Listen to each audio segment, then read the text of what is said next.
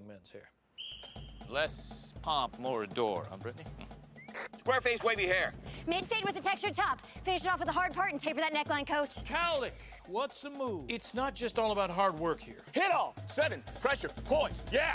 It takes expertise to be a sport clip stylist. Here? That's the spot. Right there, huh? Sport Clips, the pros in men's hair.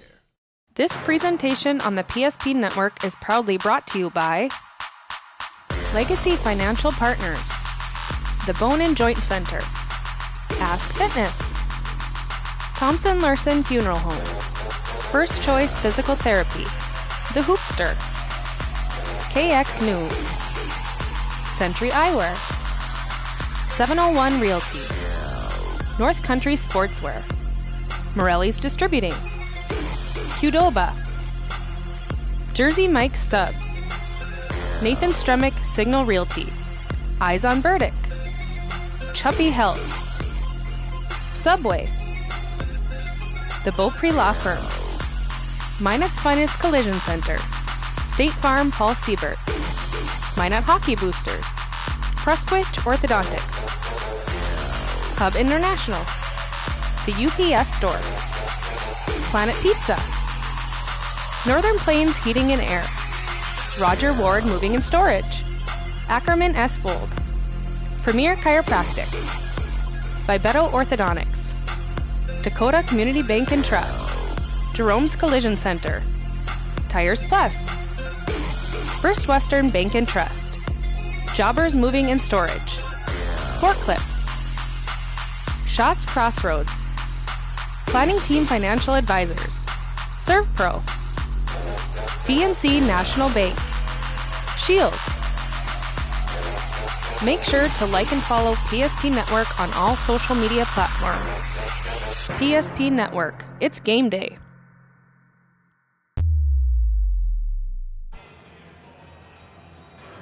Now, there's your first look inside of the Maysa Arena, the Pepsi Rink in Minot, North Dakota, as our continuing coverage of the WDA Boys Hockey Tournament rolls on the PSP Network.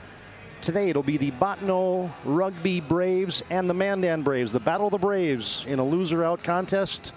You win, you skate again, you lose, you pack up the gear, and it's so good to have you on the PSP Network this morning. Top of the morning to you, Todd Domrey's alongside Tony Swearingen as we get set for the Braves and the Braves. Both these teams lost yesterday by identical scores, 6-2.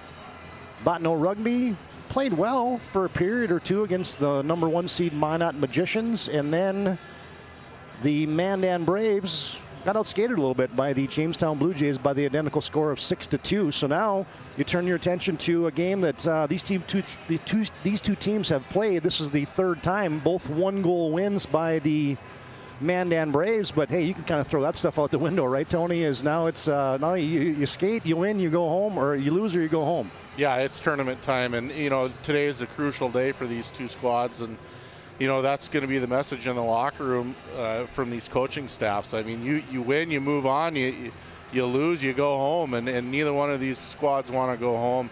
You know, we talked about it yesterday, Nick and I did in our post game at the very end of the day, and to be perfectly honest with you, with the effort that I saw yesterday in the third period by Mandan, I think Bottineau has to be favored here this morning.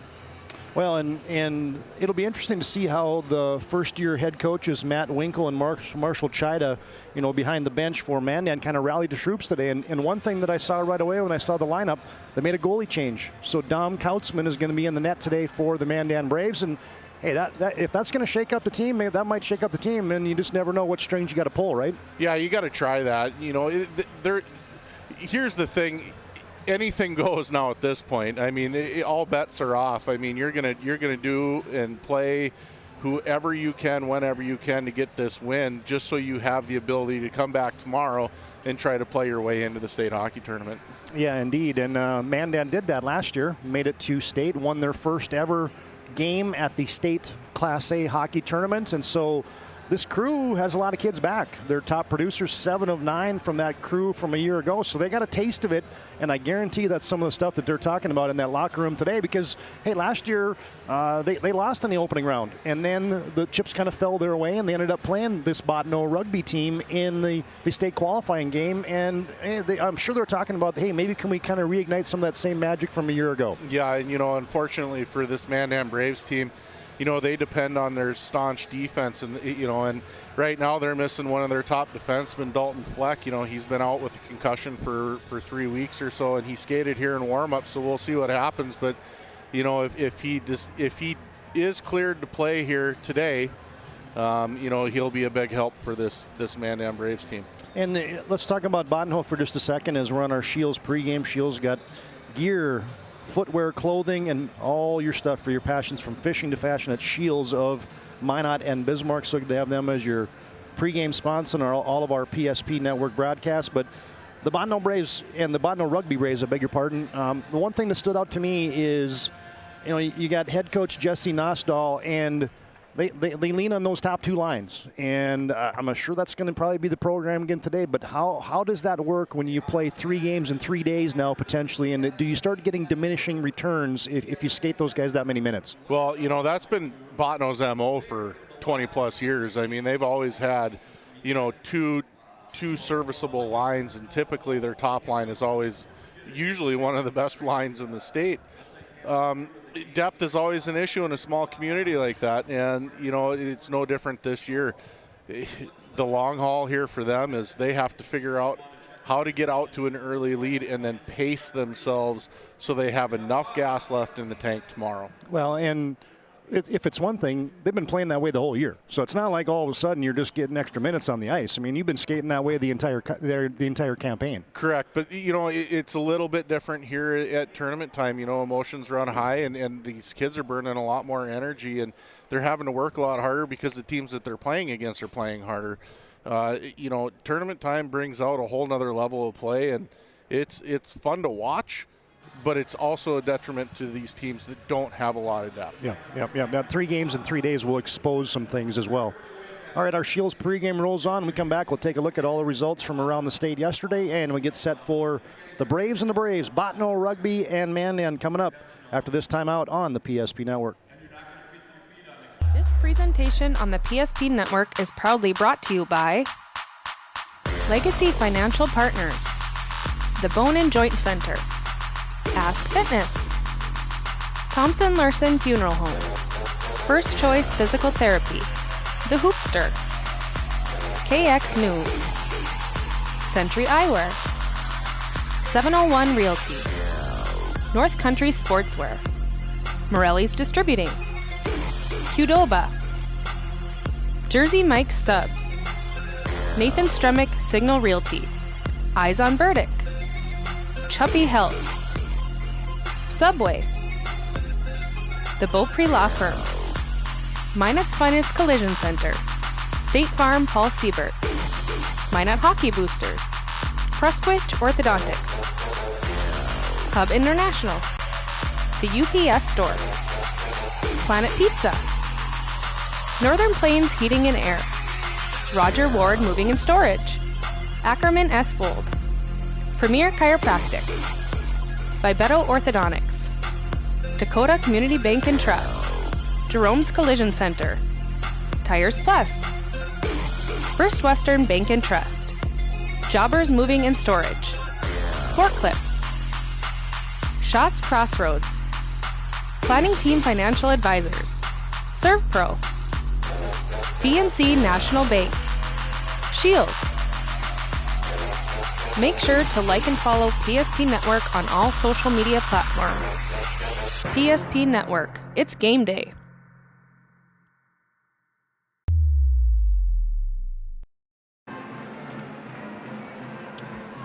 Todd Domrys, Tony Swearingens. We get set for the Bottineau-Rugby Braves and the Mandan Braves in a loser-out contest from the Pepsi Rink in the Maysa Arena. Here's what happened yesterday across the WDA hockey tournament. there was your finals. We mentioned Mandan and Bottineau-Rugby both losing by identical 6-2 scores. Legacy took care of Bismarck in the first game of the nightcap, 4-1.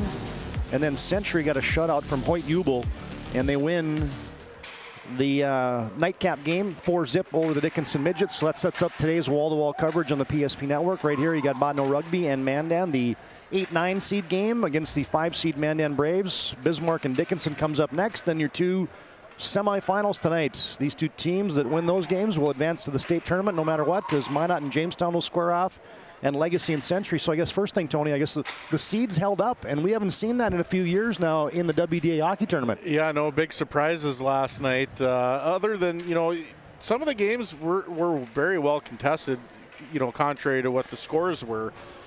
Some of these lower seeds, they put up a pretty good fight for an extended period of time, but, it comes right back down to depth and top-end players. And, the top-end players showed up for the top seeds yesterday and took care of business. Let's talk about this top line for Bottineau-Rugby.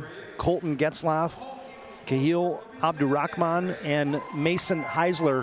And you mentioned, that's kind of a tradition that Bottineau-Rugby has had. That, man, that's a high-scoring line. I mean, you got guys that have put up 30, 40 points consistently on that big line for the Bottineau-Rugby Braves.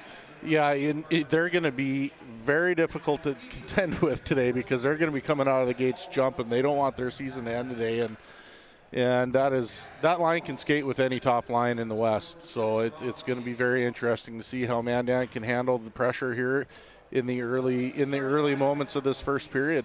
Well, and for the Mandan Braves, it's been a kind of a transformation season, right? You had Leif Matson as the head coach for the Braves. Played a little different style than Coach Winkle and Chida have brought in now. It's more of a defensive style. Get a lot of guys in front of the net. They cause a lot of traffic, and they rely on their goaltending, and it's been successful. But they've struggled now. I mean, they got off to a 9-3 start. Now they've only won 3 of their last 9 games, and so it's something that I think Mandan's still trying to figure it out. Yeah, and that's always going to happen when you have a regime change. Now, you can't say anything negative about Leif Matson, and we talked about him yesterday on the broadcast. What he did with that Mandan group was fantastic. Now, this is a new era, and these young men, they're young. They're still learning.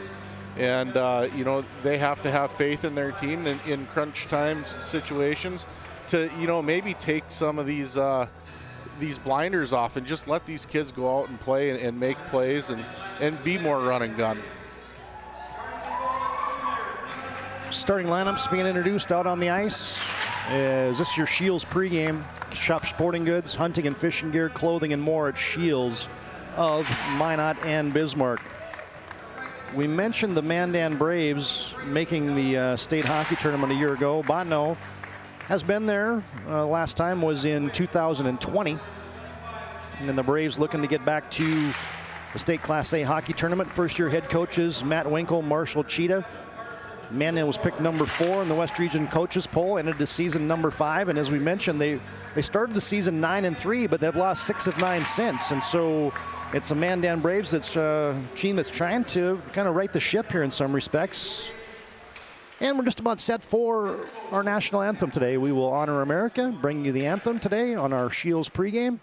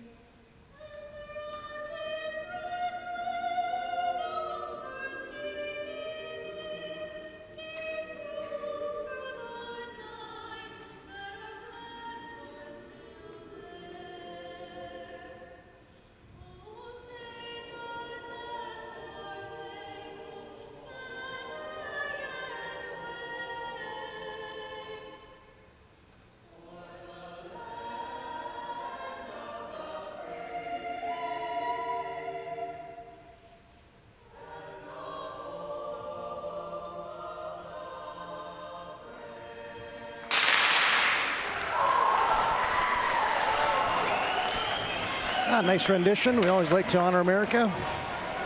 It was a great rendition. Yeah. Reminded me of Hoosiers. Well, the young lady who had the solo there, she could possibly sing that all by herself. That was unbelievable. All right, we're set for hockey.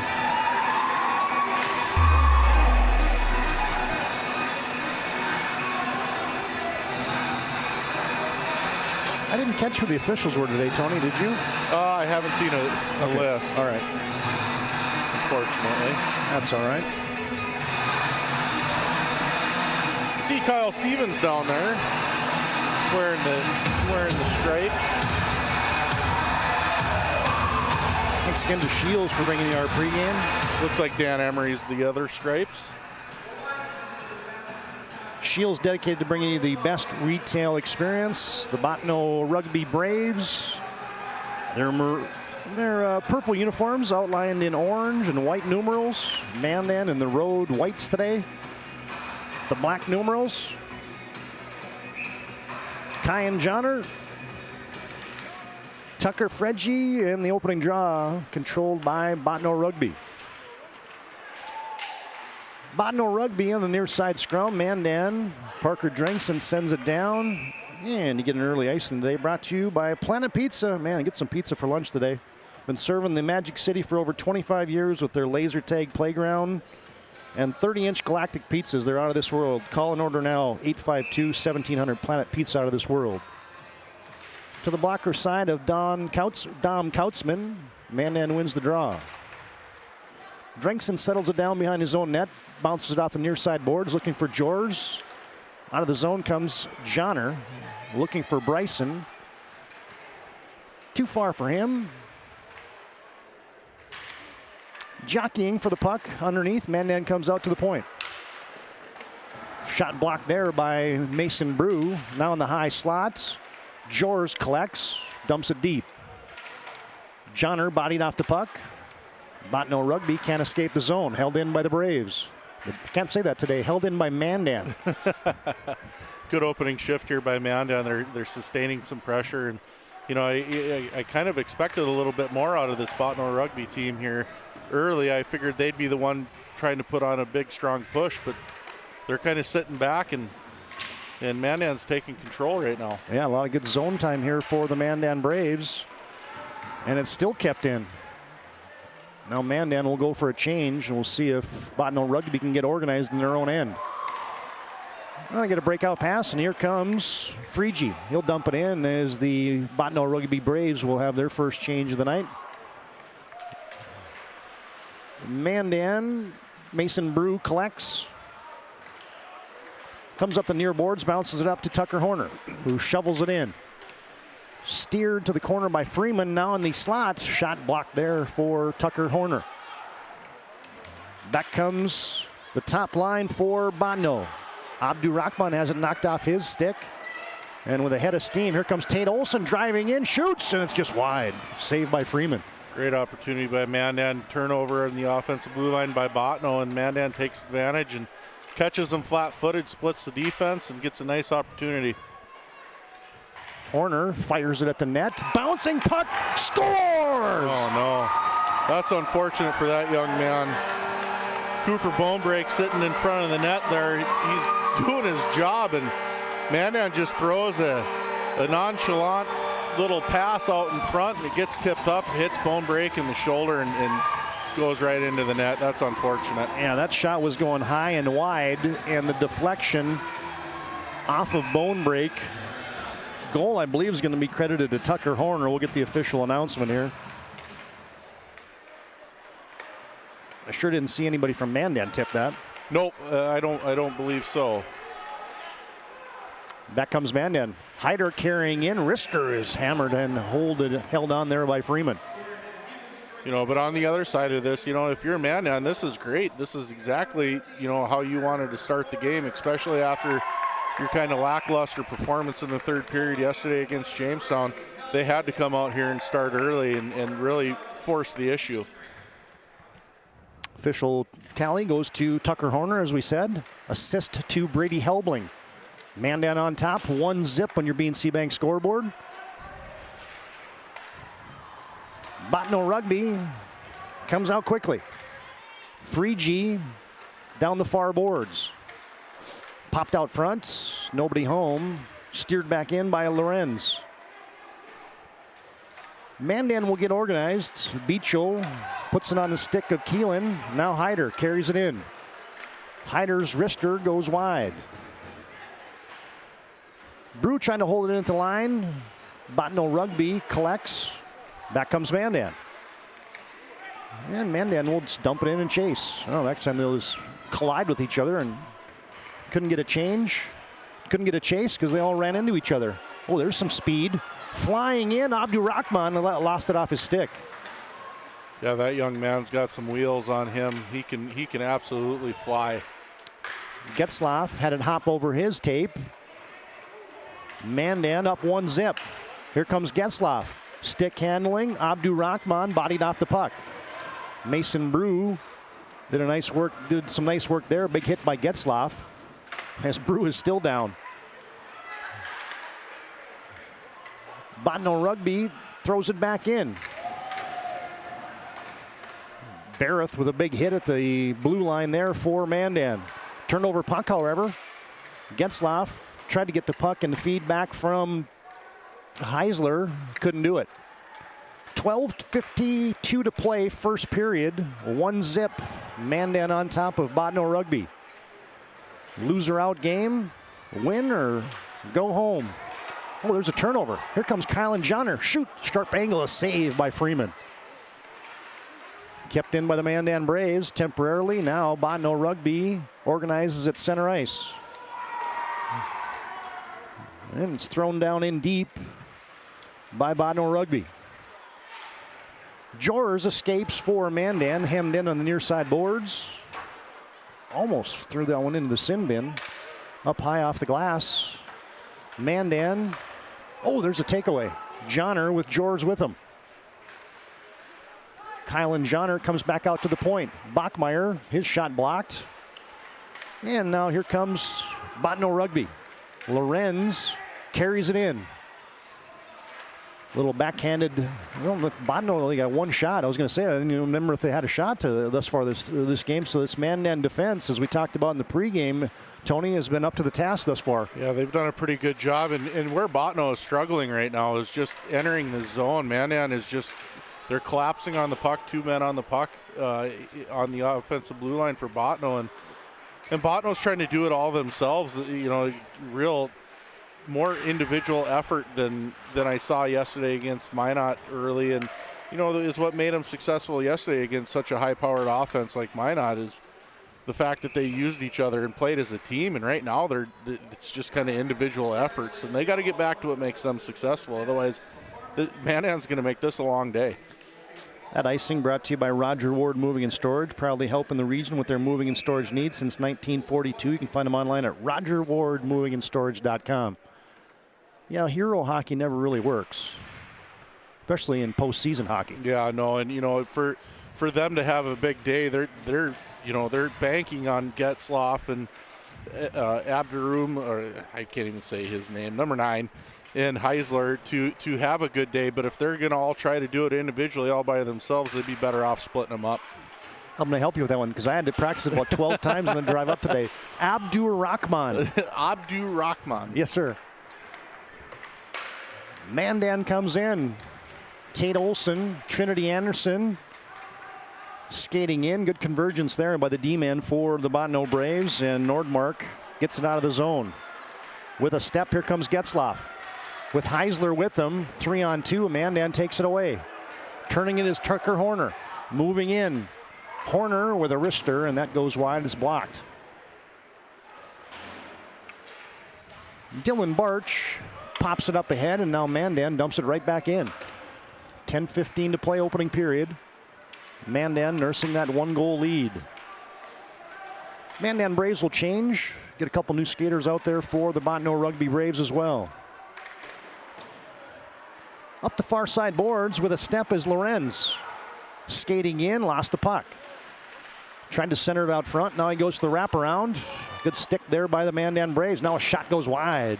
Yeah, that Lorenz yesterday, he had a pretty good game against Minot High, and you know, he he probably had some nightmares last night because he had 2 breakaways that he missed on in a wide open nets, and I felt bad for that young man, but we'll see how he bounces back today. Well, long distance shot in from the point there. Dom Kautzman had a lot of time to see and collect that one. That's probably the best zone time that Bottineau-Rugby has had here in the opening stanza. First period today brought to you by the UPS store, located on South Broadway in Minot. They're there for all your packing and shipping needs in the Marketplace Foods Plaza. Well, the puck squirts out to center ice. Deep player plays catch for Bottineau-Rugby. Now they give it over to Mandan. Brady Helbling, the WDA tennis champion, pops it out to center, and Bottineau-Rugby sends it right back in. Dickinson collects for the Braves. Comes out behind his own net, leaves it for Helbling.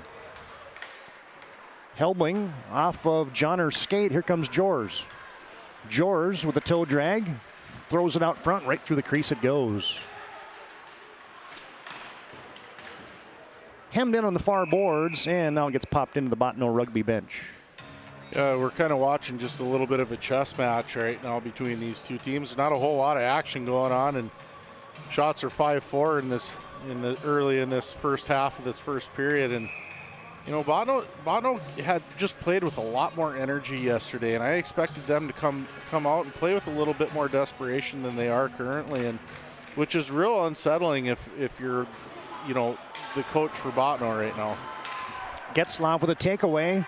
Leaves it for Heisler. Shot in the slot. Rebound. Oh, that was a grade A chance right there for Bottineau-Rugby. Saved by Kautzman. Bottineau still with the pressure. Mandan throws it out front, and now they escape the zone.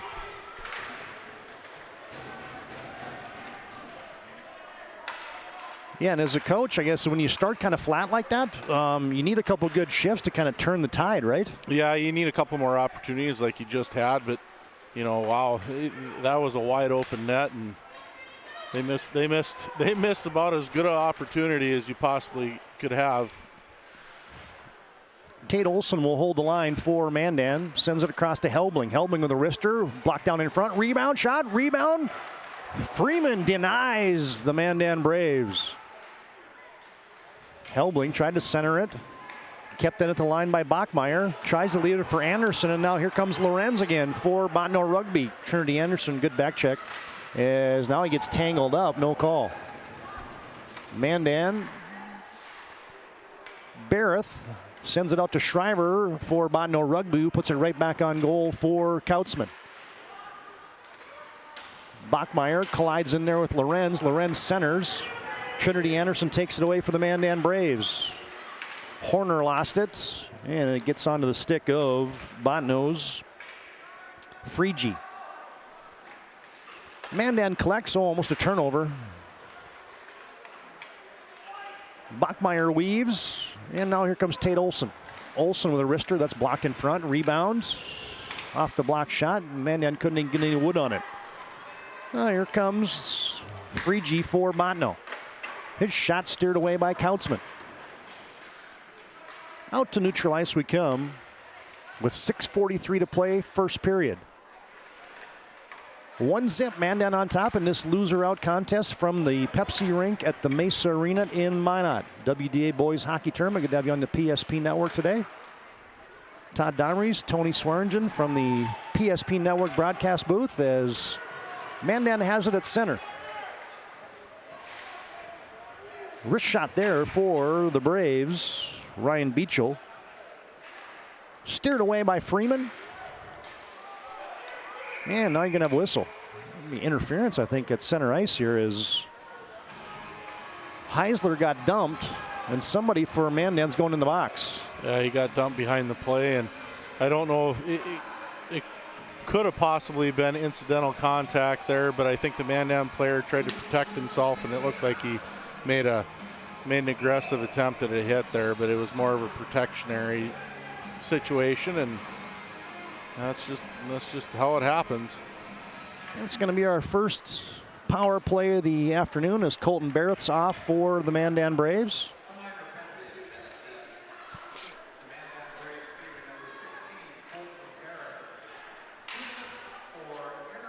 2 minutes for interference. That might be the first penalty I've projected and got correct the whole season, Tony. I think I was about 0 for 20. I was like, oh, that was a trip. That was a hold. That was a cross-check. That was interference. That was this. And I think I was wrong in every one of them. Lane Sedevy and Mitch Vigor were just laughing at me. Loose out front on the power play. Bottineau had a good look there. All my years of coaching, I learned not to question the refs or even attempt to figure out what they're thinking. So I just sit here and wait to find out what the call is. Well, I was thinking it's at center ice. It's got to be interference, right? I mean, like, that's about all it could be. Glasner with the shots on the power play there. As here comes Bottineau-Rugby. They hold the zone. Just barely. Yeah. Tickled the blue line. Getzlaff pressured by Horner, and Mandan's going to send it down. Got to move the puck there. You got to find somebody to move the puck. And it's not all on Getzlaff there either. You know, his line mate's got to move to get open, but at the same time, he's got to start utilizing his line mates here. It's going to be a long day for them. Heisler carries in. Bottineau-Rugby on the power play. They have the man advantage for another 53 seconds. Getzlaff. Bottineau-Rugby's going to get some spacing here on the man advantage. Well, they're just standing still on this power play, and that's easy to defend when nobody's moving. So it's. Getzlaff shot, who's a little duress in front. There might have been a good screen there for Bottineau-Rugby, but Kautzman has the save. Bottineau-Rugby keeps it in. Nordmark, Getzlaff will throw another one in front. This one's wide. Heisler had a stick on it, but lost it, and Mandan will clear. With 20 seconds left on the man advantage. The Mandan Braves still up 1-0 on your B&C Bank scoreboard. 4:20 to play in the first period, and this is just going to be as Bottineau-Rugby's having a hard time getting organized in their own end here. As it's going to about to expire the man advantage. As it's down to 3, down to 2, down to 1, and so we're back at even strength. Just a lot of panic back there by the D-corps, you know. That's right there. You don't expect Nordmark to panic like that behind his own net. He's a pretty good defenseman, and he's had a good year for Bottineau. But you know, they're all out of sorts right now. This is not the same team I watched yesterday. Carter Keelan has it on his stick, sends it out to the point, and a blast goes wide for Helbling. Drinkson will hold the line. Hyder jockeying, and that came out of the zone, so Mandan's going to have to tag up, and Bottineau-Rugby has possession. Here comes Nordmark. Check that, that's Barch. Dylan Barch sends it onto the stick of Dom Kautzman. Steered away to Helbling for Mandan.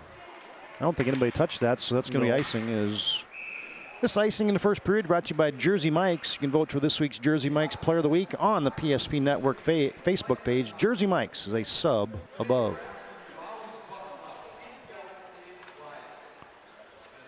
Could have Paige Holberg running the camera for us today on the PSP Network. Draw one by the Mandan Braves. We're back at even strength. But now Mandan turns it over. Getzlaff had it on the left dot. Couldn't get a shot. Kept in by Heisler. Mason Brew will collect. Check that. That's Cameron Beaver, not Mason Brew, for Mandan. And now a near side scrum. Here comes Tate Olson. Olson, can he get a shot? Goes to the forehand. Penalty coming. Save Freeman. And Mandan's going right back on the power play. Actually, not back on the power play. Mandan's going to go on the man advantage. Yeah, that was a good rush. And, you know, once again, you know, credit to this Mandan team. They're playing much better today in this early stanza. And, you know, this Bottineau team, they're all out of sorts right now. They're playing not playing team hockey. They're not moving their feet. Their D-corps looks disorganized. They almost look scared. And, you know, you can't play with that type of mentality, especially come tournament time, and expect good results. Helbling in the slot. George trying to go back to Helbling. Now Hyder has it. The leading goal scorer for the Mandan Braves, leading point man for the Braves, out there on the power play for Mandan. Helbling, they tried to get a screen there from Keelan. Hyder, nice move, throws it out front. Off the stick of Johnner. Hyder collects, keeps it in the zone. Helbling has it, settles it down, sends it over to Johnner. Now George has it. George cross ice, blocked, loose in the slot. Here comes a drive for Johnner and a save for Freeman. Good play by Nordmark, right out in front to poke that puck loose. Kept in by Mandan. Here's a pass and a shot. Oh, that hit the pipe. That hit the pipe. Hyder sends it cross ice. Johnner right into the belly of Freeman. Mandan's doing a great job working this puck around. You notice that Mandan has possession. Their players are moving. They're getting open. Their feet never stop. It's not at a blistering pace by any stretch of the imagination, but they're moving to open space. They're making themselves open so they can move the puck. And contrary to what Bottineau did on their power play, Mandan looks great. Beaver will send it over to Dickinson. Back to Beaver. Mandan still with 55 seconds on the power play. Out in the slot, shot. Point blank for Tate Olson. Freeman was up to the task. Sent out in front, deflected. Nice and Trinity Anderson had a tip.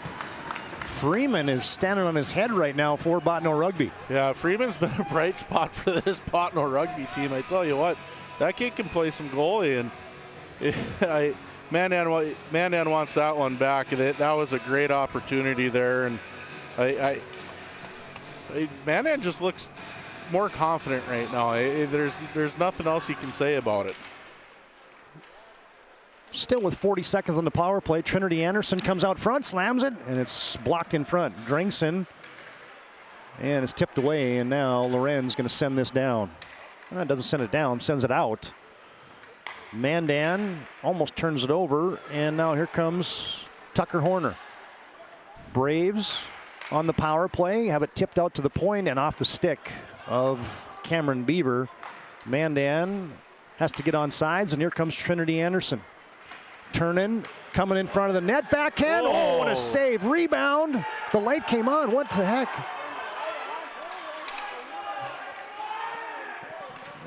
No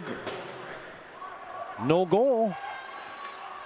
I don't think the puck ever even got close to the net. I don't know who's running that goal judge light down there, but it certainly didn't look like it went in from up here. No, exactly. Well, it's going to be a zebra convention as soon as we get a whistle here, I bet. And a conversation with the goal judge, but Trinity Anderson almost put Mandan up 2-0. Yeah, well, I think Kyle Stevens had a great angle at that, and he was in the perfect spot, to see if that crossed the goal line, and it never did, I don't believe. He made a great leg pad save there, and Mandan's coaches want to have a little conversation here. Yeah. And now Stevens is going to go down and talk to the goal judge, so we'll see what transpires. Yep. Well, cue the Jeopardy music. Oh, no, that was quick. That was quick. That's like the NFL now. Yeah. With their reviews. They don't even go to the hood anymore. Somebody just gets in the earbud and says, nope, we don't need to review that. Stays 1-0 Mandan. Johnner carries in, bumped off his puck, down to 10 seconds to play. At the line, Helbling can't keep it in, and that's going to extinguish the first period here from the Maysa Arena in this loser-out contest at the WDA hockey tournament.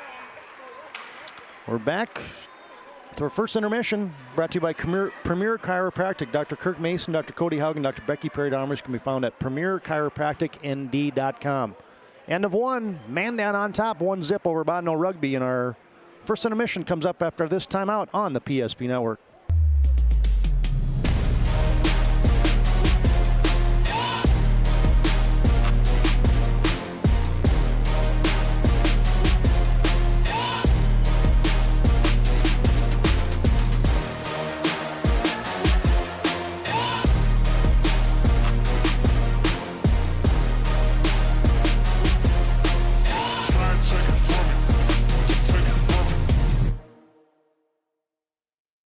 Finding the right bank can be transformative for your small business.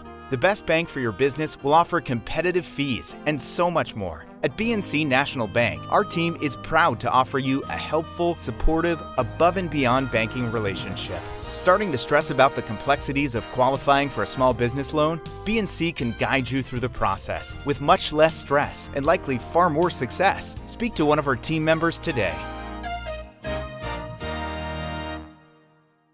The The right way to top a sub is with real red wine vinegar made from red grapes and no food coloring. And the right way to film it is in slow motion. Obviously. Because authentic ingredients make a sub above. It's water. Boom. Agent Winston Otter.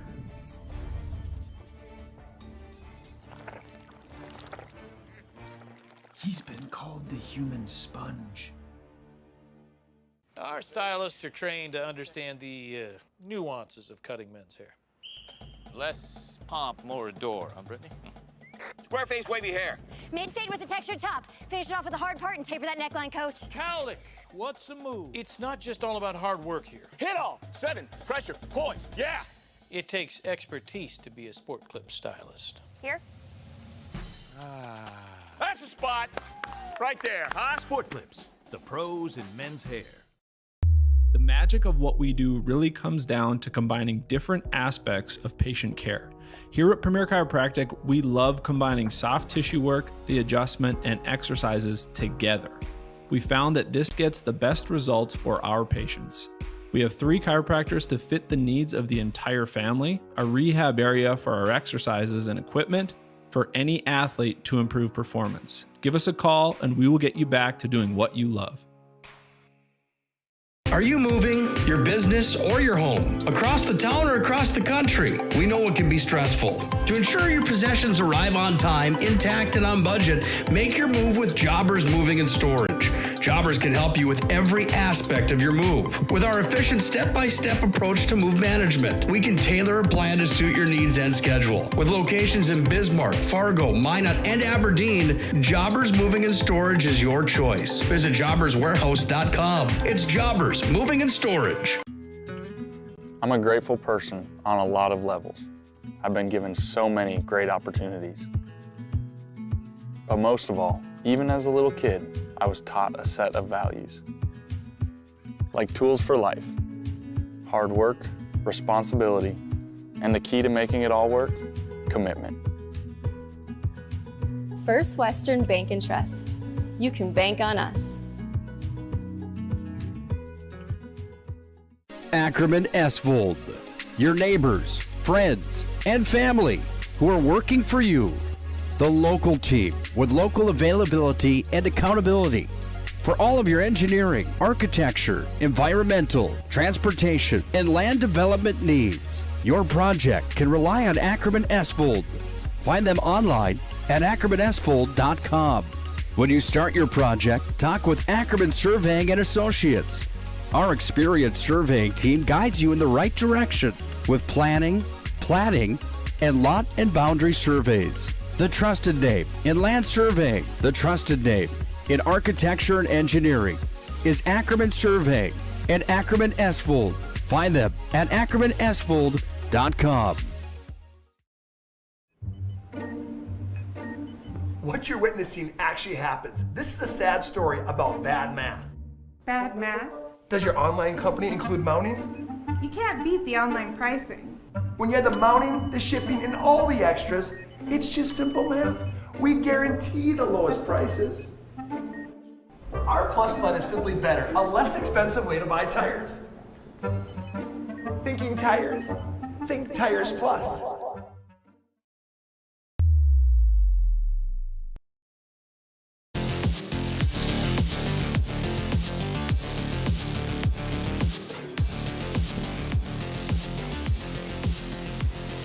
Now we're back in our Premier Chiropractic Intermission Report.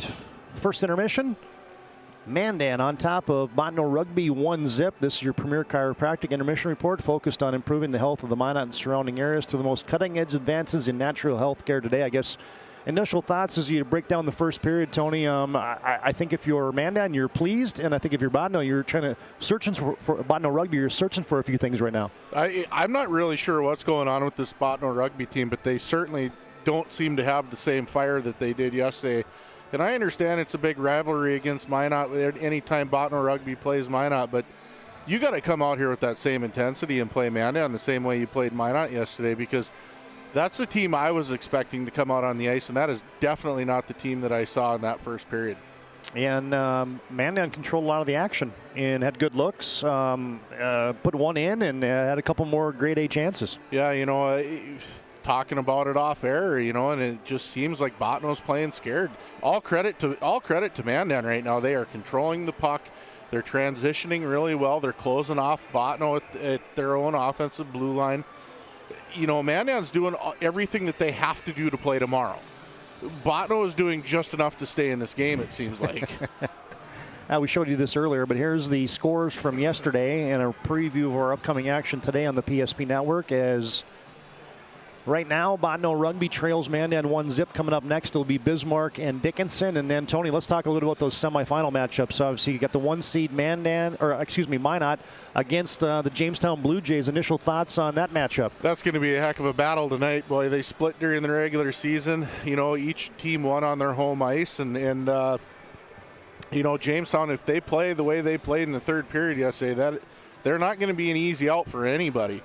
Minot's going to have to be on their game, and we talked about it last night. Nick and I did on our post-game show. You know, it's one of those deals where, you know, Minot had some stuff that they needed to correct tonight and going into today's game, and that coaching staff, they'll have everything fixed up for today. We just need to see how their players respond, and if they do respond, I don't think Minot loses that game if they respond.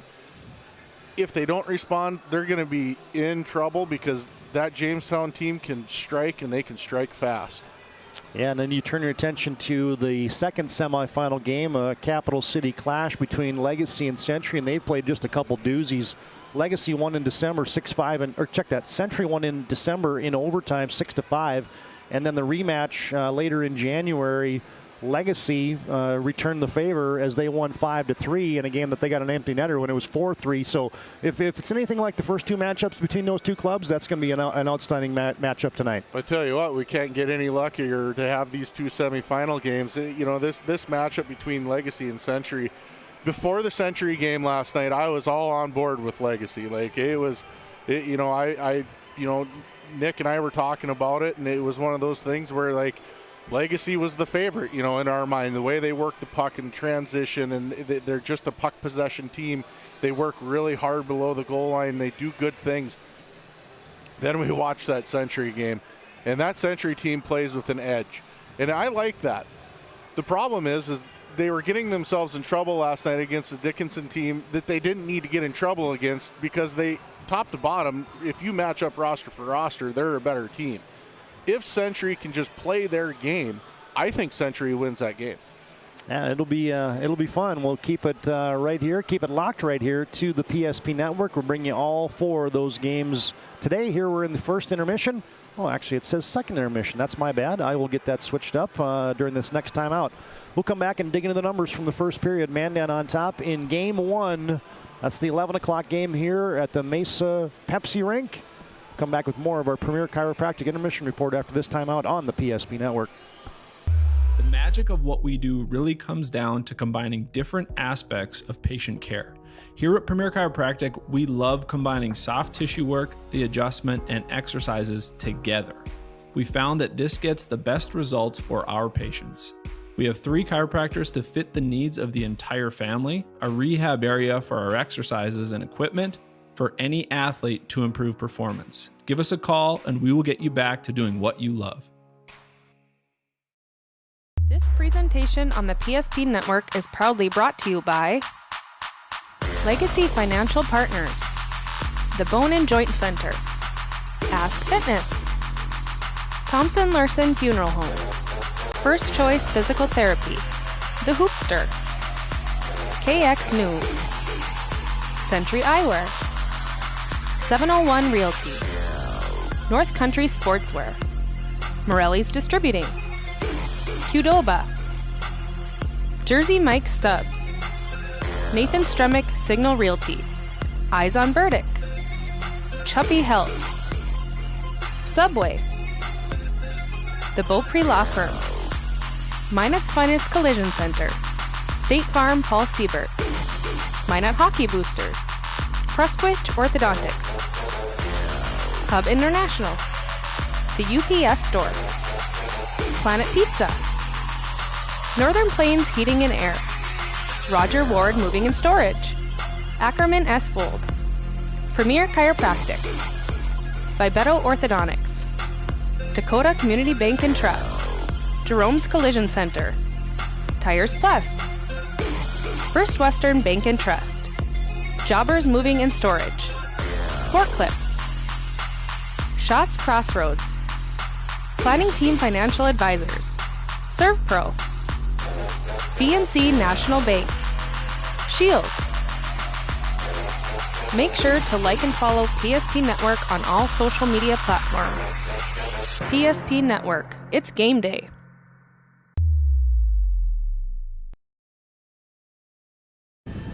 Back on the Premier Chiropractic first intermission report. Mandan on top, 1-0. Here's a look at the numbers. Mandan's goal was from Tucker Horner. As he tallies, I should have this already ready, but Tucker Horner gets his 4th goal of the season, 10th point. Assist by the D-man Brady Helbling. That's the lone goal in the first period. As some of the other numbers, as you get Mandan out shooting Bottineau-Rugby 13-9. Dom Kautzman steers away all 9 of those shots that he faced. 12 saves on 13 shots for Easton Freeman, the Bottineau-Rugby netminder. Both teams are on the power play once. And 0 for 1 on the power play. So I guess anything else on the stat sheet that jumps off the page for you, Tony? Well, I think it's the scoring opportunities. I mean, honestly, like, you know, they have Mandan down for 6 grade A scoring opportunities, and I would agree with that. Where I'm a little confused is they have Bottineau down for 4, and I didn't see 4 there. I maybe saw 2, and that's what should worry the Bottineau-Rugby Braves right now is they got to get in this offensive zone. They got to get their feet moving, and they have to figure out how to penetrate this Mandan defense, because right now Mandan's playing a lockdown D, and Kautzman's hanging in there, and he's turned everything away up to this point, 9 shots, and he looks steady and calm, and you just don't see that confidence that Bottineau had yesterday. Yeah, and Dom Kautzman, I mean, he's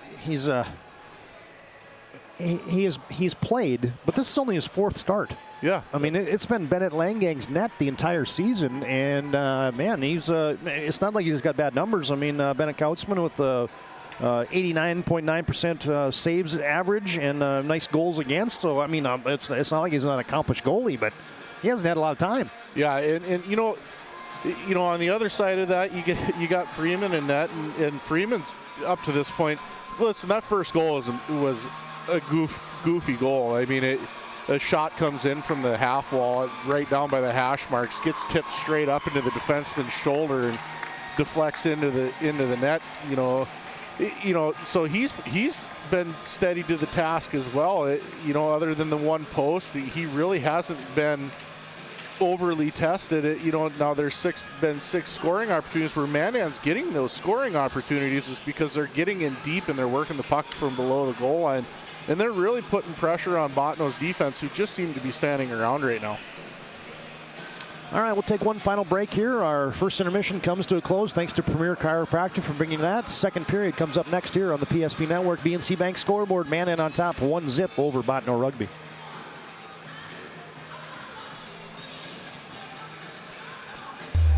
Estfold is an experienced team of architects and civil engineers committed to achieving the best possible solution for every project. Over the past 20 years, our team has been trusted with jobs big and small throughout the state, from major flood protection projects to county roads, classroom walls, and community spaces. We will be your partner through the initial design to final construction.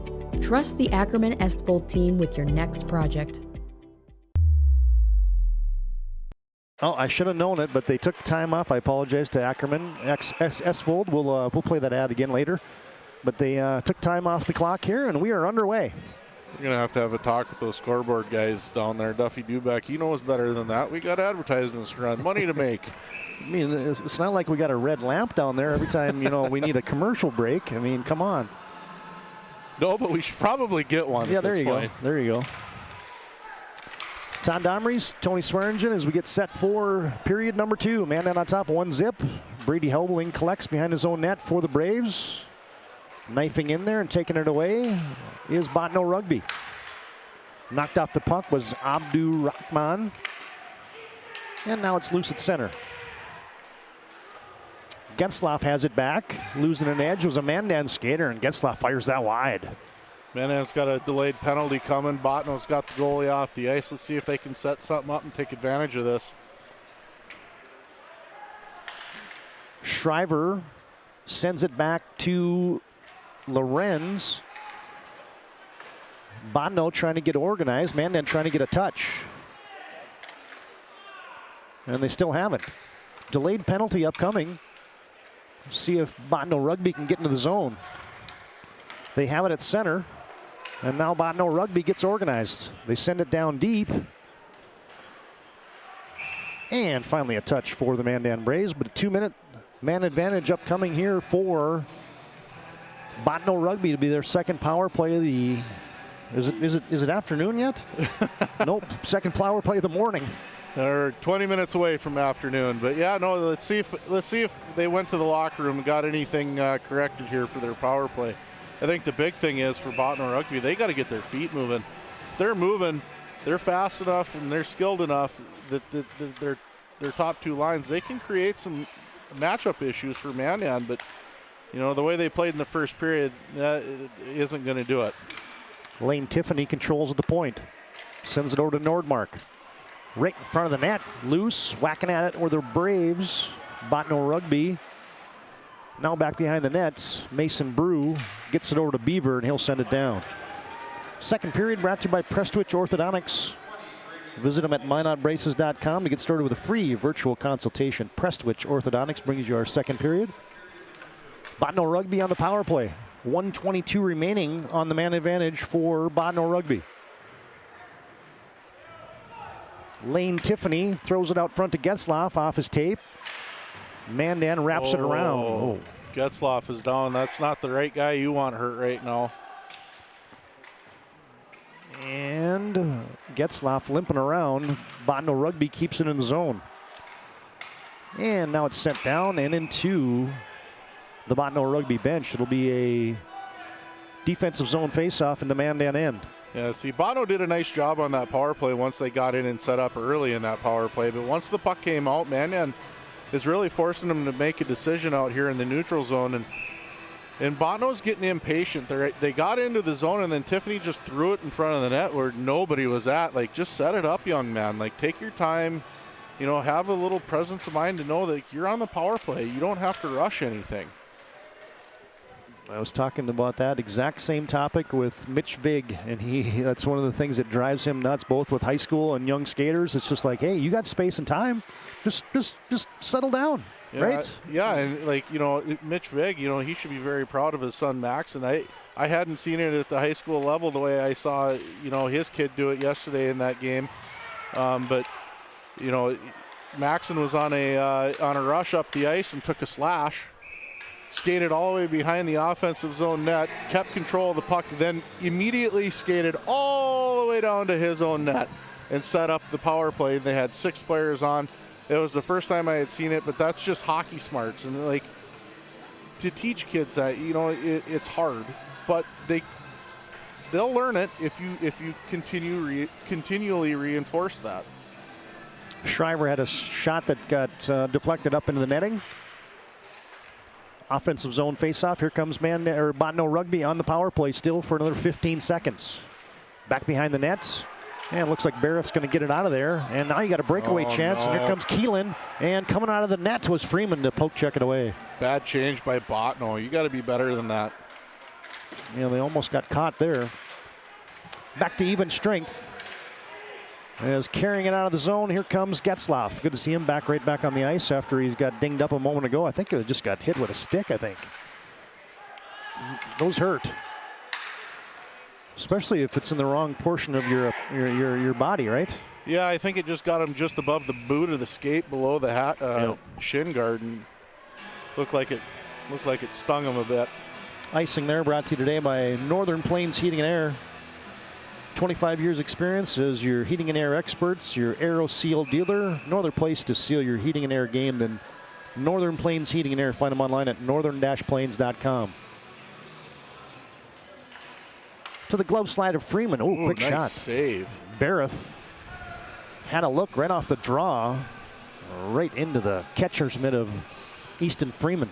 Well, Bottineau-Rugby should be very happy with how their goaltender's playing right now because he's been the bright spot in their lineup this morning.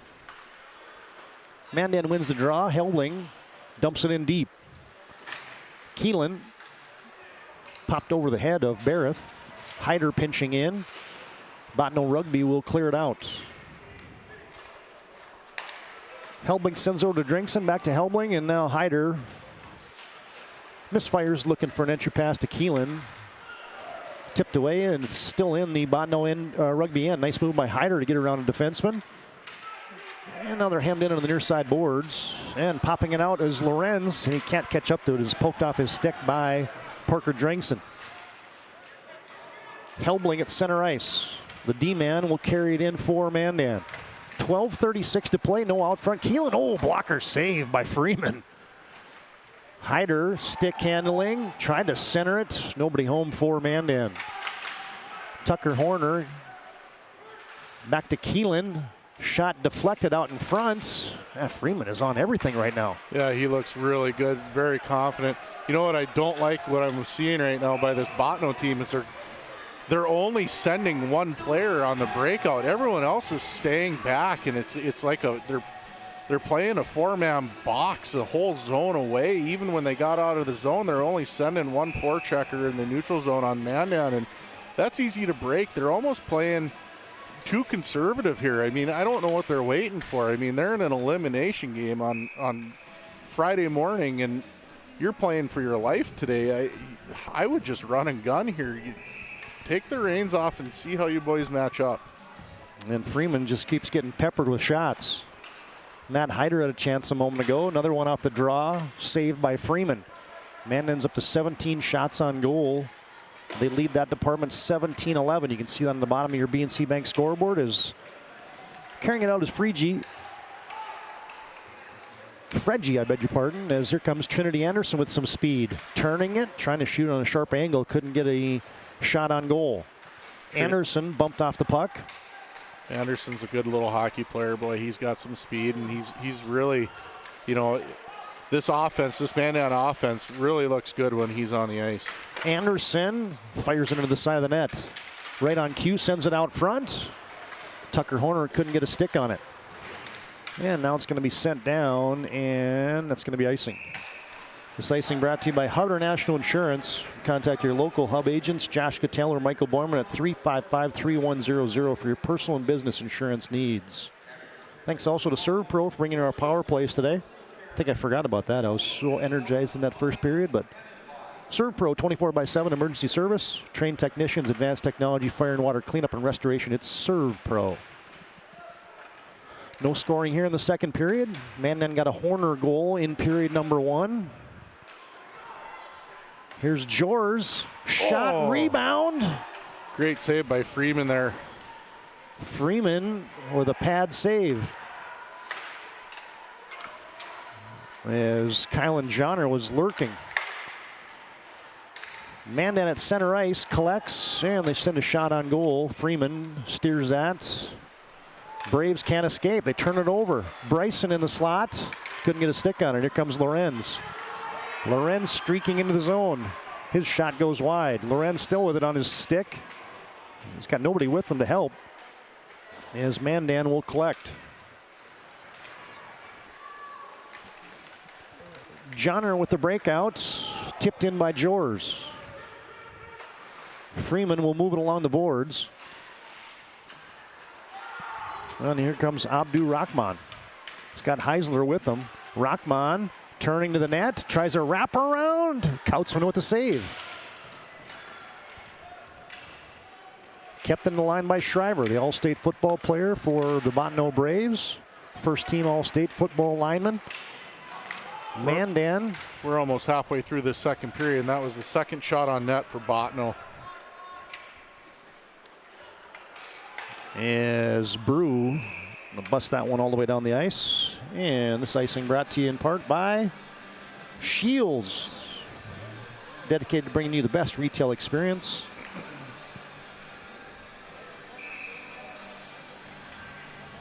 I can't read that Planet Pizza ad anymore because I'm starting to get hungry. Somebody might have to order that for right now for us. 852-1700. Oh, there's a shot. I don't know if Kautzman knew where that was. I still don't think he knows where it's at. Oh, he got it. Getzlaff from the left dots area. Put it on net. Kautzman thought he had it in his catcher's mitt, but then all of a sudden it didn't look like he was so sure. That's not a good feeling as a goalie. Yeah, no. When you can't feel the puck. No, Kautzman's done a good job down there, though. I mean, I can't believe that, this is only his 5th time starting a game, and you put him in an elimination game, and good job for that young man. He's playing really well today. Mandan has it on the stick of Keelan. Enters the zone, wrist shot blocked away. Now it's behind the Bottineau-Rugby net. Hyder, high shot, whistles over the head of Freeman. Bottineau will toss it out to center. Escapes the stick of Abdu Rahman. And Getzlaff collects, got Heisler out front. Centering pass was tipped. And Mandan's just going to send it down the ice. I was talking to Lane Sedovey about this. You see icings, and Lane is convinced that, and I want to get your take on this, in the high school game, the way the changes and everything work, that if you just want to ice it and relieve some pressure, go ahead and do it, because the analytics will support that. Yeah, 100%. I mean, it's not like junior hockey or even collegiate hockey, where if you ice the puck, your line has to stay on the ice. I mean, here you can change, and I'm a firm believer that at some point we got to readdress that rule. I would like to see you be punished for that a little bit. I mean, sometimes it's unintentional, but you can get up on a really good team, be pinned in your own end, and just ice it the rest of the game, and be just fine and win a hockey game that way. And that, to me, that's just not playing the game. It's kind of like the shot clock in basketball. Yep. 8:26 to play, second period. No scoring here in the period number 2. Mandan on top, 1-0 in this loser-out game from the West Region Hockey Tournament at the Maysa Arena in Minot.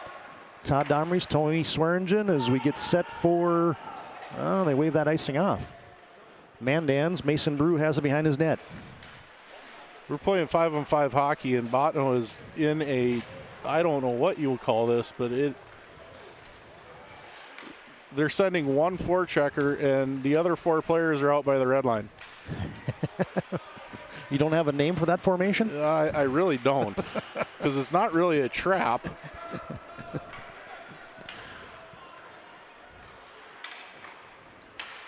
Bottineau will tip it out to center.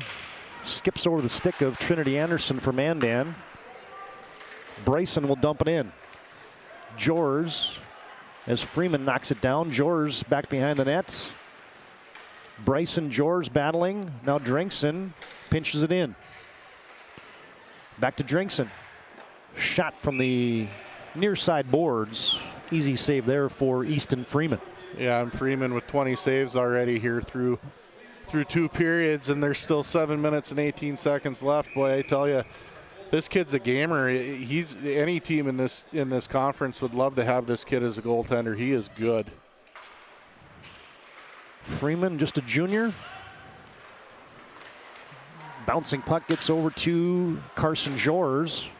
Wraps at it. And now Shriver tips it out to center for Bottineau-Rugby. Helbling will collect. Drinkson tries to get it to Johnner and knocked away. Back comes Getzlaff. Getzlaff with some speed into the zone. Slams on the brakes, throws it out in front. Shriver will hold it into the zone for Bottineau-Rugby. Now it goes right in front off a tip. Steered away by Kautzman. Heisler bumped off the puck. Nordmark couldn't keep it in, and now Jors steaming into the Bottineau Braves end. Leaves it for Johnner. Johnner still with the puck. Throws it out front. Nobody there for Mandan. And popped out the center by Bottineau-Rugby.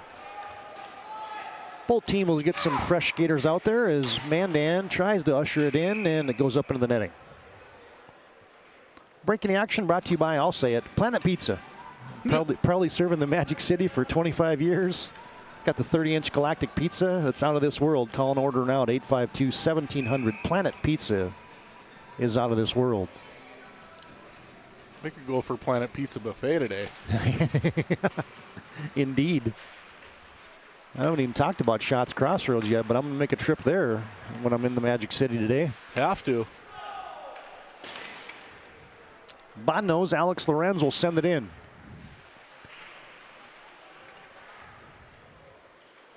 Fiji tries to hold the zone along with Glasner. Mandan has it on Hyder's stick, looking for Barrett. And back comes Barch for Bottineau-Rugby to collect. Down to 5.5 to play, second period. Barch still has it, carrying it, trying to go 200 feet. He couldn't do it. Hyder banging his stick, looking for a pass from Keelan. Keelan tries to take it in himself, gets right to the net, shoots, and couldn't get any wood on it. Keelan still jostling. Now he centers it. What a save. Hyder denied. What a save by Freeman. My word. Hyder was tapping his stick that entire possession for Mandan, and finally Keelan got it on his tape, and Freeman was up to the task. Oh, wow, is he ever. That young man is playing out of his skull right now. There's a good close-up shot as him as he goes to the water bottle, takes the mask off for just a moment. He's got to get some FaceTime. Everybody's got to see what he looks like after that save. Face-off in the Mandan end. Dumped in by Shriver. And Tate Olson trying to catch up to it. And Shriver back. Good deep play there by the Bottineau Braves. And it escapes the zone. Mandan. Brew will send it in. You know, Mandan's doing a fantastic job. You know, they're doing exactly what they need to do right now with this puck possession game.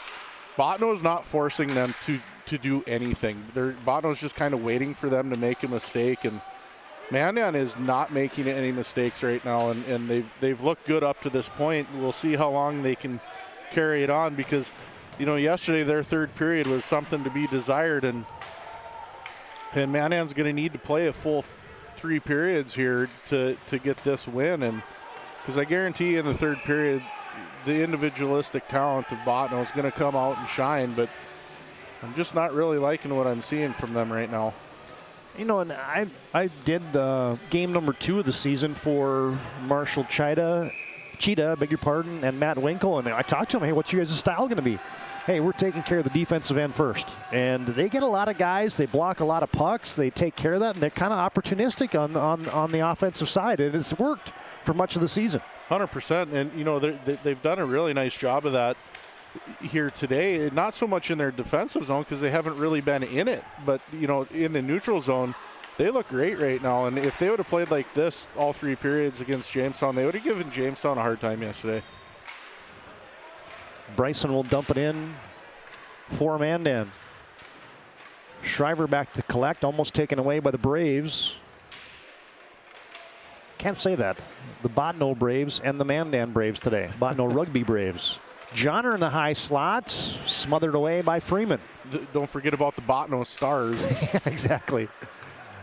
My brother-in-law, he's the head coach for the girls Bottineau Stars basketball team. So he's listening right now and making fun of me because I made a basketball reference to the shot clock. So. Yeah, I'm certainly familiar with the Bottineau Stars. A rich tradition in girls basketball as well. Very, you know, my wife played on their first state championship basketball team. So, I mean, and then my brother-in-law is married. His wife is a 2-time state champion there. So, yeah, it's basketball is kind of their thing up there. Shot from Barch for Bottineau-Rugby. That was blocked away. Mandan collects. Hyder will survey and bring it out to center ice. Hyder with some steam. Short angle shot, and that's closed up once again by Easton Freeman. That junior goalie now up to 25. Check that, 24 saves on 25 shots. Fantastic job through almost 2 periods here. Win, lose, or draw right now. He's he is definitely in the talk for MVP of this game. Helbling got it to Keelan, still loose, poked out of there by Freeman.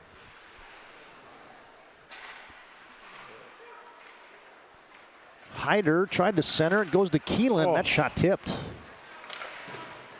It was tipped and fought off by Freeman. It looked like it got him in the knob on the stick, and he kind of had to adjust at the last second just to get a piece of it, and what a great job. 2:18 to play, second period.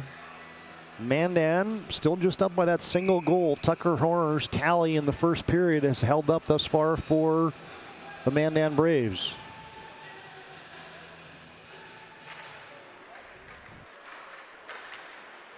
Fedji, and that's going to be sent down, and it's going to be icing.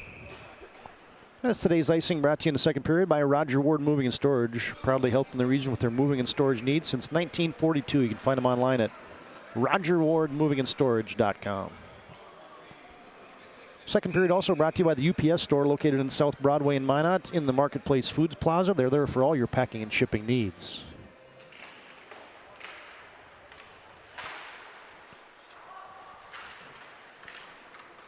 Fedji will control the draw for Bottineau-Rugby. Mandan will hold the zone. Now it's going to get out as Helbling will send it back in. Mandan's got to retreat, get on sides as Bottineau-Rugby comes out of there. Off the stick of Fedji, I beg your pardon. That's a hard one for me because I'm from Langdon, and we got Freegies. Oh, Freegies. Yeah, so that's a little different spelling and pronunciation. So, but it's stuck in the back of my head. Is carrying in now is Lorenz right out front, loose in the slot, cleared out of there by Mandan. Bachmeyer got that one out of duress for the Braves, the Mandan Braves, that is. Now here comes Colton Barrett. Man, it's been like 3.5, 4 minutes before Bottineau entered the offensive zone. They finally get in the offensive zone, and they just went right back into that shell.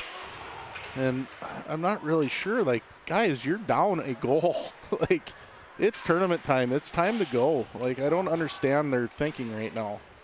Brew gets it over to Beachel. Beachel lost an edge. Out to center ice it comes. Mandan right back onto the stick of Matt Hyder. Matt Hyder in the slot. Sends a pass over to Beachel. Shot goal!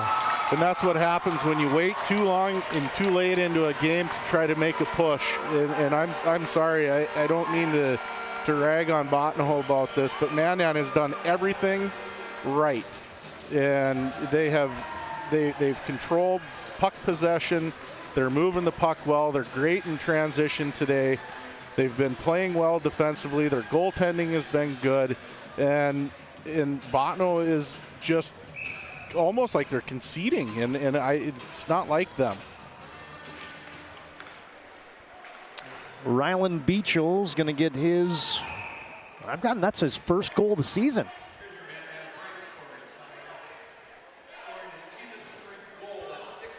They're making me look bad because I picked them to win.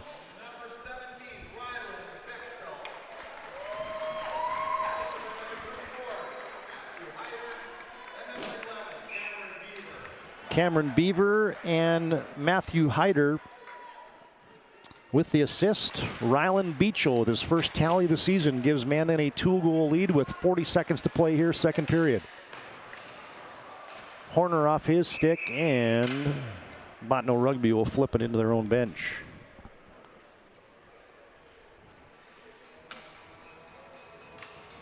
Of course, you got Bottineau-Rugby with, you get some kid from West Hope, as Brady Nordmark is a skater from West Hope, as you get some rugby kids, you get some West Hope kids, you get some Bottineau. You even got a couple guys on there from Harvey. Here comes a 2-on-1 developing. Oh, a nice play there by Brady Helbling, the captain. Still loose out front. Getzlaff gets some sticks, shot wide. Heisler down to 15 seconds to play in the period. Comes out to the point. And that's blocked. Now Mandan, can they get a late rush here with 10 down to 9, down to 7? Getzlaff will fire at 3/4 of the ice. And that's going to be icing with 2.4 seconds remaining in our second period. Not a smart play. Trying to put it on net there, but I understand you're tired, but You don't ice the puck in that situation. You possess the puck and let the clock run out. Johnner, see if Mandan can get a quick shot off here off the draw.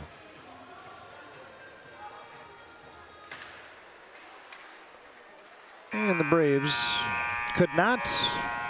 And Mandan has a 2-goal lead as we've reached the second intermission. Our premier chiropractic intermission report comes up next.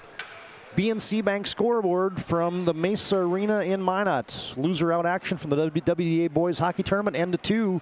It is Mandan 2, Bottineau-Rugby 0. Intermission report comes up next on the PSP Network.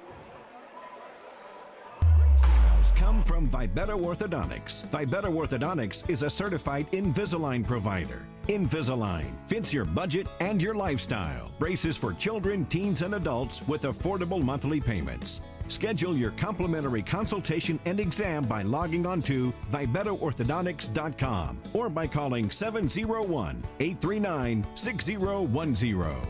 Great smiles come from Vibeto Orthodontics. In southwestern and south central North Dakota, on any given day at any given moment, a Dakota Community Bank and Trust customer is logging in or signing on to do their online or mobile banking. We believe that community banking can blend both the past with down-home customer service in-house and the future with modern banking conveniences and technology for our customers anywhere, like here or here, all while honoring our long-standing tradition of community-first oriented banking here at Dakota Community Bank and Trust. Many of our clients come to us already accomplished in their lives and on the right track. However, whether it's in response to a life-changing event or you are nearing retirement, you can sleep well knowing that together we have planned for both life's opportunities and challenges. And no matter what happens, we are here to help guide you.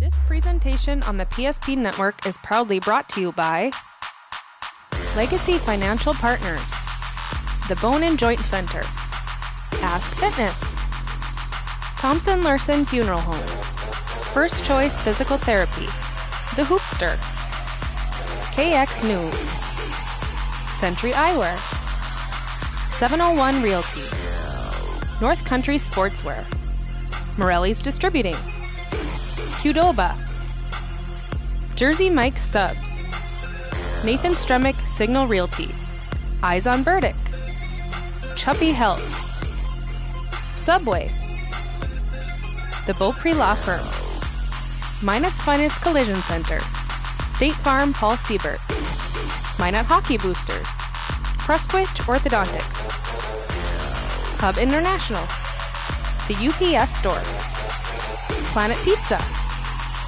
Northern Plains Heating and Air, Roger Ward Moving and Storage, Ackerman S. Fold, Premier Chiropractic, Vibeto Orthodontics, Dakota Community Bank and Trust, Jerome's Collision Center, Tires Plus, First Western Bank and Trust, Jobbers Moving and Storage, Sport Clips, Shots Crossroads, Planning Team Financial Advisors, ServPro, BNC National Bank, Shields.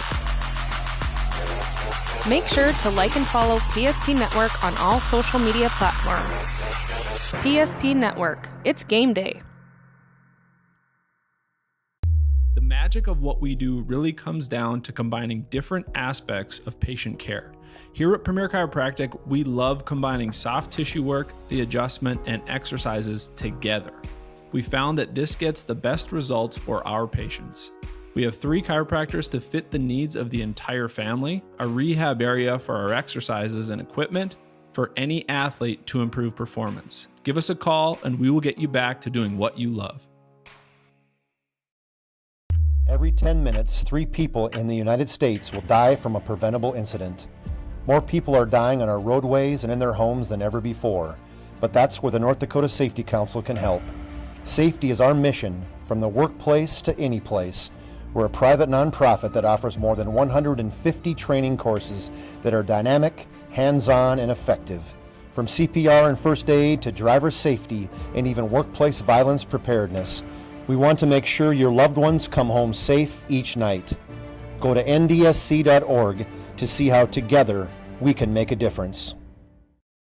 Great smiles come from Vibetta Orthodontics. Vibetta Orthodontics is a certified Invisalign provider. Invisalign fits your budget and your lifestyle. Braces for children, teens, and adults with affordable monthly payments. Schedule your complimentary consultation and exam by logging on to VibettaOrthodontics.com or by calling 701-839-6010. Great smiles come from Bipedal Orthodontics.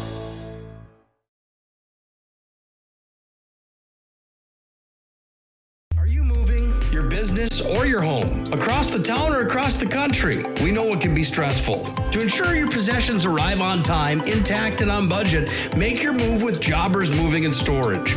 Jobbers can help you with every aspect of your move. With our efficient step-by-step approach to move management, we can tailor a plan to suit your needs and schedule. With locations in Bismarck, Fargo, Minot, and Aberdeen, Jobbers Moving and Storage is your choice. Visit jobberswarehouse.com. It's Jobbers Moving and Storage. Second intermission brought to you by Premier Chiropractic. Dr. Kirk Mason, Dr. Cody Haugen, Dr. Becky Perry-Domers can be found at premierchiropracticnd.com. Mandan on top, 2-0 over Bottineau-Rugby. Kind of much of the same. Yeah. Okay, I'm going to start with Mandan. Mandan has played exactly how they needed to play to win a hockey game. They've been really, really good. And you know what? This Freeman kid for Bottineau, he deserves a lot of credit back there because this game could have been way out of hand and he had to make some really spectacular saves.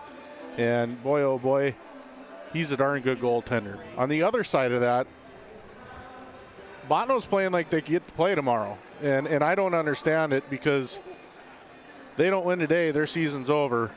And at some point, you have to make some adjustments and take the reins off these kids and just let them play.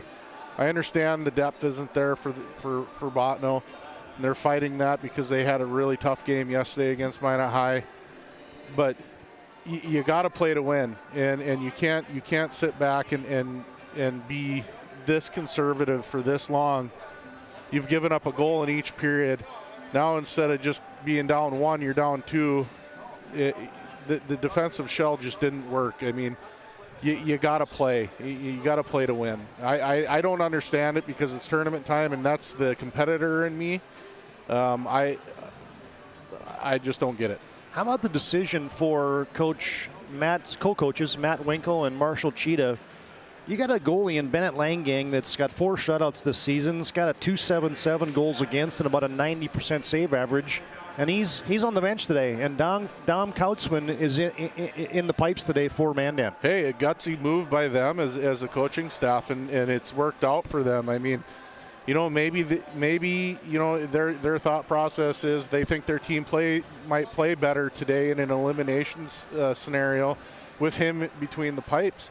You know, I wouldn't doubt if they came right back with him tomorrow as well as he's played today. He really hasn't been all that much tested today, but he's played well enough to win a hockey game. Yeah, exactly. I mean, and we'll get to the numbers here in a second, but here's a quick look at the remainder of the schedule coming up here. Is first remind you that WDA basketball, PSP, has got the broadcast rights for every game, boys and girls, March 2nd through the 4th from the Bismarck Event Center.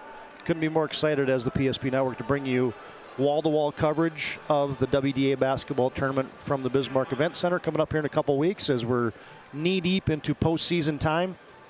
Is take another time out here and we come back and we'll dig into the numbers from the second period.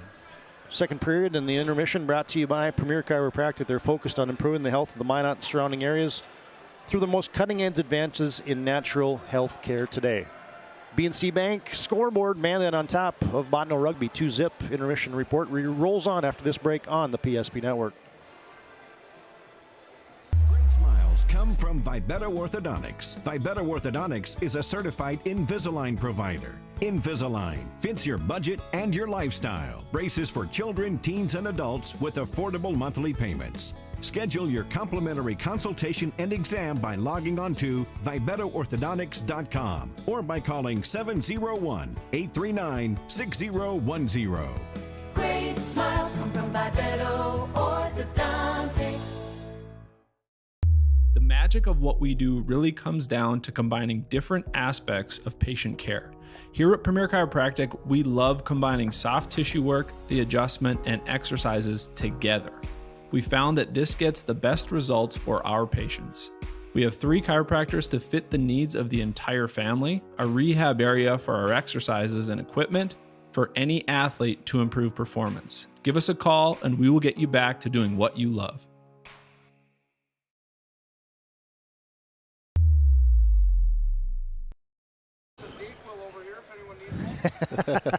We might need that. Mandan on top, 2-zip. We're back in our second intermission. Brought to you by Premier Chiropractic. Dr. Kirk Mason, Dr. Cody Haugen, Dr. Becky Perry-Domries can be found at premierchiropracticnd.com. I get asked a lot if I'm related to Dr. Becky Perry-Domries, and I'm not. I am originally from Langdon. I'm not related to the Domrieses in the Minot area, but I get asked that quite a bit. Anyway, we'll dig into the numbers here as Bottineau trails Mandan 2-zip. Mandan's second period goal, Ryan Beachel, assisted by Matthew Hyder and Cameron Beaver. That in conjunction with their first period goal by Tucker Horner, which was assisted by Brady Helbling. Mandan has outshot Bottineau 25-15. Dom Kautzman, 15 shots at him, 15 saves. Easton Freeman, the netminder for Bottineau-Rugby, 23 saves on 25 shots. And neither team's tallied on the power play tonight. Bottineau-Rugby's had 2 chances, Mandan's had 1, but and the quality scoring chances just keep tallying up for Mandan. They've doubled up Bottineau-Rugby 10-5 on the good grade A chances tonight. Yeah, and I Bottineau's good grade A chances have all come on the power play, and they're going to have to come out of this locker room willing to win a hockey game here in this third period. And Tony, you've been coaching long enough. I mean, I've been around athletics my entire life, and is this a time that you're throwing some things around the locker room? Is this a time that are you pulling the Herb Brooks here and getting them fired up? I mean, you got to find something, I guess. Yeah, I'm not exactly sure. You know, it just depends on the personality of the team and the team inside the locker room on how you handle the situation, but.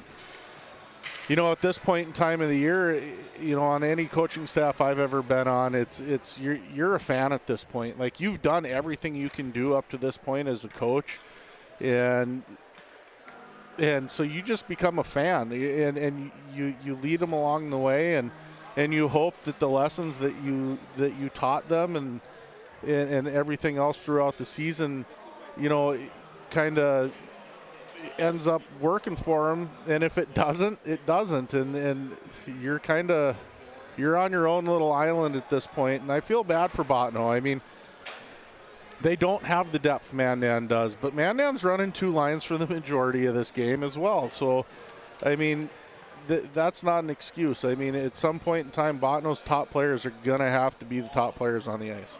Well, I've been watching the clock operators here at the Maysa, and they've been kind of delaying this thing because we don't have a Bottineau-Rugby Brave appearance here, and now the officials are starting to wonder, like, hey, you guys coming out for the third period? Blowing the whistles, and they're saying, guys, we're ready to go here, boys. Yeah, I just, you know, you're probably just begging them as Jesse's probably in there just begging them to play hard this third period and give it everything they got, and this is odd. This is an extended period break, and if Bottineau's not careful here, they're going to get a delay of game. Yeah, as the Zebras are conferring now. I was get a chance to tell you that third period will be brought to you by Jersey Mike's. Vote for this week's Jersey Mike's Player of the Week on the PSP Network Facebook page. Jersey Mike's is a sub above. Third period also brought to you by Prestwich Orthodontics. Free consultations and financing options. Take your smile to the next level. 852-2646 or visit minotbraces.com today. And Northern Plains Heating and Air brings you the third period today. Your factory authorized dealer for AeroSeal. No other choice to seal your heating and air game than Northern Plains Heating and Air. As there's the Bottineau-Rugby Braves. We're set for our third period.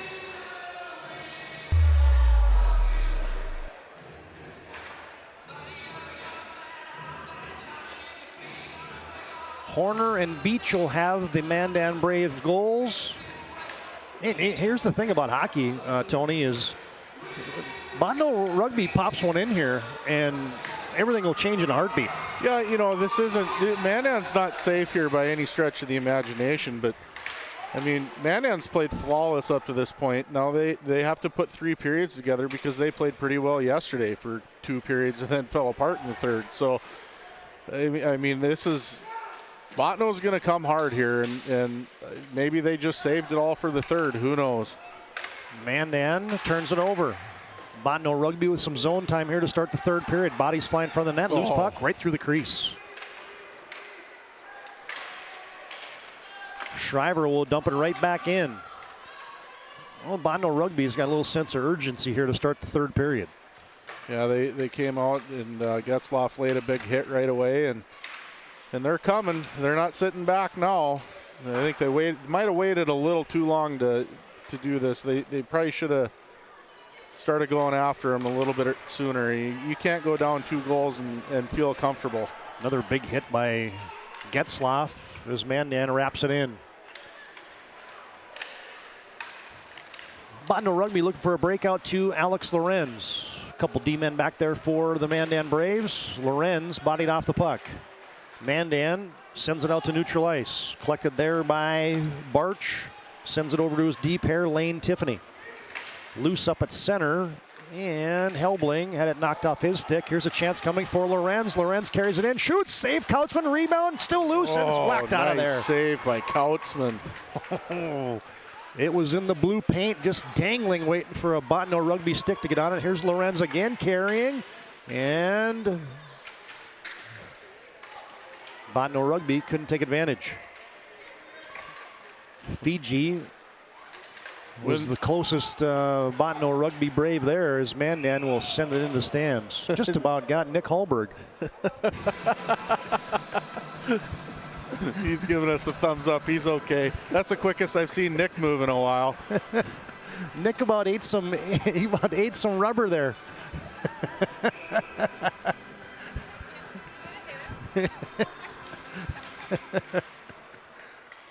Face-off comes to center. As Bottineau has laid some lumber, as Getzlaf's got, I think, 3 hits here already in the third period. Yeah. The Wrens had that opportunity on that breakaway there, and you know, yesterday he had 2 against Minot as well, and you know, if win, lose, or draw, that kid's going to have some nightmares. He's had some of the best grade A opportunities to score and hasn't finished. A shot thrown in on net there by Barrett. And that's gloved up by Easton Freeman.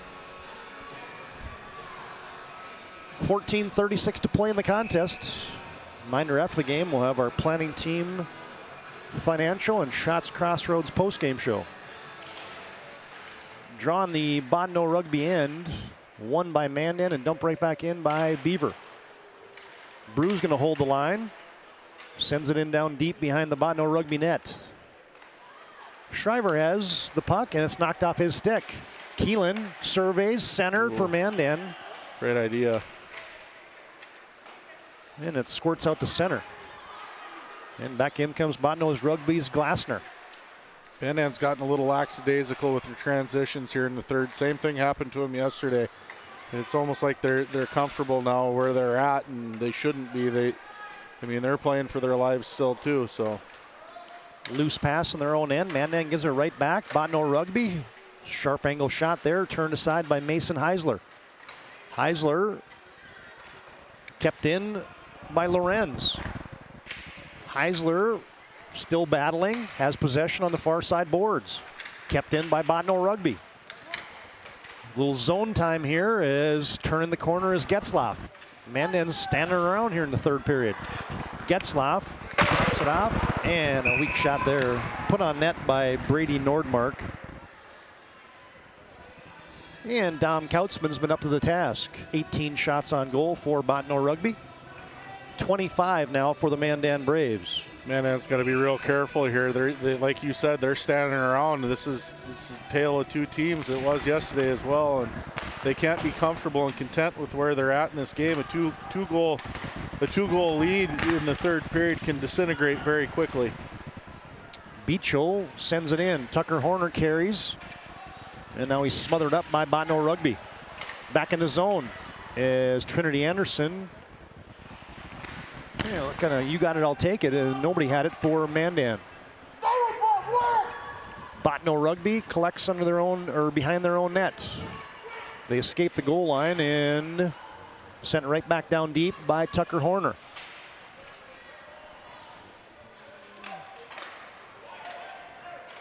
Just flipped out the center by Getzlaff. Grabbed there by Helbling and dumped right back in for Mandan. Cooper Bonebreak, that's one of the best names in WDA hockey right there. Pops it out to center for Bottineau-Rugby. Barch will send it back in as the bodies are flying. Getzlaff and Horner got tangled up at center. Horner now sends it in with 12:16 to play. Mandan on top, 2-0 on your BNC Bank scoreboard. Beaver couldn't hold the line, and now Brew will have to chase it down. Flying in there after it for Bottineau was Gavin Hansi. Mandan sends it back in. Bryson will collect. Knocked off the puck there by Hansi. Josh Olsen for Bottineau-Rugby flips it out to center. Sent right back in by Mandan. Bottineau's got to get their feet moving when they get the puck on their stick. They're just trying to flip it out of the zone. I understand you're probably tired and at the end of a shift, but you know, you've been playing all year and you've been playing with the same numbers all year, so you should be conditioned just to get your feet moving initially. Big shot there by Cameron Beaver. Bottineau sends it right back down. Jors goes 5-hole, save Freeman. Jors will now center it, shot by Helbling, that's steered wide. Back behind the net, Gretzky's office. Jors gets it to Helbling, I beg your pardon. He'll wrap it around. Drinkson will pinch in, kept in by Keeling, he sends it wide. Lorenz pops it out to center. Glasner lost it, and now he's bodied off the puck. Hyder got tangled up with him. Mandan keeps it in the zone. Tiffany pops it out to center. Now you got a chance for Lorenz. Comes in on Helbling. Now he flips it out center for Fiji. He couldn't get it home. Fiji will collect. Now he has a shot and a nice glove save by Dom Kautzman. A little bit of a push here by Bottineau, and it's nice to see them getting up ice, but you know, their D are getting possession of the puck down deep in their zone, and they have more time than what they're attempting to play with, and they're just throwing the puck away. They're trying to flip it up out of the zone. They got to be more calm and more deliberate about what they're doing with it, and they're going to get more opportunities. Mandan's kind of laid off a little bit here. Their energy level's not where it was in the first and the second period, but they're still playing very well. What is making Mandan very successful at this point is in the offensive zone. Their F3 is in the correct spot. They're not getting too deep. They're not getting sucked down, so they always have support. Shot off the draw is blocked by the Mandan Braves. Nordmark trying to get it back in the zone, and we're going to have is that a hand pass? I think so. Yeah. It's going to end up being a draw to the blocker side of Dom Kautzman. From the right face-off dot in the Mandan zone. Trinity Anderson. Abdur-Rahman. Draw one by Mandan, and here comes Anderson. That boy can skate, can he? Yes, he can. Anderson bodied up, and he's smothered in on the boards. Anderson comes out of there with it, flips a backhander, steered away by Freeman. He's a smaller kid too, and a smaller kid in stature, but boy, he's strong on his skates. He fights off hits and body contact, and he can fly. Anderson tried to center one out front, couldn't get it, and now we have a penalty. This is going to be Mandan going to the box, just what the doctor ordered for Bottineau-Rugby. Tate Olson into the bin for the Mandan Braves.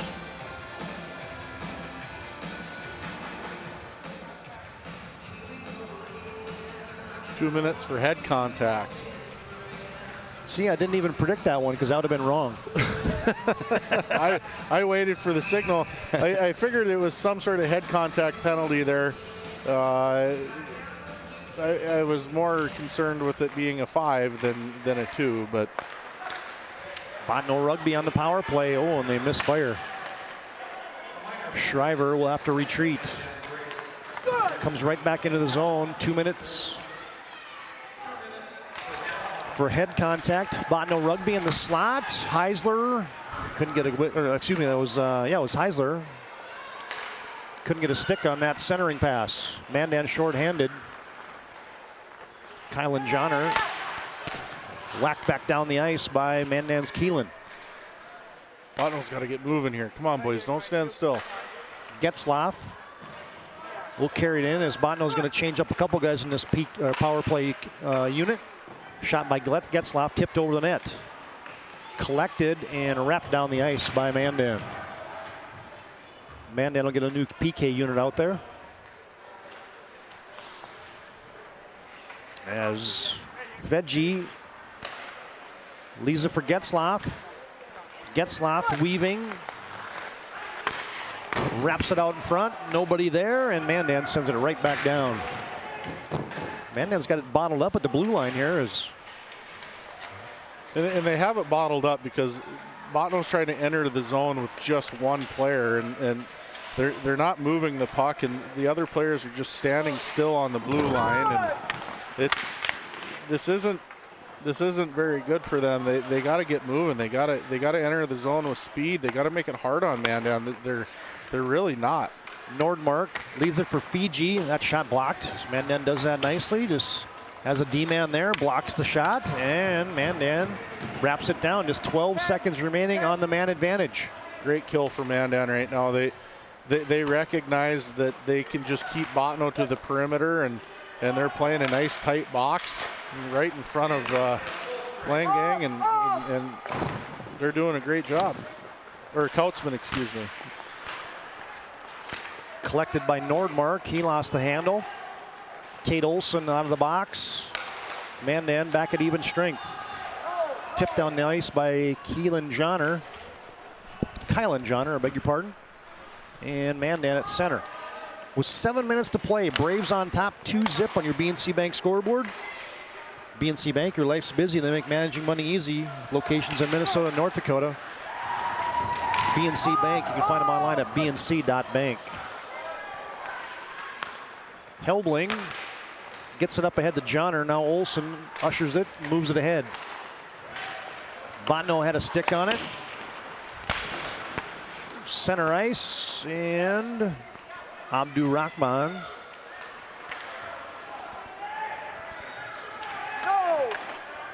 To Barch, and Bryson back for Mandan. Has it on a stick coming up the far boards. Bryson still with possession of the puck. Chance Bryson, the sophomore, throws a centering pass out front and knocked out to center. Down to 6 minutes to play as George comes in for Mandan. 2 wide for Hyder. Hyder and Bryson 2-on-2. Hyder centers it, and nice play by Bottineau to tip that aside. George comes up to Bachel, and a shot. Ooh. Right in the breadbasket of Matt Hyder. And an extra shot on Freeman there, and Bottineau takes exception, which they rightfully so. They probably should, but You know, Mandan's doing a really nice job. What a great kill for Mandan right there. I mean, that's a confidence booster if you're sitting on that bench right now and as a player and as a coach. I mean, really, Bottineau got nothing out of that, and Mandan was able to keep Bottineau to the perimeter and most of the time not even allow him into the zone.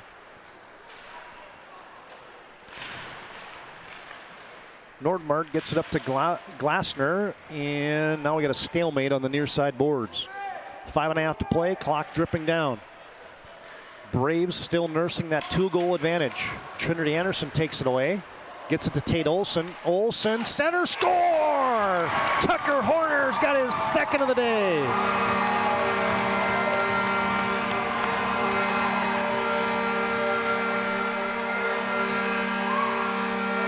There's Trinity Anderson again making plays. Yep, and Freeman made the initial save there.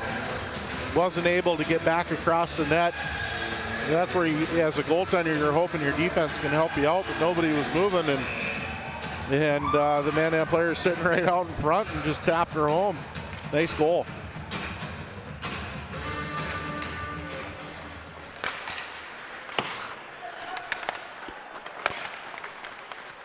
Getzlav has a stick on it for Bottineau-Rugby. Out to the line, Barch.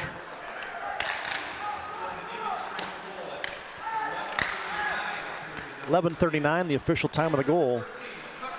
Tucker Horner's got his second of the day. His 5th of the season. Assists to Tate Olson and Trinity Anderson. Here comes Hyder again for Mandan. Steered behind the net by Freeman. Hyder. Glove down by Lorenz. Bottineau-Rugby out to center. Bareth comes up ahead to Keelan, centering for Hyder. Bottineau-Rugby clears the zone. Gutzloff's a little bit frustrated right now. He just took it out on number 11. Cameron Beaver. Oh, there's a shot. Sharp angle for Carter Keelan, the team MVP a year ago for Mandan. 3-zip now, Bottineau down to the Mandan Braves. And Bottineau-Rugby is going to choose to use their timeout. Brought to you by Hub International Insurance. Hub International, located at 4204 Boulder Ridge Road in Northwest Bismarck. And contact your local Hub agents, Josh Cattell, Michael Borman at 355-3100 for your personal and business insurance needs. Short timeout on the ice. We're back after this break on the PSP Network. BNC Bank scoreboard. Mandan on top of Bottineau-Rugby, 3-zip.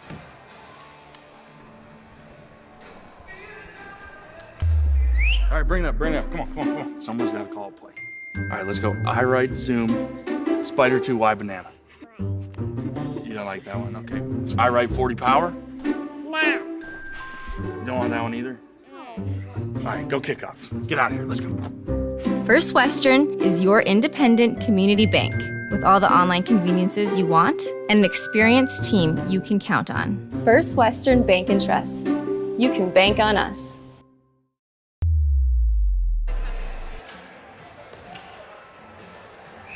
Tucker Horner, 2 goals. Ryland Beachel with a goal. Mandan leads 3-zip in this loser-out contest from the WDA hockey tournament in Minot. Mandan, Jors, point another blank. save. Oh, what another good save. Kyle and John are on the doorstep, now centered out to Bryson. Bryson steers it back to Jors. Back to the point to Bachmeyer. Tried to send it across to Parker Dringson, and it escapes the zone. Poked ahead, Bachmeyer, and Jors sends it right back in. Yeah, Freeman, this thing could be about 7-0. Yeah, Freeman has played out of his mind today, and like, good for him. Like, you know, there's not much they're going to be able to hang their hat on after this one. They got 3 minutes and 30 seconds left in this game, but they can hang their hat on the fact that their goaltender showed up to play today. Heisler looking for Getzlaff out front, couldn't get it there. Now Lorenz pinching in is Nordmark, taken out of the zone by Mandan. Dumped right back in by the Bottineau-Rugby Braves.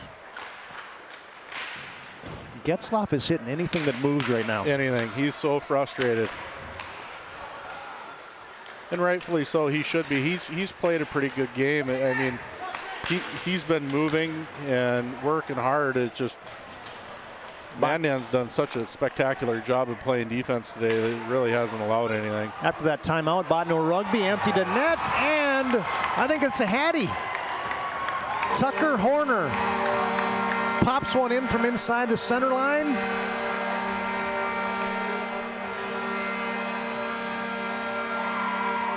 Kid that had 3 goals on the season just tallied 3 in the WDA tournament. Yeah, and the biggest time to tally 3 too, and the life or death type of game. You know, your season's done if you don't win, and that young man showed up to play today. Great job. Good job by Mandan. This coaching staff it has to be very, very, very happy with the way their team rebounded from yesterday. Yeah, they're pretty ecstatic over in that Mandan bench right now, I can tell you that.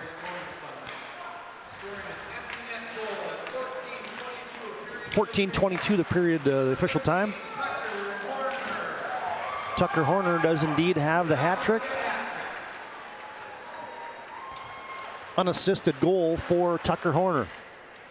Into the empty net, and Mandan leads 4-0 now with 2 minutes and change to play in the third period.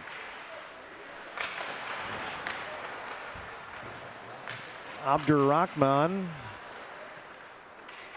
bonding off the puck there as Nordmark sends it right back in.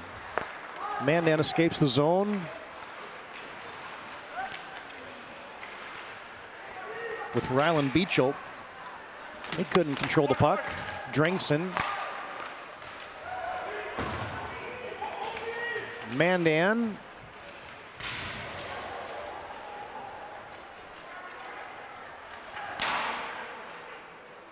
With 1:25 left to secure a victory here.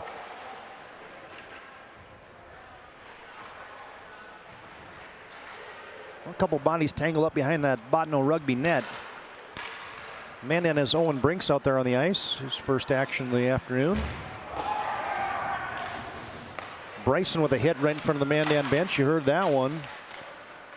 Getzlaf. As Heisler comes in there and lays some lumber for Bottineau-Rugby, but here comes Kylan Johnner. Jors up ahead of the pack. I was waiting for an arm to come up behind the action there for a second. Yeah, I think he just counted as incidental. He's trying to get Mandan out of here as quickly as possible. Bottineau's pretty frustrated right now. And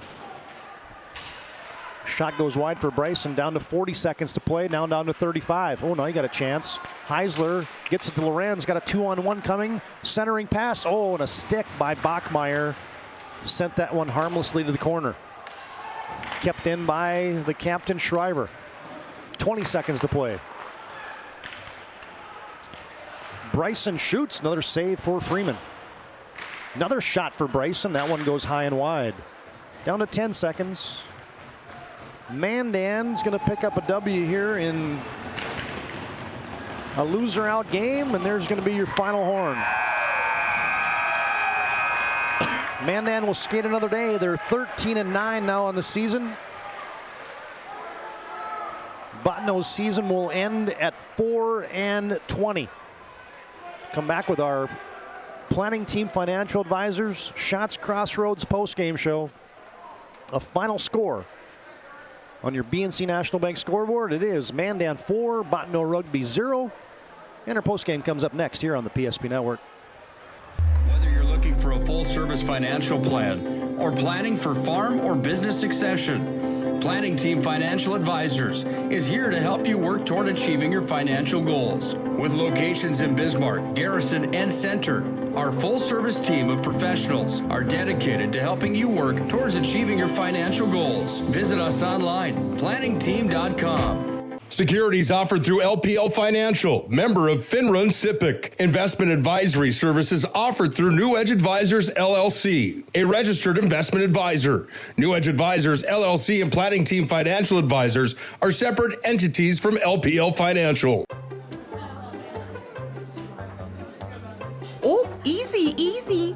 think I'm good. You got my good side, right? Not too many lights. I don't want to get fried before my time. Oh, it's egg-tastic. You never know what dish you're going to end up in. My dream dish is a 99. It's so popular. Me and a fellow egg tag teaming with some crispy golden hash browns. Have you seen those hash browns? Those guys are shredded. Throw in some diced ham, onions, and melted cheese. Oh, it's a party for your taste buds. Oh, here comes Chevy. Hold on, Chevy. Did you guys get everything that you needed? 99. Here I come. Shots Crossroads. It's an excellent place to eat. It's time for the Shots Crossroads and Planning Team Financial Advisors postgame show. Now for a look at game stats and analysis. Let's go to the postgame show.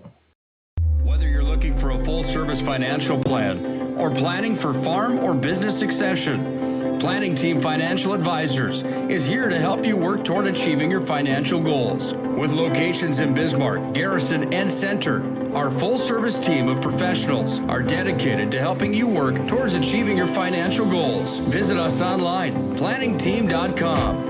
Securities offered through LPL Financial, member of Finrun SIPC. Investment advisory services offered through New Edge Advisors, LLC, a registered investment advisor. New Edge Advisors, LLC and Planning Team Financial Advisors are separate entities from LPL Financial.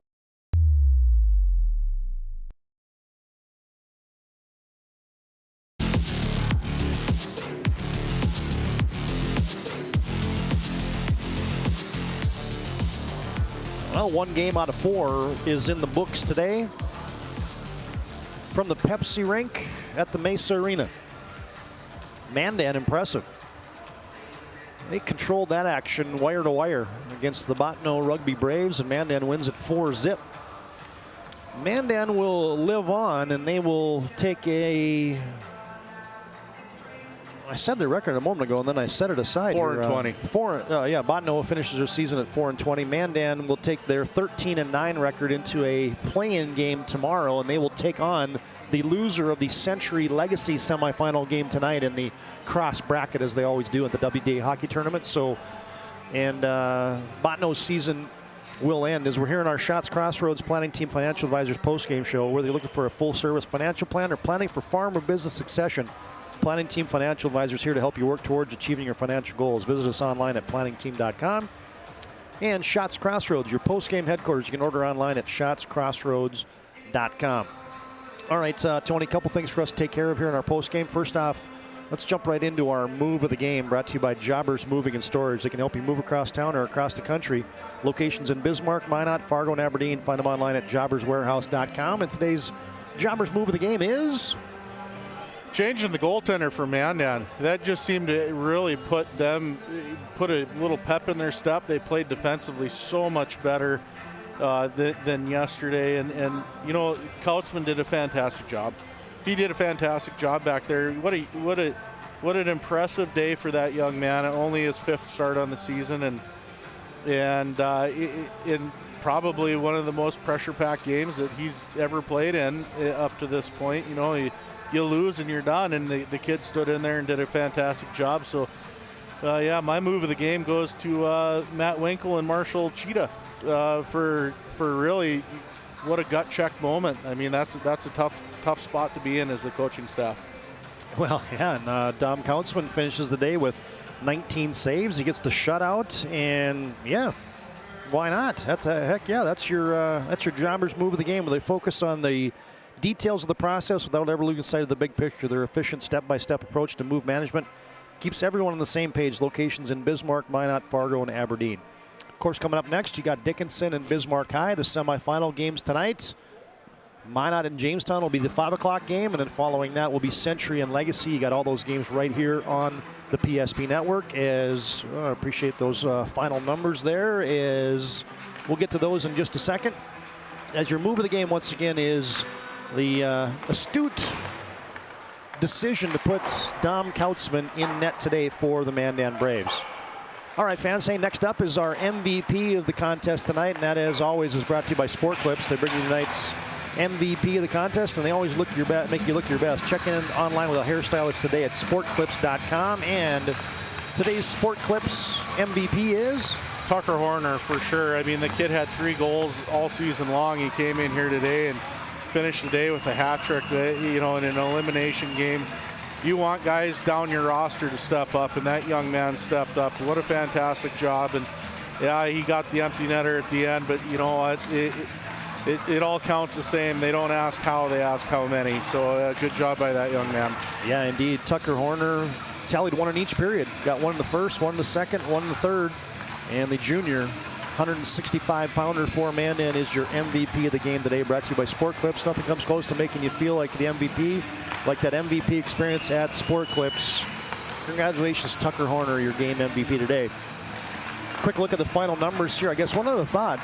Mandan's now into the state playing game against either Century and Legacy, and they've already beaten Century and Legacy both this season. Yep. So, I mean, if you're Mandan, hey, you're going to take your shot to go to the state tournament back-to-back. 100%. You know, ideally, it's not the position that they wanted to be in, but if they would have played all 3 periods yesterday against Jamestown, there's a good chance that they're coming away yesterday with a win, and they got to be feeling pretty confident with the way they performed today, and they righted the ship.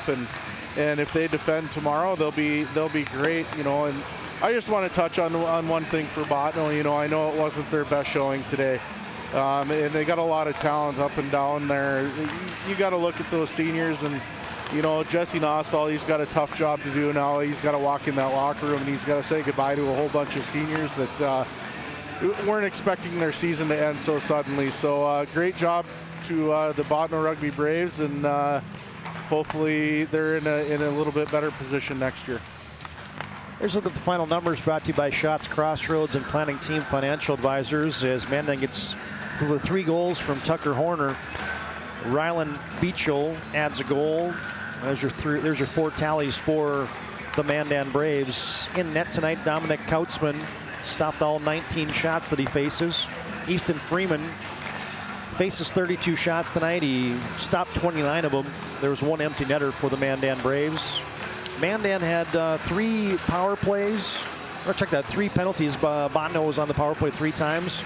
And Bottineau-Rugby with 1 penalty. Their team converted on the power play.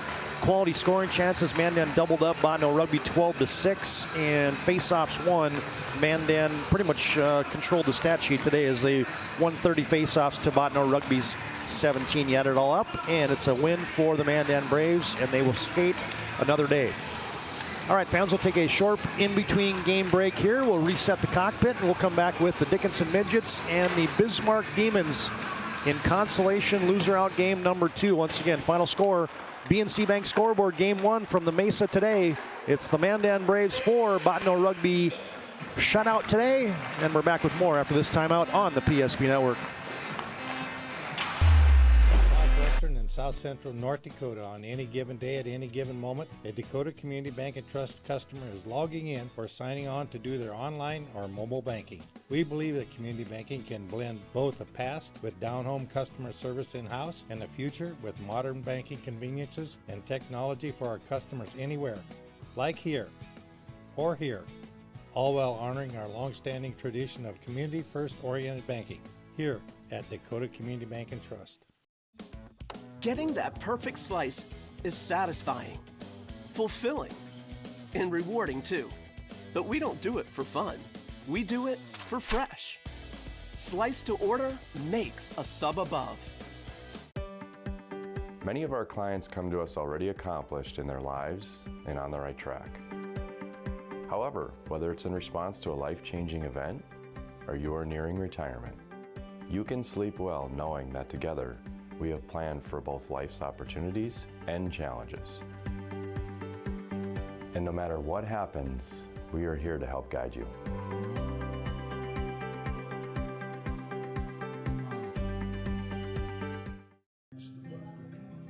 Hi guys, what can I get you guys today? I don't know what to order. Would you like to hear the story of how I learned what to order? Whoa! What is that? That's called a big rig, little lady, and that's the best dead-gum meal here at Shots Crossroads. Don't wait just a gall darn minute, Harry. You know darn well the best thing about Shots is breakfast. A 99 is how it's done.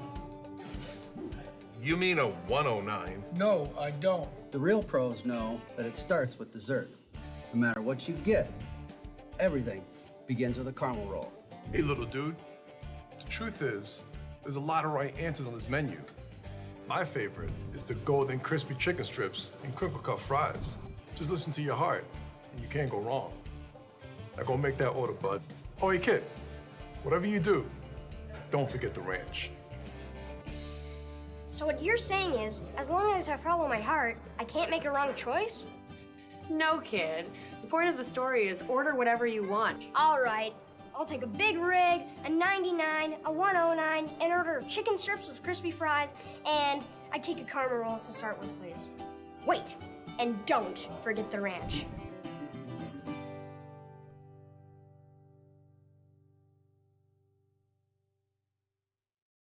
You remember where this goes? I don't know.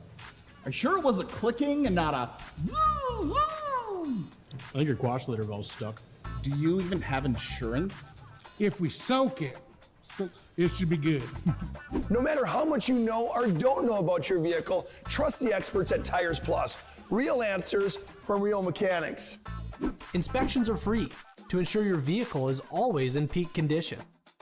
Thinking service? Think Tires Plus. But Simon, what about mold? Agent Marlon Old. He holds the world record for fastest mold remediation.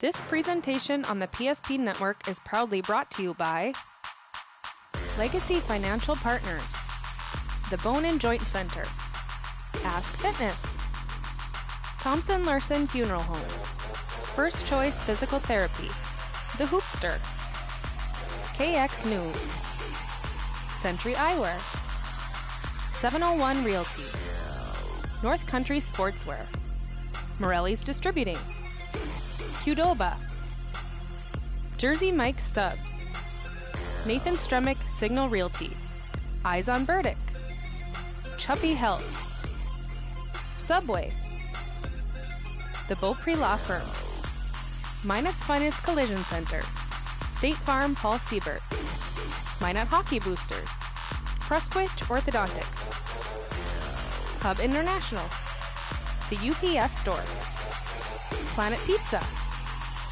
Northern Plains Heating and Air, Roger Ward Moving and Storage, Ackerman S. Fold, Premier Chiropractic, Vibetto Orthodontics, Dakota Community Bank and Trust, Jerome's Collision Center, Tires Plus, First Western Bank and Trust, Jobbers Moving and Storage, Sport Clips, Shots Crossroads, Planning Team Financial Advisors, ServPro, BNC National Bank, Shields.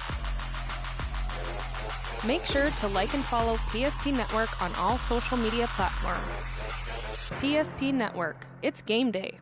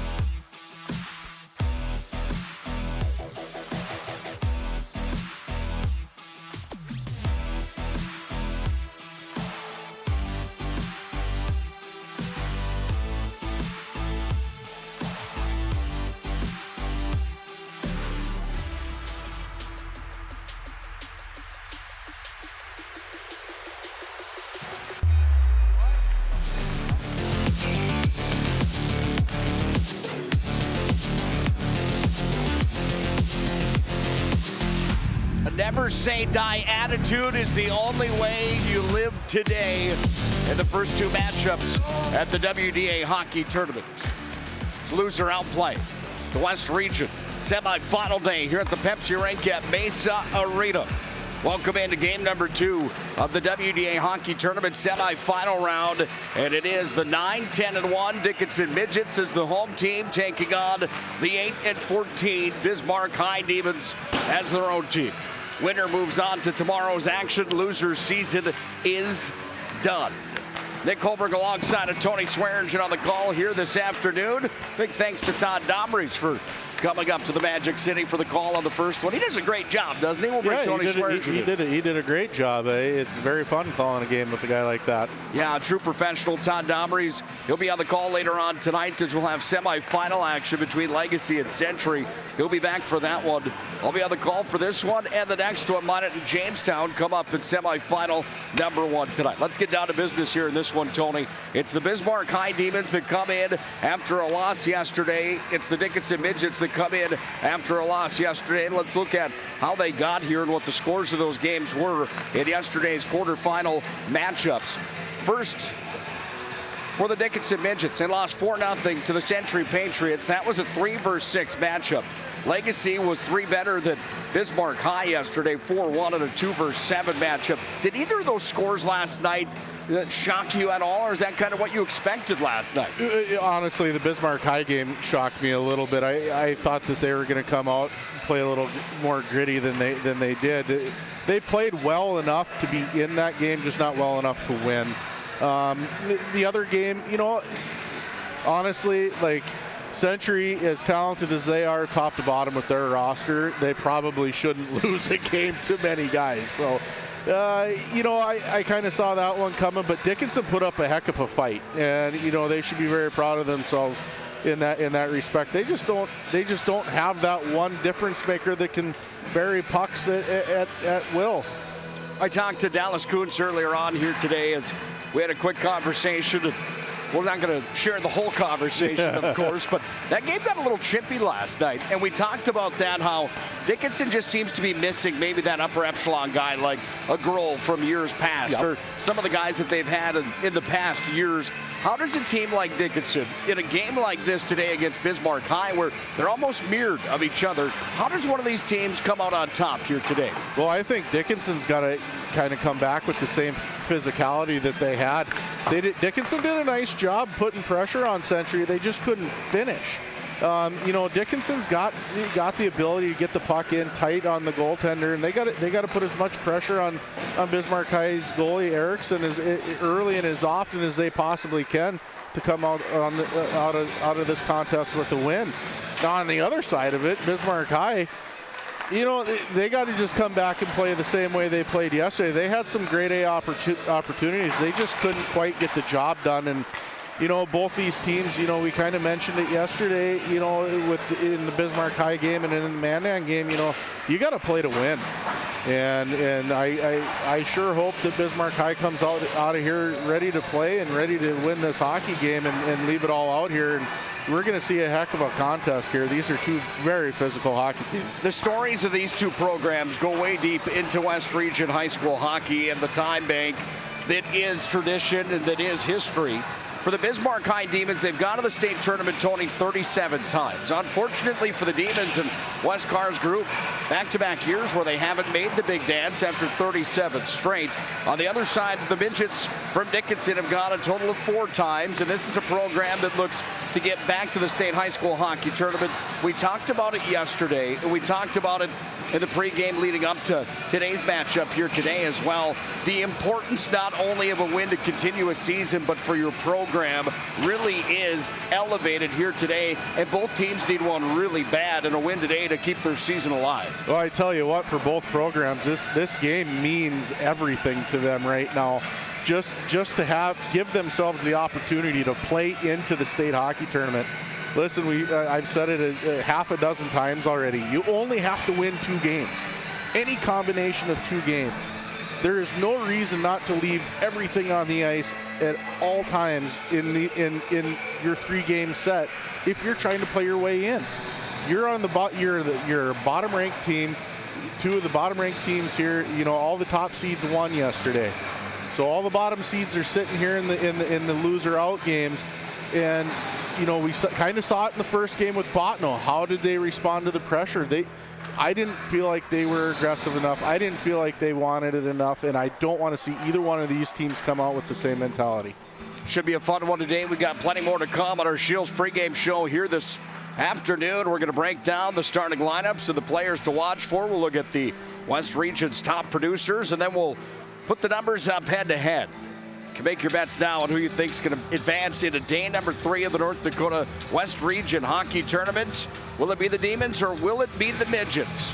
We're going to find out in 51 minutes here today. It's going to be a showdown and a good one on the PSP Network. Don't go anywhere. We've got more of the Shields pregame show to come when we return back to the Pepsi Rink here at Maysa Arena.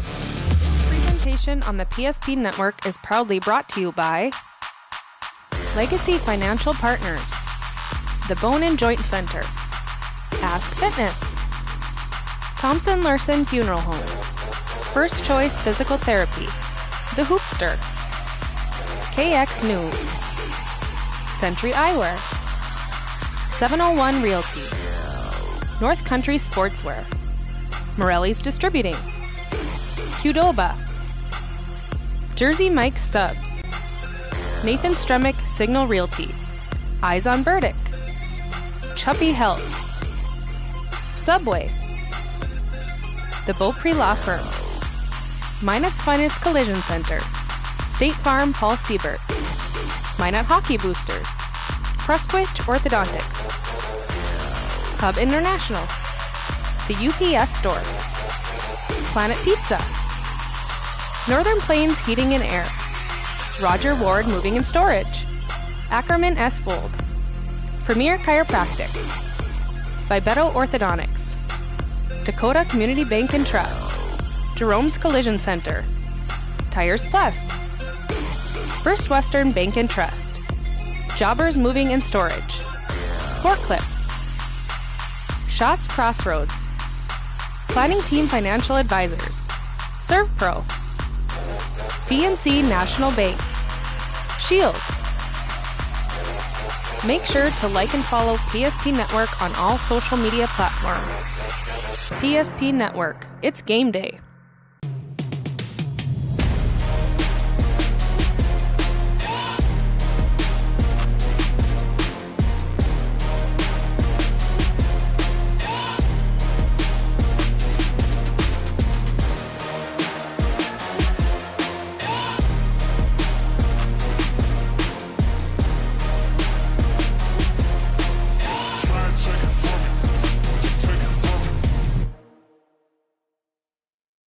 Finding the right bank can be transformative for your small business. The best bank for your business will offer competitive fees and so much more. At BNC National Bank, our team is proud to offer you a helpful, supportive, above and beyond banking relationship. Starting to stress about the complexities of qualifying for a small business loan? BNC can guide you through the process with much less stress and likely far more success. Speak to one of our team members today. The right way to top a sub is with real red wine vinegar made from red grapes and no food coloring. And the right way to film it is in slow motion. Obviously. Because authentic ingredients make a sub above. It's water. Boom. Agent Winston Otter.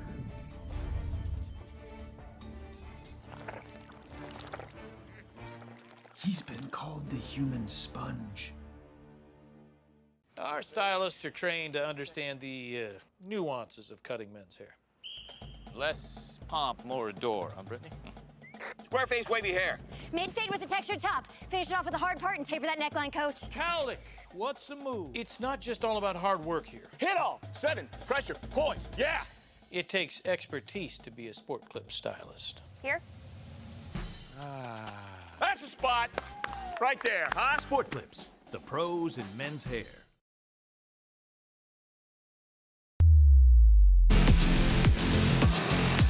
Pepsi Rink at Maysa Arena.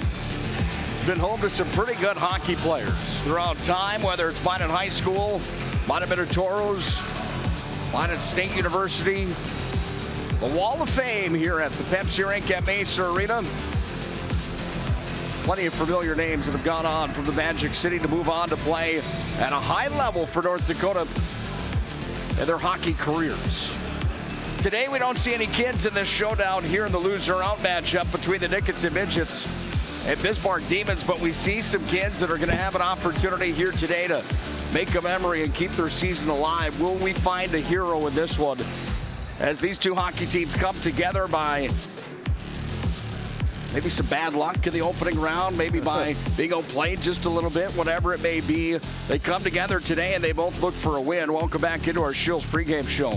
Shields of Minot and Bismarck has everything you need as far as sporting goods and fashion are concerned. From fishing to fashion, they've got you covered. Shields of Minot and Bismarck. They can be found online as well at shields.com. Sporting goods, hunting and fishing gear, clothing, and more at Shields of Minot and Bismarck. Again, big thank you to Shields for their continued support of North Dakota high school athletics. Let's go by the numbers, Tony, and start with the Dickinson Midgets, the number 6 seed in this tournament. They will be the home team here today. The Midgets coached by Dallas Kuntz in year number 10, the program director down in Dickinson, a guy that I've got a lot of respect for. This is a team that's gone 9-10-1 in the regular season. They're led in scoring on the year by Caden Krieg with 24 points. He's a All-West Region selection. Plays forward and defense. 15 goals, 9 assists for him on the year for the 24 that he's got. Next in line for the Midgets, 14 points for Tanner Roars and 13 points for Cole Catabaris. Their goaltending is a big bright spot here for the Midgets. They've got Bryce Catabaris, 92.2% save percentage and a .231 goals against average. He is the real deal. They've scored 65 goals on the year. They've given up 52. That's a plus 13 margin. They've taken 74 penalties. They've drawn 68. Any of those numbers hop off the paper for you today here for the Midgets? I just think it's the differential. I mean, honestly, like they do a very nice job of defending, and they're going to have their work cut out for them. This is going to be a battle. I mean, it's going to be a rough game, and neither one of these two teams like each other. And Bismarck doesn't want their season to end early any more than Dickinson does, and so we're in for a real treat here. Let's talk about the Demons right now. The number 7 seed, coached by Wes Karn, year number 4. They've got 8-14 overall, Tony, on the season. They're led in scoring by a young man by the name of Dawson Lentz. He's got 18 points on the year. Owen Haas has 17, so does Carson Sebastian. Next in line with 11 points, it's Bo Bitts. This is a team that is led in goal by Carson Erickson, who's played every period this season except for one. .392 goals against average and an .862 save percentage. He's gone 8-14 in his sophomore campaign. I thought he was really good yesterday. They've scored 50 goals. They've given up 89 for a -39 ratio on the season. That's a big-time number in the wrong direction. They've taken 93 penalties, and they've only drawn 82. Is there anything off of those numbers that really come up to the top when you talk about the Bismarck Demons? Well, with the Bismarck Demons, I think it all comes down to Carson Erickson, honestly. Like, that kid, his numbers do not reflect how good of a goaltender he actually is. Yesterday, he was pretty spectacular, to be honest with you. I mean, he reminds me a lot of the Freeman kid for Bottineau. Like, he just, you know, they're never in a good situation as a team all season long, but the goaltender's going to keep you in it, and Erickson's done his job. Now it's time for his teammates to step up and do theirs. That look at the numbers brought to you by our friends at the UPS store located on South Broadway in Minot. The UPS store open Monday through Saturday for your convenience. It's the UPS store in the Marketplace Foods Plaza. Let's take a look at the top producers inside the WDA and inside the West region and the state of North Dakota. This look moved down in by Roger Ward Moving and Storage. Roger Ward Moving and Storage has been proudly helping the region with their moving and storage needs since 1942. Find them online, RogerWardMovingAndStorage.com. Schedule a move or find a quote here today.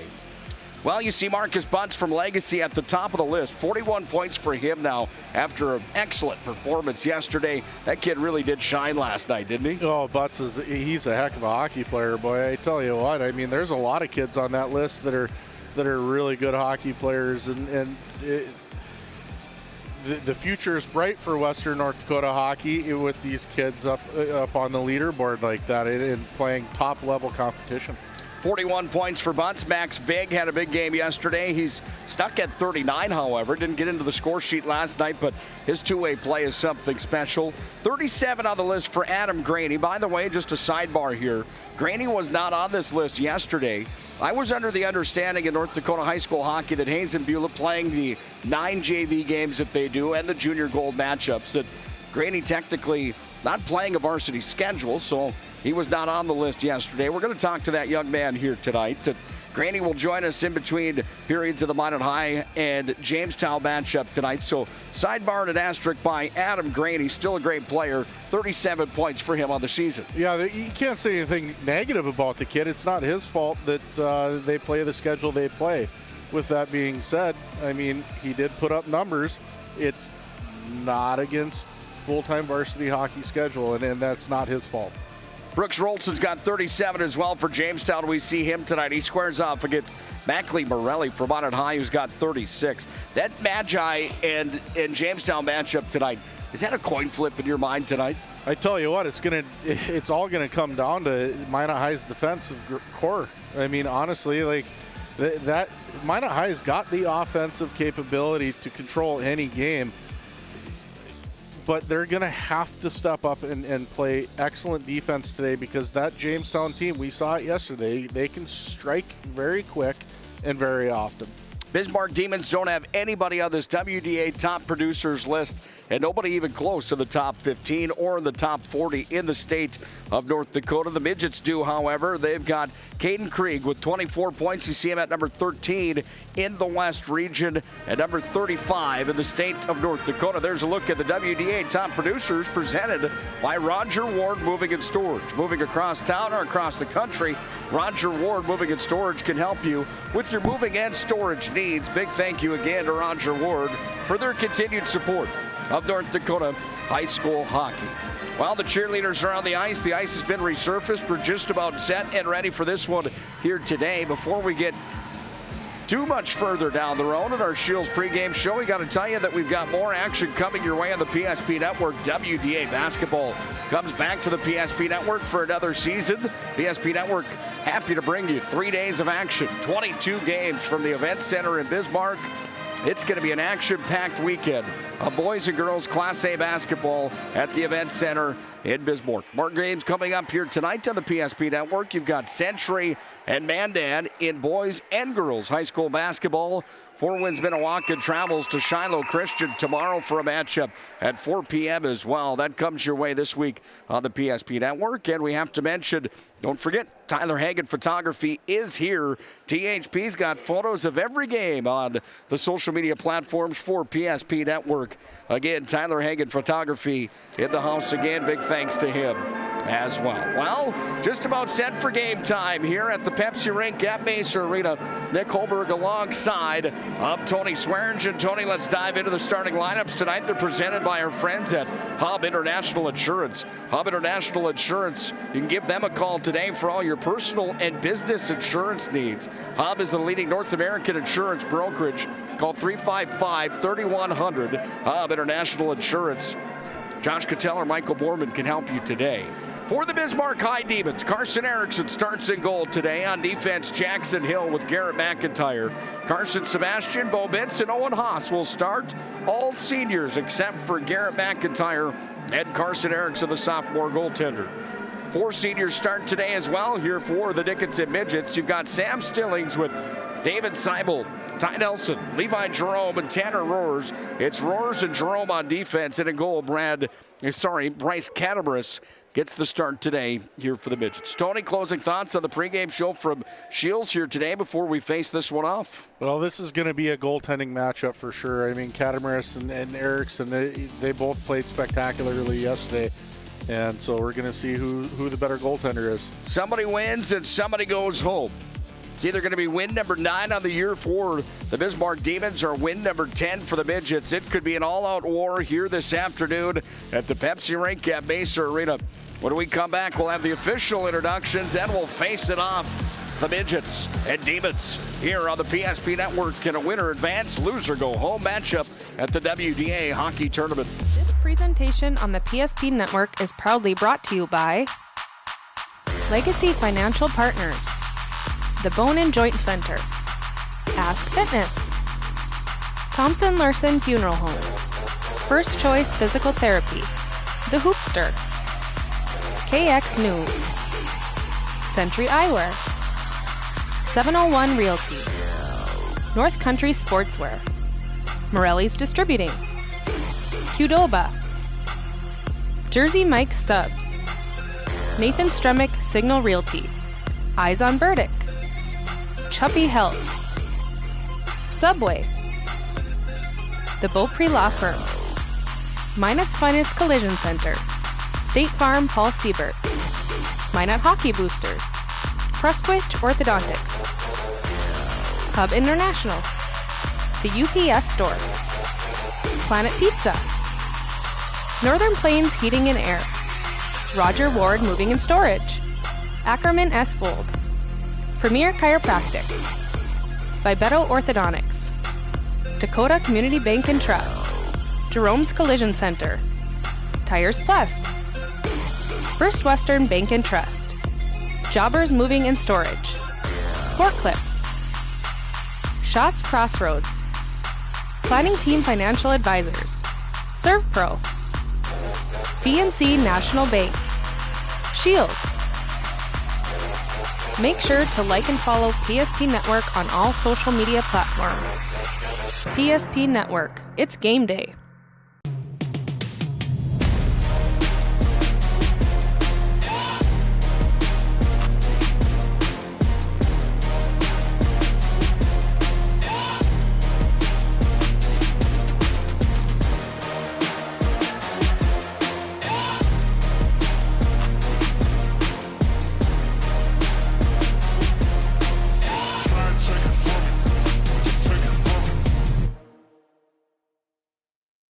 Finding the right bank can be transformative for your small business. The best bank for your business will offer competitive fees and so much more. At BNC National Bank, our team is proud to offer you a helpful, supportive, above and beyond banking relationship. Starting to stress about the complexities of qualifying for a small business loan? BNC can guide you through the process with much less stress and likely far more success. Speak to one of our team members today.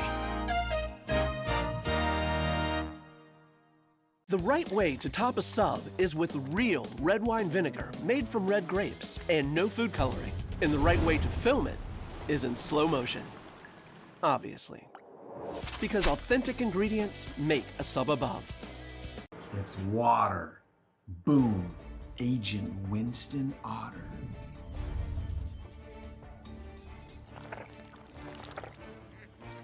He's been called the human sponge. Our stylists are trained to understand the nuances of cutting men's hair. Less pomp, more adore, huh, Brittany? Square face, wavy hair. Mid-fade with a textured top. Finish it off with a hard part and taper that neckline, coach. Cowlick, what's the move? It's not just all about hard work here. Hit all. 7. Pressure. Points. Yeah.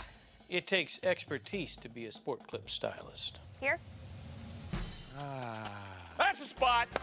Right there, huh? Sport Clips, the pros in men's hair. Ackerman Estfold is an experienced team of architects and civil engineers committed to achieving the best possible solution for every project.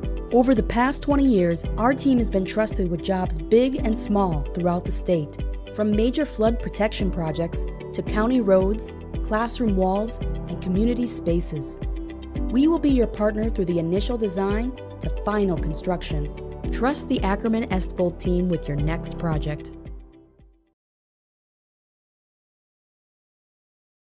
If it's fire damage, Agent Fred Iron.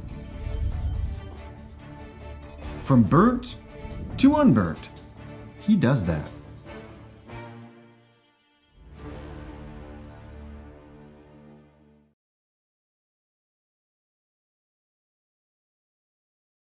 The right way to top a sub is with real red wine vinegar made from red grapes and no food coloring. And the right way to film it is in slow motion.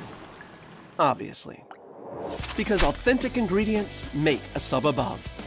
The best part about working at BNC National Bank is developing relationships. I love working with people. We've been here for over 25 years. We've grown just like our communities we're in. But we still have that personal connection with our customers. And that's why we can find the best solutions for them. It feels great seeing projects around the community and knowing we're a small part of making that happen. We're helping people buy their first homes. Plan for the future. From startups to big business. We're part of the community. And we're proud of it. Yours truly, BNC. And finally, Agent Smith. He's in charge of restoring your property to its original state.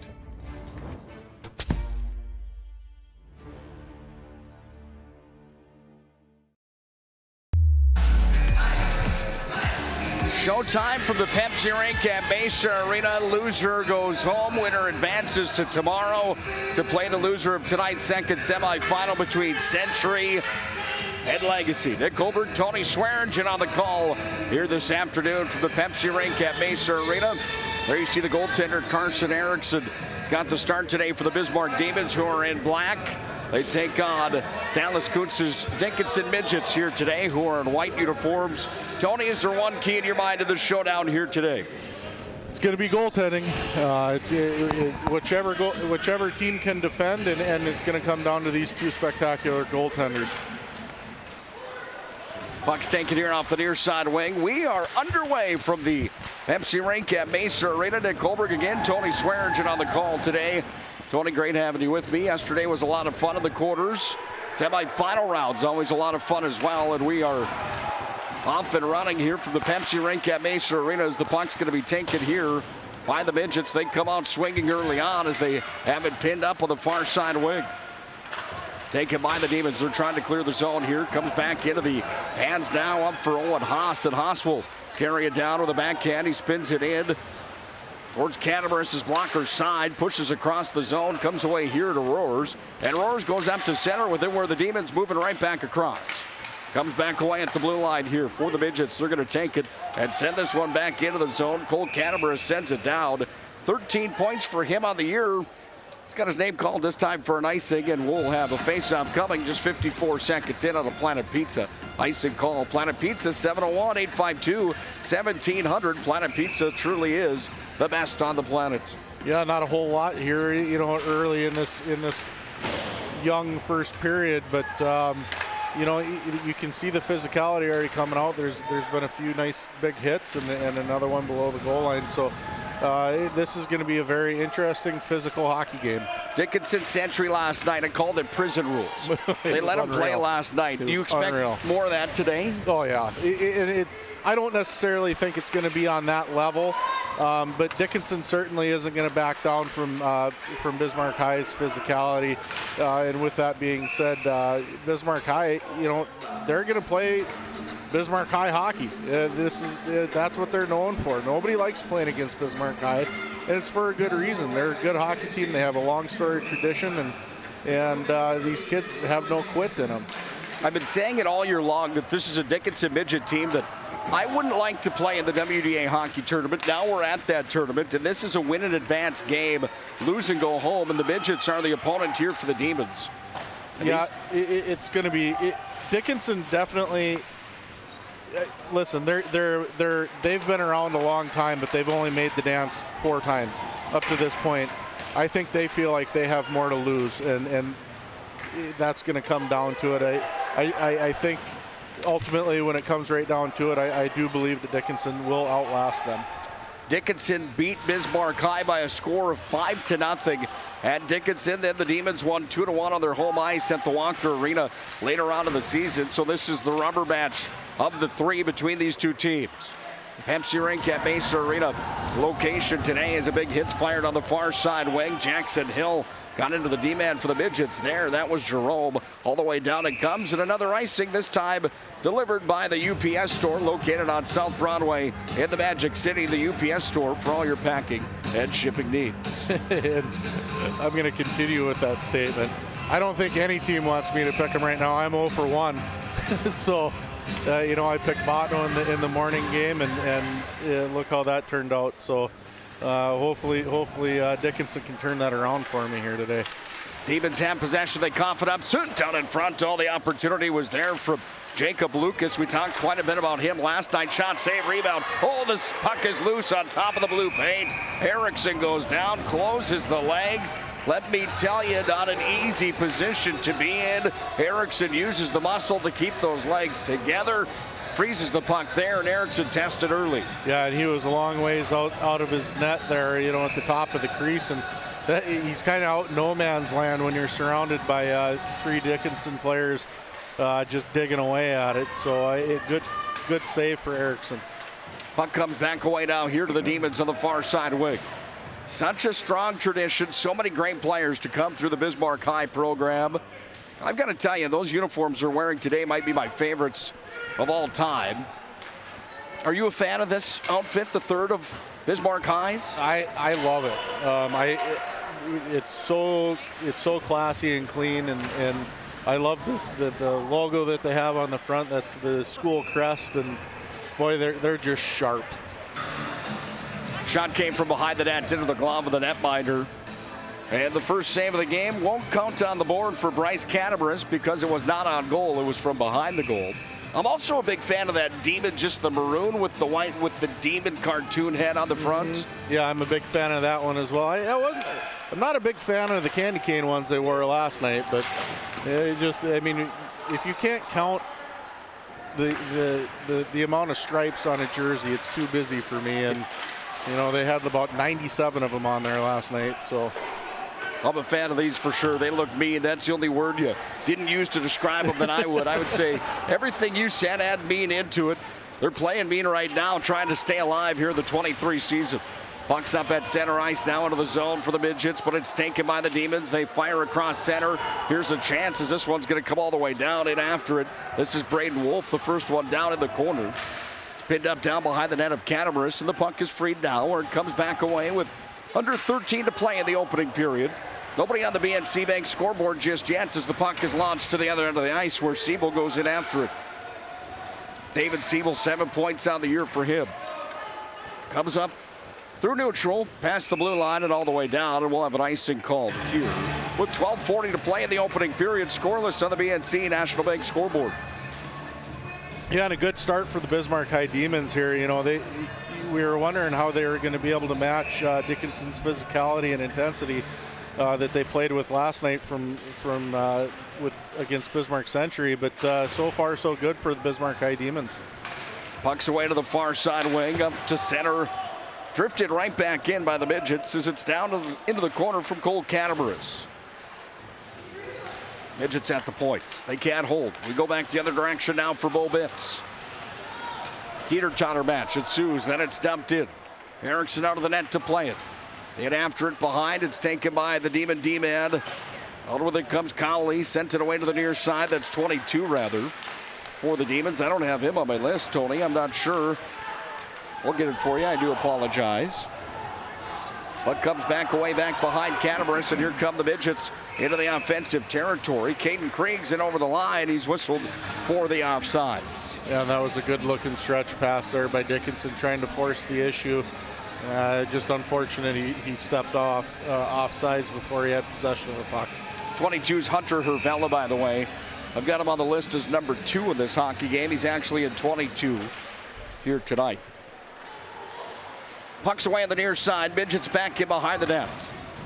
Talk about Dallas Kuntz, the head coach of the Midgets, and his time as the Midgets head man. Also with the program for youth hockey in Dickinson. Strides that community's made in this sport over the last 20 years are very impressive. One of the fastest growing hockey communities in the entire state of North Dakota, if not the fastest. They've done a great job down there in the Queen City. Yeah, Dallas deserves a lot of credit for the development of that program. And, he was a heck of a hockey player himself. And, oh, what a nice save there. Catabaras comes on with a big one. Dallas actually played side by side with a gentleman by the name of Civarella, who was the goaltender for the Dickinson Midgets, who led them to their first ever state tournament appearance back in the year 2000. Civarella, I'll never forget it. I was just baffled as a young kid. I played goaltender myself, and the Dickinson goalie had Civ written across the chin on the painted goal mask, and I couldn't figure out why anybody would ever call themselves that. Civarella Had the Civ nickname right on the chin. Shot comes in off the waffle board. The stop was made from Canterbury. It goes down to the corner where it's going to be freed and worked away to the near side. Ooh. Big hit there is taking a tumble. Look out. That was Ty Nelson that went to the ice hard after getting into him was Gabriel Hamlin. Puck comes back away top of the circle. Sent away to the far side corner. Demon defensive zone. By the way, I got to ask you, did you see me almost get nailed by that puck in the last game? I did, and I was laughing. Oh, man, that was the only thing that would have been better, Nick, is if you'd have reached up and caught it. If I wouldn't have had a microphone in my hand, I probably would have. Here come the Demons into the zone. Went to change the batteries on our mics that we have on the glass, and when I did, you have to have your head on a swivel. That thing only missed me by about a foot, man. It was pretty close. Got a round of applause. Got a few text messages that made me laugh as well. Jordan Willard, the assistant coach of the Magi, who I grew up playing with, texted me and said, "Looks like you still got cat-like reflexes." I said, "Yeah, I never lost it." And he said, "Yeah, just like the pass, too, the puck ended up behind you," he said. I said it was high and wide when you play big like Belfort, bud. There was no angle on the play. Puck comes away to the Demons, back in their own defensive territory. Hervella sends it back around behind the end boards. Midgets take possession again. Take it here by the Demons. They work it back away to the far side. You can definitely see in the West region through our first day and a half of action that there is a difference in skill level, as there are in every sports inside of high school athletics. The top players really stand out, but the parity overall in the West region really is pretty sharp these days in the West. Yeah, it is, and you know, that's credit to the state of North Dakota as far as the development programs that we have here in Team North Dakota and the district camps and all these other things that happen. And when you have coaches like Mario Lamoureux that run camps all summer long, and it doesn't matter if the kid's in his own program or not, he's there to develop them and do what's best for the kid. And there's coaches all over the state like that. You know, John Grubb runs one. You know, Jordan Willard's always involved, and you know, it's nice to see. Puck's back up top at the point. Comes across from McIntyre. Nice block there. Diving in front of that one. That was Lucas that got down for it. And the puck comes back away now here to the Midgets in their own territory. Yeah, and Jacob Lucas had a fantastic game last night against Century. He was Dickinson's best player throughout the game, and we raved about him constantly. So he came out and he started this game exactly how he finished last night. Puck's taken back away on the far side wing. Here come the Demons back up to center ice. They push back ahead. It's taken away now up at center ice with the motor on. This is Krieg with it. Krieg, the leading point getter, takes it down. Sorry, that was 14 rather. That was Siebel. Not 11. Krieg wears number 11. Across the point it comes. Up top now for Hazen Grohl. Fires it in. Save Erickson, and Erickson's going to hang on to it. Then some extra after that whistle. And we're going to see more of that today, I'd have to assume, especially if it stays close or if it becomes one of those runaway type of games here today. Yeah, Erickson made a nice save there. The shot from the point, and they're calling Stillings for a slash there, but the puck was loose. You could see it bouncing around, so he has every right to that territory as much as Erickson does, and that's a soft penalty in my mind, and it probably shouldn't have been called. They took both of them here, Tony. Oh, they did. Good. Does that change your mind on it at all? Yeah, it does, because they called a slash on Stillings, and they're going to call a rough on Bismarck High. Looking for the number for the Demons for you here. We do apologize. We'll get it for you in a second. Nevertheless, they're both in the box for 2 minutes on the Coincidental, and we stay 5-on-5. Up to center ice we go now for Bismarck High. Down into the corner it comes. Back away here on the near side wing. Dickinson has possession, back up to the point, sent out in front. Here we can listen in to Duffy Doback on the call. It's Jackson Hill that's charged with the penalty for the Demons. Both 2 minutes on the slashing coincidental call. Yeah, and the Bismarck High player, I didn't catch the name, I apologize. I believe they said number 23, Jackson Hill. You know, that was a retaliation slash for just the attempt at the rebound by Stillings. I still don't believe that Stillings should be in the penalty box. Puck comes back away now here for the Midgets. They're out to center with it. They dump it down and chase it in. Puck comes back behind the net for Erickson. Growing up playing for Minot High, obviously you had a big hatred for the Bismarck High Demons. That was the #1 rival for Minot back in your day in the 90s. Dickinson at that time was just kind of emerging on the scene. And a lot of those games were walkthrough games, but towards the end of your high school career and into the 2000s, Dickinson became a little bit of a power at times. Yeah, they had some nice players go through there, and they became a more of a thorn in our side, per se. Like, I mean, obviously we always, for the majority of it, came out on top, but I mean, they were no pushover towards the end of my high school career. And you know, Bismarck High was always was the main rival of Minot High, and I don't think anything's changed. Even though Minot High is still having success and Bismarck's kind of, you know, had an off couple of years, I still don't think that rivalry has changed at all. It's interesting over time how much those rivalries continue to weld and brew. Dickinson and Minot High have a rivalry of their own right. That's because Dickinson's last trip to the state tournament, they disrupted Minot High and ended up in the loser-out game going to that big dance. Dickinson's last trip, that was back in 2017, back to the state tournament. Minot High was a way higher seed. That was like a 2-7 matchup that the Magi ended up losing. Point to that whole conversation is that over time in the West region, everybody's had a little piece of that now where they've made trips to that state tournament. They've had those opportunities. Those memories are all there, and a lot of people are still connected to the programs in which they played. For example, Dallas Coots, who coaches the Dickinson Midgets, who still coaches here, or maybe it's Tyler Richter for the Bismarck High Demons, who is one of the assistants now for Wes Carr's group with the Demons. Yeah, you know, and Tyler had a very successful high school career and junior career after, and you know, he played for the Bismarck Bobcats, and he was a heck of a hockey player and a great young man to get to know. Got a tripping penalty here. Tripping the call. Midgets power play comes out for the first time today here, Tony, and buckle up tight. These power plays yesterday were the name of the game of the opening round. Can the Midgets convert on the man advantage here? They were unable to last night. They didn't register a goal in the hockey game. They got shut out by Century last night. They had some chances, especially in the second portion of the second period and into the third. They looked for some quality opportunities here against Erickson, who stood tall and stopped every shot he's seen so far. 4 of the 4 that he's fired in. That he's seen fired in on him, I should say. Puck comes down underneath the net. Midgets in after it. Back behind the net it comes. Puck's back away on the far side, up at the line. Sent across here from Roars. Down to the corner it comes, and away with it. It's going to be pushed back away here from Catabares. All the way back up to the point and retrieving at center now and shuffling across here to the near wing. It's the Midgets power play brought to you by Serve Pro that's out for the next 1 minute 5 seconds.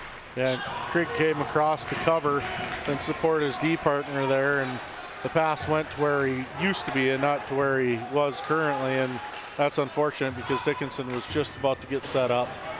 Serve Pro with 24/7 emergency service and trained technicians. It's Serve Pro. Cut you off there. Sorry about that. Is that what you're apologizing about? I didn't know what you're apologizing. There's no need to apologize, my friend. Great to work with you here at the WDA Hockey Tournament. Tony brings in a long resume of hockey throughout his time on this planet. Coaching Minot State Women's, coached Minot High on the defensive side to a state title in 2015. Were you a part of the 2014 Demon program as well? Not the 2014, I was not. I was a part of the Demon program when we lost to Grand Forks Central in the state championship game, though. Puck closes in a goal. Look out, that one somehow almost got past Erickson, and then it's taken and swiped onto there. Down it came from Hamlin. We're down to 10 seconds remaining here on the Serve Pro power play as the Midgets bring it up to center ice. They go to work here. Savageau takes it and dumps it in. 4 seconds of power play time for the Midgets. They send it to the point, nobody home, and having to regroup at center here is Catabares. Puck comes back away down a hill. Fresh onto the penalty box. Leaks it out forward here to Schneider. Schneider sends it in, waits for the troops to join him. Sent up to the point now. Hill's got it, the captain. At the line, sent it across, worked back over. Hill, one-timer, didn't get anything on that. Immediately thought that he maybe broke the stick the way that he reacted. But comes back away, center slot, open opportunity, and that one off the goaltender's mask there, the chance for Bo Bitts. Demons are buzzing now. They've got the puck with Bitts again. Down to the corner, worked it back up, center circle fired up. And it's going to be sent over the head there from the right circle, I should say. And it comes back away down to Owen Haas, who has it here. Haas turns the motor on. He brings it back in. Good shift for the Demons. Fired out front. It's taken away, and here come the Midgets. Back the other direction we go. Cole Catabaris moved it ahead forward. Taken here by Bismarck High, and it was Dawson Lentz that took it away. Yeah, and if you're Dickinson there, Dallas Kuntz has to have a conversation with that young man. You don't need to try to toe drag a defenseman on a 2-on-2 situation. Just gain the zone, get in deep, and set it up. I've never understood that. Like, use your speed. You don't have numbers. You're not outnumbered, so just maintain possession and get in the zone, set up an offensive opportunity.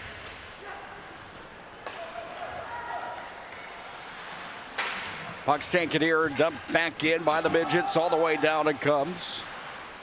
Puck comes back away. Oh, big hit on the far side wall. There's a collision as Charlie Jerome had the worst of that interaction with Clayman, Riker Clayman. Not a small gentleman wearing number 28 in white here on the back end for the Midgets. That's an understatement. 1 minute 43 seconds to play opening period. Shots are 5-4. Is this what you expected here today? Yeah, you know, this is kind of playing out exactly how I thought it was going to. It's going to be a physical feeling out for a while, and you know, I don't think anyone's going to score that pretty of a goal in this game. I mean, these two teams are two pretty gritty teams, so I do like what Bismarck High is doing right now. They are playing with a lot of intensity, and they are matching the physicality of Dickinson. Do apologize about the camera switch for you folks. We have it corrected now. Puck comes back away here for the Midgets. Got a good look at Dallas Kuntz for that whole series of play there, Tony. Oh, well. Our producer's fired. Puck comes back away on the near side wing, and it's going to be taken by the Demons, who are in. Shot on goal, blocker save, batted out of the air. That one comes onto the tape here, and it's Bo Bitts that tucks it home. What a play that was. He got his own rebound, and he tucked it into the net. And it's a goal for the Demons. They lead 1-0. Wow, what a spectacular events right there. Nice shot on net. Rebound. He whacks it out of the air, back in. The goaltender makes another great save, and then it just kind of trickled off the back of his pad, and he was able to tap it in. So it took 3 shots by one player just to score a single goal. Bo Bitts with his 4th of the season puts the Demons on top. Let's listen in to Duffy Dobeck. Even strength goal at 16:07 in period number 1. Number 10, Bo Bitts. Assist goes to number 17, Carson Sebastian. Bitts from Sebastian. Even strength. Bitts from Sebastian. And now we got some extra as the goaltender was snowed after that play as Seibel came crashing in. And there's a little extra conversation coming here, Tony, with 40.7 seconds left in this opening period. The Demons are up 1-0 on a great second effort and opportunity there for Bo Bitts. Yeah, Bo Bitts, fantastic. One event, 3 shots to score 1 goal. That was pretty exciting. I mean, that was everything the Dickinson goaltender could do to keep that thing out of the back of the net. Goal came at 16:07 here in the opening period. Puck comes back away down to the Midgets. They've got it on the far side. Puck goes way up in the air, and then it's going to be dropped down. That will be a hand pass charged here on Dickinson. So it will be a face-off coming back on in the neutralized territory. Wrong sport, young man. Good effort, however. Yes. Well, Bo Bitts has the lone goal here in this hockey game. Will we see more than one today here in the showdown? Well, I like what Bismarck High is doing right now, and they're matching the physicality of Dickinson. They're fighting through it. Dickinson's Dickinson's doing a pretty darn good job themselves, but right now I would say the majority of the momentum is on Bismarck High's side. Puck's going to be knocked down here and sent into the zone. Midgets back on the forecheck. Kids got him down. We're at 3 seconds, now 2. Here's one. We're going to go through one period of play with the Midgets on top here this afternoon. Sorry, Midgets trailing this afternoon 1-0 on the BNC National Bank scoreboard. Stick around for our first intermission report brought to you by Premier Chiropractic that comes up next here on the PSP Network. 1-0 Bismarck High's got the lead after 1. Presentation on the PSP Network is proudly brought to you by Legacy Financial Partners, the Bone and Joint Center, Ask Fitness, Thompson Larson Funeral Home, First Choice Physical Therapy, The Hoopster, KX News, Century Eyewear, 701 Realty, North Country Sportswear, Morelli's Distributing, Qdoba, Jersey Mike's Subs, Nathan Stremick Signal Realty, Eyes on Burdick, Chubby Health, Subway, The Beaupre Law Firm, Minot's Finest Collision Center, State Farm Paul Siebert, Minot Hockey Boosters, Prestwich Orthodontics, Hub International, The UPS Store, Planet Pizza,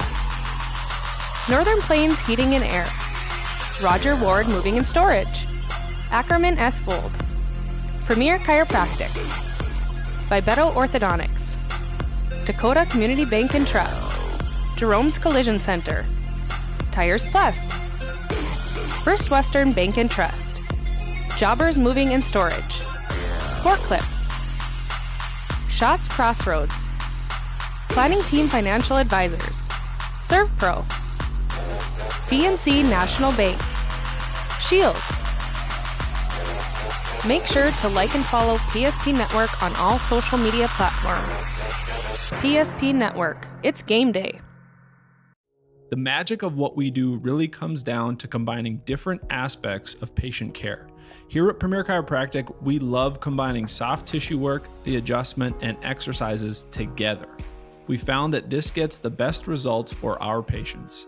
We have 3 chiropractors to fit the needs of the entire family, a rehab area for our exercises and equipment for any athlete to improve performance. Give us a call and we will get you back to doing what you love. Are you moving your business or your home across the town or across the country? We know it can be stressful. To ensure your possessions arrive on time, intact, and on budget, make your move with Jobbers Moving and Storage.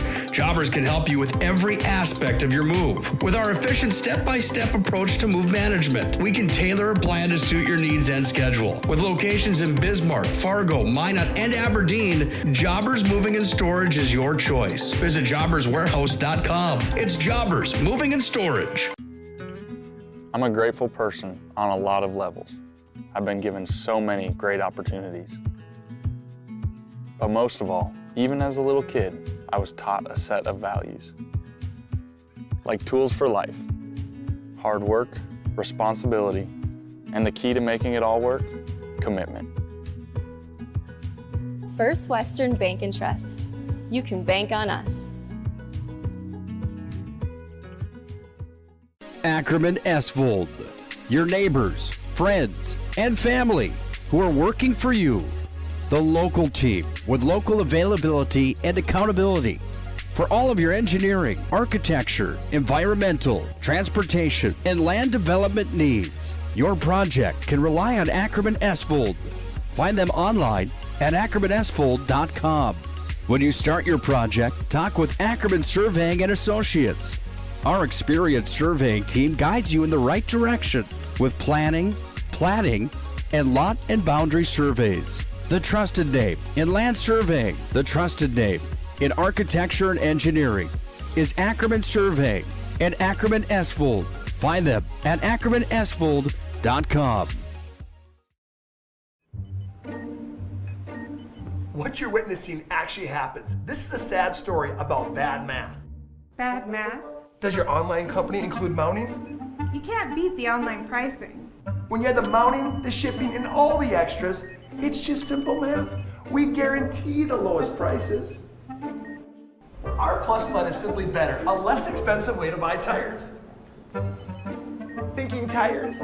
Think Tires Plus.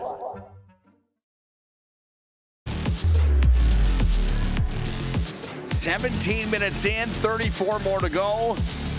Are you not entertained? Are you not entertained here today in this showdown between the Demons from Bismarck High, who lead the Midgets from Dickinson 1-0 at the end of one? Welcome in to our premier chiropractic intermission report. Nick Holberg alongside of Tony Swearingen on the call here today. First things first, Tony, you get out of bed on a normal Friday morning. It's Friday. You're happy to be alive and do whatever you're doing that day. It's a little different on WDA tournament semifinal day, isn't it? Oh, yeah, especially in these loser-out games. I mean, these are very entertaining. I mean, these kids these teams, they have their backs against the wall, and you get to come in and watch some good hockey. And you know, neither one of these teams are blowing anybody out of the water by any stretch of the imagination, but the way they compete is very fun to watch. Second to none as far as that compete level and the never say die attitude. Dickinson known for that. I felt like maybe Bismarck High last night late in that contest. I mean,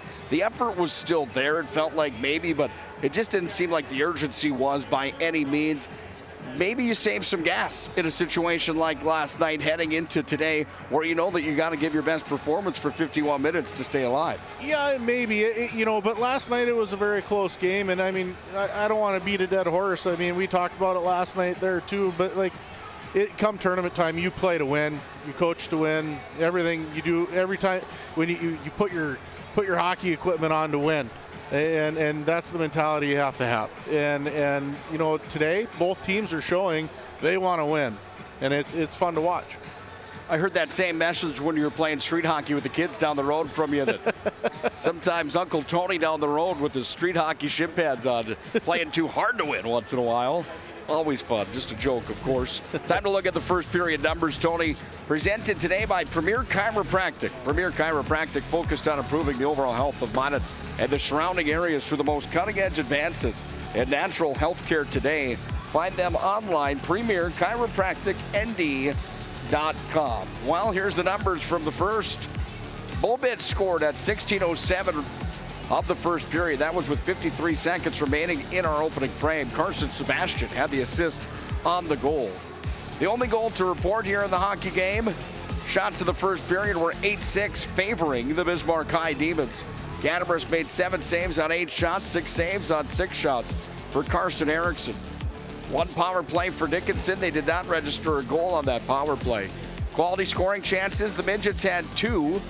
The Demons had 1, according to the official shots keeper. And the faceoffs were 9-5 in that opening period, favoring Bismarck High. Is there one of those stats that stands off the paper for you today in the first period? It was pretty much a pretty well evenly matched up chess match, it seemed like, in the first 17. Yeah, no, I like what both teams are doing right now. I mean, I don't really have anything negative to say about either group. You know, some minor adjustments here and there by each coaching staff, but you know, I really like the intensity that Bismarck High is playing with, and I certainly love the physicality that Dickinson's playing with right now. And you know, eventually, you know, if you're Dallas Coons, you know, your physicality is going to start to wear down the Bismarck High Demons, and that's going to be key. How does the Demons respond to the physicality of this Dickinson team? Last night it seemed like Bismarck High, maybe as that game continued last night, maybe lost a step. It almost seemed like Dickinson on the other end gained a step as that game continued with Century last night. Would you expect that maybe here today? Yeah, I actually would. I think that Dickinson is just, they're more their style. It's their identity. You know, everybody knows that when you go into Dickinson to play Dickinson, whether it's home or on the road, you're going to get a very strong hockey team, a bunch of kids who are just going to be gritty and work hard. No offense to Dickinson, there's not that premier talent, you know, that you have to worry about. So they got to play a different style of hockey. And how Bismarck High responds in this second period to that, I think is going to be the key to this game. It's going to be fun. 7 minutes, 38 seconds away from the next goal in this one. I know it's such a hockey cliche, but it's a giant one coming up. We've seen that all tournament long. Here's what the WDA hockey tournament has shown us so far. A Minot victory over Bottineau in the opening round. Jamestown beating Mandan 6-2. Minot beat Bottineau-Rugby 6-2 as well last night. Legacy beat Bismarck 4-1. Century beat Dickinson 4-0. That sets up today's loser round play where Bottineau-Rugby already played Mandan and the Braves shut out the Braves. It was Bottineau-Rugby, the losing side in that showdown here tonight. Here this afternoon, I should say. And it's Mandan that goes on to play another day tomorrow. They'll take on the loser of Legacy and Century tonight as they go cross brackets here at the WDA hockey tournament. Bismarck and Dickinson, whoever wins this one, will play the loser of Minot and Jamestown here tonight. We're at our Premier Chiropractic Intermission Report. When we come back here to the Pepsi Rink at Maysa Arena, we'll face off our second period of play. It's 1-0. Demons lead on the BNC National Bank scoreboard. Second period comes up next. I wasn't really thinking about the shots, honestly. It's just the shots came to me. Derek and Eric especially had some great drives, which led to some great kicks. Shout out to them. It feels good. For you to come out here from a defensive effort against Eagle staff, you're way smaller than him. Obviously, how did you get yourself pumped up for that? Well, Coach has a thing that says height doesn't measure heart, and I strongly believe in that. I got the heart. It doesn't matter if I got the height or not. Run that line. Good luck next week. Yeah, all right, great job. I don't have the height, but I got the heart. That was a pretty cool sign right there by Judger Gunville. Back up to you guys. Yes, and now.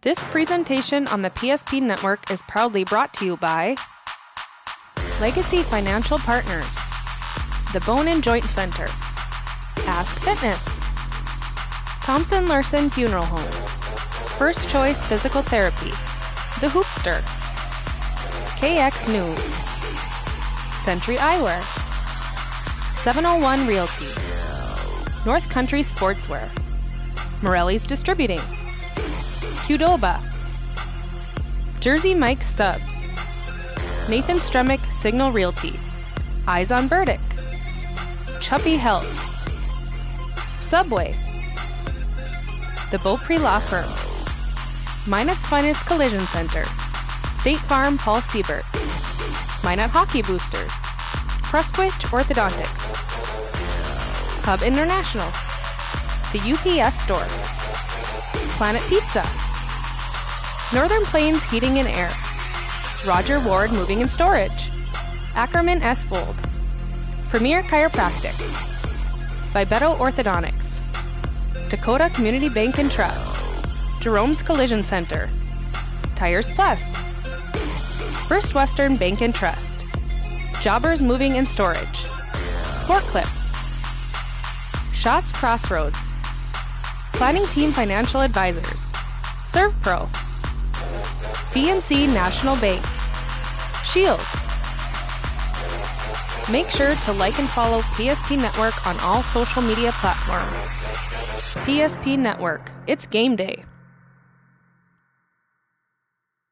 The right way to top a sub is with real red wine vinegar made from red grapes and no food coloring. And the right way to film it is in slow motion.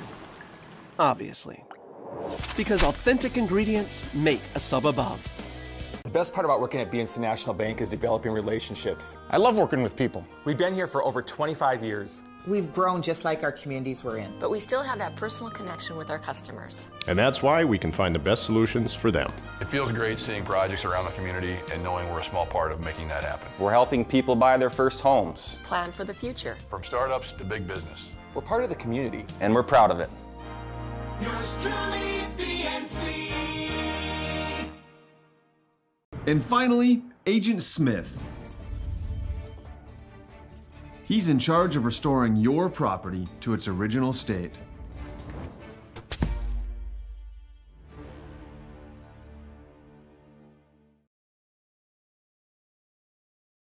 You remember where this goes? I don't know. Are you sure it was a clicking and not a zoom? I think your quash litter valve's stuck. Do you even have insurance? If we soak it, it should be good. No matter how much you know or don't know about your vehicle, trust the experts at Tires Plus. Real answers from real mechanics. Inspections are free. to ensure your vehicle is always in peak condition. Thinking service? Think Tires Plus. The magic of what we do really comes down to combining different aspects of patient care. Here at Premier Chiropractic, we love combining soft tissue work, the adjustment, and exercises together. We found that this gets the best results for our patients. We have 3 chiropractors to fit the needs of the entire family, a rehab area for our exercises and equipment for any athlete to improve performance. Give us a call and we will get you back to doing what you love. Are you moving your business or your home across the town or across the country? We know it can be stressful. To ensure your possessions arrive on time, intact, and on budget, make your move with Jobbers Moving and Storage. Jobbers can help you with every aspect of your move. With our efficient step-by-step approach to move management, we can tailor a plan to suit your needs and schedule. With locations in Bismarck, Fargo, Minot, and Aberdeen, Jobbers Moving and Storage is your choice. Visit jobberswarehouse.com. It's Jobbers Moving and Storage. I'm a grateful person on a lot of levels. I've been given so many great opportunities. But most of all, even as a little kid, I was taught a set of values. Like tools for life, hard work, responsibility, and the key to making it all work, commitment. First Western Bank and Trust. You can bank on us. Ackerman Esvold, your neighbors, friends, and family who are working for you.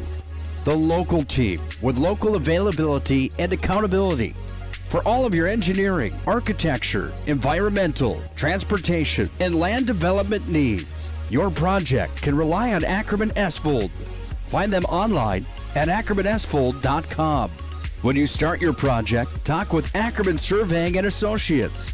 Our experienced surveying team guides you in the right direction with planning, platting, and lot and boundary surveys. The trusted name in land surveying, the trusted name in architecture and engineering is Ackerman Surveying and Ackerman Esvold. Find them at ackermanesvold.com.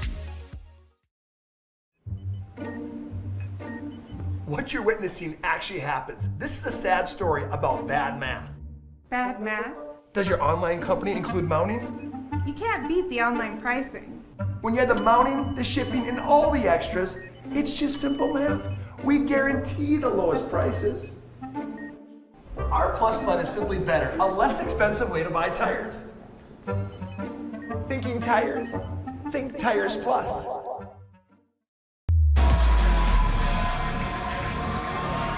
Second period upon us here at the Pepsi Rink at Maysa Arena. The Demons come back to the ice, so do the Midgets. We get set ready for the showdown on the PSP Network. Alongside of Mr. Tony Swearingen, I'm Nick Colbert. Thanks for joining us here this afternoon for North Dakota High School Hockey on the PSP Network. If you haven't already done so, make sure to like and follow the PSP Network on all social media platforms. More likes and follows the PSP Network has, the more we promote local athletes, and that is our mission at PSP Network. Carson Erickson gets warmed up here for the Bismarck High Demons. He's been impressive here in this tournament. He was busy last night to the showdown. Just under 4 goals against average and an 86% save percentage. We'll bring my broadcast partner, Tony Swearingen, back in. Tony, do you have anticipations of that kid being somebody that could potentially lead the West region in a few years here for the Demons? Well, he's definitely he's a good goalie, and he's done his job perfectly this weekend up to this point. And, you know, he had a rough one yesterday, but he was so darn busy. I'm sure he was flinching in his sleep. But yeah, no, he's a good goalie, and the future is very bright for that young man. Face-off at center. If you're just joining us, it's the Midgets in white this afternoon. The Demons are in black and maroon. Sent in from center with a 1-0 lead. The Demons have the first shot of period number 2 as they go to work on it here. Bo Betts, who's got the game's lone goal, goes up to the point where it's worked across, fired into the catching mitt from the far side line. Jackson Hill sent it in, and the stop was made from the Midget netminder.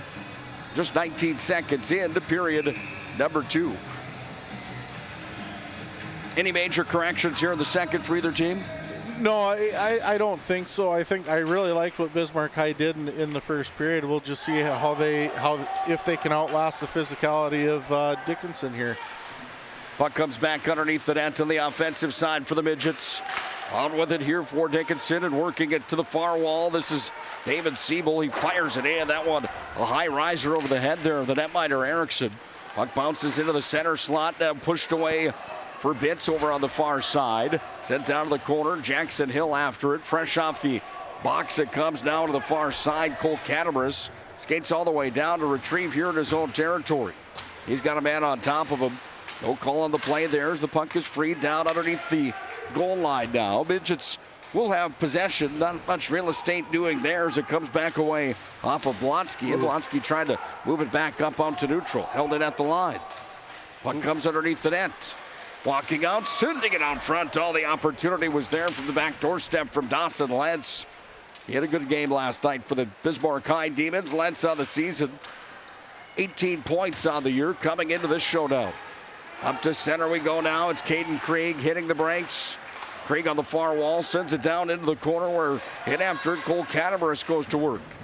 Stick to side there by Erickson. Lentz up to center. Bounces down here and it's dumped into the zone where it's sent down to the corner from Kyler Blonsky. Back up to center ice.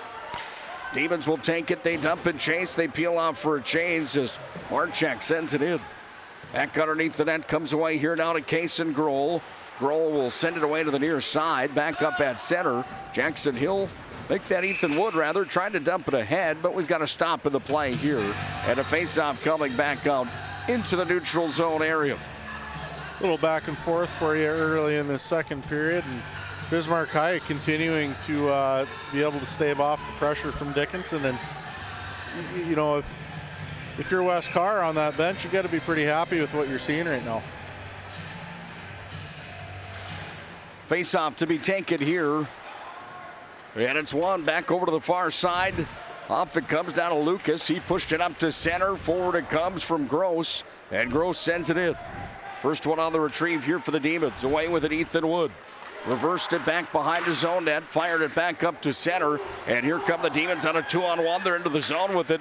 This shot comes in on angle. Oh, my goodness. Top shelf. Charlie Jerome tattoos it home. And Jerome will score 2-0 Bismarck High. As Jerome fires one right to the cookie jar. That was a nice shot. Wow. 2-on-1 up the ice. Fantastic transition right there by Bismarck High to catch Dickinson in the middle of a change and went into the zone and right over that top shoulder. You couldn't ask for a better shot. Beautiful play there and right to the top shelf. Charlie Jerome tattoos that one home, and a quick goal here in the second period has the Demons up 2-0. On the Dickinson Midgets, we'll listen in to Duffy Dobeck in just a minute on the scoring summary. Here's Duffy.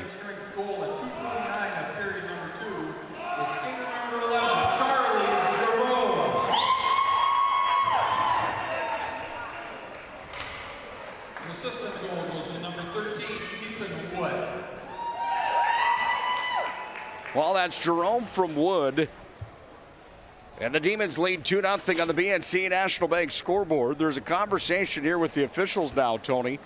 Not exactly sure what this conversation entails. Kelly here at the penalty box talking to the official scorekeepers.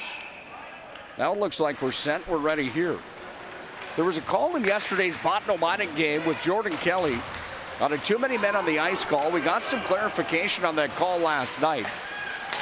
Too many men on the ice is an automatic whistle in North Dakota high school hockey. I was not aware of that. I guess I was not either, but boy, oh boy, did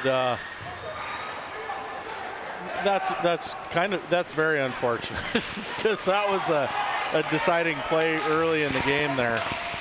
Interesting to find that out. Thank you, Dave Wilson, on that call. Dave Wilson will be calling the the State High School Hockey Tournament with us on the PSP Network. Dave does a great job. Delay call coming here on the Demons. Jackson Hill's out in front of his own net, and he's got a cross check. He buried that one into the back of Ty Nelson, and the power play comes back out for the second time today for the Demons. Only the second power play of the game comes back out for the Midgets, I'm sorry. Second power play of the game, and it will be here for the Dickinson Midgets. We'll have a two-minute, one-man advantage. Yeah, and Dickinson, if you're Dickinson and Dallas Cousins right now, you have to capitalize on this power play. Up top, here's a drive out in front, tipped in front of the net. Blonsky tipped it there, but it was stopped by Erickson. He closed the 5-hole in a quick hurry, shuts the door, and he keeps it a goose egg on the Demons side, the opposite side of the scoreboard. Yeah, great save by Erickson, sliding across from his right to left, and got that 5-hole closed just in the nick of time. You know, another good tip and shot from the point by Dickinson. Puck comes back away down to the Demons. They try to clear it out. Held in at the line, now pushed out of the zone. Demons are going to send this one out. Owen Haas with a nice job here on the forecheck, sending it down and on the kill. Serpro power play out for the next minute 30 here for Bismarck High as the Midgets have possession. Into the offensive territory, it comes down in deep where the first one after it is Ethan Wood. Taken by the Midgets, back up it comes to the point where it goes away here to Clayman. Clayman's underneath the goal line now. He's tied up in deep. 1 minute 10 seconds of power play time remaining here. Nice job is getting a stick on that play with Schaefer, and Aiden Schaefer handled just for a moment there. It's going to be dumped right back into the Demon zone. We're in after it. Is Wood again, and Wood's had some minutes here in this hockey game today. Yeah, he's got a lot of ice time. You know, he's a darn good player for Bismarck High. And up top it comes, fired in. Uh-oh, we're going to have some extra after this play now. Buckle up tight. We expect to see more of that today in this loser-out matchup. Yeah, you like what Dickinson's doing. They're able to maintain some zone time here, but they're not really getting anything of quality other than that first shot and tip on this power play, and that was, what, 3 seconds into it? You know, Bismarck High's killing this thing off pretty well. They're nice and tight, and they're not running around. Puck comes back away to the Midgets now. Here's a drive, and a stop was made from Erickson. Hard wrist shot came flying in there. Siebel fired it towards the net. Play was made, comes out of the near side wall, away from Grohl. He works it up top. Savageau had it. Savageau tried to fire it forward, knocked down, fired off the back of the pants there for Stillings. And then it's pushed back up to the line, delayed call coming on the Midgets, and then it's just sent right back out to center where it comes away now to Schaefer. He dumped it into the zone. Final 10 seconds of Serpro power play time. Here come the Midgets and Savageau back in. He fired it towards the net, missed there, comes away to the near wall. Chipped out and all the way down it comes as this one sent down for Marchak back in behind. Where it's going to be taken here in a scrum back behind the net. Nice hand-eye coordination there as that one flipped over the net for Schneider. Almost an opportunity for the Demons, trying to extend the lead to 3-0. Penalty kill looking good here for Wes Carr's group.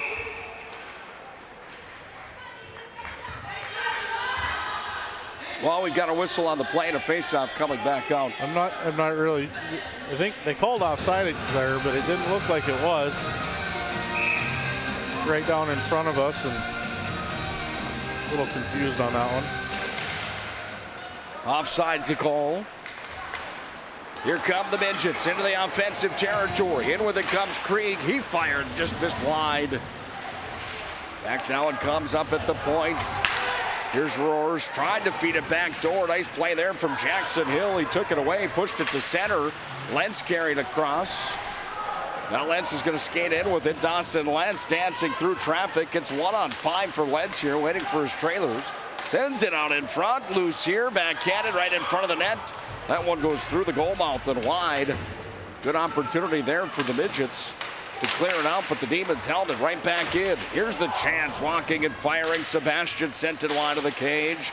Puck's going to be freed on the near side wing for Sebastian. Only for a second. Blonsky takes it and fired it forward. Comes back away now up at the blue line where it's taken here by Owen Haas, and Haas moved it ahead forward, but it's the Midgets to clear it all the way down, and this puck comes just wide of the goal. We'll have an icing here with 10:15 to play in the second period. Yeah, Bismarck High's doing a really nice job here, 5-on-5, getting puck getting the puck in deep and maintaining pressure. And Dickinson's got to calm down. They're kind of running around down there below their own goal line. It's a little bit unsettling, but you know, it's just, I think honestly the fact that Bismarck High is playing, they're playing so much better today than they were yesterday. Shot came out front. Haas fired that one just wide. Puck's down into the corner here.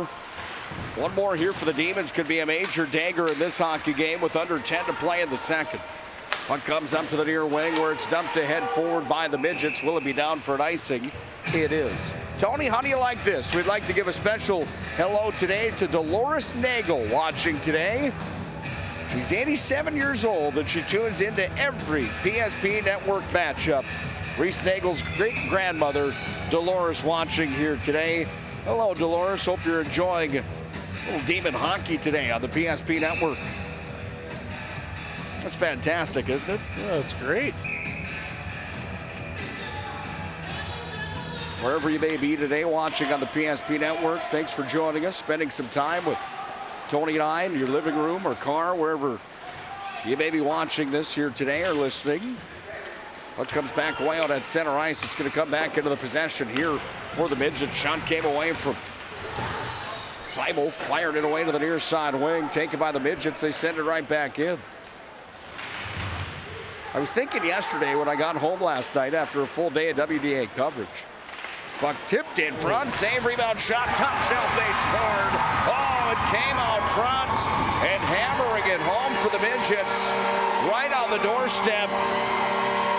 Going to be 14 on the goal. Devin Siebel tucks it home. What a nice play that was.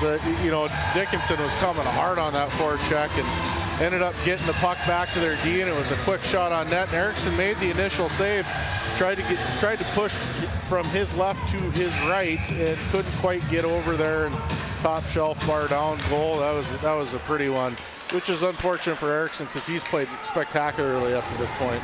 Certainly has. 10th shot of the game, and the Midgets register their first goal here in this stay alive matchup today. This one will be iced all the way down.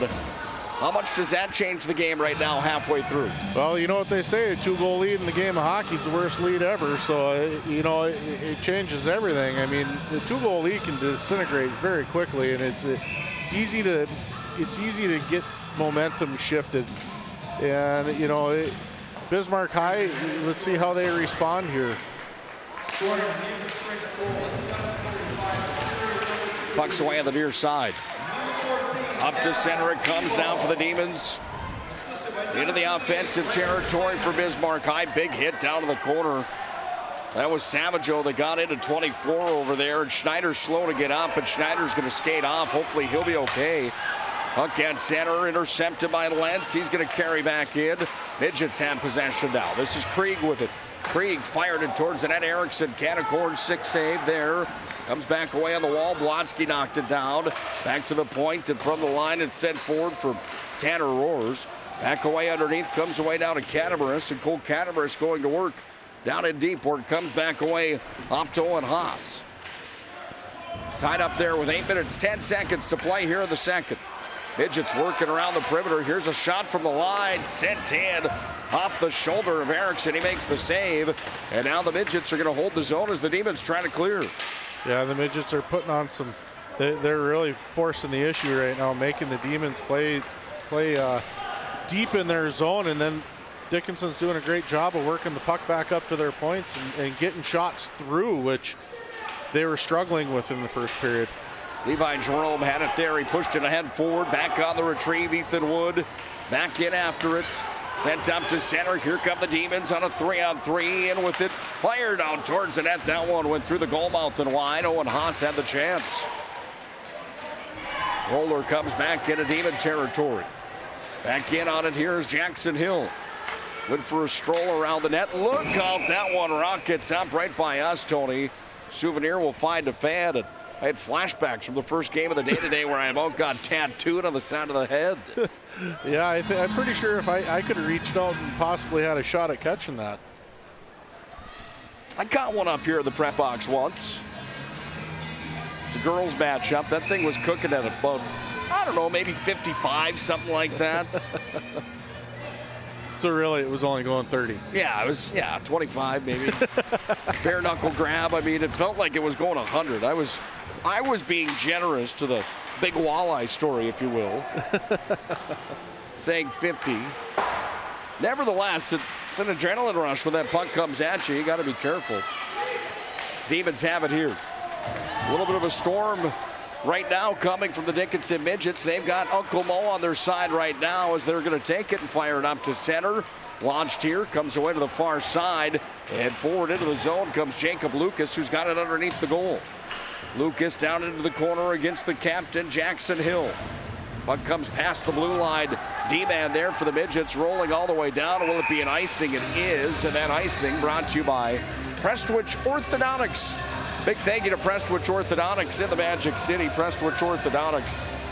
They are fantastic supporters of the PSP Network. We want to thank Prestwich Orthodontics again. Find them online, minotbraces.com.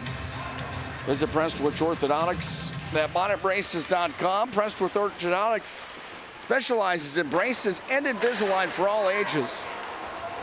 Free virtual consultations and financing options that make it easy to take your smile to the next level.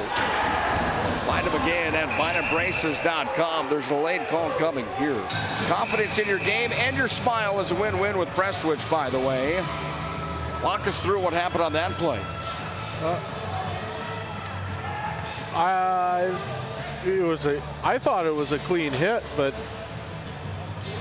they're taking somebody else too, so I'm not sure. I didn't see what happened away from the play.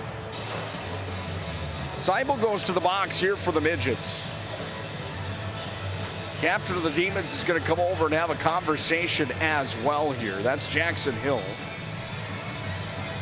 Penalty box door not open for Bismarck High. Here comes the official call. It's just a 2-minute elbowing call coming here on the Dickinson Midgets. And for the first time in this hockey game, it will be a Bismarck High Demon Serve Pro power play.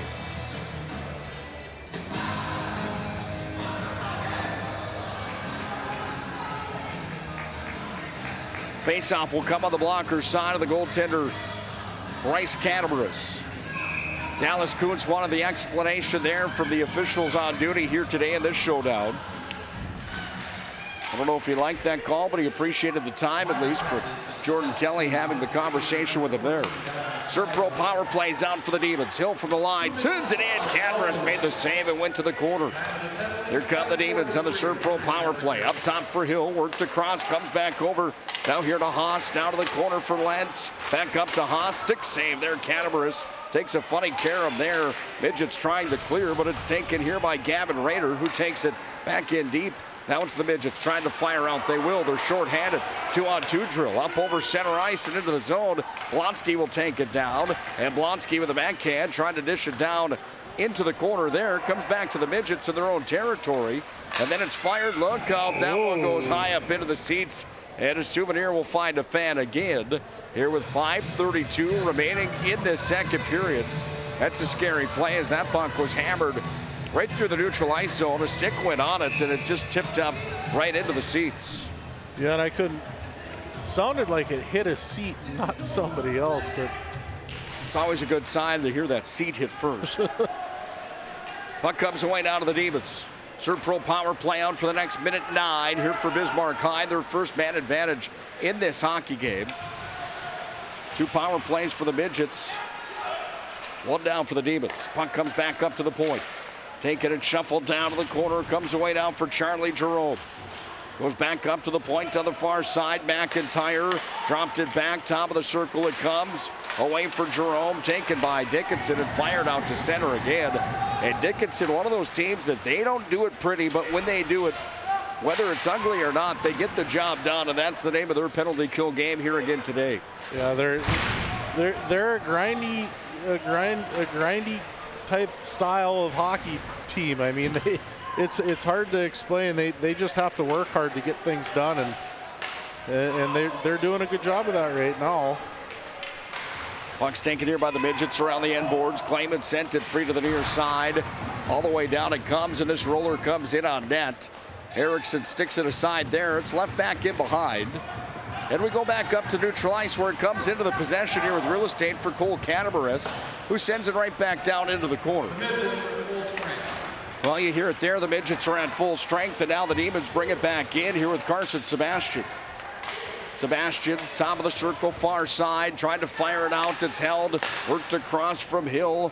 Down to the corner it comes underneath the net where it went away here to Owen Haas.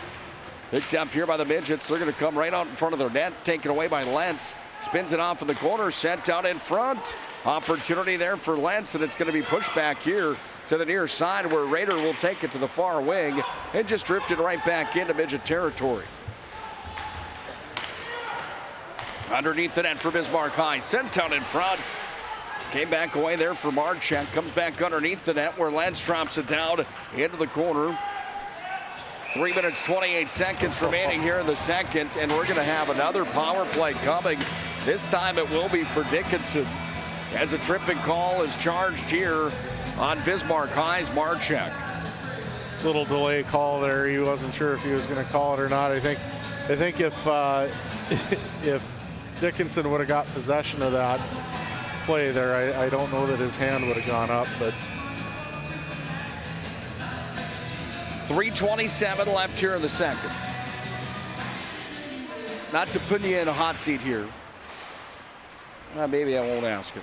3:23 left here in the second period. Puck comes all the way down. I am going to ask it because I care about the game, and many people do. Bismarck High doesn't get back to the state high school hockey tournament. Is there going to be fires burning down in Bismarck? What happens next? Or is it just the changing of the times in the WDA, Tony, where certain teams just aren't the perennial powers anymore? Slap shot sent in, rebound loose in front. At the goal line, Erickson goes down. He's going to hang on tight to it. And Erickson forced to make a tricky one there with 3 minutes to play in the second. We were almost tied, but Erickson shut the door and said, I don't think so. That was an amazing save. And to answer your question, Bismarck High fans are never happy with not winning and not being successful. That's just the tradition that, Mike Cluso and Marky Erickson, started down there. I mean, those two are two real perennial hockey coaches. And with that being said, I think Wes Carr's done a good job taking over the reins. I mean, he's made state, he's won a lot of big games, and I just think the changing of how hockey is shaped in Western North Dakota, having that third team in Bismarck did not help the Bismarck High program at all. And it took a lot of good players away from this program. And so, I just think it's more on the lines of you just got to be patient and roll with the punches and continue to develop hockey players. Fargo South through the same thing when Davies came on board. South is back to being a perennial now. Here's a drive out in front. Oh, tipped wide there. 40 seconds left here on the power play. There's only one thing I have to say about what you just said, where you've got to make a correction because you're probably going to get a phone call about it. You ready for me to tell you? Sure. Jimmy Peluso's probably cleaning a walleye right now on the ground saying, what do you mean what Mike and Mark started? That was something that us old generation guys started let beforehand. Me rephrase. Mark and Mike's dads started because they were both head coaches down there, and they both did a fantastic job, and absolutely, they deserve as much credit as anybody else. I don't need Jimmy Peluso not sending me a Christmas card again this year. Me either. Jimmy P, if you're listening today, we sure appreciate everything you've done for hockey in North Dakota. Here's a drive as we go back to 5-on-5. 1:23 left in the second. Offsides, the call on the Midgets. All-time, where do you rank Jim Peluso and hockey minds in the state of North Dakota? In the West region, I should say. It's got to be in the top 5 conversation. The Peluso family in general. I mean, the Peluso-Erickson duo there that, two separate generations of just all-time winners. And listen, what they've done is, Jimmy is great. Mr. Erickson's great. Mark's great. Mike's great. They've all done a great job with that Bismarck hockey. Lentz is in. Big shot, big save there. Canberra stoned him Puck comes back the other way now here for the Midgets on the rush. Krieg skates down, turns and fires. Oh, Erickson goes down and puts up the wall. That was a gigantic save right there because on the other end, the opportunity was there. The stop from Cannabis was made. And then Krieg, the top point getter for the Midgets, went down. And Erickson stoned him with 56.6 seconds left in a 2-on-2. What a fantastic opportunity at both ends. I mean, that was great.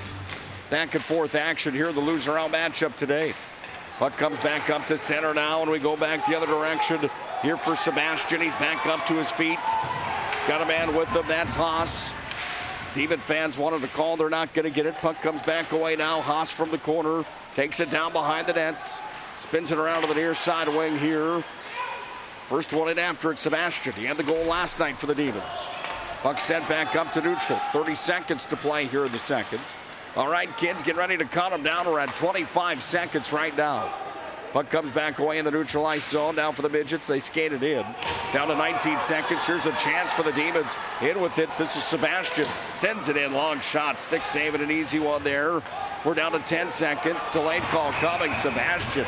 He's going to be charged again, and Sebastian's going to go in on a tripping call. And the Midgets will get the power play coming here with 8.6 seconds remaining in the second period. And the Midget Serpro power play comes out for the third time today. Yeah, and I was just about to start talking about how Dickinson needs to be careful on their line changes because Bismarck High is snuffing those things out like crazy. They're just automatically, they got a guy going to the far blue as far away from the bench as possible, and they're throwing that stretch pass down there, and it's worked out. And Sebastian goes down there and gets called for another trip, and that's really unfortunate. At the horn, look out. We've got a little Donnybrook brewing here. The boys will be boys. Some punches are thrown here. Nothing too carried away. Everybody partners up like the backyard brawl about to start brewing. They're separated, but the tempo has been set for the third. Get ready for what could be a wild third period, Tony. 2-1 Demons lead at the end of 34 minutes here in game number 2 today on the semifinal round of the WDA hockey tournament. Demons are 17 minutes away from carrying their season into tomorrow. The Midgets are 17 away from having their season come to a close.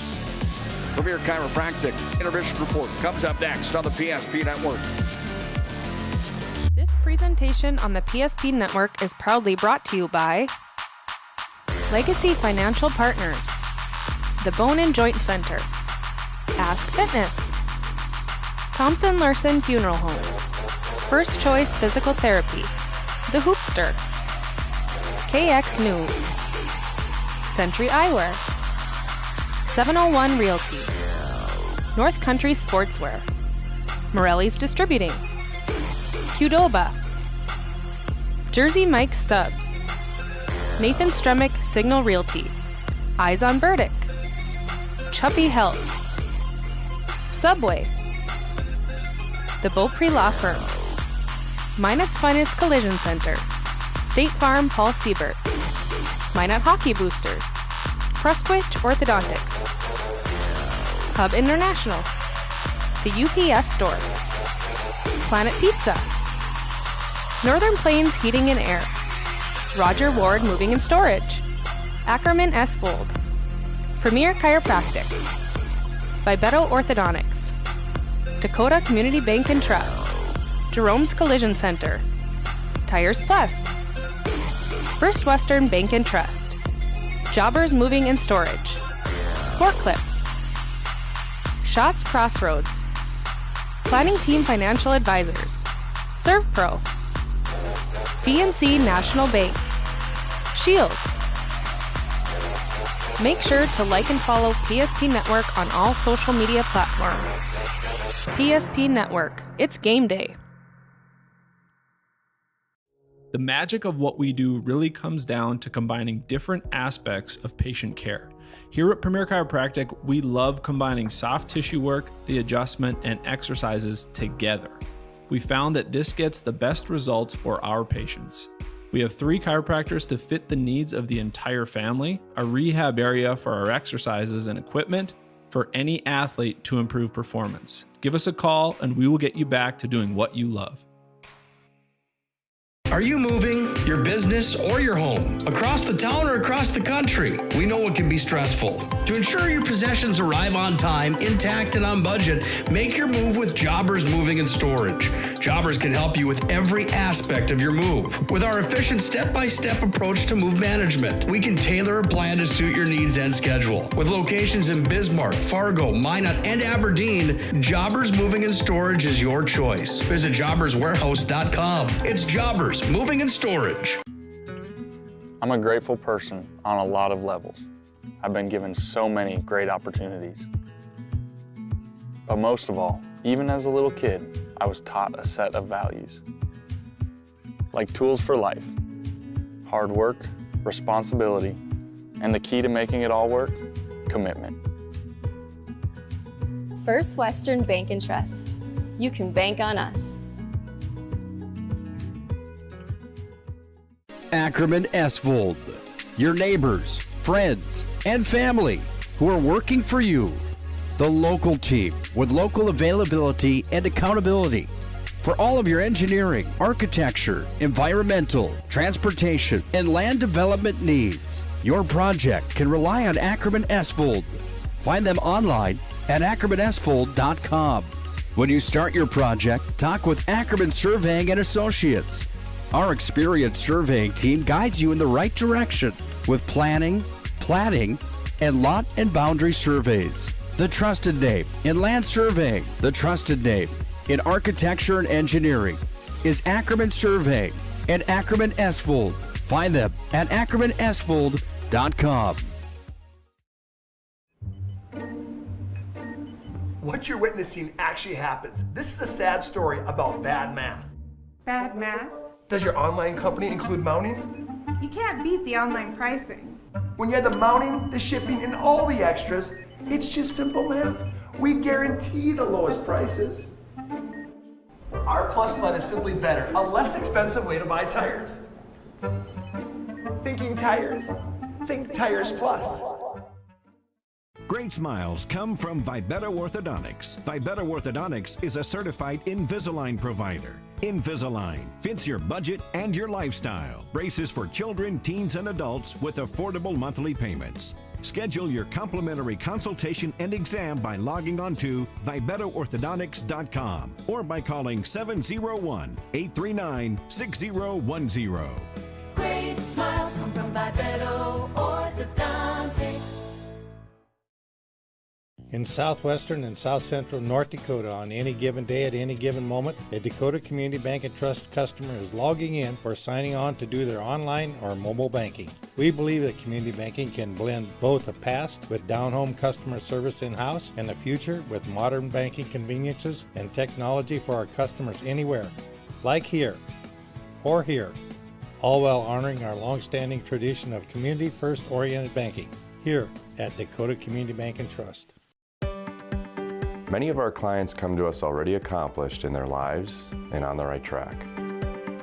However, whether it's in response to a life-changing event or you are nearing retirement, you can sleep well knowing that together we have planned for both life's opportunities and challenges. And no matter what happens, we are here to help guide you.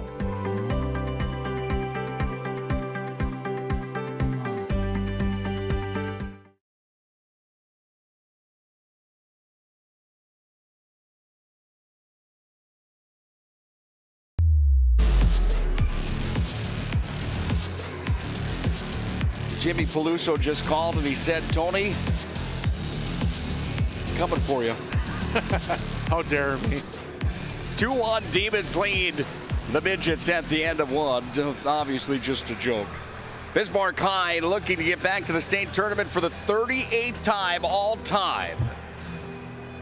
Dickinson trying to get there for time number 5 in their program history. Welcome into our Premier Chiropractic second intermission report. 2-1 Bismarck High at the end of one. That was a really entertaining period there in the second. Yeah, it was a fantastic period by both teams. I mean, it was back and forth, and the physicality was unbelievable. You could see it you could see the tension rising, and Dickinson was getting getting more and more physical, and Bismarck answered, and then, you know, there was a lot of tension, but it was controlled. And there was, besides that little scrum at the end, there wasn't a whole lot of extracurricular stuff. Well, get ready for this third period. I would have to guess that the third is probably going to be a little bit of a wild ride. Would you expect to see, and I don't want to call it an old school affair coming here, but that's what I would almost expect, is more prison rules here in this third. It's going to be a Donnybrook. These two teams, they don't like each other. You can see it, and they're pretty equally matched, and both their goaltenders are playing spectacular, and it's not going to be a pretty goal that wins this game. And you know what, if the score stands the way it is right now, it's only going to get more physical. It's going to be a wild ride come down the stretch here for our third period. Let's look at the scoring recap so far through 2 periods of play. And the numbers brought to you by Premier Chiropractic. Premier Chiropractic, ND.com, our family's choice for chiropractic care in the Magic City. Bo Bitt scored first today for the Demons. 53 seconds remaining in the opening period. It was Carson Sebastian that set him up. That made it 1-0 at the end of one. Demons took a 2-0 lead, 2 minutes, 29 seconds into the second. Charlie Jerome from Ethan Wood. And the Demons led 2-0.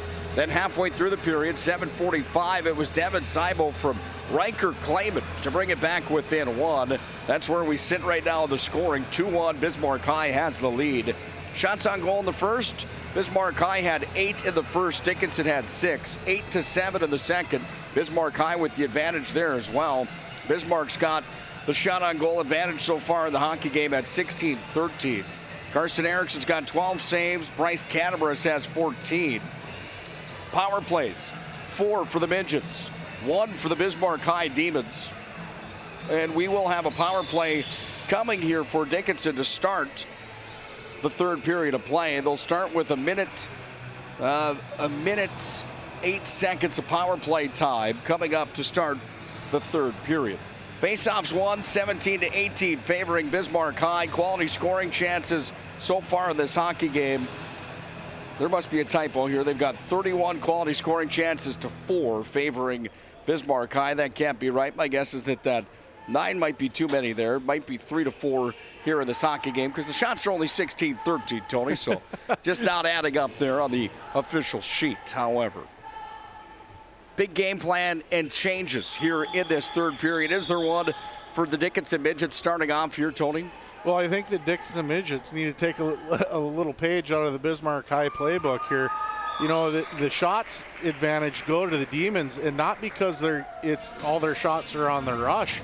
They're getting in there for rebounds. I mean, the Dickinson goaltender has had to make not 1, not 2, but sometimes 3 saves before the play is finally either called dead or the puck is cleared.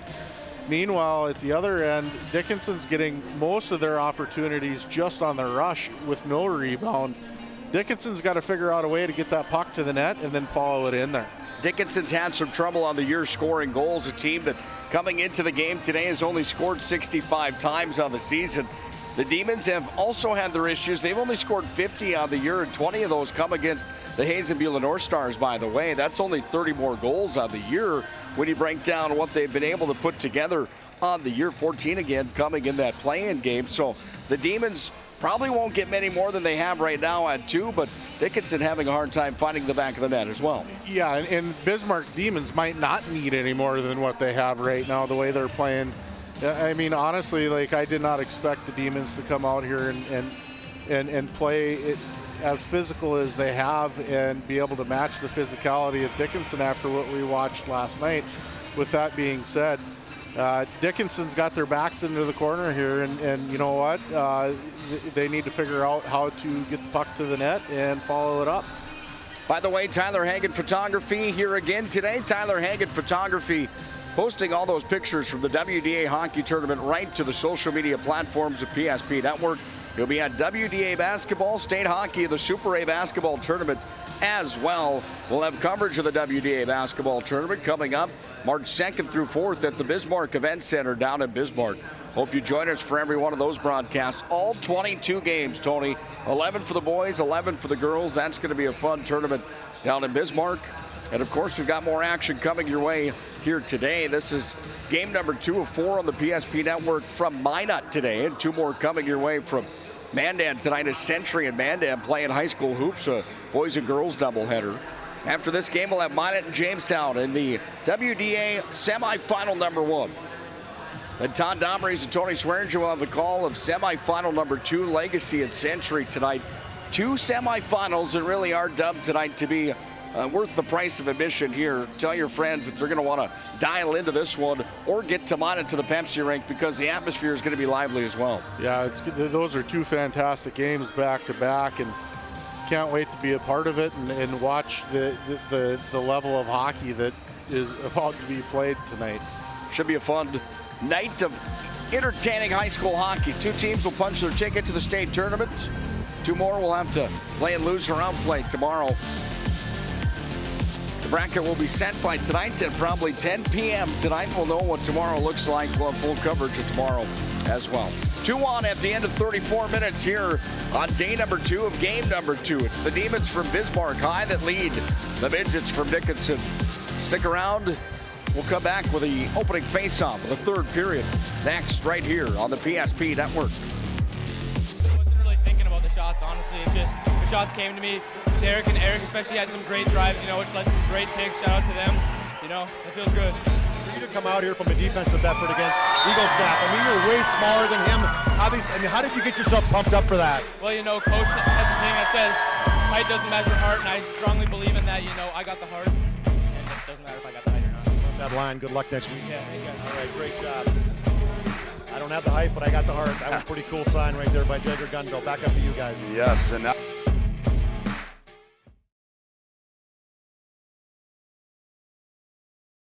Great smiles come from Vibetta Orthodontics. Vibetta Orthodontics is a certified Invisalign provider. Invisalign fits your budget and your lifestyle. Braces for children, teens, and adults with affordable monthly payments. Schedule your complimentary consultation and exam by logging on to VibettaOrthodontics.com or by calling 701-839-6010. Great smiles come from Vibetta Orthodontics. In southwestern and south central North Dakota, on any given day at any given moment, a Dakota Community Bank and Trust customer is logging in or signing on to do their online or mobile banking. We believe that community banking can blend both the past with down-home customer service in-house and the future with modern banking conveniences and technology for our customers anywhere, like here or here, all while honoring our long-standing tradition of community-first oriented banking here at Dakota Community Bank and Trust. Many of our clients come to us already accomplished in their lives and on the right track. However, whether it's in response to a life-changing event or you are nearing retirement, you can sleep well knowing that together we have planned for both life's opportunities and challenges. And no matter what happens, we are here to help guide you.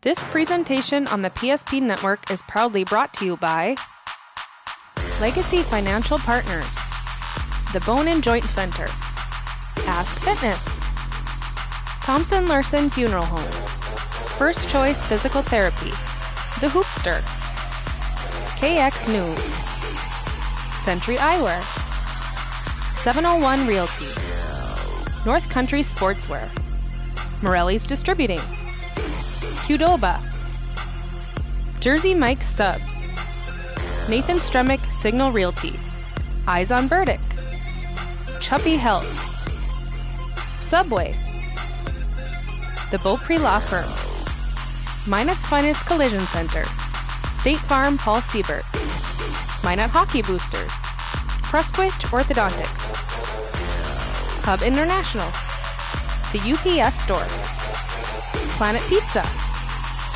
Northern Plains Heating and Air, Roger Ward Moving and Storage, Ackerman S. Fold, Premier Chiropractic, Vibeto Orthodontics, Dakota Community Bank and Trust, Jerome's Collision Center, Tires Plus, First Western Bank and Trust, Jobbers Moving and Storage, Sport Clips, Shots Crossroads, Planning Team Financial Advisors, ServPro, BNC National Bank, Shields. Make sure to like and follow PSP Network on all social media platforms. PSP Network, it's game day. AC/DC cranking here at the Pepsi Rink at Maysa Arena. As we get set and ready for our third period of play, Nick Holberg alongside of Tony Swearingen. Tony, I think I'm setting a record for the most Scotcheroos eaten here at this WDA tournament. It's got to be number 8 or 9 here right now. Oh, boy. Not me. I was just telling Todd Domry something. And took my last chew of that thing. I had better manners than that. I looked right at him and said, did you understand that? He said, I actually speak Scotcheroo. You have a plan, he said. We started laughing. Just a great job overall to everybody here at the Pepsi Rink at Maysa Arena. It's really been a great 2 days of the WDA hockey tournament as it returns here to the Pepsi Rink at Maysa Arena. I like this venue. Power plays out for ServPro, and the ServPro power play here for the Dickinson Midgets as we are underway for the third period. Dickinson's in white, Bismarck Highs in black if you're just joining us. Midgets trailing 2-1 on the BNC National Bank scoreboard. Puck comes back the way down to the Midgets back in their own territory as they skate back to pick it up here with Caden Cree. Dickinson's got to quit trying to force the puck. Up to center they go with Blotsky. Blotsky's into the zone, peels it off here, taken down to the corner. Worked out from in behind, working from behind the net to the near side. This is Lucas. Back to the far point. Up top to Krieg. He'll whistle one and save. Rebound side of the net. Comes into the catching mitt to the goaltender. Erickson now. A crowd will gather here as the netminder was slashed after he made the save. And that will bring the fans to their loudest volume we've heard so far in the third, maybe in this hockey game. The late slash there trying to poke it free. Yeah, the crowd wants a call. I don't disagree with them. I think that was a little extra that wasn't needed, but. Well, we had one fan get kicked out yesterday. Well, we make it 2 here today. Puck comes down back in behind the Dickinson net. They've got 40 seconds of power play time. They go up to center with it here. Savageau skates it coast to coast. He's going to skate it down, sends it back in front, trying to feed it to the side of the net. Comes back away to Savageau. Setting up shop for the Midgets now. Up top it comes to Lucas. Cross ice it comes here into the glove of Erickson. And Erickson standing tall in there again. That's the 15th shot on goal, and Erickson has stopped 14 of them. Yeah, you're not going to score on Erickson if you don't get him to move laterally. If he can see it, he's going to stop it. That kid, he's a good goalie. I'm very impressed with that young man. I couldn't agree more. I like the way that he stands in there. Only a sophomore. Future's bright for him. Back up top, Savageau sends it in. That one goes off the stick there, and it's going to be pushed free to the near side line. Held and delivered by Lucas out front, centering feed. Sometimes you'd like to see these players just make a shot on goal instead of the fancy work. They watch too much NHL Network. Demons are at full strength. Delayed call coming here. It's going to be on the Demons again. And Tony, this is going to be the 5th power play of the game here for the Dickinson Midgets, as the Demons are going to be charged on a hooking call here. And Bo Bitts can't believe it. He's saying, what in the world? He's in the box on a 2-minute hooking call. He can argue it all he wants, but it was a penalty. I mean, that was the right call. I mean, 5th power play comes out. ServPro power play 24/7. Emergency service and trained technicians at ServPro. Well, if Dickinson doesn't tie this game up here, I mean, it's on them. They've had their opportunities. They're going to start the first 4 minutes of this third period with power play time. Yeah, they're certainly not going to have anybody to blame except for themselves. They're going to have to look in the mirror if they can't figure out how to tie this game up. Faceoff comes back across to the neutral ice zone. Puck's going to be taken here by the Midgets, and it's going to be sent down into the zone, back behind the goaltender Erickson. One of the best paint jobs in the entire WDA. That mask might be my favorite with the two demon heads on it. Show you the backup goaltender for the Midgets here in just a moment. Here's a high riser miss from Krieg. Remember the name Felix Potvin, the goaltender, the Cat that used to play for the Toronto Maple Leafs, and then he had some other stops in his NHL career, probably most known for his time spent in Toronto. Sent out in front, one-timer. That one sent just wide as it missed on Erickson's glove side. Comes back away to Krieg now. He sends it up to the line where it's going to be dished and handled here by Roars across to Krieg. He's got a lane. He'll turn and fire. That shot was blocked out in front from Gavin Rader, who got a knee on it. Puck comes back away on the near side half boards. Midgets with possession. Shots are at 16-16 now here in the contest. That shot sent up and wide. Comes off the glass. It's held here. Towering in the zone. Midgets trying to hold. Now it's going to be taken and dumped all the way down. Right to the right to the goaltender Catamaris, and he pushes right back to center. Run and gun here for Krieg. He's into the zone. Krieg's got it on the near side wall, that it's stripped, and we go back the other direction now for Owen Haas. And Haas on the near side causing some trouble here for the power play for the Midgets as the Serpro power plays down to 13:20 to play here in regulation. And 19 seconds of Serpro power play time. Into the zone come the Midgets. Down to the corner. Sent down in front. Nobody home. Broken stick here for the Midget D-man back up at the point and having to retrieve a new twig on the far side. That's that case of Grohl, excuse me. Puck comes down in deep in the corner. Stillings is in after it. Demons are at full strength. Their penalty kill continues to impress in this hockey game. Puck's going to be freed now. Another player without a stick. That's a Demon D-man.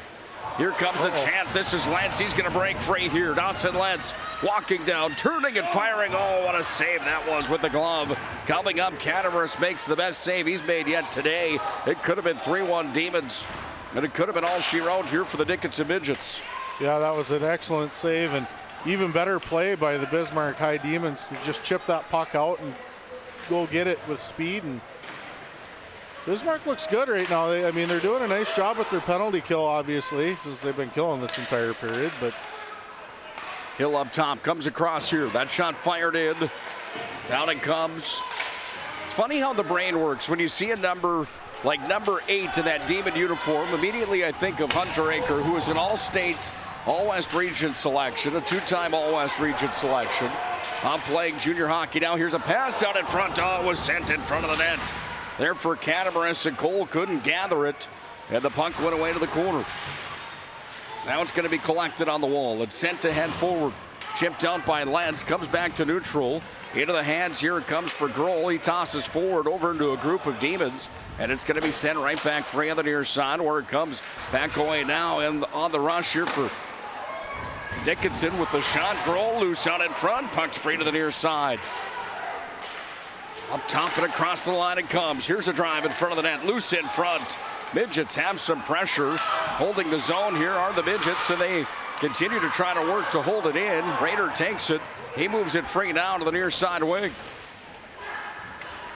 Hunter Aker, one of the top players in the West region last year. He was in that conversation for the Senior Athlete of the Year. Underneath the net now. It comes back away to the far side. Taken up top. Here's the drive coming.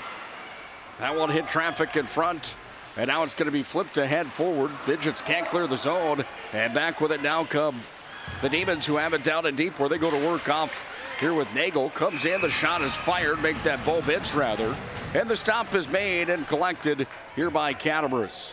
Back to that Felix the Cat conversation. Look at that goaltender mask right there by the backup goaltender Dallas Schmidt. I think the Felix Potvin, same exact color, same exact scheme with just the Dickinson Midget colors on that mask. I like it. I'm a big fan of that. That's cool. One of the cooler ones we've seen. Do like the purple headdress from the Bottineau goaltender, though. That was pretty sharp. Yeah, that's a great helmet. Offensive zone for the Midgets now. They bring it in. Comes back away underneath the net. Back in behind the netminder with 10:29 to play here in regulation. Demons trying to stay alive for another day. So are the Midgets, but it's the Demons that have a better seat to tomorrow's show as they lead 2-1 right now. Loser goes home here in this showdown. All the way down for an icing. That icing brought to you by Planet Pizza. Well, you're in the Magic City. Stop by Planet Pizza. Try the Blue Buffalo Pizza today. You won't be disappointed. They also have the largest laser tag playground in the region. Planet Pizza can be reached for delivery tonight, 852-1700.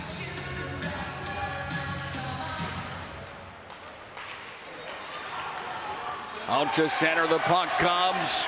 Here come the Demons. Marchek's going to come in. Puck is swept away to the corner. There's going to be a penalty coming here on Dickinson. Maybe two of them, Tony. Puck comes back up to the line where it's sent down. Marchek in over in the corner. He's got it pinned up here. Midgets are going to touch, and now the Demon power play. He's going to come out only for the second time today, and the first time in the third period, and a big-time opportunity coming here for the Bismarck High Demons as they go to the Serve Pro power play. Yeah, that's an interesting call. I mean, it was a penalty for sure, and they probably could have called one on Bismarck High on the exit of the zone. I mean, that Dickinson player was just getting mugged. He got pulled over backwards, and I'm watching Dallas Kuntz and Miller over there talk about it, and Miller just kind of shrugged because I could tell they were pointing at that area of the ice and talking about it, but you know, it is what it is at this point. Serve Pro power plays out for the next 2 minutes here for Bismarck High. This puck sent all the way down into the offensive territory. Jackson Hill back on the retrieve. Hill trying to move it ahead. He does. Up to center it comes down for Owen Haas. Haas carries in, top of the circle. Surveys here, spins off to the corner. Haas is going to move it down up to the point for Hill. Haas again down into the corner where it goes again for Gavin Rader. Gavin Rader only with 2 points on the season this year for the Bismarck High Demons. Sends this one down into the corner, comes away down for Sebastian. Sebastian off the wall. Picked up by Haas. Finds the point man. Up top, the captain, Hill. Skates backwards. Now he looks and surveys. Finds 16 on the wall with real estate. Haas back to Hill. Minute 5 remaining in the Serve Pro power play. Sets out of the net. Save. Shot. Oh, Sebastian. Top shelf. They scored. What a play that was. He tucked it in right to the top shelf after he got the rebound. And the power play tally has the Demons up 3-1 here late to the contest. What a great power play by Bismarck. They just lulled the Dickinson defender to sleep on that right side of the net. And as soon as they realized that, nope, that he's asleep now, they hypnotized him. And they moved the puck down there, and he was wide open, and just a nice little stuff play there. That was the game plan of that power play. It had to have been, because I was about to say they need to get a shot off here. And next thing you know, the shot came down, and Sebastian on the side of the net made an excellent second effort to put that one top shelf and make it a 3-1 hockey game. As Sebastian picks up goal number 14 on the year. That's a team high, and point number 18. Let's listen in on the assists. Number 17, Sebastian. Assist, number 23, Jackson Hill.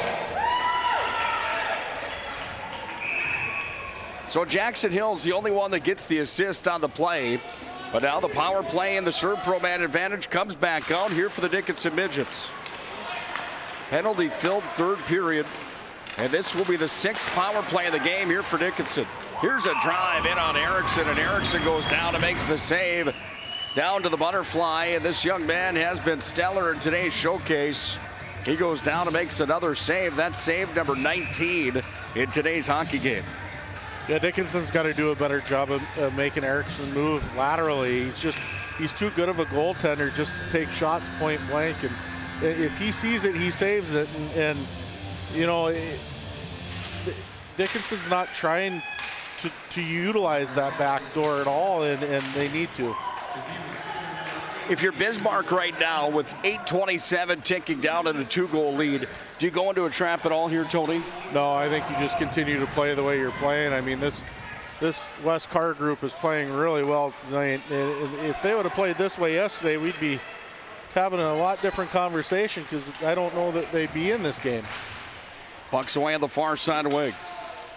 tied up over on the half wall. Soccered out here by the Midgets. They've got possession. High riser. That was a hard twisted wrister. Fired off a Tanner Rohr's stick, and it comes underneath the goal line.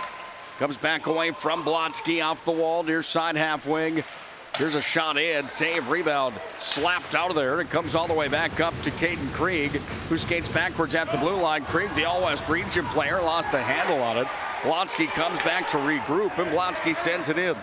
Now it's taken by the Demons, and they send it all the way down with Jackson Hill like a UFO that dropped back in Dickinson territory. And it's the Demons that are on the Serpro penalty kill here, and it's the Midgets that try to work up to center again, but Bismarck High causing some trouble right in the neutral ice zone. Delayed call coming again on the Demons. It's going to be a 5-on-3. Bismarck High touched the puck here. Now they will again. And it's going to be a 5-on-3 power play on a tripping call as Bismarck High is going to find themselves short for the next 26 seconds.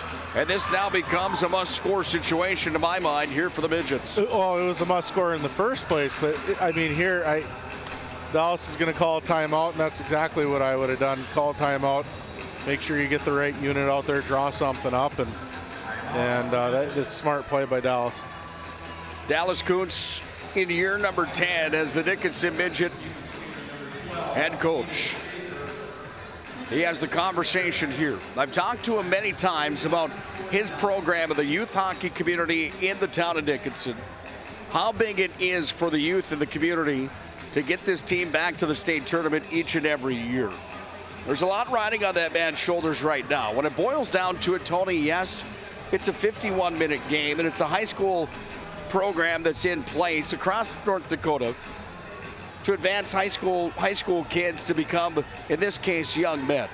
At the same time, we can all take that and realize it is what it is in that token, and then realize that this is everybody's lives as well. And that man right there wants to win this hockey game, not only for himself, but just for the program and that uniform and the logo on the front of it here tonight. Well, nothing grows a hockey program more than success, right? I mean, and so, I mean, for him, you know, that Dickinson hockey program has grown exponentially over the years, and that he's credited for that. With that being said, it's because of the success of the Dickinson Midget high school teams for the reason why that program is growing, and you got to keep kids interested. Puck comes up top. Midgets have 18 seconds of power play time to work on a 5-on-3 Serve Pro man advantage. Pressure up top there from the Demons. Here's a drive, save, rebound, side of the net. Oh, they scored. Midgets are back within one, and they'll remain with 1:44 of power play time. How about the play on the side of the net for Blotsky? Excellent. You know what? That's the exact same power play that just ate them alive in their own end. That Bismarck High ran. They worked it back and forth. Dickinson ran it a little bit faster and didn't lull them to sleep. But it was that D to D, back D to D, and then down to that winger that's sitting down there hiding on that post.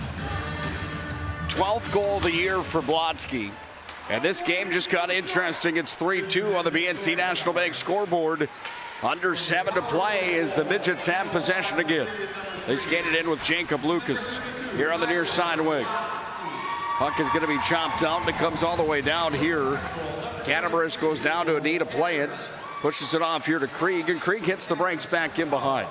Well, they get one of the two needed to tie this up. I thought it was a must-score situation. They get it.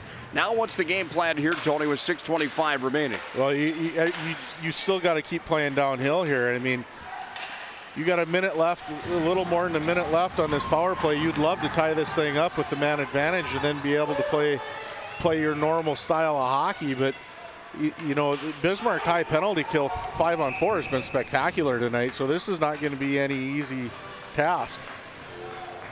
Down it comes for an icing. That icing brought to you by our friends at Prestwich Orthodontics. Big thanks again to Prestwich Orthodontics, proud supporter of the PSP Network. Take your smile to the next level at Prestwich Orthodontics. Get started with a free virtual consultation. Confidence in your game and your smile is a win-win. Best of luck to all the tournament teams from Prestwich Orthodontics. Find them online, minotbraces.com. You ever lose any teeth playing hockey? Nope, I broke a couple, but that was about it. Puck comes back away to the Midgets. They're into the zone.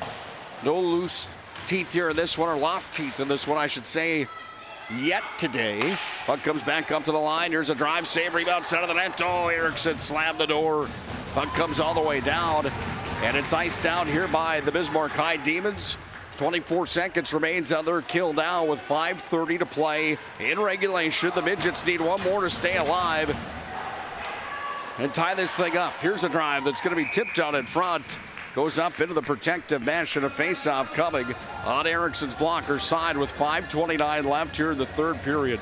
This one's been all that and worth the price of admission here today. Yeah, and I'll tell you right now, I am so impressed with this Erickson. I know we've talked about it, but his ability to see the shot, and even when he does let a rebound out, his ability to correct and then get square to the rebound.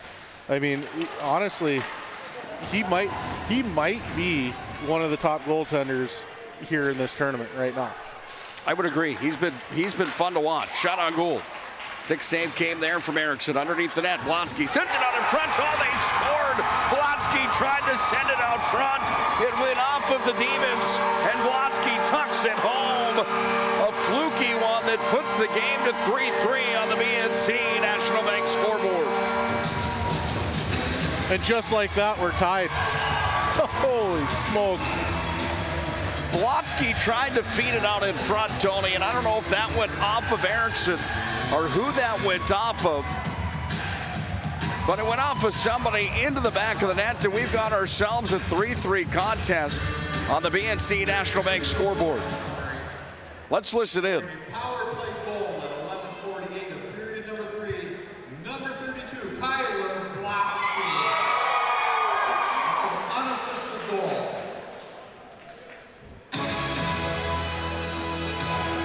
That would have been the last goal for the Dickinson Midgets, I do believe. Yep. They haven't said the next, because that would have been an even strength goal. The one that was just scored was Correct. an even strength. Yeah. But Blonsky's got back-to-back tallies either way. Kyler Blonsky has got goals number 12 and 13 now, and we're tied at 3-3 with 5:12 to play here in this third period. We talked about it halfway through the second.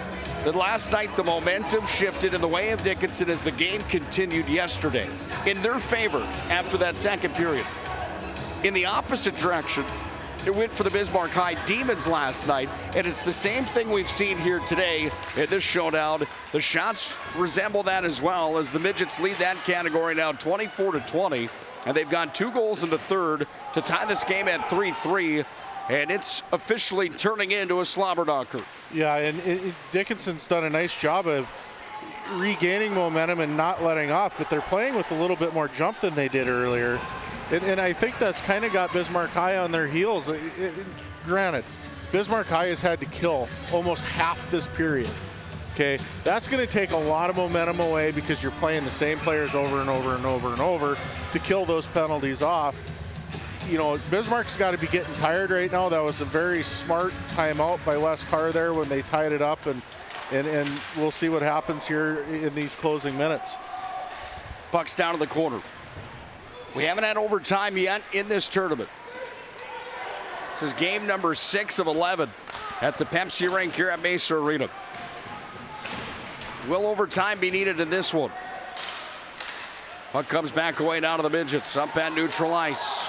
Taken here by the Demons. They dump it down into the corner and chasing in after it. Schneider's down to the corner where he goes in after it. Make that Lentz rather.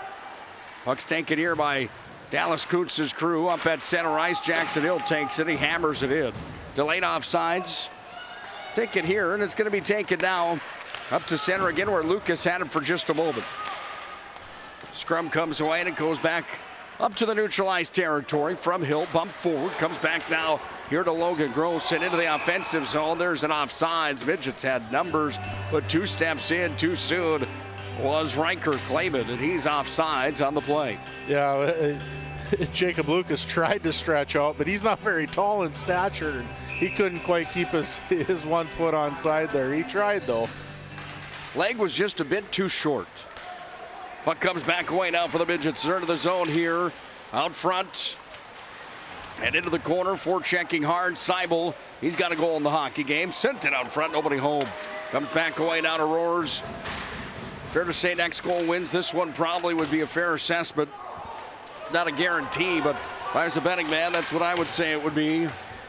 Puck comes away to the Demons on the far side. Player hopped off just in time. Puck's taken away by Bo Bitts. He skates it down to the corner. Bitts down in deep. Frees the puck there. Comes away down to Reese Nagel. He works it to the line. Sent in front. Oh, what a blocker save. There was the save of the game off of Cadbury's waffle board. Puck comes back underneath the goal line again now, where it's going to be taken here by the Midgets. They start their motor up to center, trying to clear it out. Good forecheck, and the stop was made from Schaefer. Schaefer carried in, but it's taken now on the near side wing. Midgets throw it up the near side, take it, and work down into the circle. Puck comes back away on the near side wing, where it's taken here by Dickinson and pushed up to neutral ice, where it was taken by heads up Nelson. play. Comes back the other direction now. Center slot. Here's a drive. All Cadbury's makes the stop there. What an opportunity. The Demons were there knocking on the doorstep. What a heads-up play by the Bismarck Demons. I said it early in the second period, too. Dickinson's got to watch their line changes. I mean, my God, kids. Y'all can't go at the same time. And they, you know, once again, Bismarck, the defenseman gets the puck on his stick, recognizes they're going for a change, and it just catches them. Europe, the final countdown starting to subliminally play inside the Pepsi Rink at Maysa Arena right now, as we're under 2 minutes and 30 seconds to play here in the third period. Puck's going to be taken here by the Midgets. Krieg off ahead into the offensive zone. Drop back. Krieg's got it here. He's by himself. Krieg backhander sent it in. Loose side of the net. Rolls right towards the paint and then pushed aside. Here come the Demons back the other direction. They go up now with Rader. Taken by Krieg. He sends it in. In on the goaltender Erickson, who lets it lie there. Now he pushes it off, and he froze the puck, so we'll have a face-off coming. With 2:01 left in the third period, both coaches have already burned those timeouts in this hockey game, Tony. Yes, they have, and I just looked up, and I guess I didn't realize that, you know, Mr. Momentum here, Mr. Mo in the game of hockey is a fickle guy, and I looked up at the scoreboard, and I didn't realize Dickinson's out shooting Bismarck pretty bad right now, and that's an amazing turn. Shots were 16-13 Demons at the end of 2 periods of play. Right now it's 27-22 Midgets. It's quite a turn. It's huge. It just shows the momentum shift in the game, and then it just bolsters the stats of Mr. Erickson down there between the pipes. I mean, how good of a job he has done. Face-offs are crucial. Here's a big one. Midgets win it back, and it comes back away to the far side, where it's pushed up to center ice now into the offensive zone. Here for the Midgets and taken down. Shaden Zeitz takes it into the offensive territory. Down into the corner, it's tied up underneath the goal line, working on it down in deep. Puck's freed here and worked back away off of Hamlin. Turned over there just momentarily. Scrumming for it still. Now the puck's going to be sent out. Dickinson's got 2 men down and deep, sent back out in front. Backhander comes in. Erickson's going to hang on to it. 1 minute, 9 seconds left in the third. Do you like drama or do you like drama? This is exciting stuff right now. Dickinson is just, they're coming. They're playing downhill. You know, honestly, the next team that makes a big mistake is probably going to be the loser in this, and it was almost Dickinson, but you know, here in the last minute 9, you got to be exceptionally clean with your decisions that you're making. Puck's going to be iced all the way down here, and as a coach, you probably don't mind to play like that once in a while. No, you know, especially now that your bench is probably really, really short, I would guess, if you're Wes Carr, and you know, an extra few seconds to get your breath, and you know, it isn't such a bad thing. 1:02 left here in regulation. There's the call from Duffy Dobek. Thank you, Duff. Demons could have a 2-on-1 if they hurry. They can't. It comes back away now. Taken here by Marchek. Puck is bounced ahead forward. Comes back away down to the Midgets. They go up to center with it. Here comes Bo Bitts. He's got a goal in the hockey game. Bitts makes a move. Skates it down here to the near side. Marchek in to help out with Bitts. Comes back away now. Here for the Midgets at Savageau. Loose out in front. Bitts has it. Sends it towards the net. Oh, it spun out of the zone all the way up to the point.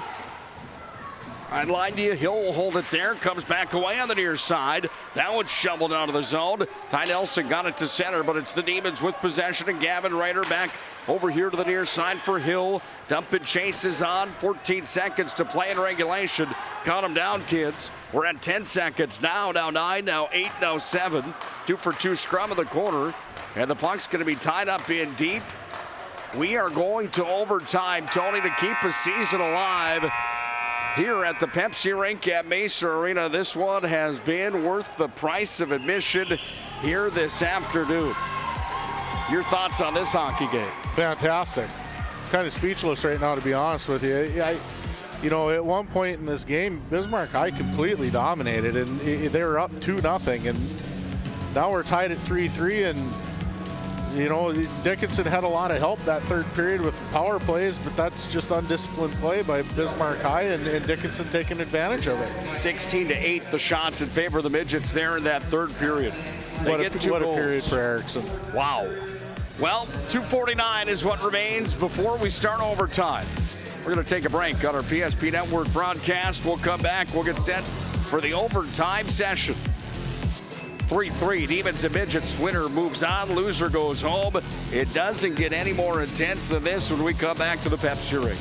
This presentation on the PSP Network is proudly brought to you by Legacy Financial Partners, the Bone and Joint Center, Ask Fitness, Thompson Larson Funeral Home, First Choice Physical Therapy, The Hoopster, KX News, Century Eyewear, 701 Realty, North Country Sportswear, Morelli's Distributing, Qdoba, Jersey Mike's Subs, Nathan Stremick Signal Realty, Eyes on Burdick, Chuppy Health, Subway, The Beaupre Law Firm, Minot's Finest Collision Center, State Farm Paul Siebert, Minot Hockey Boosters, Prestwich Orthodontics, Hub International, The UPS Store, Planet Pizza,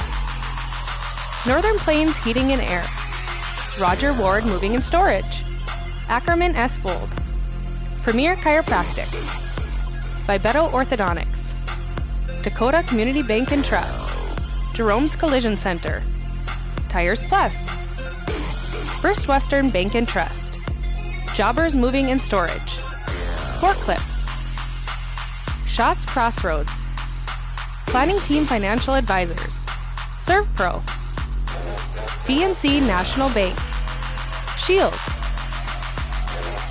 Make sure to like and follow PSP Network on all social media platforms. PSP Network, it's game day.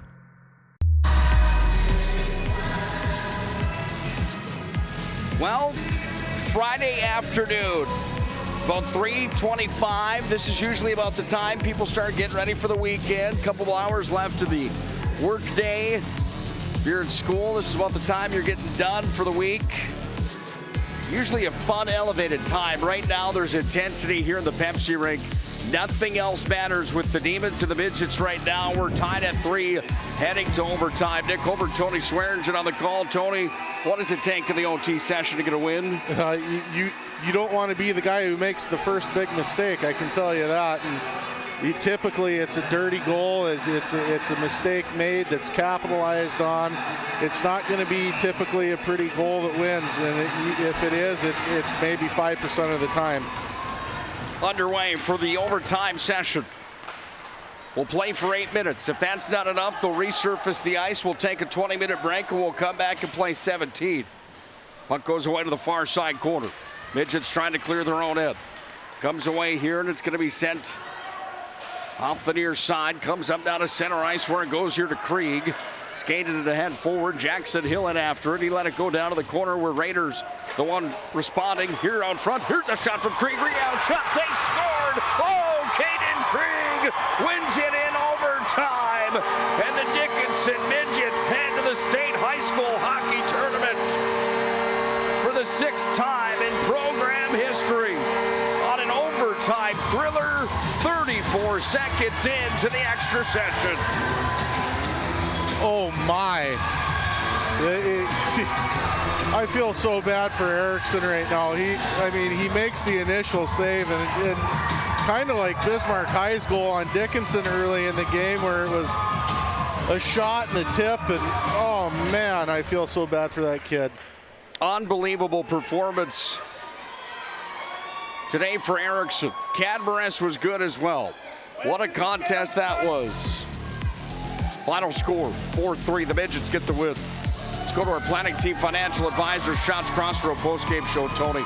Plenty to talk about after this one here on the PSP Network. This presentation on the PSP Network is proudly brought to you by Legacy Financial Partners, the Bone and Joint Center, Ask Fitness, Thompson Larson Funeral Home, First Choice Physical Therapy, The Hoopster, KX News, Century Eyewear, 701 Realty, North Country Sportswear, Morelli's Distributing, Qdoba, Jersey Mike's Subs, Nathan Stremick Signal Realty, Eyes on Burdick, Chuppy Health, Subway, The Beaupre Law Firm, Minot's Finest Collision Center, State Farm Paul Siebert, Minot Hockey Boosters, Prestwich Orthodontics, Hub International, The UPS Store, Planet Pizza, Northern Plains Heating and Air, Roger Ward Moving and Storage, Ackerman S. Fold, Premier Chiropractic, Vibeto Orthodontics, Dakota Community Bank and Trust, Jerome's Collision Center, Tires Plus, First Western Bank and Trust, Jobbers Moving and Storage, Sport Clips, Shots Crossroads, Planning Team Financial Advisors, ServPro, BNC National Bank, Shields. Make sure to like and follow PSP Network on all social media platforms. PSP Network, it's game day.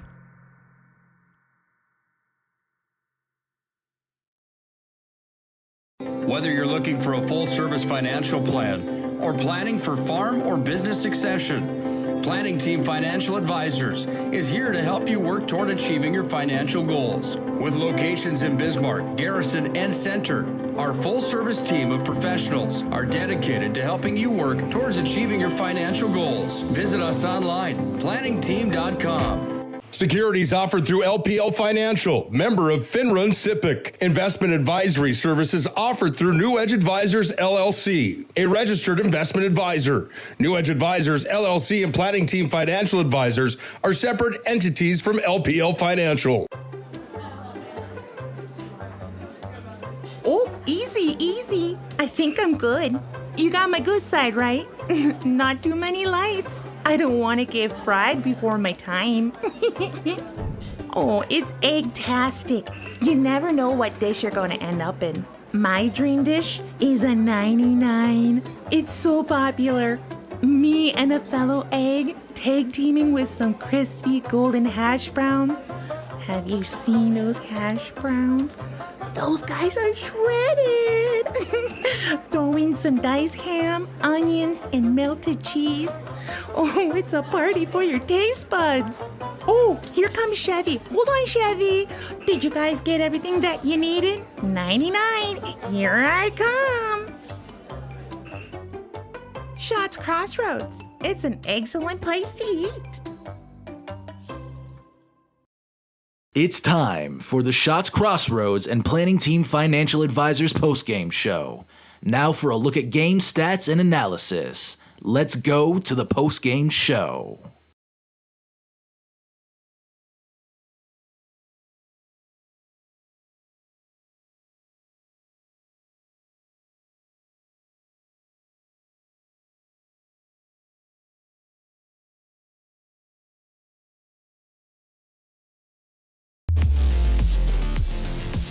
What a contest that was. First things first, just to clear up any confusion. I got a little too carried away there with the game-winning goal call. Dickinson's got to win one more to go to the state tournament for the 6th time. Hate to burst anybody's bubble that already booked the room to Grand Forks next weekend. However, an excellent goal from Caden Creek 34 seconds into the overtime session gives the Midgets the win today over the Bismarck High Demons. The Demons, after 37 straight appearances into the state high school hockey tournament, 3 years now in a row where they will not go back to the big dance. Can you believe it here? 4-3. An overtime thriller. Nick Holbert, Tony Swearingen for our Shots Crossroads Planning Team Financial Advisors postgame show. First things first, Tony, was that a heart pounder today or what? Wow, exciting. You know, hey, great job. Congratulations to Dickinson. You know, they battled back. They were down and out in that game. I mean, they were down 2-0 at one point, and they battled all the way back and won it in overtime. And congratulations to them. On the other side of it, you know, I feel bad for the seniors for Bismarck High. They're a senior-heavy team, and you know, they have nothing to hang their heads about. They battled right up until the very end, and they should be very proud of themselves. Not easy to lose in a game like that here today when you don't get to continue your season, when everybody's goal is to make that state high school hockey tournament. You've been involved in winning teams. You've been involved in losing teams. Right now, what do you think the message in the room is from Wes Carr, Tyler Richter, and that group addressing the team of the Demons right now after this loss here today? Well, you're just thanking the kids for their time and their commitment to the program, and you know, you're just reinforcing the fact that, you know, the kids mean a lot to coaching staffs, believe it or not. Like, we're not just robots, you know. We just don't push kids through programs just to push through kids through programs. You know, you actually you develop a relationship with these seniors. You know, they've been there for how long, and some of them 4 years, some of them longer, some of them shorter, but you develop a relationship with them, and you hate to see the time end, and you wish it never had to end. Well, today it unfortunately does for the Demons. And for the third straight year, they don't make the state high school hockey tournament. The times have officially changed inside of North Dakota high school hockey on the West region side of things. The Demons are no longer the powerhouse and they're no longer the team to beat inside of the WDA. Win here today for the Dickinson Midgets. 4-3 in overtime. Bottineau-Rugby defeated Mandan earlier. That means Dickinson will play the loser of Minot and Jamestown tomorrow. Legacy and Century tomorrow night. Mandan beat Rugby. I screwed up there. Dickinson will play the winner. Dickinson will play the loser of Jamestown and Minot tomorrow. Yes. And then Mandan will take on the loser of Legacy and Century tonight. It's been a long day, long week here. I've been under the weather, Tony, just so you're... A lot of teams to keep track of. A lot of teams to keep track of. We got a lot brewing here up in the press box at Pepsi Rink at Maysa Arena. Nevertheless, Dickinson will play the Midgets. Dickinson, the Midgets, will play the Magicians tomorrow or the Blue Jays after that semifinal here tonight. Let's break this one down and look at the numbers of this hockey game. Is the biggest surprise for you the way that the Midgets came out in the third period tonight and their shots on goal? They outshot Bismarck High 16-6 in the third, Tony. That's the effort that you need to come back. I mean, they were the more desperate team, and they got some help because Bismarck was a little undisciplined there in the third period, and Bismarck had to kill so many penalties, and ultimately that's what came back to bite him in the butt. Let's look at the scoring from this one. Bo Bitts got the scoring started. 53 seconds remaining in the opening period. He was assisted by Carson Sebastian. The lone goal in the first period belonged to the Demons. In the second, 2:29 in, Charlie Jerome for the Demons extended the lead to 2-0. Ethan Wood at 2:29 had the assist on that goal. Then it was Dickinson's David Siebel from Riker Clayman at 7:45 to pull back within one. The next goal didn't come until 8:03 of the third period. And Carson Sebastian from Jackson Hill made it 3-1 in favor of Bismarck High. And at that point, to my mind, it was almost like it was time to celebrate to the capital city because the Demons were going to live to see another day. But the penalties started to come after that point. Hamlin had a 2-minute tripping call. Aiden Schaefer had a tripping call just moments later. That 5-on-3 resulted in one power play goal. Kyler Blotsky from Cole Catabaras. It resulted in the second power play goal, back-to-back for Catabaras. That tied the game up at 3-3. And into the overtime session we went. Carson Erickson sees 2 shots in OT. He only stopped one of them because Caden Krieg went to the top shelf and beat him.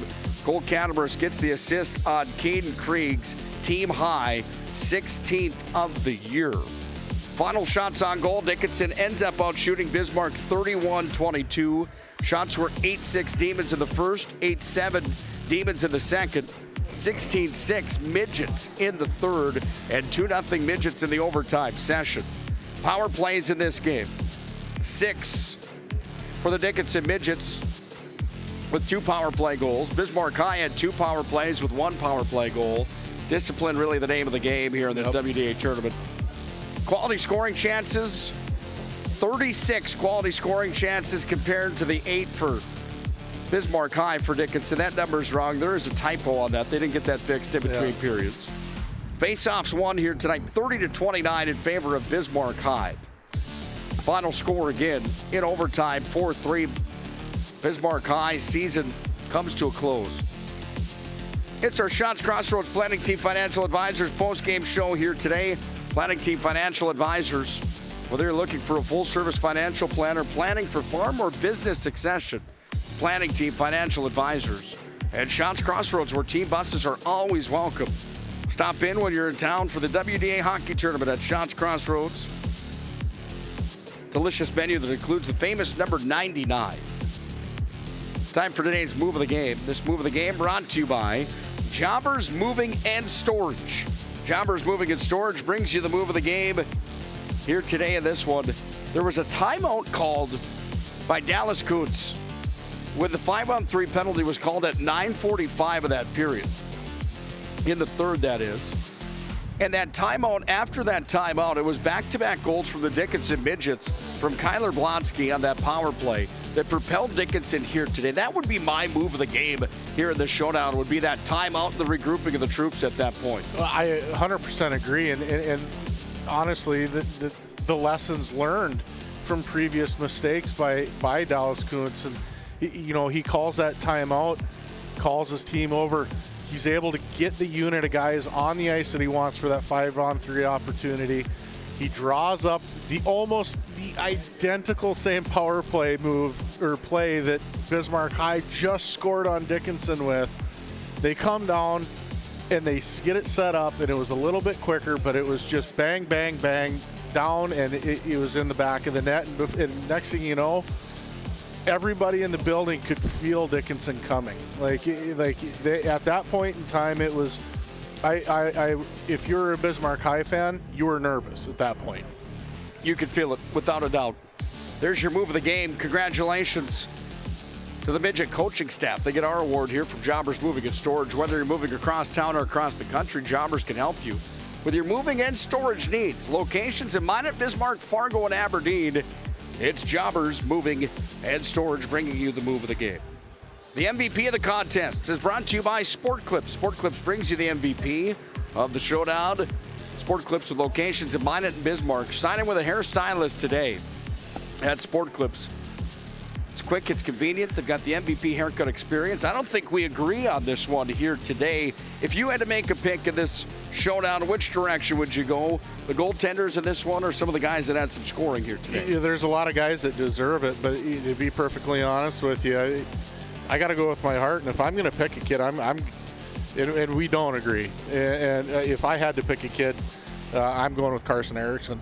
That kid stood on his head, kept his team in it, and this game could have very easily turned in Dickinson's favor a lot sooner.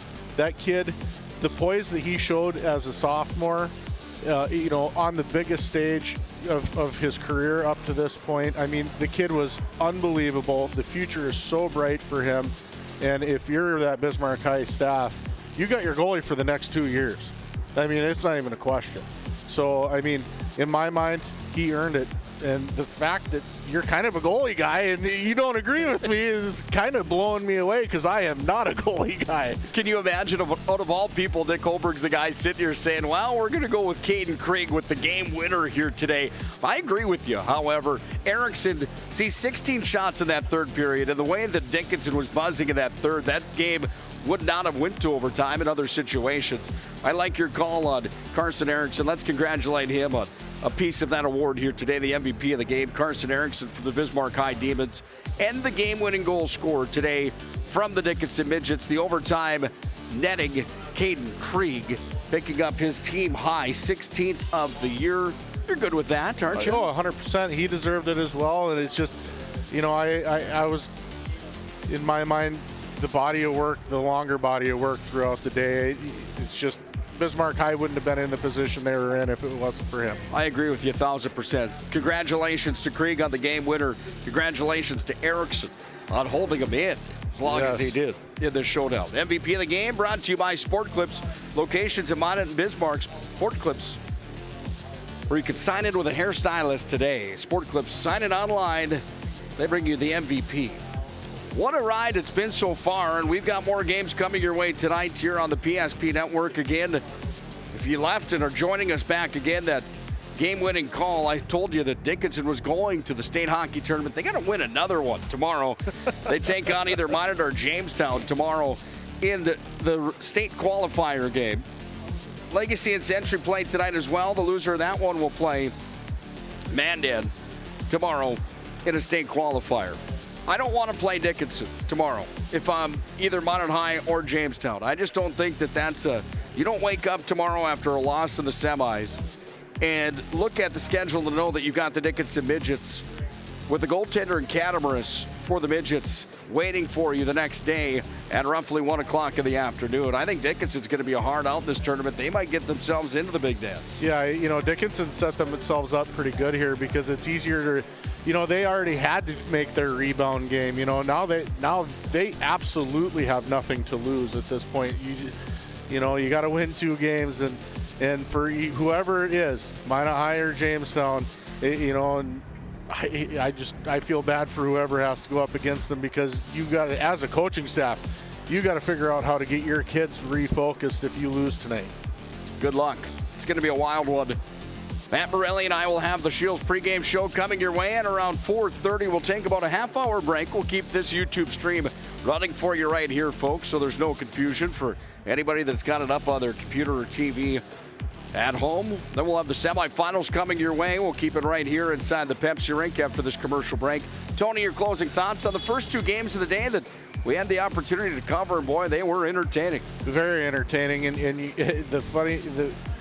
both of the moves of the games, and both games were coaching staffs, and that just shows, the Mandan got theirs in the game, calling that timeout and coming out and playing the goaltender they played today, and today in the second game it was Dickinson and Dallas Kuntz's staff calling that timeout and getting them gathered in.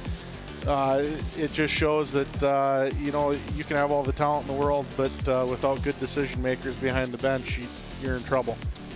Sure appreciate your time, partner. You'll work with Todd Domries for the last one, but we'll see you tomorrow. You and I will join forces again tomorrow for some play-in games for the state tournament. Absolutely. For Mr. Tony Swearinger, I'm Nick Holberg signing off for the final time in the morning session that led into the afternoon. All the way, we're getting close to the night session now. Semifinals come up next. Dickinson's got the thriller 4-3, a win over the Bismarck Demons. It's an overtime thriller, our first one at the WDA Hockey Tournament. Thanks for joining us for it here this afternoon.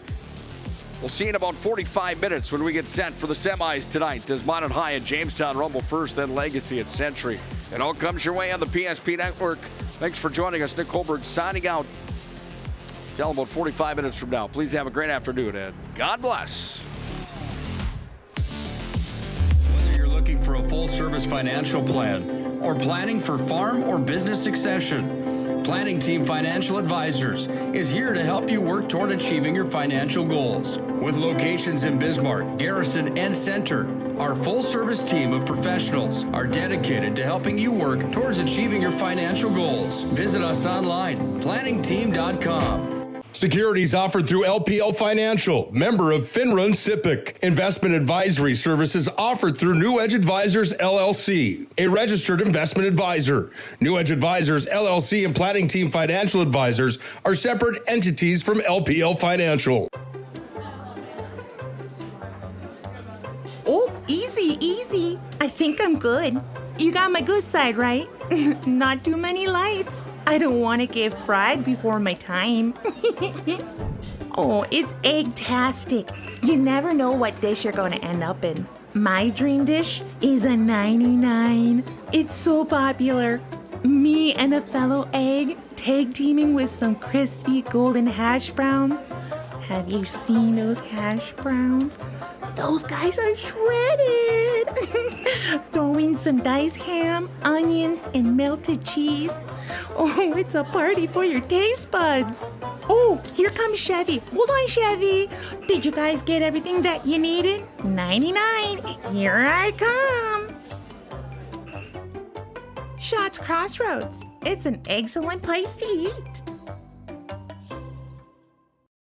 It's time for the Shots Crossroads and Planning Team Financial Advisors postgame show. Now for a look at game stats and analysis. Let's go to the postgame show.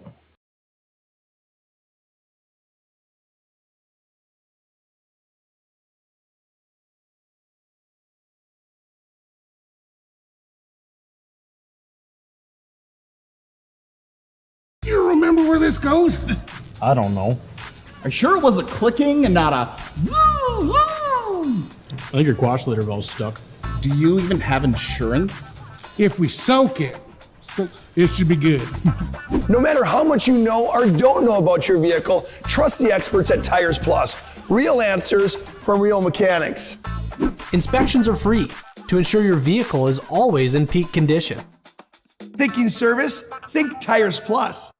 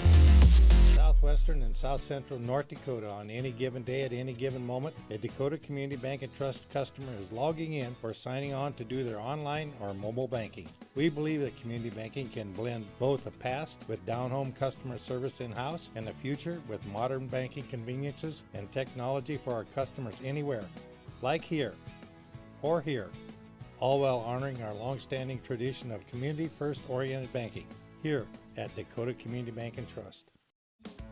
Getting that perfect slice is satisfying, fulfilling, and rewarding too. But we don't do it for fun. We do it for fresh. Slice to order makes a sub above.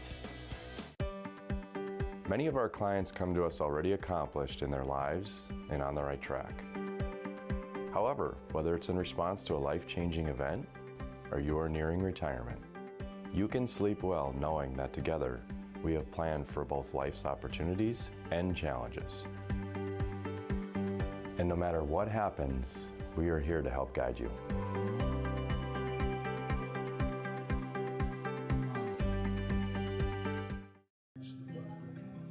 Hi guys, what can I get you guys today?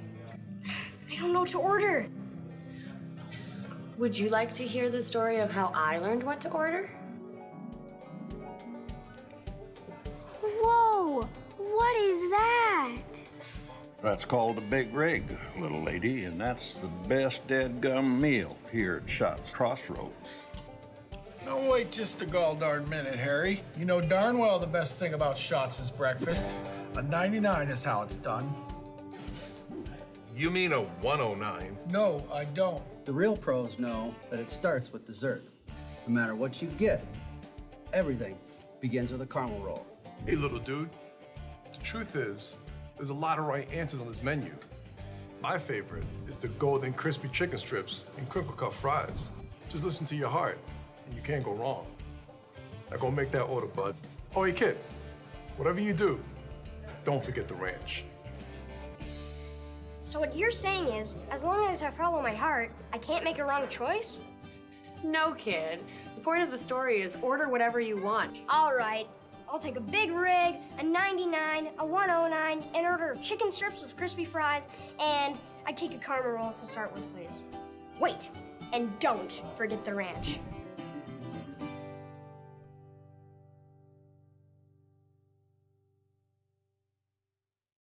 You remember where this goes? I don't know. Are you sure it was a clicking and not a zzz, zzz? I think your quash litter valve's stuck.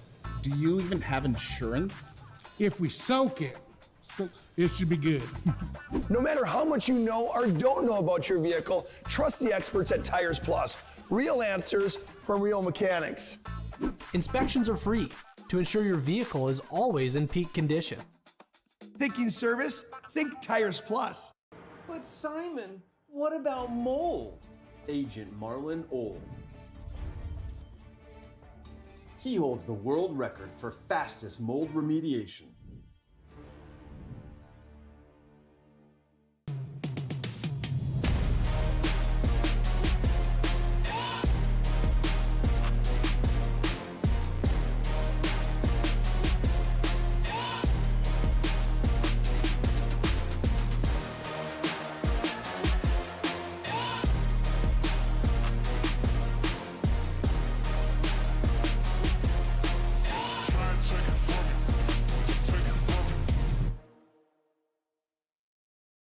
This presentation on the PSP Network is proudly brought to you by Legacy Financial Partners, the Bone and Joint Center, Ask Fitness, Thompson Larson Funeral Home, First Choice Physical Therapy, The Hoopster, KX News, Century Eyewear, 701 Realty, North Country Sportswear, Morelli's Distributing, Qdoba, Jersey Mike's Subs, Nathan Stremick Signal Realty, Eyes on Burdick, Chubby Health, Subway, The Beaupre Law Firm, Minot's Finest Collision Center, State Farm Paul Siebert, Minot Hockey Boosters, Prestwich Orthodontics, Hub International, The UPS Store, Planet Pizza,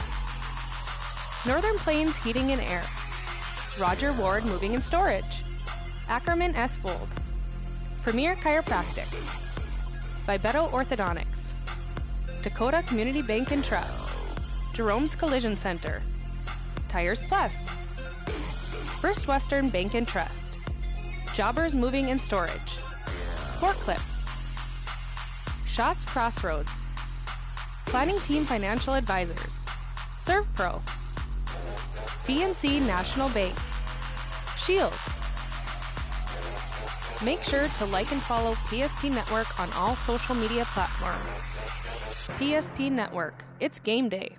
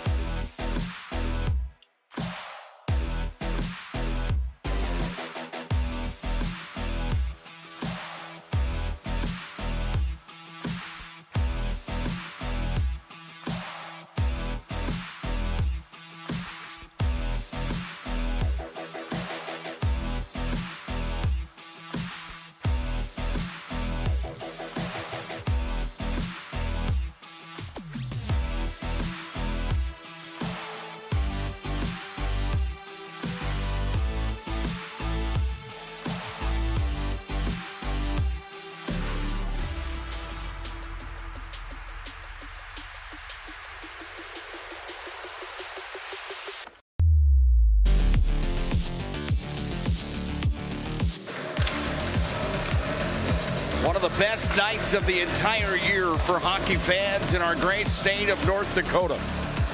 Semi-final night of the region tournaments.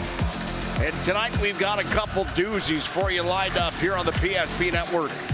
Number 1 seeded Minot High takes on number 4 seeded Jamestown. Later on tonight you've got number 3 Bismarck Century against number 2 Legacy. It's a showdown of the top teams inside the West region, and they come together at the Pepsi Rink at Maysa Arena. Welcome in, hockey fans, to the Shields pregame show tonight for tonight's WDA semifinal matchup between the Jamestown Blue Jays at 12-8-2 and the Magi from Minot High at 16-6. Alongside of Matt Morelli, the former University of North Dakota Fighting Sioux, the former Minot High Magician.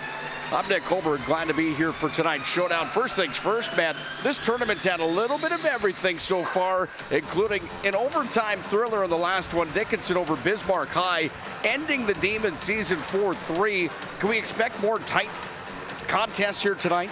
I think so. When you take these teams, come this time of the year, most of the games are going to be pretty close. It seems like you hear guys talking about the kids seem to find an extra gear. They know, especially in these loser out games, that it means a little bit more. And I mean, they all mean a lot, but I think that they know. Kids, there's no, it's not hard to get up for big games like this. Whether you're on the road or in your own rink, these guys are ready to go. They got most of the time they've been preparing for this. They know what's at stake. You don't have to tell them. It's just mainly a lot of it's just mental. Say, come on, you guys, play smart, play hard, let your skills come out, and it's going to be some good games. Like you said, you see a little of everything, but that's what makes it fun. That's what makes it a lot of fun. Let's look at that tournament graphic and see how we got here today. We started this morning with Bottineau-Rugby and Mandan, a battle of the Braves. And it was Mandan that took down Bottineau-Rugby 4-0, the final of that game earlier on today. So Mandan stays alive. Bottineau-Rugby's season is done. Congratulations to Jesse Dostal and that crew on an excellent effort here this year. Getting into the WDA hockey tournament just wasn't the year for the boys from North this year. They're done. Mandan stays alive. They play the loser of Legacy and Century tonight. We saw Bismarck High go to overtime with Dickinson at 34 seconds in. Caden Craig, the All-West Region player, nets a goal for the Midgets to keep the Midget season alive. They play the loser of this one tomorrow. It's either Minot or Jamestown that takes on Dickinson tomorrow. Minot High got into the semifinals with a win over Bottineau-Rugby 6-2 in the quarterfinals. Jamestown got through Mandan 6-2 the same exact score last night. In both those games last night, was there anything that really shocked you in the matchups last night? Minot High and Bottineau-Rugby, a 6-2 final in that one. Anything that stands off the paper is maybe not in line how you thought it would be, or is that how you thought it would go last night? Well, I think you always hope that's the way it's going to be played when you're cheering for Minot, but Bottineau hung in there. It was a game for pretty much most of the time. They come out early and scored in that third period right away, and I think, most Minot fans were, I'm thinking, pretty nervous at that point. There was a couple plays in the game. Minot got caught a couple breaks. Bottineau hit the pipe a couple times, but that's the game. We talked about that one goal Minot scored on. The shift before, the play before, it was down in the Minot zone. They had a great chance. I don't know if it was a pipe, but Strand came up big on a big save. The play goes down to Bottineau's end, and Minot scores. That is heartbreaking if you're Bottineau. You have a great chance at one end. You see it a lot in hockey, but it's tough. These guys are young guys. It's battling, and when you're a coach, your job is you're also a motivator. You're trying to get these guys going, keep them going.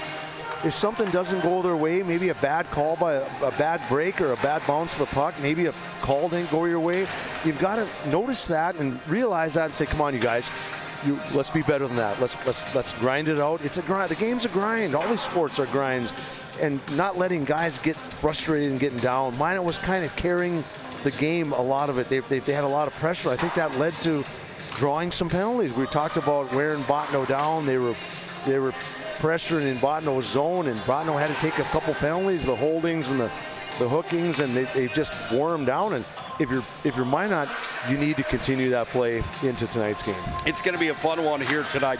Is it fair to say in a matchup like this between two teams that matched up and split earlier on this year? By the way, Jamestown in the first matchup against Minot High this season was on their home ice, a 3-1 loss. Minot High won that game against Jamestown 3-1, and then their next matchup against Minot High, where's that one at? 3-1 was the score of the first one. Yep, I think they beat us in Minot 4-1. 4-1 and 3-1 were the scores, I do believe. We're just missing there it is. Only there you go. Yep. Only about a week apart from each other, 2 games apart. Yep. A 4-1 win and a 3-1 loss against each other here on the year. Knowing how close it was in the regular season, knowing how close these two teams are, how opportunistic do both of these teams have to be here tonight to really bury on those chances when they get those opportunities in games like this? And that might be just a philosophy in general come tournament time. You're right.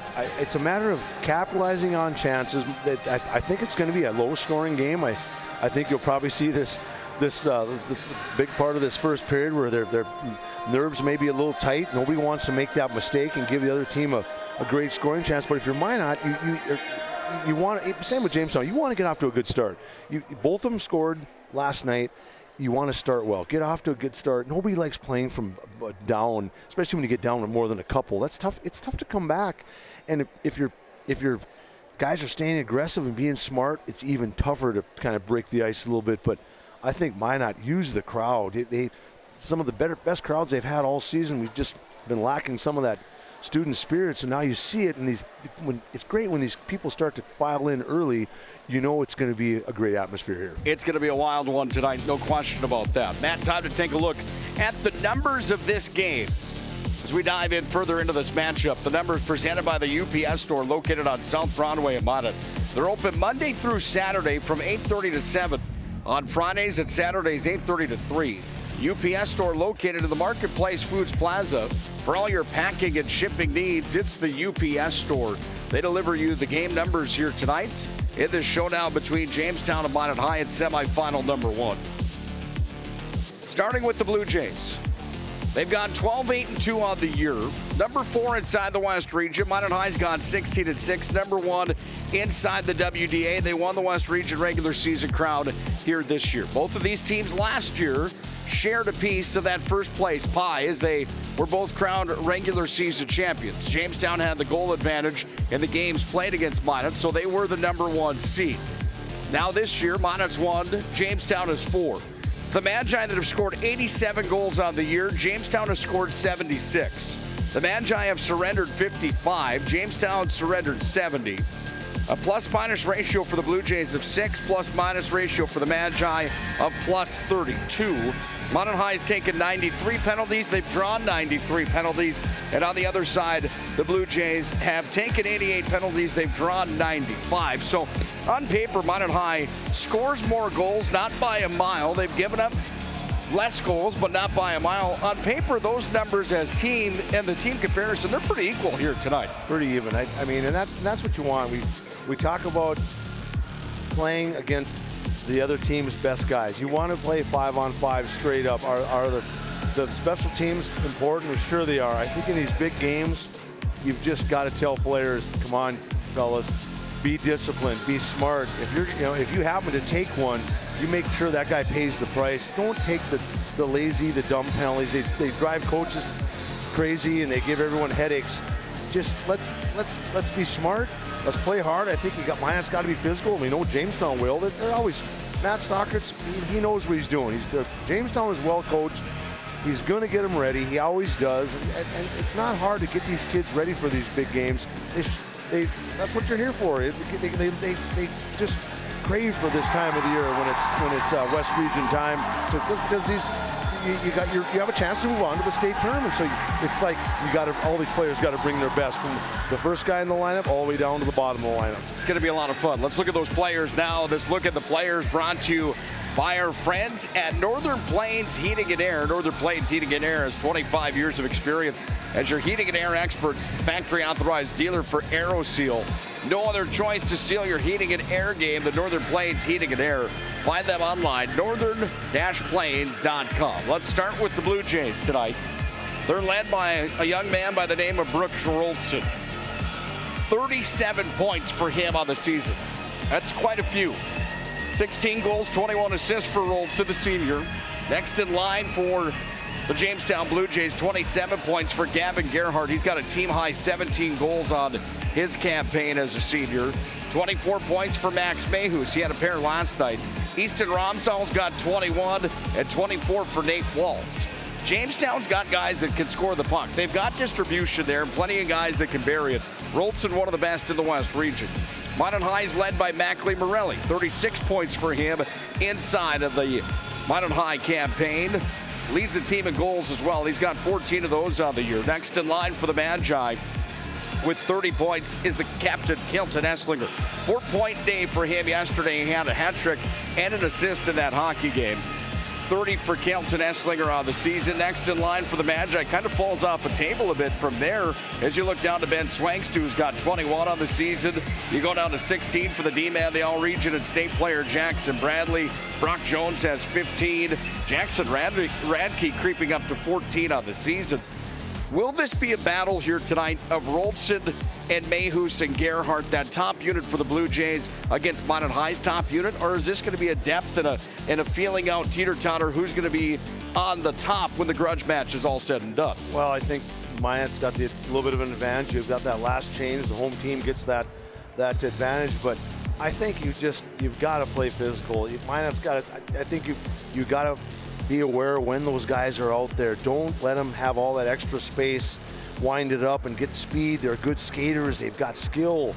Not saying we don't, but we've got to be aware of that long pass. Don't let them get behind you and use their speed and get those 2-on-1s. Minot gave up some of those outnumbered chances last night to Bottineau, and you're facing a team that's probably deeper, and Bottineau handles the puck well. They play well. They play hard.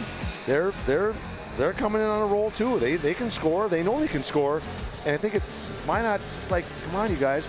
It shouldn't be hard to be ready to play. But it's like maybe those first two lines, maybe that's a wash. But once you get past that first line, can your second line do something? Can your third line chip in with something? Either way, every guy has to know his role, whether it's small or you're out there for scoring, but doing little things, blocking shots, chipping it off the glass.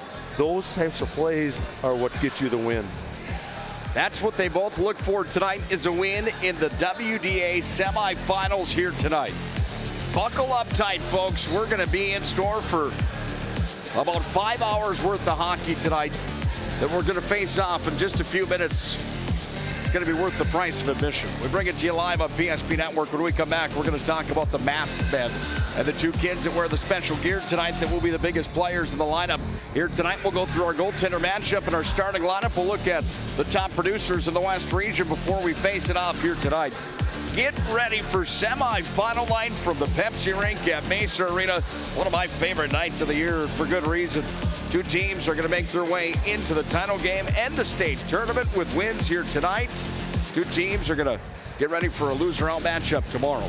Shill's pregame show rolls on when we return. This is North Dakota West Region High School Hockey on the PSP Network. Presentation on the PSP Network is proudly brought to you by Legacy Financial Partners, the Bone and Joint Center, Ask Fitness, Thompson Larson Funeral Home, First Choice Physical Therapy, The Hoopster, KX News, Century Eyewear, 701 Realty, North Country Sportswear, Morelli's Distributing, Qdoba, Jersey Mike's Subs, Nathan Stremick Signal Realty, Eyes on Burdick, Chuppy Health, Subway, the Beaupre Law Firm, Minot's Finest Collision Center, State Farm Paul Siebert, Minot Hockey Boosters, Prestwich Orthodontics, Hub International, the UPS Store, Planet Pizza, Northern Plains Heating and Air, Roger Ward Moving and Storage, Ackerman S. Fold, Premier Chiropractic, Vibeto Orthodontics, Dakota Community Bank and Trust, Jerome's Collision Center, Tires Plus, First Western Bank and Trust, Jobbers Moving and Storage, Sport Clips, Shots Crossroads, Planning Team Financial Advisors, ServPro, BNC National Bank, Shields. Make sure to like and follow PSP Network on all social media platforms. PSP Network, it's game day.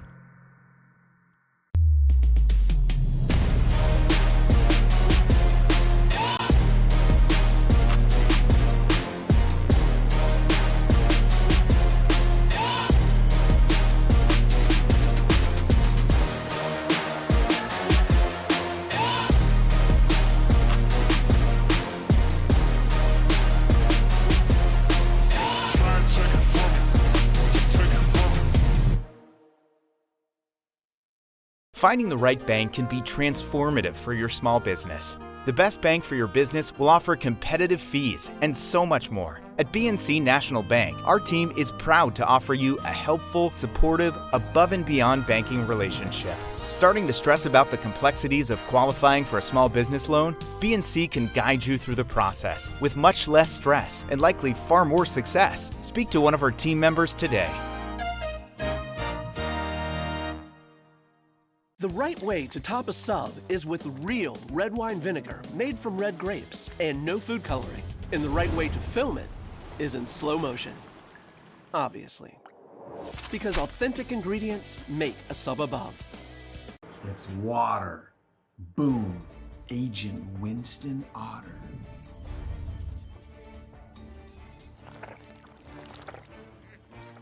He's been called the human sponge.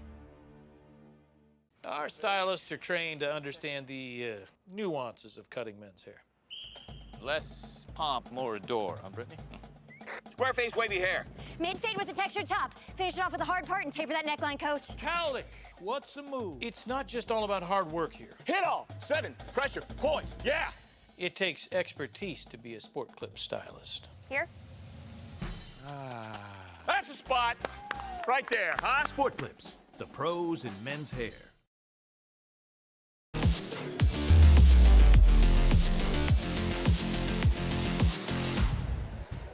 You wake up on a Friday morning, you eat your bowl of Wheaties, you head to school, make your way through a normal class schedule of classes throughout the day. Then usually on a Friday around 3:15, the bell rings, you take off from school, you get ready to either hang out with your buddies or if you're playing sports, compete. Maybe in a basketball game, maybe it's a wrestling match, maybe it's swimming, maybe it's hockey. Today, that day is a little bit different for everybody inside of West Region High School hockey, especially the kids that played tonight Other home ice, the Magi from Minot High, the number 1 seed inside the West region, has the home ice advantage, and they have an opportunity tonight to head to the state high school hockey tournament for the 40th time all time with a win here tonight over the Jamestown Blue Jays. This will not be a cakewalk by any means as number 1 Minot takes on number 4 Jamestown here tonight. What was your day like, Matt, getting ready for the showdown here today? I know the energy's high and the mood's high, a lot of anticipation, even for guys like us who look forward to matchups like these. Well, I mean, you're right. There's a lot of excitement. Even when you're a parent, you still get pretty jacked up. And you kind of like, sometimes I think the fans get more excited than the players do. These kids these days don't say much. They really don't give you a lot to go with. So you got to ask all the questions. But I think a lot of parents don't want to say, get into be a distraction. They probably just let them do their thing. Do you need something good to eat? Make sure that they're all ready, set to go. And your job is you're there for moral support. Fire them up. Give them positive feedback. Say, hey, man, I love you. You're the greatest kid. And, go to win or lose, we still are behind you no matter what. And we love you as a kid. And I think every parent does that. If they don't, there's something wrong with them. You're there to help them and nurture them. And it's as important as being an athlete as it is being what kind of person they become. You want these guys to play with sportsmanship. We're always, you and I talk about a lot. Play hard. Play smart. Nobody wants any dirty play. That's just, there's no reason, there's no place in sports for that. You want good, clean, straight up play. Most times the games are going to be close. They're going to be exciting, and sometimes people get wrapped around them for the wrong reasons. And you want good play. These tournaments are designed for to see who can play better than the other, and what guys can show up and showcase talent. You want to see great talent. And it's even better when it's in the same city we live in, so you don't have to travel. And that's great. They move it around back and forth. But gosh, you can't. It's seeing the spirit, like we've said, when the kids come and there's a band, even though there's no band. God, you just can't go wrong when you see these young kids and get all fired up and they want to watch their classmates. And that's a part of high school sports, boys or girls. It's going to be a fun one here today. Two of those kids that are going to have to be huge today are the goaltenders that will play in this showdown. Matt, let's look at the goaltender matchup. It's presented tonight by Planet Pizza. Planet Pizza, proudly serving the Magic City for over 25 years with the largest laser tank playground in the region with mouth-watering pizza and chicken wings. They have a 30-inch pizza called the Galactic. Planet Pizza truly is out of this world. You can call tonight for delivery while you watch the region semifinals, 701-852-1700. Planet Pizza is out of this world. Sorry, I got to interrupt one thing, but did Andrew ever check in yesterday? I don't know if I heard that. I never got a hold of him yesterday. I feel like you and I have got a little bit we got violated a little bit. I just don't know what is going on. I don't know. Is Goody's still around? I hope he's in town. Oh, he's okay. I'm pretty sure. He checked in tonight. We'll talk to him in just a moment for sure. Here comes Minot High out onto the ice surface with Motley Crue blaring in the background. Gotta love the atmosphere in here right now. Let's take a look at that Planet Pizza goaltender starting lineup here tonight to the goaltender duel that is set for us here tonight. Starting with the Blue Jays, they've got a senior netminder by the name of Andrew Walls. Walls sits at a 90% save percentage and a 3 goals against average. He's gone 10-7-1 here in his senior campaign. He's got the call tonight against Minot High. He goes against Minot High's goaltender and Blaze Ostrom. And these kids from Minot High have rotated this entire season back and forth. And tonight, it's Walls against Ostrom. Ostrom's got the record of 8-3 here in his junior campaign. 223 goals against average and an .896 save percentage. Those two young men really do need to be the best players on the ice tonight if their teams want a chance to win. For sure. You need a guy that you got confidence in there that can make some big saves. If you have a mistake out in front or make a bad play somewhere, you got to know that your goaltender can come up big and maybe, like I said, stop the normal ones, maybe save a couple ones that you shouldn't have. And that, I think, both sides, it's going to be huge for each team. Duffy Novak's got the official introductions inside of Pepsi Rink at Maysa Arena. Let's take a look at the top producers inside the West region for North Dakota high school hockey. Handful of these kids we'll see here tonight, Matt. Starting with Marcus Butts from Bismarck Legacy and Max and Vig from Century. They go toe-to-toe next in the showdown. Butts has 41 points. Vig has 39. Adam Graney from Hazen Beulah is on this list. Just a sidebar. He'll join us tonight to talk about his season at Hazen Beulah. 9 of those games against JV opponents or junior gold contestants. So the 37 points, not apples to apples with everybody else on this list. However, a good year all in all for the Hazen Beulah North Star. Brooks Rolson from Jamestown, number 4 in scoring in the West region. If you have Granny on that list, he's at 37 as well. Mac Morelli in the top 5 with 36 points on the season. Bonnet High's Kelton Esslinger up to 30. He sits number 8 in scoring right now. Gavin Gerhardt from Jamestown, Mayhoos and Walls also from the Blue Jays on this list. There's no doubt about it tonight that the firepower is on the side of the defending WDA champion Jamestown Blue Jays. However, Minot High's got the home ice advantage here tonight, and they've got some categories that they win in the checkmark battle here tonight on their home ice surface, and they are the number 1 seed here tonight. If I had to put money on it, Matt, I said this earlier on today, I would have to flip a coin. The God's honest, I don't know which way I would go if I had to pick one here tonight. And I am a Minot High alumni. We cover all Minot High athletics, of course. Like to see Minot High win. I'm also a fan of Matt Stockerts of the Blue Jays, but sincerely tonight, I don't know if I have a pick in this hockey game. I think there's a couple games in this tournament. It's a toss-up. You could flip a coin. We talked about kids being consistent, and sometimes with young kids, you just don't know what you're going to get. You want to believe in them and give them the benefit of the doubt, but sometimes there's struggles and there's hiccups along the way in games that it's not maybe the best what they up to their standards. And if a coach expects a lot, that's they're doing their job. They want the best every time. It's the best part of being an athlete. Is the best compliment you can give an athlete is consistency. You want consistent play. I think this tournament, we've said it for weeks, it's going to be wide open, so it's going to be great. That's what it's all about. Get ready for a dogfight here tonight. The Blue Jays and the Magi with their official introductions taking place. Now, when we come back, we'll salute our nation with the Star Spangled Banner. Then we'll face it off tonight with a 7-1 Realty opening face-off. Ticket to the state tournament on the line. It's the Blue Jays and the Magi in the WDA semifinals live from the Pepsi Rink. We'll put a cap on the Shields pregame show when we come back and salute our country. Then the opening draw is next.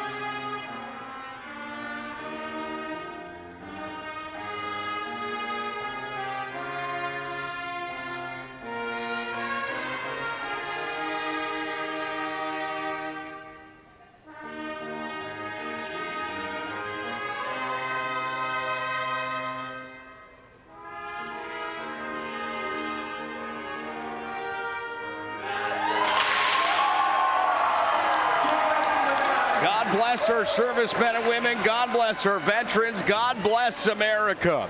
How about that rendition of our nation's national anthem, the Star Spangled Banner, tonight?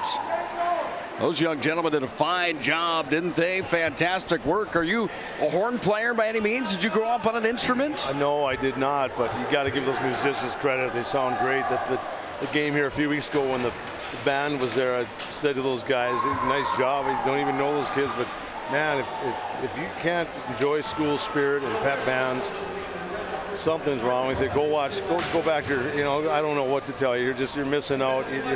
You gotta love live music, and especially when it's young kids. They love it. They can see the spirit with them playing. They get all jacked up, and I mean, players. It's like having a good crowd for players. They feed off of that, and there's a big hit or a big play. It gets loud, and that's what you love as a player. Time for tonight's opening faceoff, brought to you by 701 Realty and Andrew Goodmanson.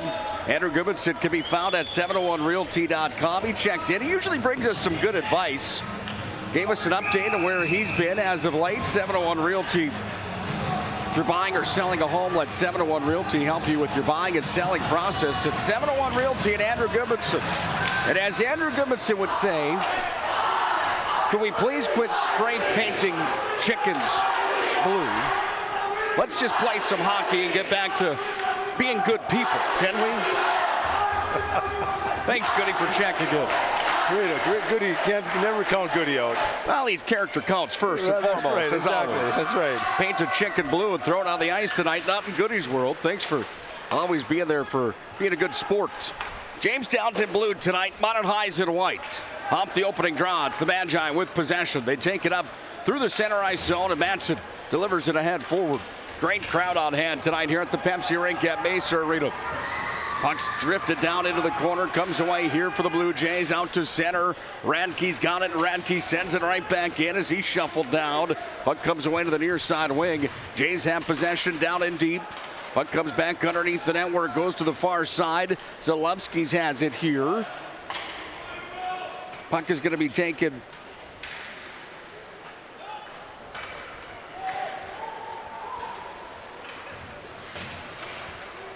Puck's going to be taken here by Minot High. They'll dump it back in. We apologize. There we got it. Puck's taken now all the way back up into the Minot High bench. Look out, Jordan Willard. He about got tattooed on the bench. Does it seem like this about one a game that Willard almost gets hit by a puck? It certainly does. I don't know. It's like he's a glutton for punishment over there. Maybe give somebody a bad glare on the other team. They just seems like they want to fire one on the bench, and they look for the big guy in the black coat. Shot it on goal. Stop is made, and hanging on to it, Andrew Walls will make the stop there. We talked about our mustaches last night, Willardson and myself. You wouldn't believe the amount of text messages we got about who had a better mustache, and it carried on through today. Travis Rybczynski, the head coach of the Bottineau Lumberjacks, pulled me aside today. He said, "Hey, Nick, great to see you. Thanks for coverage of the WDA tournament. I hate to tell you, but Willard's got a way better mustache than you do," he said. And I didn't even say thanks. I just walked away in pure disgust. I guess we struck a chord. Puck's taken here, sent down underneath the net. Comes away to Esslinger. Boy, did he have himself a game yesterday. 3 goals for Esslinger and an assist in the hockey game for 4 total. Puck is taken and sent all the way back out to center and down, back and behind the Minot High net. On the glove side of Ostrom it comes. Puck's taken here on the near side wall. Blue Jays out with it. Here's a drive on goal. Quick one there. Nate Walls fired the shot. Blaze Ostra made the save, and it comes down to Mac Morelli.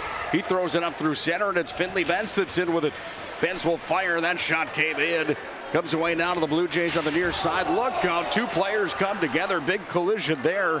Everybody's up and all right. Shot bounces in just wide of the Minot High net. Underneath the goal now. It's going to be set up here as the scrum continues 2 for 2.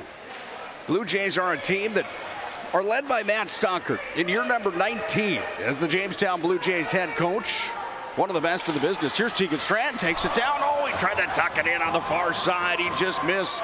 Great save. Yeah, great save. Here's Panasuk, side of the net. Sent it just wide. Oh, Finley Benz was there. The chances were great. A for the Magi.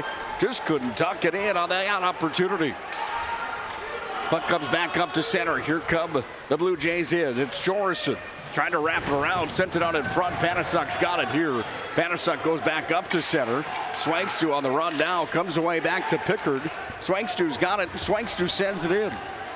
Pepsi Rink here at Maysa Arena holds 2,400 people before the fire marshal is called. And this place is probably floating around maybe 16, 17. We've got a delayed call coming here. And the power play is going to come out for the Jamestown Blue Jays for the first time tonight. As into the penalty box for the Magi. Goes number 24, Aiden Deal, and Deal's charge. I didn't see what the call was. Brock Matson, you mean? Oh, Brock Matson, excuse me. I think it called interference. Interference, the call on Brock Matson. Well, the Minot High bench didn't like that call very much. No, not really. That's a tough call. That could have gone probably either way. He chose to take the body instead of the puck and probably had a chance to play it, but can't do much about it now except for kill it off. Power plays out here for the Blue Jays. Their first power play of the hockey game. 13:22 left in the opening period.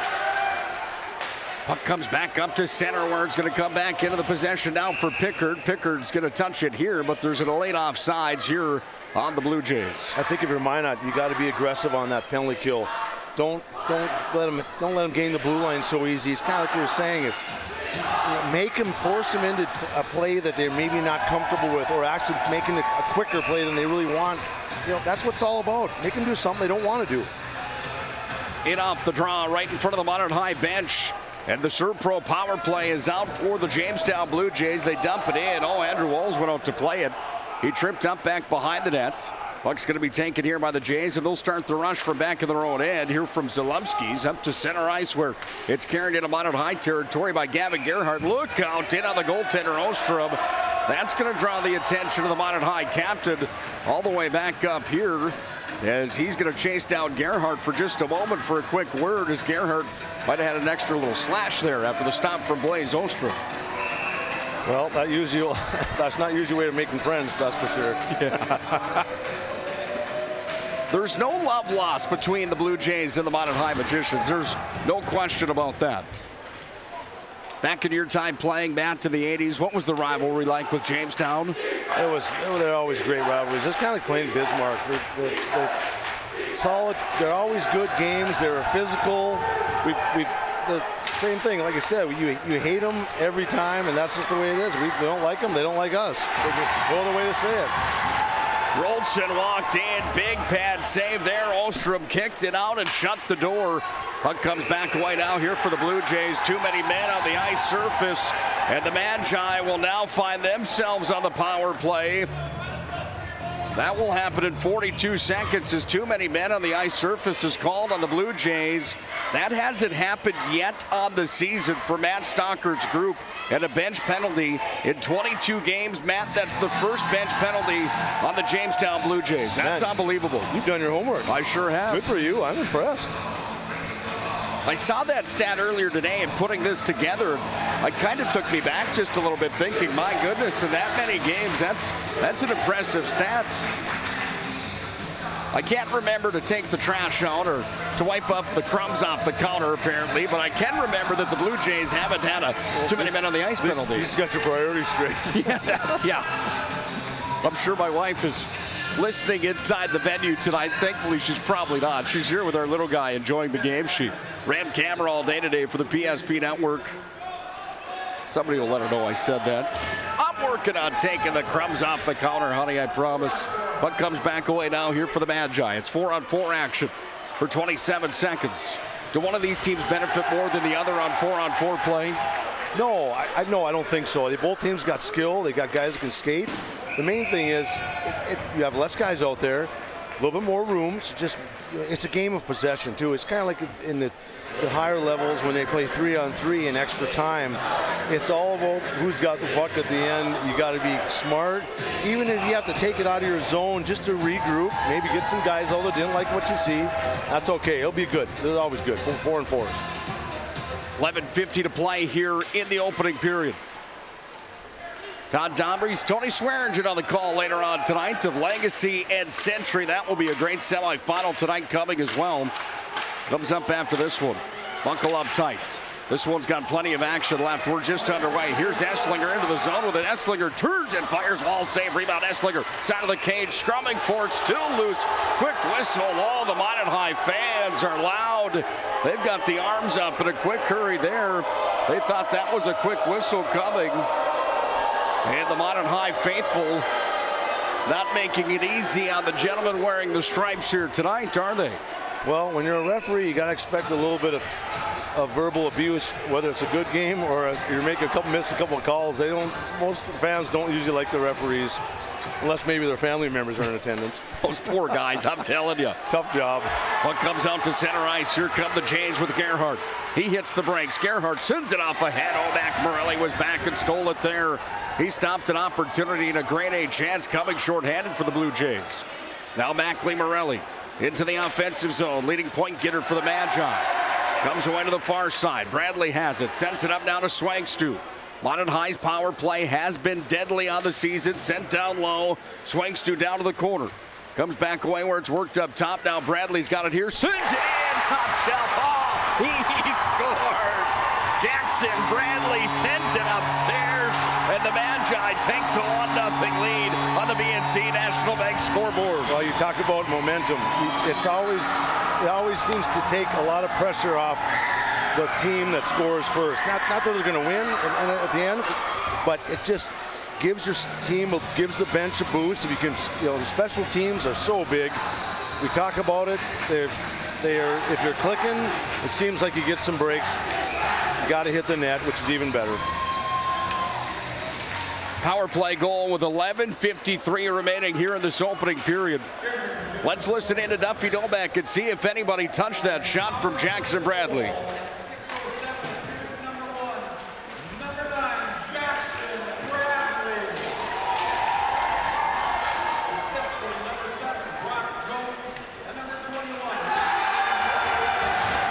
Brock Jones and Mac Morelli in on Jackson Bradley's goal.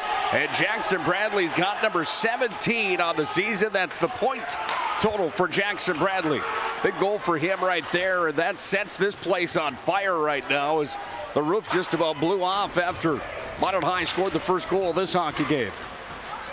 Puck's away on the near side, dumped down in behind Ostrom. Way down to the far side here to Matson. Trying to push it up to center. Taken here by Rolson. He sends it in. Glove down there by Ostrom. And Ostrom will hang on to it. Nothing wrong with that. Take a whistle. Calm things down. Like there's a lot of game left. Don't think it's over by any means. With your mind out, just keep your composure. It's great to get that first one, but get back to playing 5-on-5. No more penalties. Stay out of the box. We don't want to get into a special teams game with these guys. Obviously, the more goals you score, if you score more than the other team, you win the game. In this game alone right now, do you think that first goal is huge, or is it just a piece of the factor, or is it a giant factor tonight? Oh, no, I think it's huge, especially for Minot, because it's like you're at home. We've had struggles this year at home at scoring goals. So, yeah, anytime you can get that first one on a good team like Jamestown, you take it. Take it, and now it's just let's get solid and get back to 5-on-5, being smart, no penalties. Puck comes back away now to Panasuk. He's into the zone. Oh, he's tattooed there. Drive comes in. Walls goes down. He's going to hang on to it after that shot was fired in from Minot High on the near side from Tegan Strand. And Walls makes his 8th save of the game as the shots right now sit at 9-3 in favor of the Magi. And Minot High came out of the gate swinging tonight, didn't they?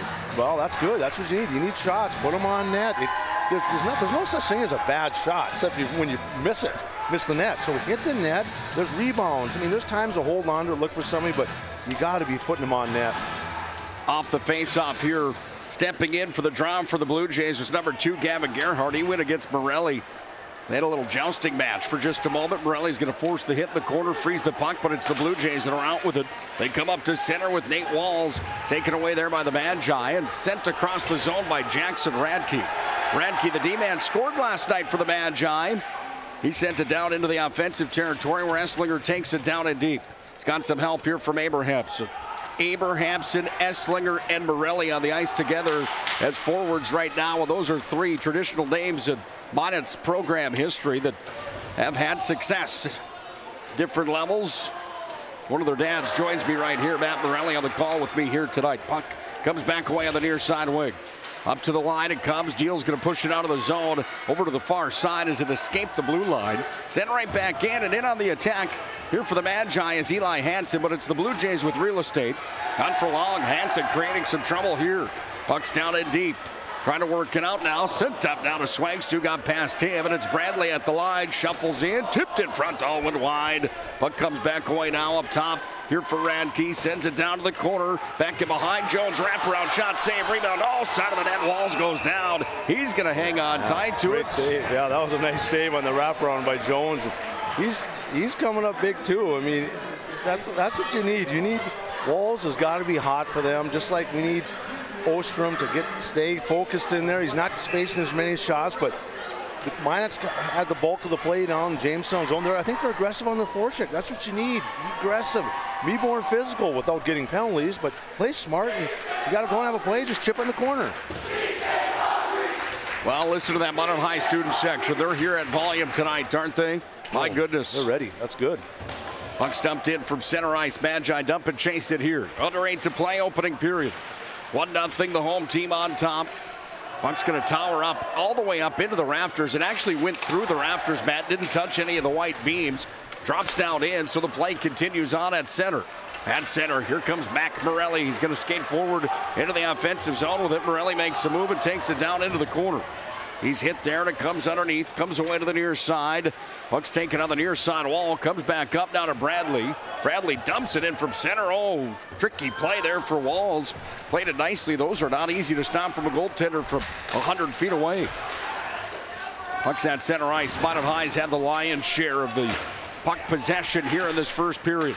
You can see that by a 1-0 score and an 11-3 shot advantage in this first period of play.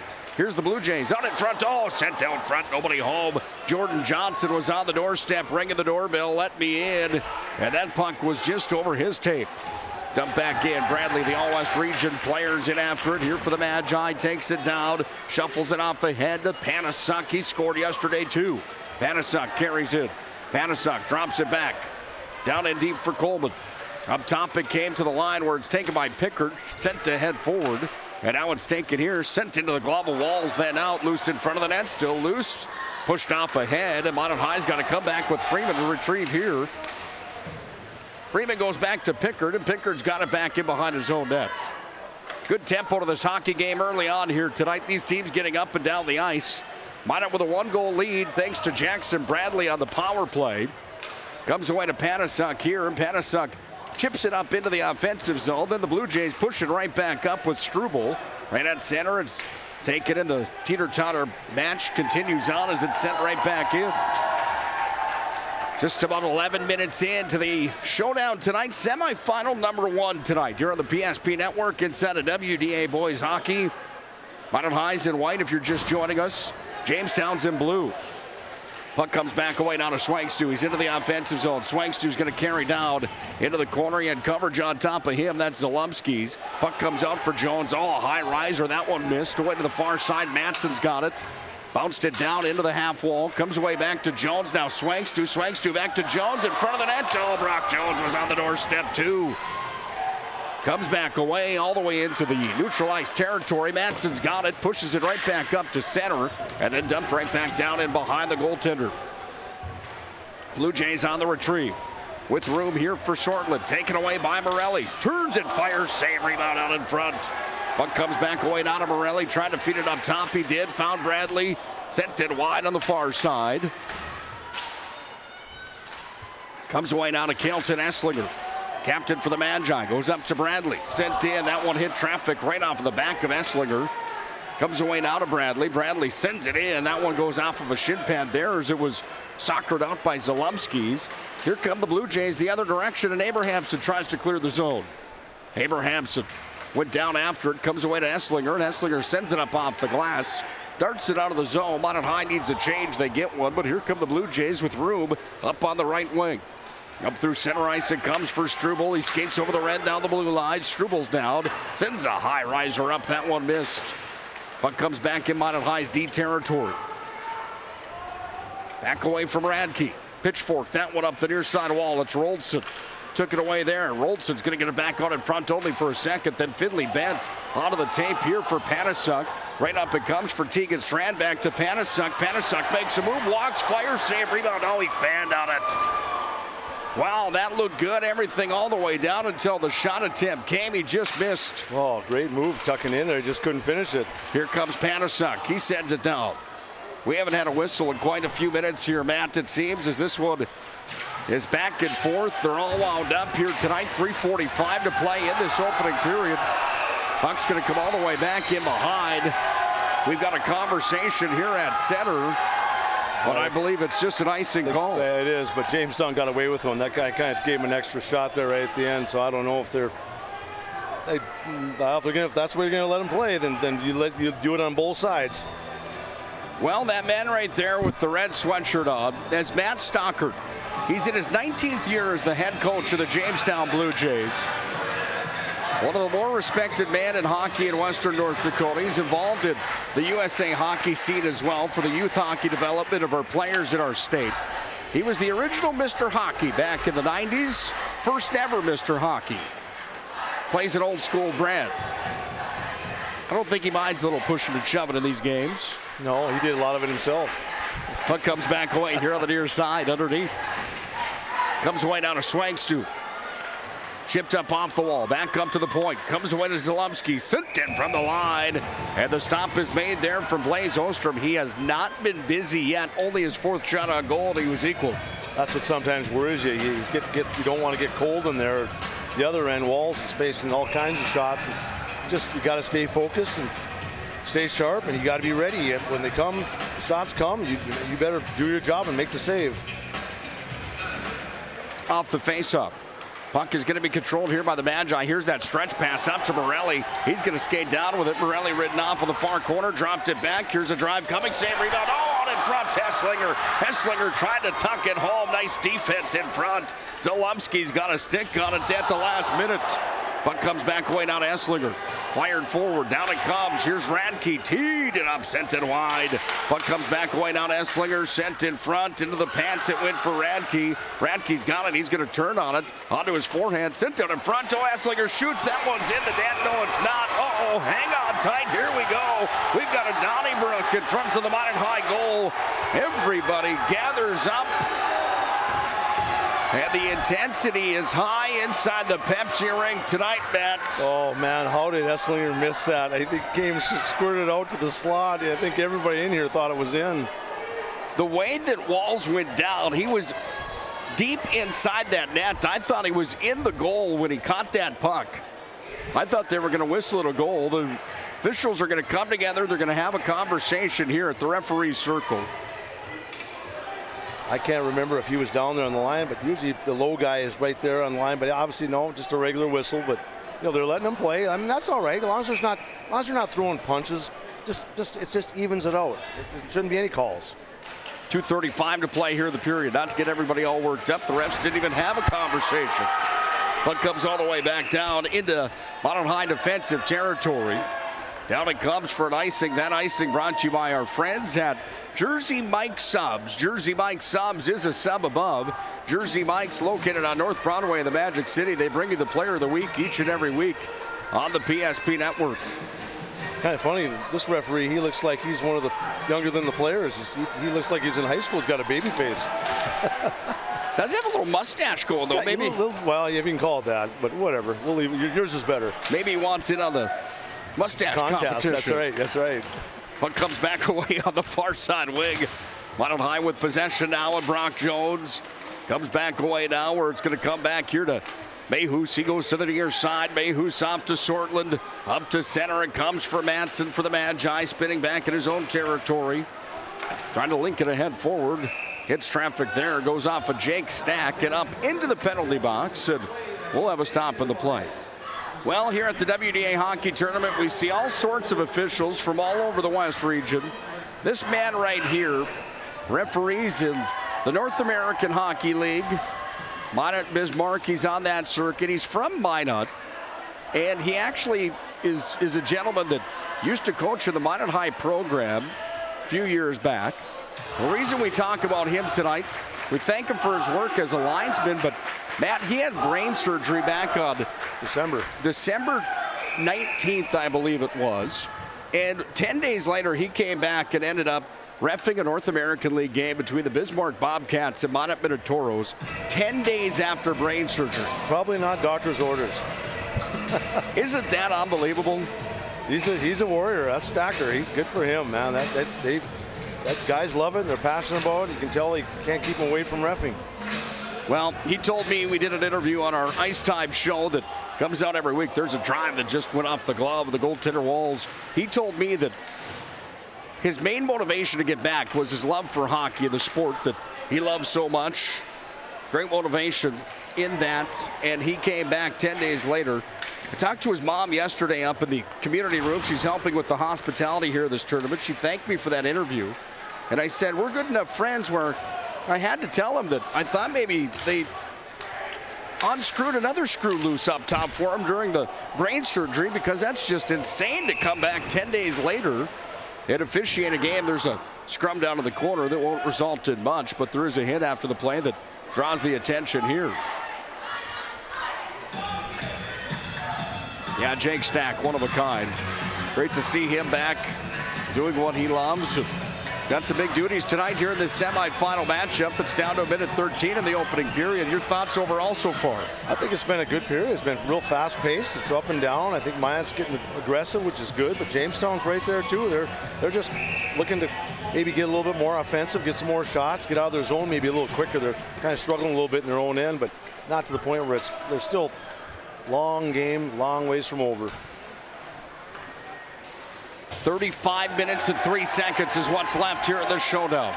Puck's underneath the Jamestown goal. There's a 1 minute call here for the first. Sent down in front, taken away by the Blue Jays. Puck comes away down to Morelli, trying to send it into the zone. Back Morelli touched it with a high stick. So the faceoff will come back out in the neutralized territory. It may even be in our zone. Yeah, you're right. It actually is going to go down into Minot High territory. You're just testing me. Just making sure that you studied for the quiz. That's right. I throw one in there and let you know that there hasn't been a too many men on the ice call on Jamestown. I got mine out of the way for the night. That was great. I loved it. Keep everybody on their toes around here. Kind of like the smoke and mirrors that we talk about me trying to take the garbage out on time and all that stuff. Crumbs off the counter. No, I didn't, but I did make you a sandwich. It comes back way up at center. It comes back into Blue Jay defensive territory. Down it comes. This is an icing. That's a close call. He tried to play it. It was bouncing on him, but I don't know. I don't think that's an icing. If you go to play and it bounces over your stick. But we're just media guys. What do we know about refereeing and making calls? That's exactly right. Jeez. Prestwich Orthodontics brings you that icing, by the way. Prestwich Orthodontics specializes in braces and Invisalign for all ages. They offer free consultations and financing options. Make it easy to take your smile to the next level. Visit them online, minotbraces.com, to get started with a free virtual consultation.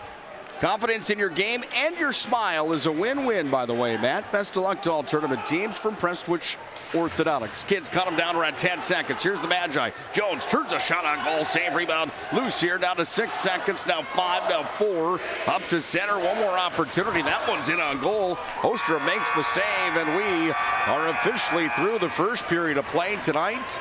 Minot High wins the first period 1-0 on the BNC National Bank scoreboard, but they outshoot the Blue Jays 16-5. We've got plenty to talk about after our first period of play here tonight. Let's go to our Premier Chiropractic intermission report. Premier Chiropractic focused on improving the overall health of Minot and the surrounding areas through the most cutting-edge advances in natural health care today. Find them online, PremierChiropracticND.com. 1-0 at the end of 17 minutes. The Magi lead the Blue Jays. This presentation on the PSP Network is proudly brought to you by Legacy Financial Partners, the Bone and Joint Center, Ask Fitness, Thompson Larson Funeral Home, First Choice Physical Therapy, The Hoopster, KX News, Century Eyewear, 701 Realty, North Country Sportswear, Morelli's Distributing, Qdoba, Jersey Mike's Subs, Nathan Stremick Signal Realty, Eyes on Burdick, Chuppy Health, Subway, the Beaupre Law Firm, Minot's Finest Collision Center, State Farm Paul Siebert, Minot Hockey Boosters, Prestwich Orthodontics, Hub International, the UPS Store, Planet Pizza, Northern Plains Heating and Air, Roger Ward Moving and Storage, Ackerman S. Fold, Premier Chiropractic, by Beto Orthodontics, Dakota Community Bank and Trust, Jerome's Collision Center, Tires Plus, First Western Bank and Trust, Jobbers Moving and Storage, Sport Clips, Shots Crossroads, Planning Team Financial Advisors, ServPro, BNC National Bank, Shields. Make sure to like and follow PSP Network on all social media platforms. PSP Network, it's game day. The magic of what we do really comes down to combining different aspects of patient care. Here at Premier Chiropractic, we love combining soft tissue work, the adjustment, and exercises together. We found that this gets the best results for our patients. We have 3 chiropractors to fit the needs of the entire family, a rehab area for our exercises and equipment, for any athlete to improve performance. Give us a call and we will get you back to doing what you love. Are you moving your business or your home across the town or across the country? We know it can be stressful. To ensure your possessions arrive on time, intact, and on budget, make your move with Jobbers Moving and Storage. Jobbers can help you with every aspect of your move. With our efficient step-by-step approach to move management, we can tailor a plan to suit your needs and schedule. With locations in Bismarck, Fargo, Minot, and Aberdeen, Jobbers Moving and Storage is your choice. Visit jobberswarehouse.com. It's Jobbers Moving and Storage. I'm a grateful person on a lot of levels. I've been given so many great opportunities. But most of all, even as a little kid, I was taught a set of values. Like tools for life, hard work, responsibility, and the key to making it all work, commitment. First Western Bank and Trust. You can bank on us. Ackerman Esvold, your neighbors, friends, and family who are working for you. The local team with local availability and accountability for all of your engineering, architecture, environmental, transportation, and land development needs. Your project can rely on Ackerman Esvold. Find them online at ackermanesvold.com. When you start your project, talk with Ackerman Surveying and Associates. Our experienced surveying team guides you in the right direction with planning, platting, and lot and boundary surveys. The trusted name in land surveying, the trusted name in architecture and engineering is Ackerman Surveying and Ackerman Esvold. Find them at ackermanesvold.com. What you're witnessing actually happens. This is a sad story about bad math. Bad math? Does your online company include mounting? You can't beat the online pricing. When you add the mounting, the shipping, and all the extras, it's just simple math. We guarantee the lowest prices. Our Plus plan is simply better, a less expensive way to buy tires. Thinking tires? Think Tires Plus.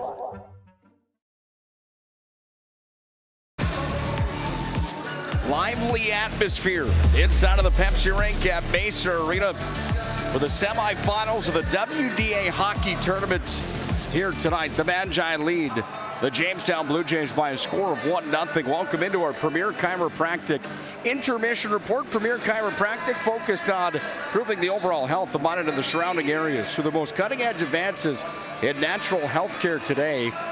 It's PremierChiropracticND.com. Well, we've got a special guest that joins us here tonight inside of the booth at the Pepsi Rink at Maysa Arena. Not often do the Hazen Beulah North Stars have somebody that's in the top 10 in scoring in the state of North Dakota or inside the West region for that matter. But this year, they've got a young man by the name of Adam Graney that deserves some credit here for his accomplishments here as a junior for the Hazen Beulah North Stars. First things first, I know you want to be playing in these games here at the WDA tournament, but how are you doing, man, and how was the season for you? I'm doing pretty good right now. Get to come out here and watch hockey and see the competition. It's a good game right now. Minot High leads Jamestown. From your eyes here tonight, your overall thoughts on this game here tonight? Minot High with a dominating performance in that first period of play. Yeah, I mean, got a good goal and making plays one after another, so it's looking pretty good for them. If you're the Jamestown Blue Jays, what do you look to do right now, and what do you think they're going to look to do here in the second period? a little more lockdown defense, doing much as he can to shut down Morelli and the first line. Absolutely. Tell us a little bit about your path at Hazen Beulah, playing for the North Stars and a team that gets a big win this year over the Bottineau Braves. And not only a big win, but boy, that was a record night for you. Tell us about the night that you scored 6 points, if I'm not mistaken, against Bottineau in a varsity matchup this year. Yeah, that was a fun game. We went down there and got a good warm-up in, started the game, and right off the bat, we got a good goal off the first draw, and then they just started pouring in after that. Yeah, it certainly sounds like they're pouring in. When you get 6 in a night, that's obviously pretty special, isn't it? Yeah, it was fun. What's it like playing for the Hazen Beulah North Stars? I know that I had a nice long conversation with Dan Fry today just about the program and the direction of the program for Hazen. And you're one of the poster boys that comes into this program now as a leader that's kind of taking the reins for the Hazen Beulah North Stars. It's somebody that really deserves some credit here. What has it been like playing and finding ways to stay positive in that locker room and being a team leader when things aren't always going the way you want them to in the win-loss column? Oh, I mean, it's pretty tough when the record in the past and the score differential usually. But as soon as you go in there, everybody's happy to be there and enjoys playing mostly. But the more you play, the better it is. Everybody's getting better the more and more we play. Yeah. That same point, on that same point, for you moving on from high school hockey, playing summer hockey, playing with Team North Dakota now, what's that experience been like, playing with Team North Dakota? That's pretty special, too. That's awesome. It's a fun experience going down to cities, South Dakota, and all over the place.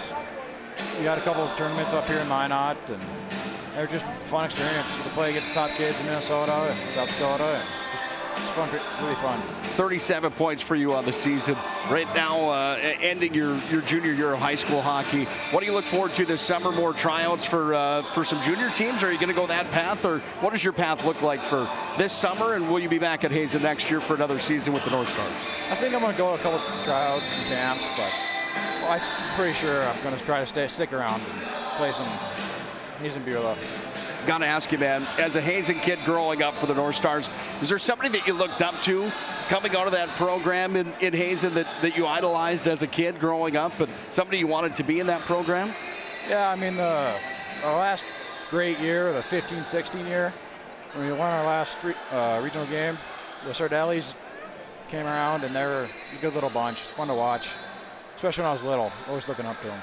Is there an NHL guy that you look up to or a college hockey player that you look up to at all? Oh, I guess more so Zach Parisian, probably. Parisi, sorry. Fantastic stuff, man. Big North Dakota fan myself. Thanks for your time here, man. Definitely deserve some spotlight for the season that you've had. 6 against the Bottineau-Rugby Stars, or the Braves, not easy to do. And a great year, 37 points for you. Best of luck this summer with summer hockey. Best of luck next year with High School Elite League, if that's the route you take. And best of luck next year with the North Stars as well. Congratulations on a great year. Thank you very much. That's Adam Grady from the Hazen Beulah North Stars that joins us here on our Premier Chiropractic Intermission Report. We sure appreciate his time here today. We're through one period of play in the semifinals of the West Region Hockey Tournament. When we come back, Matt and I will break down the numbers from the opening period of play. The Magi lead 1-0 at the break. This is North Dakota High School Hockey in the WDA Tournament here on the PSP Network.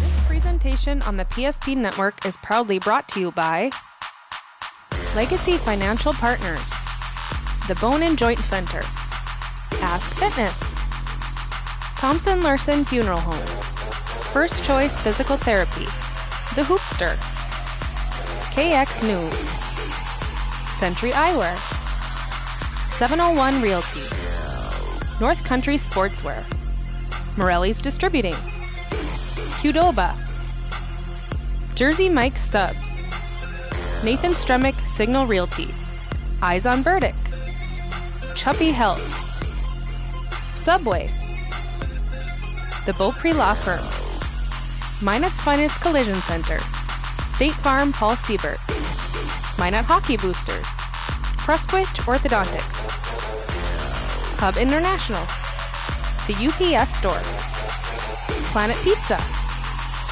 Northern Plains Heating and Air, Roger Ward Moving and Storage, Ackerman S. Vold. Premier Chiropractic. Vibeto Orthodontics. Dakota Community Bank and Trust. Jerome's Collision Center.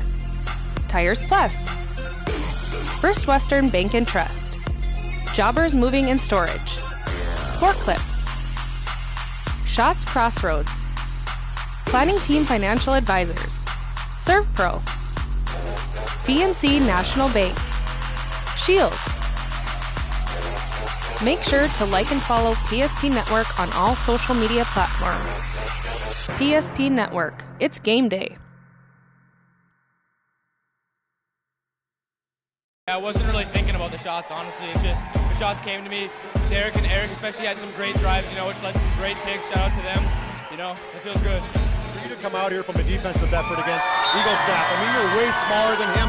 Obviously, how did you get yourself pumped up for that? Well, Coach has a thing that says height doesn't measure heart, and I strongly believe in that. I got the heart, and it doesn't matter if I got the height or not. That line. Good luck next week. Yeah, thank you. All right, great job.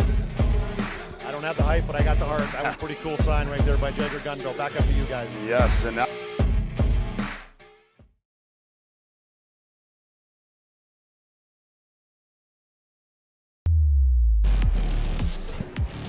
One nothing Magi at the end of one period played here tonight. Nick Holberg, Matt Morelli on the call.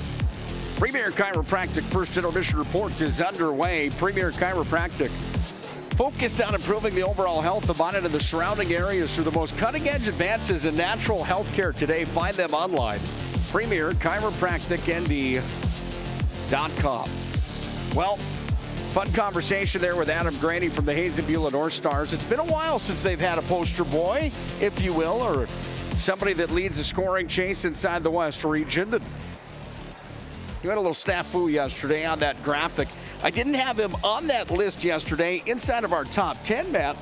And the reason being was that my understanding was that those stats not counting as far as point production is concerned, with those half of that schedule not being varsity level games. Now, in doing some research in my talk with Coach Fry here today, that's a kid that against varsity level hockey teams, Matt, is averaging almost 1.5 points per game the entire season, if not more, against some high-level talent inside of the West region, and a player that certainly deserves some credit for his efforts here this year. Nice to see some top talent coming out of Hazen Beulah. For sure. You want it. It's just you wish Hazen had a few more numbers. Back in the days, you've mentioned talent in the games. Minot used to play them. God, they were tight games, and they were giving people some really, some fits out there, and they've been down a little bit, but I think they're probably on the right track, and you get guys that are making score sheets here and doing something.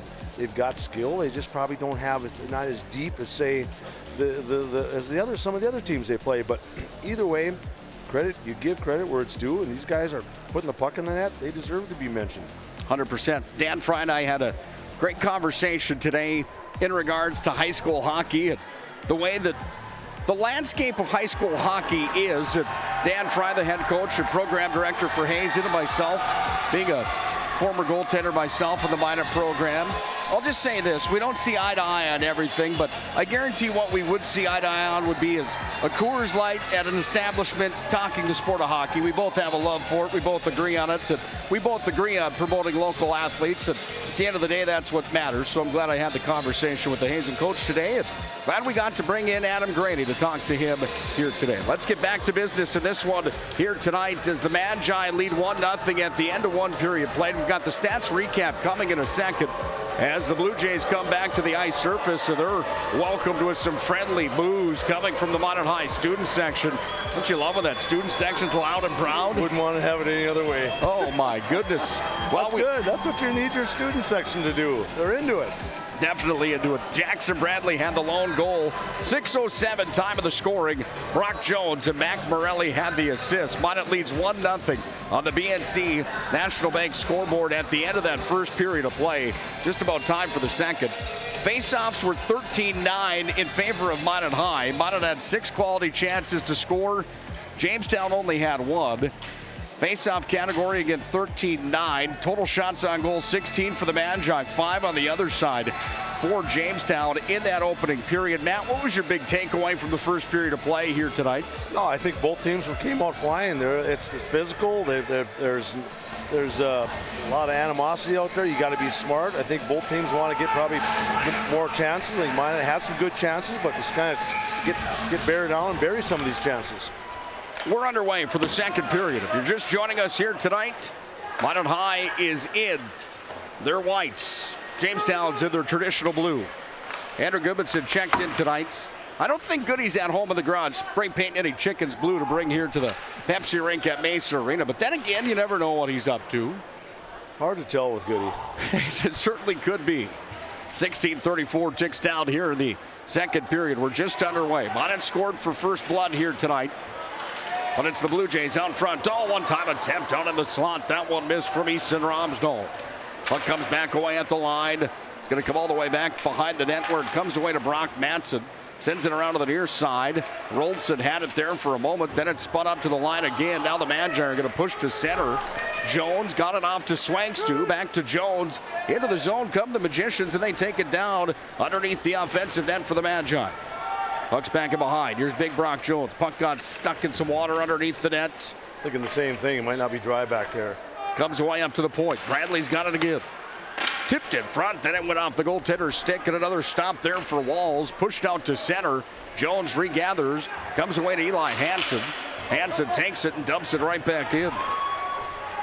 Now Radke sends it in. Walls a stick save. Magi have possession here. They go underneath the net. Now to Morelli.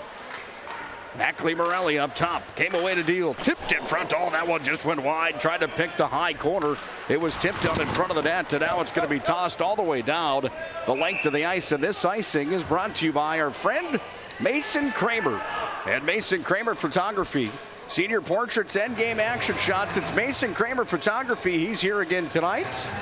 Sure appreciate Mason Kramer for all he does for athletics in the Magic City. An art teacher and a photographer at Minot High School. What does Jamestown need to do here differently in the second, Matt, if they want to come back in this hockey game and tie this thing up? I think they probably got to do a little bit of job in their own zone, get out a little cleaner, make that first pass has got to be a little bit better.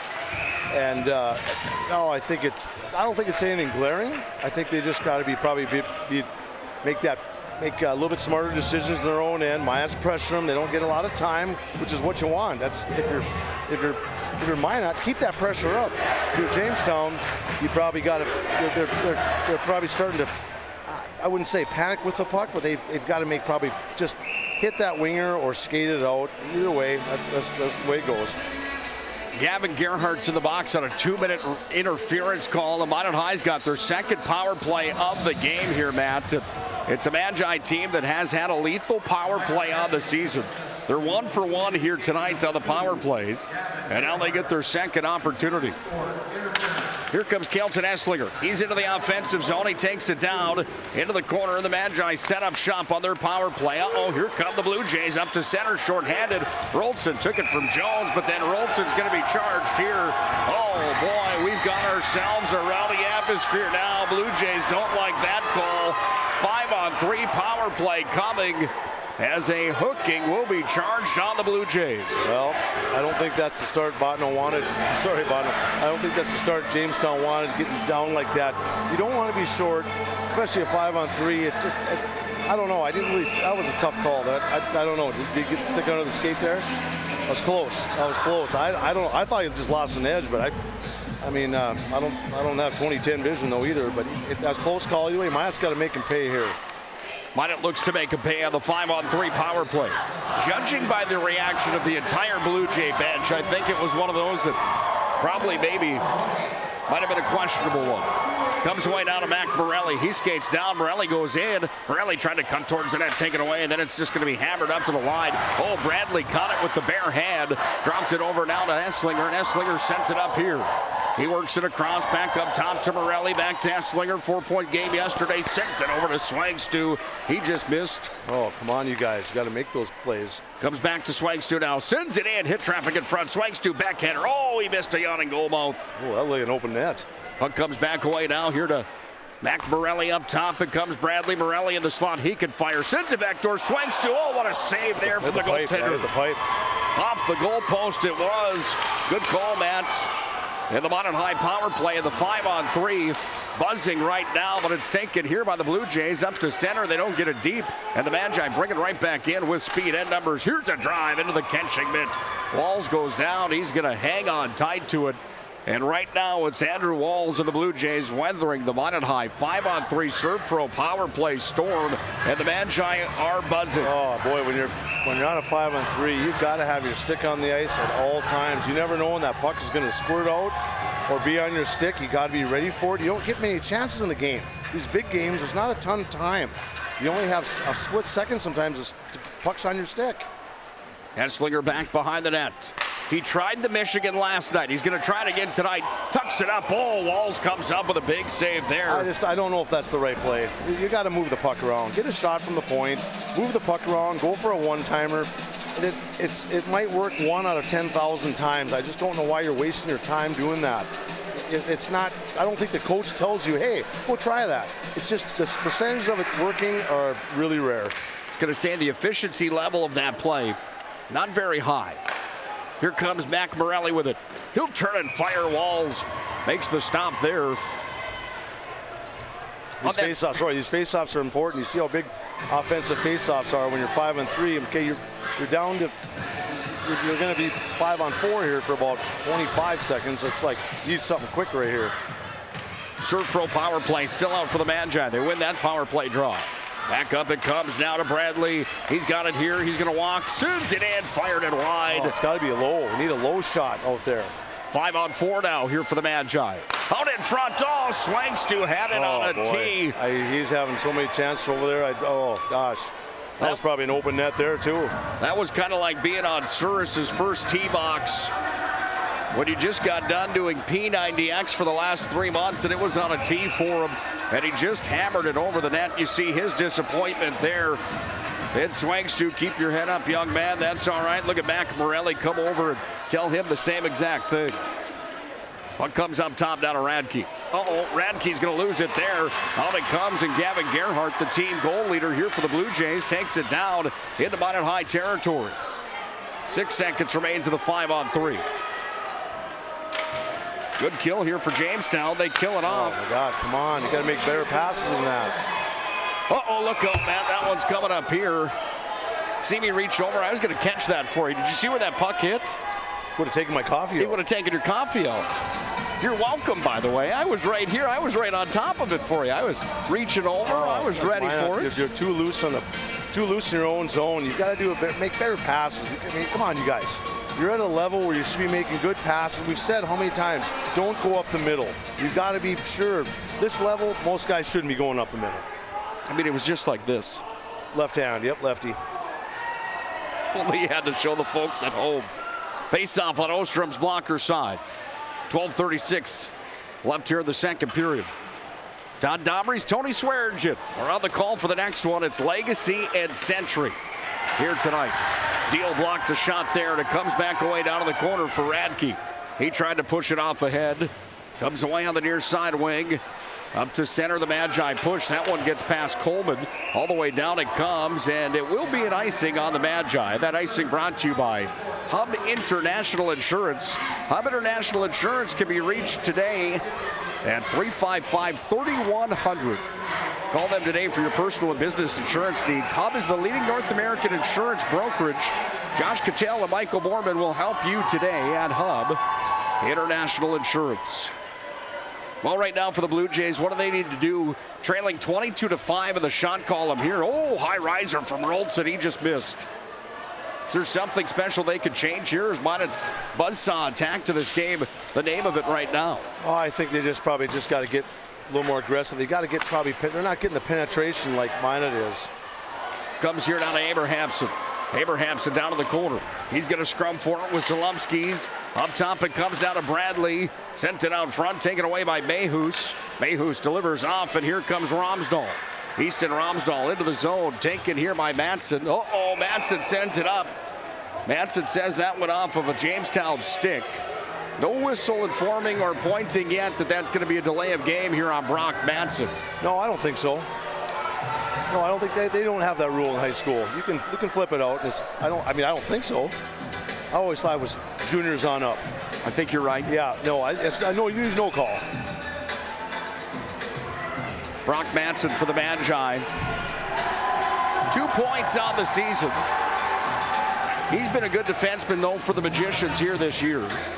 Doing his job nicely on the back end. How do you like this atmosphere in here tonight for this West Region semifinal game? Oh, it doesn't get much better. It's the way it should be at West Region hockey.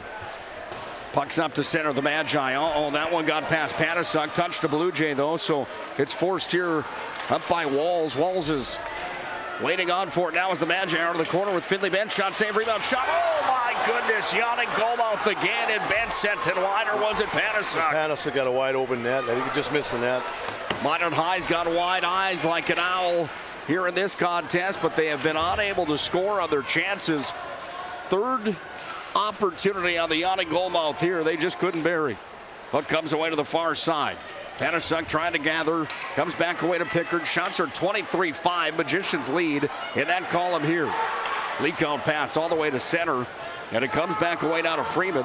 Freeman goes to his partner, Pickard. Pickard goes back to center. Touched at center ice in old school hockey here for the Magi. The dump and chase is on. In after it, Tegan Strand causing trouble here. It's going to come to Eli Hansen, and Hansen pinned up in the wall over on the far side here by Gerhardt. Gerhardt moves in ahead, comes up to center. This has been an entertaining game tonight here on the PSP Network. Down for an icing that's brought to you by our friends at Northern Plains Heating and Air. Northern Plains Heating and Air has over 25 years of experience being the AeroSeal dealer in North Dakota. Northern Plains Heating and Air. Seal your heating and air game today at Northern Plains Heating and Air. Well, hockey fans, if you haven't already done so, we politely ask you to like and follow the PSP Network on all social media platforms. The more likes and follows PSP Network gets, the more we promote local athletes. And that's our mission at the PSP Network. Here comes Ben Swankstu into the zone. Swankstu takes it down, fires it on. Walls comes up with a save, and he'll hang on to it. It seems like this period's been a little more sloppy on both sides. Doesn't have the flow like that first period did. It was a little bit more wide open, but I think this team, the puck's bouncing around a little bit. Seems like there's a lot of chipping it off the wall. They don't know what to do. They're just sending it out to center ice or all the way down, but got to get back to smooth play.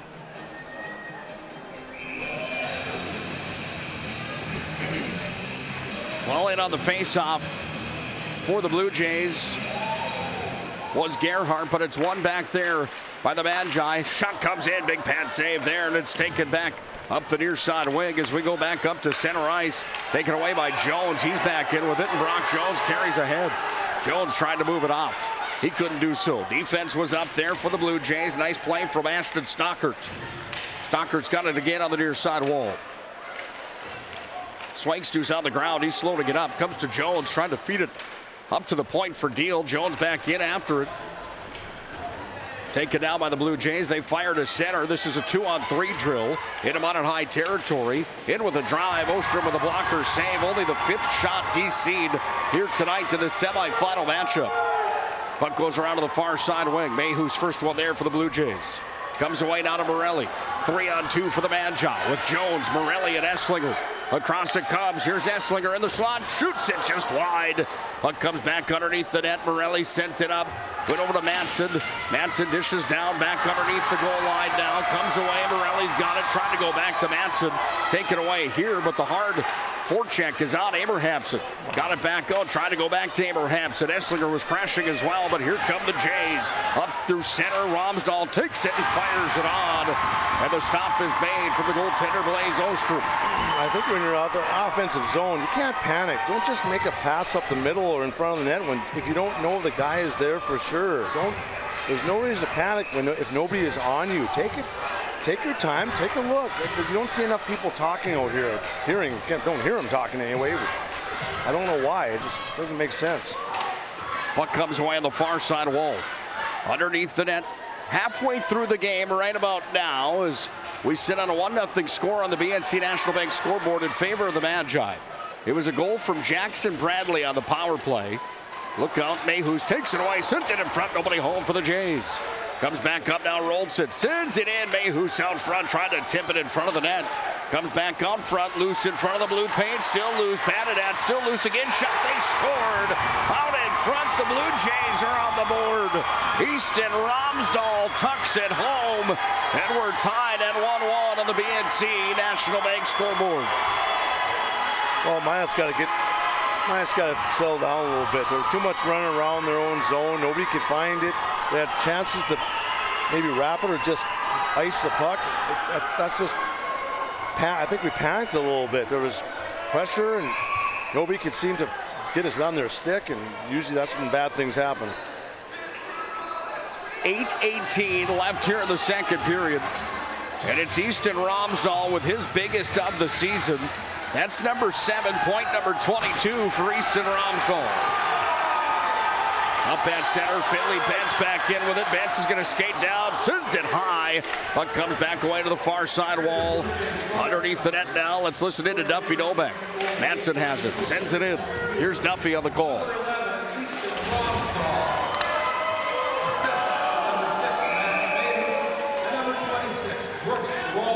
Well, Brooks Rolson and Max Mayhus are in on the assist. And Romsdahl's on the board for the Blue Jays. And he ties the game at 1-1 on the BNC National Bank scoreboard. Fair to say that that's a huge goal. That was a big one for Jamestown. They need something to kind of get them going. They've been knocking at the doorstep, and Minot just had a breakdown. You hate that. You could almost see it coming. We just knew something good was not going to happen.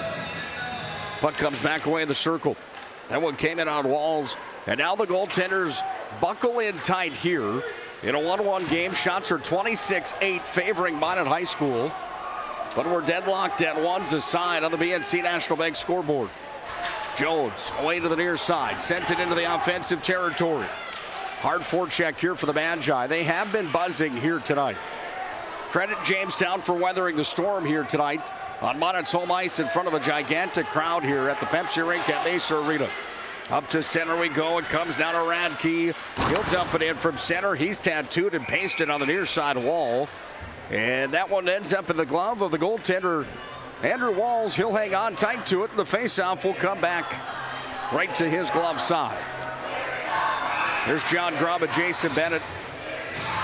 John Grubb, the gentleman in the gray hat on the right side of your television screen, holds the record in the WDA hockey tournament for the quickest 2 goals ever scored in this tournament. We'll take you back into the time machine. The year was 1998, and it was a region title game, Minot against Bismarck. And John Grubb, with the Magi down by 2, late to the game, scored 2 goals 11 seconds apart to force overtime. Pretty quick. There's Bradley. He fires into the catching mitt. Walls will hang on tight to it. Tony Swearingen, who will be on the call of the next game, actually assisted on that goal that night. Back in your day, back in the 80s, West Region Tournament wasn't a thing at that time. Is that correct? No, we played the worst. The number 1 from the West would play the number 8 from the East. So a lot different back in those days. Puck's taken away here on the near side wing. Up to Manson. Sends it down towards the goal, but it was wide. Comes away down to the far side where Abrahamson scrums forward here. Puck comes back up to the line. Manson trying to hold, can't. Here's Mayhus. He's got Rolson with him. Rolson's in. Rolson's got it. He'll fire, hit traffic. Boy, that looked like offsides. Comes away to Mayhus. Tipped away here. Comes now into the possession of the Magicians, and it comes off of Abrahamson back to center. Gathered by Romsdahl. Sent ahead. Tipped in front. Oh, that one went over the head of Ostrom. Puck comes away on the near side wing. Back up to center. Dumped off ahead. Comes into the hands now of Brock Manson. And Brock Manson has it here. He'll dump this one down into the far corner. Esslinger first one in after it for the Magi. 11 minutes have been played here in the second. Jamestown winning the period 1-0, but it's 1-1 on the BNC National Bank scoreboard as Minot led at the end of the first 1-0. Puck comes back away on the far side wall. Back up to the point. Bradley holds. All West Region, all state selection down in deep. Bradley tattooed there. Puck is freed here for the Jays. Strubel's going to carry up. He goes up to center. Comes away now here for the Magicians. Off of Tegan Strand. And this puck is just going to be sailed all the way down. That will be an icing brought to you by our friends at Prestwich Orthodontics. Prestwich Orthodontics in the Magic City. wants to wish all tournament competitors at tournament season best of luck. Confidence in your game and your smile is a win-win. Visit MinotBraces.com. They offer free consultations and financing options that make it easy to take your smile to the next level. In on the goaltender Walls and into the catching mitt. He'll hang on tight.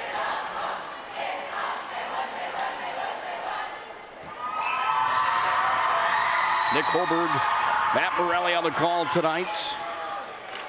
This is a fun one, eh? We knew it would be a tight one. Out of the corner for the Magi. That one off of Strand.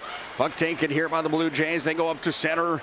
Pushed off ahead. Comes away now here to Gerhardt. He's going to walk and fire save. Big rebound out in front. Comes back to the point. At the line, Sortland sent in. Save. Rebound loose in front. It's in the slot. And the Magi's bench clears it out to center. Both teams exchanging some chances here in this second period.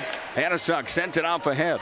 Finley Benz Komotor, he's in on the attack for the Magi. Down to the corner, it was swept away. Benz is there again, and now it's pushed off ahead as the Blue Jays had some real estate. They go to center with it, and forward it's Nate Walls that carries in.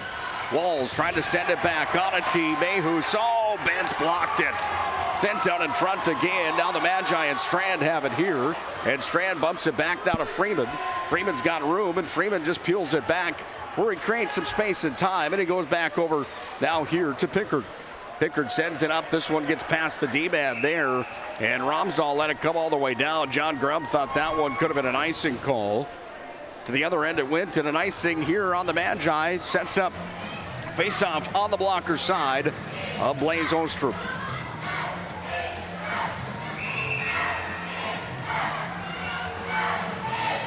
.420 left here in the second. Legacy and Century come up next on the PSP Network. Flip a coin on that one as well tonight. That's going to be a good game. That's going to be back and forth. Butts and Beasley against the Vigs tonight. Hoyt Ubel, the goaltender for Century, against Tyler Miller. You can't beat that showdown tonight. That one's going to be a nail-biter as well. Comes up next here on the PSP Network. Well, PSP Network proud to announce that we'll be at it again coming up for WDA basketball. Coming your way from the Bismarck Event Center, March 2nd through 4th. All 22 games, 11 of the boys and 11 of the girls. Live on the PSP Network. We're thrilled to bring you tournament coverage action of the WDA all tournament season long. Class B basketball tournaments underway as well. We'll have those for you also on the PSP Network. Busy time of the year. I think I've only had about 52 ounces of Red Bull here today. Slap shot, knocked down. Radke made the shot block, comes back away there from Sortland underneath the net. Is your heart are you supposed to feel your heart in your chest the whole game? Probably not. Probably not. If this arm starts to hurt, I'll just let you know you're going to have to take over, though. Okay. Comes away now here to Swangstu. He's into the zone with it. Dropped off. Here's Morelli trying to feed it back over. Comes to Jones. Backdoor. What a save. Oh, my goodness. Call the cops. That was robbery. Great save. Down it comes. This is going to be on net. Blaze Ostrom let it hit the goal. That got a little too close for comfort. Yes, it did. Puck comes away now here on the near side. Andrew Walls made the save of the tournament so far as he went down with the pad and made the save on the opportunity from the Magi and some of their top producers. Up top, Radke across. Pickard sends it in. Stick save. Walls will hang on tight to it. And Andrew Walls is having himself a hockey game here tonight in the West Region semifinals, Matt. Wow, that was unreal. Good save, great save. If you're from Jamestown or even a fan of North Dakota hockey, you'll remember the name Joey Vanette, who was a Mr. Hockey finalist back in 1995 for the Jamestown Blue Jays. Helped Jamestown to a third-place finish at the State High School Hockey Tournament. Helped him to a West Region title as well that year. The Blue Jays, with memories of Joey Vanette here tonight, have a goaltender at Andrew Walls that's standing on his head. He's seen 31 shots on goal in this contest, and he stopped 30 of them here for Matt Stockert's Jamestown Blue Jays. Puck's up at center ice. Walls is going to carry in. This is Nate Walls. He fires. Blaze Ostrom a stick save. Puck's back out to center. Blue Jays have it again. Strubal's going to turn it into the offensive zone, and Nate Walls will carry down. Walls underneath the net. Freed here on the near side wing. Comes off to Esslinger. Esslinger throws it across. That one trying to feed Morelli. And a line change coming for the Magi. Creates space here for Gerhardt and company for the Blue Jays. This one's going to go 200 feet. Oh, boy, right into the catching mitt of the goaltender Blaze Ostrom. How do you like that play from 200 feet away? That's a tricky save to make from a goaltender as that thing dropped in like a UFO just right at the top of the crease. It's a great play if you can get it on net, because then you got the faceoff down in Minot zone, but I wouldn't want to make a habit of that because that's going to be icing. But either way, it's on net. If you had 10 pucks from the other end of the ice, could you net how many of them you think this day in your life? Oh boy, 5? That might be a stretch. I'd like to say I hope so, but these guys, anything, yeah, I think get back to making some solid plays, get aggressive. Here comes Bance on front. Sent it here. We should go up to Polaris one day, you and I, skate around, maybe sign some autographs for the kids. Put your gear on. No, I'll be like the promoter. This guy played for UND back in the 90s. I'm just here to hand out the Sharpie markers, Matty, of course. Into the offensive zone we go now as it's taken down here by Tegan Strand. He's got it. Bottom of the circle. Strand drops it away. Taken here. Oh, you got to use your defenseman there. You got two defensemen wide open. Just the easy pass to hit the strong side defenseman. Those are simple plays. You shouldn't even have to think about it. You make your turn, and the defenseman's open. Just feed him. Give him a good hard pass and put a shot on net. Face-off coming here on the blocker side of the goaltender, Andrew Walls. This has been quite the showdown tonight. There's a minute remaining here in the second period. Magi have the puck at the point. Comes away here. Jones fanned on the shot. Jones has it tied up there. Comes off the wall. Pushed out to center ice and back on it. Comes Eli Hansen. Touched inside the zone. Comes back away now to Brock Jones. Jones forces it up the wall on the far side. Eli Hansen carries ahead. Hansen trying to move it off to Swangstu. Swangstu back behind the net, wraps it around, shot. Oh, it's loose in front of the net for the 4th time tonight. The lights were on, but nobody was home for the Magi. Yawning goalmouth out in front of Walls, and Jones couldn't reach it. All right, kids, get ready to count it down. We're at 20 seconds here in the second. Sent in, that one goes down to the corner. Deal in after it, comes away now to Radke. Radke with 12 seconds. All right, kids. Time to cut it down here. Radke with a nice play as he loops that one in to the Blue Jay end. Down to 5 seconds, so that should just about do it for the period. Jays will have one more chance coming here into the glove of Ostrom. And we are through 2 periods of play. Some ground was gained in the first by the Magi. The ground made back up by the Blue Jays in the second. It's 1-1 with 17 minutes of regulation time remaining. Minot High trying to get back to the state tournament for the tops of the West region for the 40th time all time. The Blue Jays trying to go for their 22nd time, and for the 3rd straight year. They were the region champion last year. Who's going to come out on top at the end of the 3rd period tonight, or will we need overtime for the 2nd time today? We're going to look at the tournament bracket when we come back. We'll have the scoring recap. We'll have our thoughts on the period as well. And we'll get set ready for the 3rd with a premier chiropractic intermission report starts next. 1-1 at the end of 34 minutes here on the PSP Network. This presentation on the PSP Network is proudly brought to you by Legacy Financial Partners, the Bone and Joint Center, Ask Fitness, Thompson Larson Funeral Home, First Choice Physical Therapy, The Hoopster, KX News, Century Eyewear, 701 Realty, North Country Sportswear, Morelli's Distributing, Qdoba, Jersey Mike's Subs, Nathan Stremick Signal Realty, Eyes on Burdick, Chuppy Health, Subway, The Beaupre Law Firm, Minot's Finest Collision Center, State Farm Paul Siebert, Minot Hockey Boosters, Prestwich Orthodontics, Hub International, The UPS Store, Planet Pizza, Northern Plains Heating and Air, Roger Ward Moving and Storage, Ackerman S. Fold, Premier Chiropractic, Vibeto Orthodontics, Dakota Community Bank and Trust, Jerome's Collision Center, Tires Plus, First Western Bank and Trust, Jobbers Moving and Storage, Sport Clips, Shots Crossroads, Planning Team Financial Advisors, ServPro, BNC National Bank, Shields.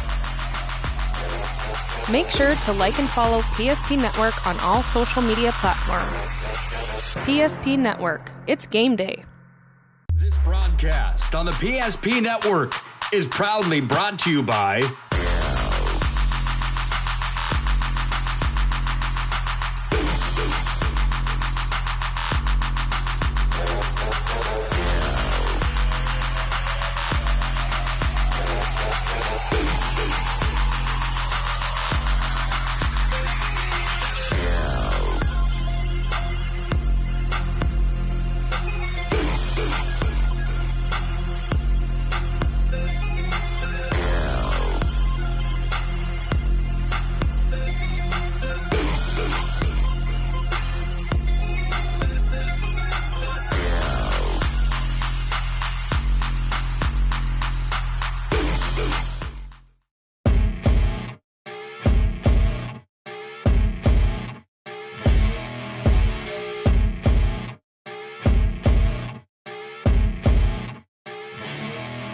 Here we go, where they get it into Doppler up the near side. 3, 2 second, 1 second.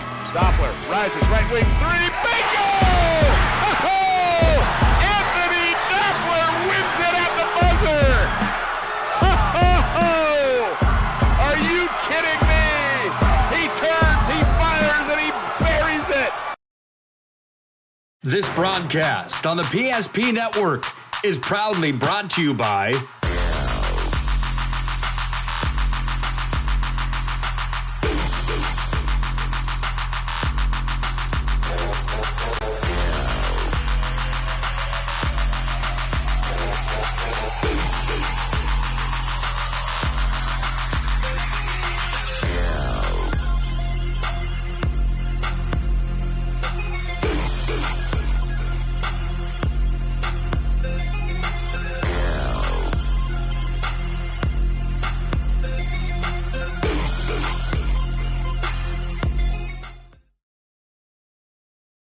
The magic of what we do really comes down to combining different aspects of patient care. Here at Premier Chiropractic, we love combining soft tissue work, the adjustment, and exercises together. We found that this gets the best results for our patients.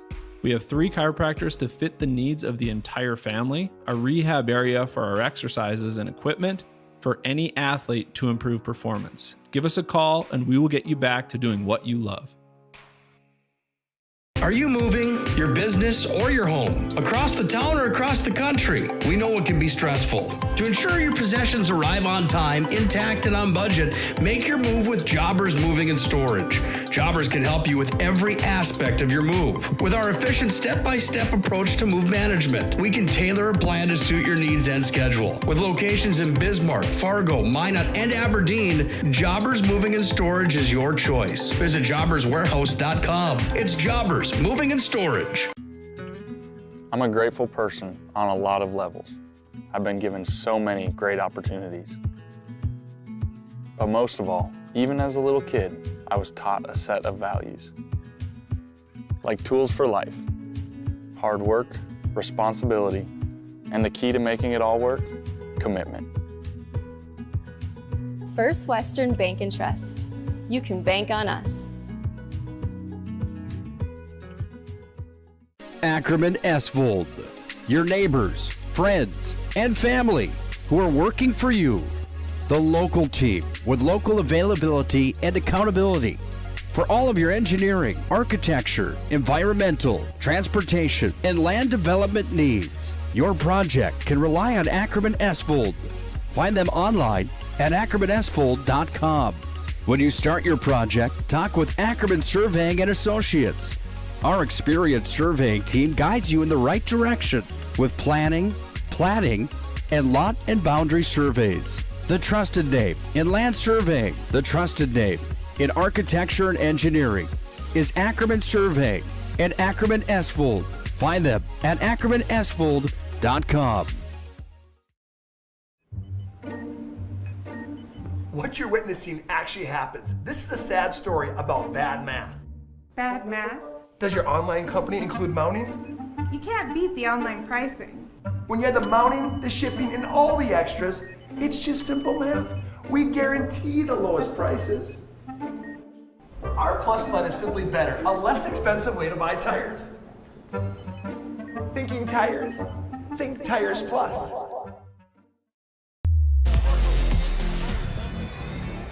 Well, did you have your blood pressure meds today, Matt?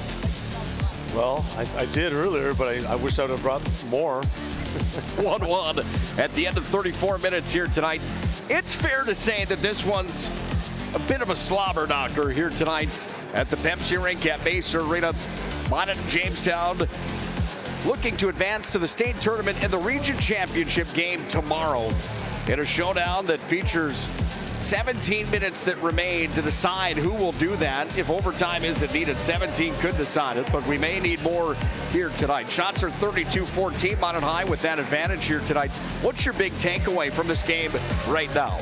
Well, you can look at the shots and say Walls is playing unbelievable. He's playing good, but Minot's had some chances that a couple open nets and they've just misfired. It maybe took a bad hop on him. A couple he made just unbelievable saves, but if you're Minot, you can't, it doesn't do any good worrying about it now. Just do something about it in the third period. Get back to the way you played in the first period. I thought it was kind of sloppy, a little bit maybe more on Minot's side. Neither team could really get in the flow there. There was a lot of missed passes, pucks not handled well in the center ice zone. And give credit to Jamestown. They stick with it. They kind of found a greasy one there in that first goal for them. They kind of were applying pressure on Minot. Minot couldn't get it out, couldn't get control.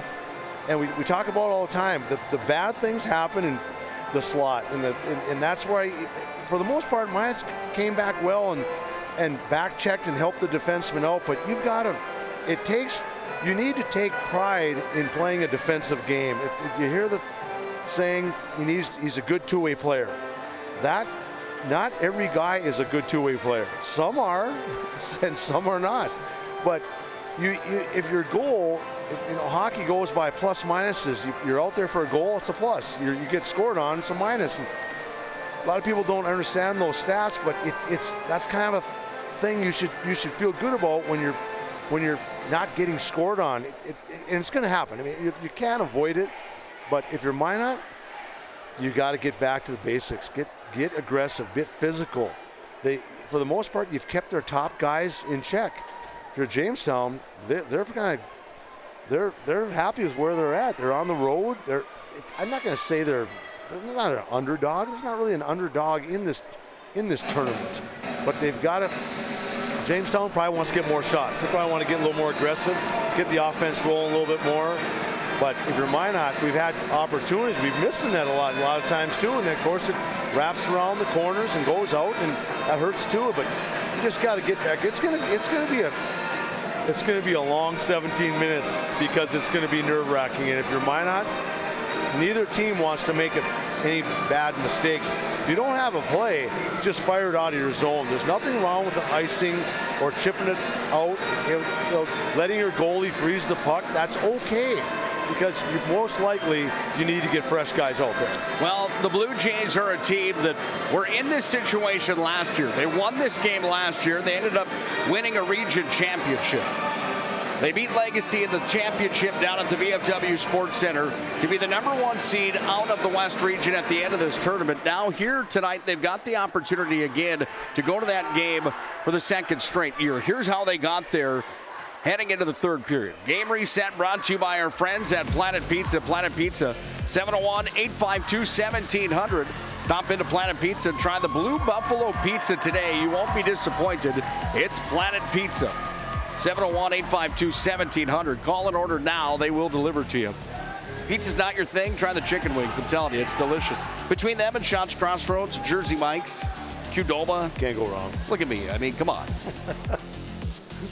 Here's the game reset. First period, Jackson Bradley scored first on the power play. Brock Jones and Mac Borelli had the assist on Jackson Bradley's 6th goal of the year, point number 17. It's where we stood at the end of one. Minot led 1-0. They outshot Jamestown 16-5 in the first. The Magi outshoot Jamestown 16-9 in the second. But the only goal to report is Easton Romsdahl picking up his 7th of the year, point number 22. Max Behus and Brooks Rolfson had the assist on the goal at 8:42 of the period, right at the halfway point of the period. And Minot High and Jamestown are tied. Here's some numbers from this game. 3 power plays for the Magi. They've gone 1 for 3 on the power play with 1 power play goal. It's the Blue Jays that are 0 for 1 on the power play here tonight. Blue Jays looking to see if they can get another man advantage, and the next power play will be a big one in this hockey game. That's a guarantee. Quality scoring chances. Minot High, according to the official scorekeepers, 12 quality scoring chances compared to the 3 for Jamestown, and I don't think that number's off the mark here tonight. No, we've talked about it. There was some great chances, a couple of great saves by Walls. We talk about hockey, and when you're creating chances and you're in the offensive zone, most times you don't have a lot of time to react. It's just, you can't think, you just react. You don't know, you gotta be ready at all times, because you never know when the puck is gonna squirt out to you or come to you, or rebound or bounce off somebody and come to you. And a lot of guys don't get chances in the game. Some don't get any. Some guys get some, and it just, like you said, you talked about a goal scorer's mentality. Can somebody bury one? Who is it going to be for Minot? We got to have some of our veterans. They're due. They're due to pop a big one. And the Jamestown, same thing. They're going to roll their top guys. You talk about it all the time. You're in a West Region tournament, all bets are off. I'm sorry. You do what you got to do to win the game, even if that's going 2 lines and maybe having guys take extended shifts. They have to. You want to win. The only other stat line in this game is the face-off category. Minot's got themselves 13 face-off wins in the first period. The Magi had 14 more wins in the second period. 9 face-off wins in the first and second for the Blue Jays. 27-18. Minot is winning every category of this hockey game, Matt, but they're tied 1-1 on the BNC National Bank scoreboard. This third period will be intense as we're 2 minutes away from it. Get ready for what could be a wild ride here in this third. Magi come back to the ice surface. That brings the fans to volume. Buckle up tight, folks. It's the WDA semifinals. And this next 17 minutes of these young kids' lives tonight are going to be very memorable here tonight. They're going to remember it forever is what I'm trying to say. We figured that. You just spit it out. Let's fill in the blank. Feel my pulse when we go to the break here. The Red Bull's catching up to me, Matty. I'm telling you. Take your pulse and take it times 10. That's usually what I do. Third period starts next.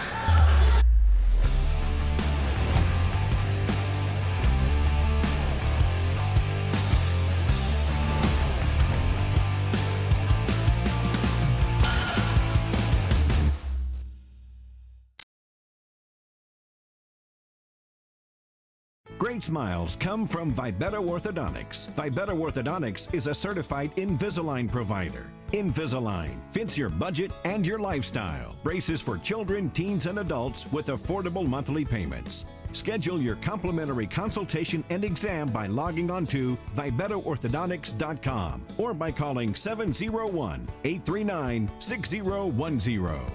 Great smiles come from Vibetta Orthodontics.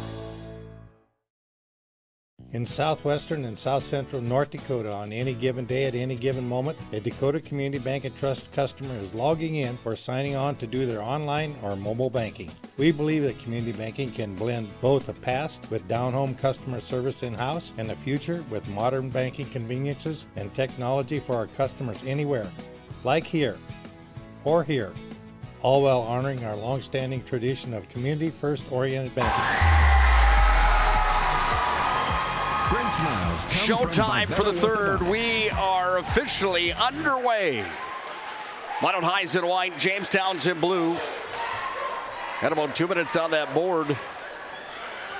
Teams came out there ready, so we do apologize to Dakota Community Bank. Puck goes up into the Minot High bench, and we'll have a stop of the play just 20 seconds in to our third period, which is brought to you by our friends at Jersey Mike Subs. Jersey Mike's is a sub above. Jersey Mike Subs, proud to bring you the player of the week each and every week on the PSP Network. It's Jersey Mike Subs. And by the way, don't forget Tyler Hagen Photography is here tonight. Tyler Hagen Photography has game action shots of every game in this WDA hockey tournament. He'll be with us at the state tournament for hockey and the Super A and the WDA basketball tournament. His photos will be on all of the PSP Network social media platforms. It's Tyler Hagen Photography. Big thanks to him.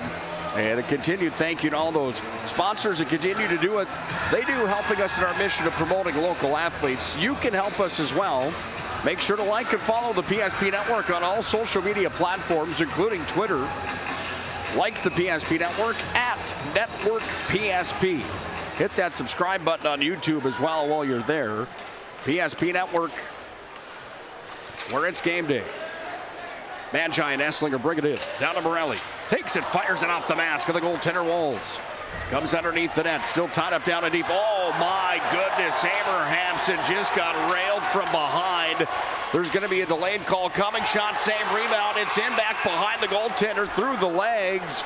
Will this be a 5-minute major power play, Matt, for the Magi? This is a huge call coming here. That's tough call. I'm thinking it'll just be 2. Listen to this place. It's been a relatively clean game. Refs have called a good game. I think it's been, what, a penalty apiece? A couple of that. We did have that 5-on-3, so Mayans probably had 1 penalty. Jamestown's had 2 or maybe 3 with this one. Hasn't been that many. 3-1 right now. Yeah, so I mean, that's what you want. You want clean play. You never, those guys, I think it'll be a 2. That 5 is, I mean, it doesn't have to be a 5 every high school game. Here comes the call. Will it be 5 or will it be 2?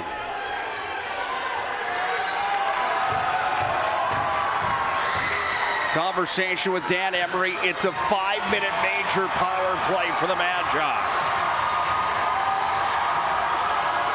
Well, this is crucial. We talked about it. It's and again, it's special teams, and let's see who can move the puck. Mayans got to get a little bit better. They've been too loose a little bit. You got to get. If anything, you should be more focused. You're on a man advantage. Get your head on and do something out there. Some of these guys, I don't know. It's like skinny hockey. It's like those days are over. If you're Matt Stockard here, who just had the conversation, what is Matt Stockard hoping to gain from that conversation? Just a better understanding? I think so. Probably just what he saw. Just saying, well, you can't worry about it now. They just got to kill it off. If you're Jamestown, just think, going, minute at a time. Don't let it bother you. Magi on the power play. Here's Bradley from the line. Sends it in. Shots have got to be lower. Every shot is coming in shoulder height. We've got to get those down. You can't. How do you deflect a shot when it's chest high or higher? I don't get it. Here comes the face-off on the blocker's side of Walls. Bradley up top with it. We talk about Minot High's power play and the buzzsaw that has been here this season. Puck's taken here, launched all the way down by the Blue Jays, and the rolling puck comes back into Minot High territory where Bradley's back on the retrieve. Bradley had it intercepted. Here's a drive. All the Blue Jays fired one on. Gavin Gerhardt looking for a team high 18th goal of the year. Minot High brings it ahead now with Esslinger. Esslinger frees some spaces. Roldson peels off. Here comes Esslinger for the Magi. Hat trick yesterday for the captain. He's into the zone. Takes it down. It came off of his stick. Jeez. Taken here and fired all the way down by the Blue Jays. Comes back down to Roldson. Roldson's got it. He goes out in front of the Minot High goal. Swings to. Ended up down on the ice surface. Minot High's got to reset the power play here. And that Serve Pro man advantage now is 3:55 to play. A 5-minute power play time. Esslinger back into the zone. They look to set the offense now as it's taken by Swangstu at the line. Back up to Bradley. Darts it down to the corner where Abrahamson's in after it. Taken by the Blue Jays. They launch all the way down. I honestly don't know what Minot is doing out here. They're making such bad decisions on this power play. Never seen it more poor execution in your own zone. Comes away up to center ice now for Panasuk. Panasuk has it here. Panasuk moved it ahead, sent it down to the corner. Comes away now into the hands here of Tegan Strand. He's got it. Goes back to Panasuk. Up to the point where Deal handles. Goes to his partner Radke. Radke takes it in. Shot comes in. They shoot. They scored. Fired on, and the Magi take a 2-1 lead on the power play goal.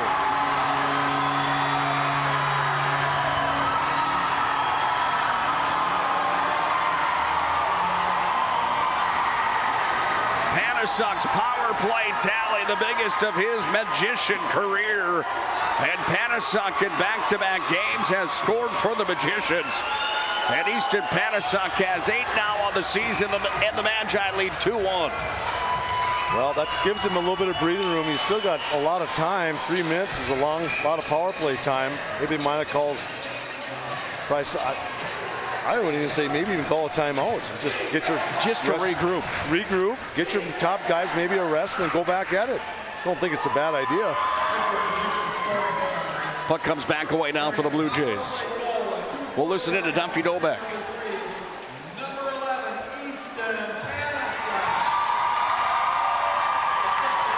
Here's Radke. Deal and Radke are in on the assist on Panasuk, second to the tournament. Then the Blue Jays launch all the way down again. Ostrom out of the net to play it. If you're the Blue Jays, how do you weather the next 2:35 of this 5-minute power play for the Magi? Oh, I don't think you take any chances. But Minot they're not making good passes. It's going to cost you. Just sloppy play. Jones back in with it, trying to feed it off in front. Loose in the slot, comes away now. Jones back up top. Swanks to surveys. Goes back now to Bradley. He can score from here. So can Morelli. Morelli's got it here. He spins it off on the wall. Sends it down to the corner. Goes over down to Esslinger from underneath the net. Here's Kelton Esslinger. Esslinger shuffles back off. Now to Swanks to. Here's Bradley again. At the point. Now to Morelli. Morelli's got it. Sauced it over. Morelli's going to have to bring it out of the zone and regroup here at center ice. And Morelli turns the motor on as the Blue Jays go for a change. Morelli skates it in. Morelli right into the center slot, trying to get it over to Jones. Take it here, launched out and all the way down it comes. And the puck will come back to Bradley where he picks it up with 12:37 to play here in the third period. Still got lots of time, but you've got to get some shots. We're not getting enough shots when you're on a power play. It should be get it to the middle, take some shots. Puck's taken here on the near side. Here's Morelli, team's high scorer on the season, 36 for him. He's got 37 now here in tonight's showdown. Puck comes back away over to the far side where it goes to Esslinger. Abrahamson in after it. Out with it comes Esslinger. Esslinger trying to go to Morelli. He does. Fires it on. Oh, pad save, rebound. Loose in front wall save, rebound, shot, save, side of the net. Still scrubbing forward. In comes Swanks to look out. Donnybrook coming. And now we're going to have some rough stuff here. As crashing in like a lumberjack on the last piece of wood on a Friday night. Swankstu came in. Workday's over. I'm getting out of here. And Walls is not happy with the no call on that play. Now there will be a call. And it's Morelli that's going to end up in the box. Was that Morelli that crashed in and not Swankstu? It was Morelli. And now we're going to skate 4-on-4. Maybe the right call? Probably the right call. I mean, I thought they maybe let it all go, but that was probably maybe a makeup call. That's what I'm thinking. I don't know. That's when there's a scrum, you could have all kinds of penalties if you want, but most of the time they let it go. But either way, if you're Minot, go 4-on-4, and then you got to kill a minute off and get back to 5-on-5 hockey. Well, Tony Swearingen agrees with you on the potential call there. Well, Matt Stockert having a conversation with Dan Emery. Matt Stockert doesn't seem impressed either. So we skate 4-on-4 for the next 58 seconds. 4-on-4 time now here in this showdown as we're late in the game. 12:01 to play in the third period. Puck's out of the zone for the Magi, and up comes Panasuk. He's got a goal in the showdown. Panasuk out in front, trying to go to Bradley. Panasuk shoots it in. Oh, pad save. Comes away there after Walls went down into the butterfly and made the stop. Puck comes away on the near side wing, trying to push it ahead forward. Oh, look out, Brock Madsen derailed on that play. Here comes Tegan Strand up through center. Strand's got it here. He's going to skate it down. Strand, backhander, sent it in. Off the back of the mesh, goes back away to the far point. Bradley's got it here. Bradley up top, trying to send it down. Taken here by the Blue Jays, and the Jays have possession. They're going to skate it up through center ice now here with Regan Sortland. Sortland going coast to coast, sent it down. This is a delayed call on the Magi. Walls comes off the goaltender.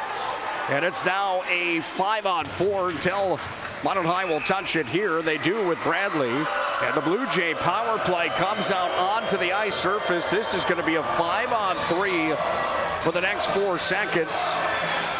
5-on-4 for the next 4 seconds. I'm sorry, a 4-on-3 for the next 4 seconds. And then it turns into a 5-on-3 favoring the Blue Jays. We knew you'd get it right. Thank you so much. Oh, if you're Minot, you got to settle down. I don't even think, maybe not even a bad idea to call a timeout. I guess like Jamestown, they call a timeout, but Minot, settle down. You don't need it. You know, there's a lot of game left. Just take it. You know, you're going to keep these shifts short. There's guys staying out too long. Guys taking shots in this blocking lane. The shooting lanes are blocked. Just dump it in the corner and play it safe. You don't have to, rush everything, to think it's going to be an offensive play every time. Sometimes holding on to the puck and maybe just chip it in the corner is the way to go.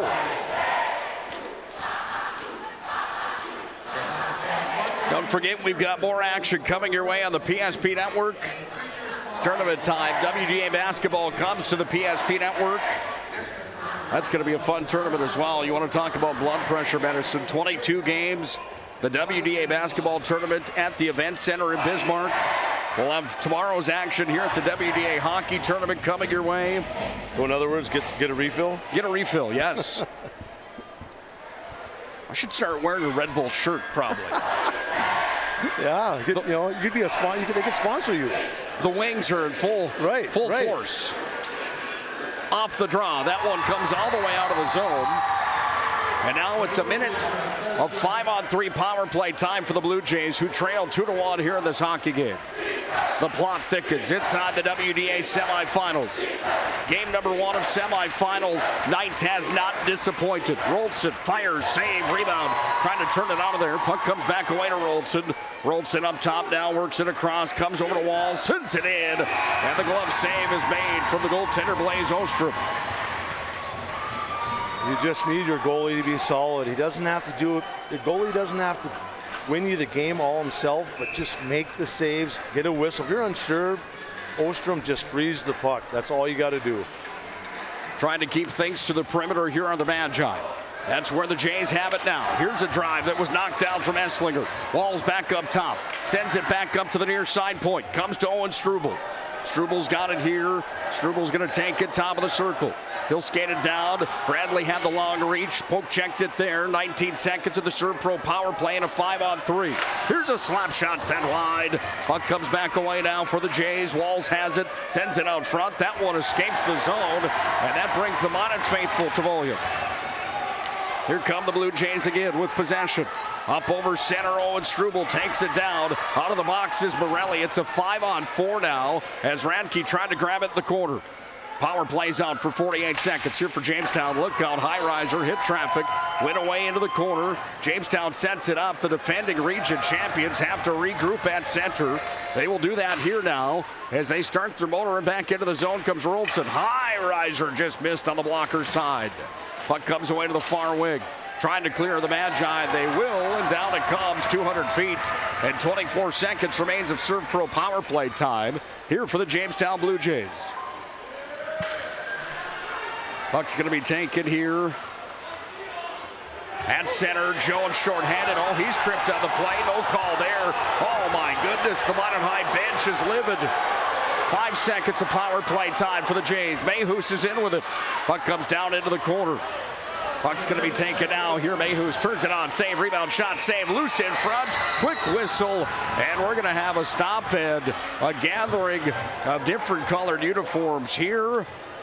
Ostrom makes the save. We're back to 5-on-5, and this one's had a little bit of everything here tonight.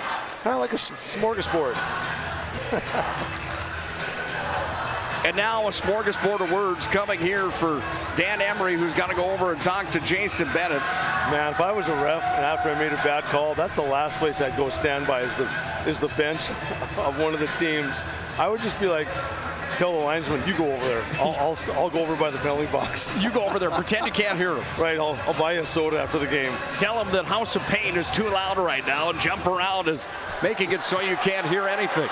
Up to center comes Finley Van Smolder's on, turns and fires high riser. That one up into the protective mesh. Boy, right idea, just we've got to put them on net. We need some rebounds. The shots going up and out of the zone, or they're ricocheting off the glass. They come out of our zone, and we've got this good rush. There's got to be on net.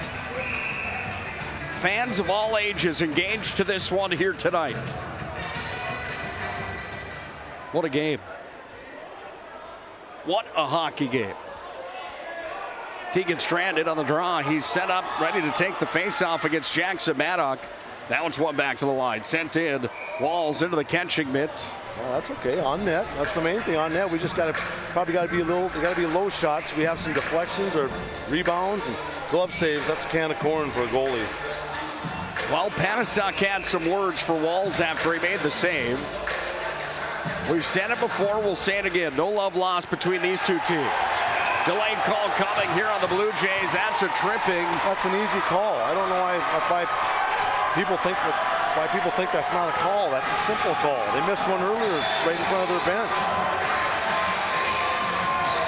Now Minot's got to do something here, capitalize. I don't think it would be the nail in the coffin yet with 8:37 left here, Matt, but one more here. It would hurt. Yeah, it would hurt, but I mean, just have a good power play. Just get your focus together and make some good passes. Our passing has been average tonight on the power play. I don't know why. Come on, you guys. They look to buckle down now. Magi on the Serve Pro power play. Swings to in front. Jones shoots. He scores. Oh, my goodness. What a goal that was. Well, I don't want to toot my own horn, but I said you need your guys to come through that probably have been quiet on the score sheet. And between Jones and Svangstue, though, that was overdue. We needed that one. Jason Bennett took his hat off immediately, and Jordan Willard rubbed the bald head almost like the genie in the bottle. I cannot wait to ask them if that's a superstitious thing. It could be like I dream of Benny instead of I dream of Genie. 3-1 power play goal. Hello, Brock Jones. Welcome to the WDA tournament. Point number 16 for big Brock Jones. Let's listen in.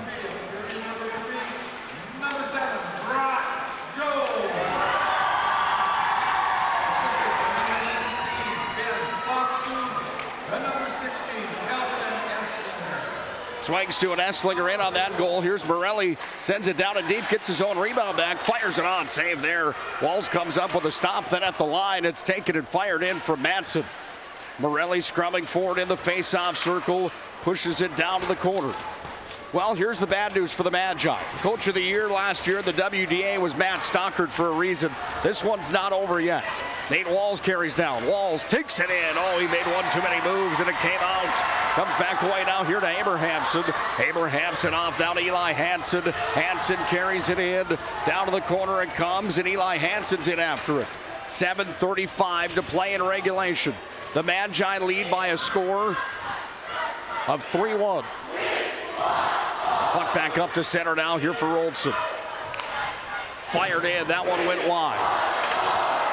Listen to that student section for the Magi here tonight. They are boisterous inside the Pepsi Rink at Maysa Arena. I was just going to say, if you're Minot, you got to get all guys coming back. The defenseman only as good as the 3 guys coming back to help out. It takes 5 guys with the same mentality to not want to get scored on, and they got it. Maya's got to just clog that middle part up. Don't give him too much time.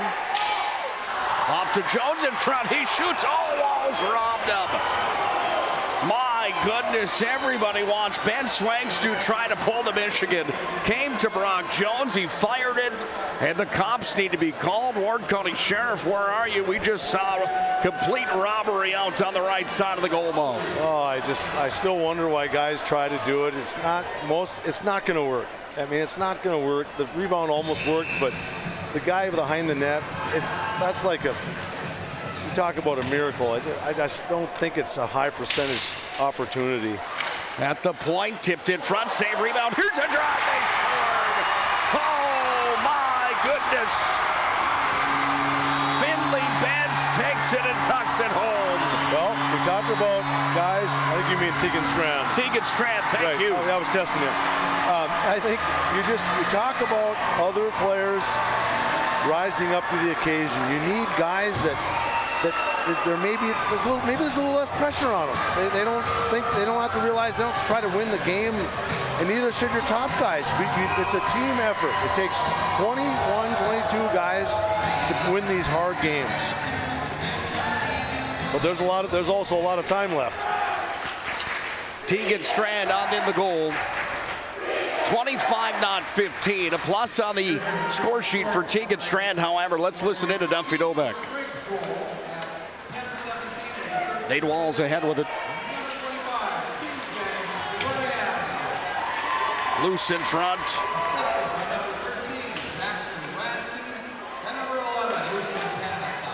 Panasonics got another goal in this hockey game. Jackson Bradley had the other, and Tegan Strand had the goal. There's Morelli with a big hit on the near wall, and an elbowing will be charged on Mac Morelli as he came over, laid the body on the near side wing, and Mac's into the box. Mackley saying that was all shoulder. And you've got to be smarter than that. You've got a comfortable lead. Why are we taking penalties right now? Just play it safe. Rub them out. You don't need to go and blow up a guy when the game is this tight. 4-1. Servpro power play comes back up for the Jamestown Blue Jays. Gets intense now if another one can be scored here from Jamestown. Shorthanded goal here for the Magi, which that would be nice. I wouldn't put any money on that here in this showdown tonight, the way that Walls has played. He's played stellar tonight, hasn't he? He's seen 43 shots. He's given up 4. Oh, he's played great. He's been fantastic here tonight. It's kept them in the game. They're still in the game. There's a long ways from being over. 3 goals the differential right now. Minot High has not won the region championship, the tournament championship, since I was 20 years old. Does that mean you're getting old? Means that 2006 is quite a long time ago. I got gray in my hair right now, okay, Matt. You can call it whatever way you want, but I was going to say you're getting up there. I am getting up there. You know how I know I'm getting up there? In between games, I had coffee over in the community room and the hospitality room. This one's going to be launched all the way down. Not only did I have coffee, but I had a scotcheroo, and then the only thing I wanted to do was watch Wheel of Fortune and take a nap. I couldn't figure it out, I'm telling you. Puck comes away on the near side wing for the Magi. I love taking naps. Don't get them very often. Now I'm elevated here in this game. However, this has been a real dogfight. Oh, no. Dan Emery ate that one right on the seat. Maybe that was for making a bad call. Oofta. Those poor referees, they just tank it, don't they? Collision comes here, and there's going to be an interference call coming on the Blue Jays. And we're going to skate 4-on-4 for the next 26 seconds. As into the sin bin for Jamestown goes Regan Sortland. Assistant captain of the Jays, not too impressed with that call. Well, that's a tough thing. Jamestown, they're not out of it by any means, but tough when you've got a power play and then you take a penalty. But we've done that too. So it's like it's almost like don't do like us, but they did like Minot. 4:32 ticks down here in regulation. Minot comes on court here in the third period for a 3-goal third period of play. We knew it was going to be intense, and the Magi have not disappointed their home crowd here tonight. Shots are 43-17 Magi, and the puck comes away to the far side wing. Roldson's got it here. Roldson had some goals yesterday. He was our player of the game for the Blue Jays. Puck comes back down for the Magi. Up to center they go. Morelli's about to get out of the box. 5 seconds remains on his call. ServPro power play is now on for the Magi, as ServPro brings you 24/7 emergency service and trained technicians.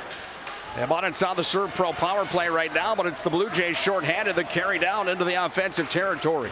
Down to the corner. Deal rides his man off. Down in deep. Sortland scrubbing for it there. Puck's pushed away to the near wing. 3:46 ticking down in regulation. The Blue Jays are for real. They're the number 4 seed. Delayed call coming on Jamestown. It's going to be a 5-on-3 advantage for the Magi. Let them touch it. Lang gets swept out again, and then Panasak's going to have some words on the far side. And Minot's going to get some more power play time out of this, I do believe. They might have 2 penalties there. The second one was a kneeing. Trip. Oh, they got 2 penalties out of that. 2 tripping calls.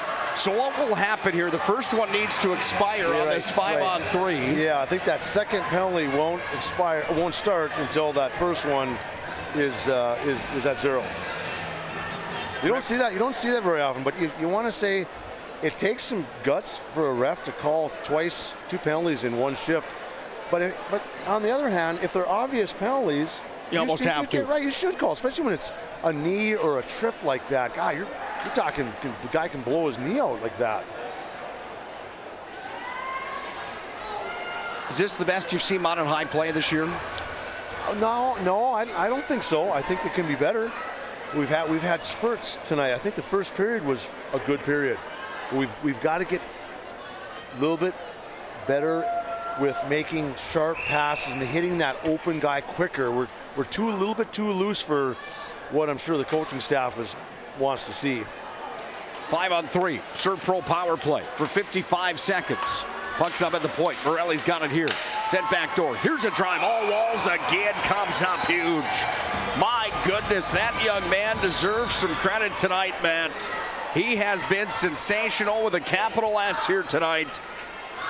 I don't use the line committing robbery too often, and I think that was probably the 4th time here tonight that it was on the tip of my tongue, because he did rob the Magi from another one. Puck's up top. Morelli down in deep. Trying to go down to Esslinger. Back it comes now here to Bradley. Bradley's up top. Sent in. High riser missed. Comes back underneath. Now it's away to the near side. Morelli up at the point. 32 seconds of ServPro 5-on-3 time. Here's Morelli. Down low. One-timer. That one fan from Swanks to sent in front. Then it's taken and launched all the way down from Zalumski's. He sails it down. And there's 20 seconds remaining of 5-on-3 power play time. 2:46 to tick away here in the 3rd. 5-on-3 time will remain. Comes back down here to Swangstu. Swangstu's got it back to Bradley. That 3 seconds will expire, but no Blue Jay will come out of the box. That's what the situation is. And now we sit on a 5-on-3 here for the next 2 minutes. Puck comes back away. Blue Jays have it. Roldson pushes out. Morelli holds it in. Here's Morelli, toe drag in the slot. Shoots. Oh! Top shelf. He shoots and scores. Well, that was a big, that might have did Jamestown in right there. It's tough when you're down 3 with this short on time. Toe drag from Mac Morelli up at the blue line after he held it in. Skates down and goes from the top bar and in. Ooh, God. That might even be a little bit better than his brother. My goodness. But that's what you got to do. If you're on the power play, you've got to make it pay. You've got to make the other team pay for taking penalties.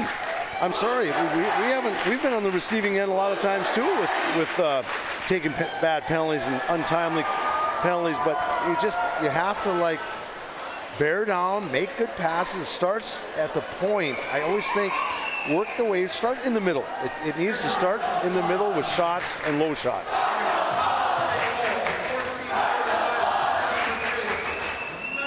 Start the bus is the chant.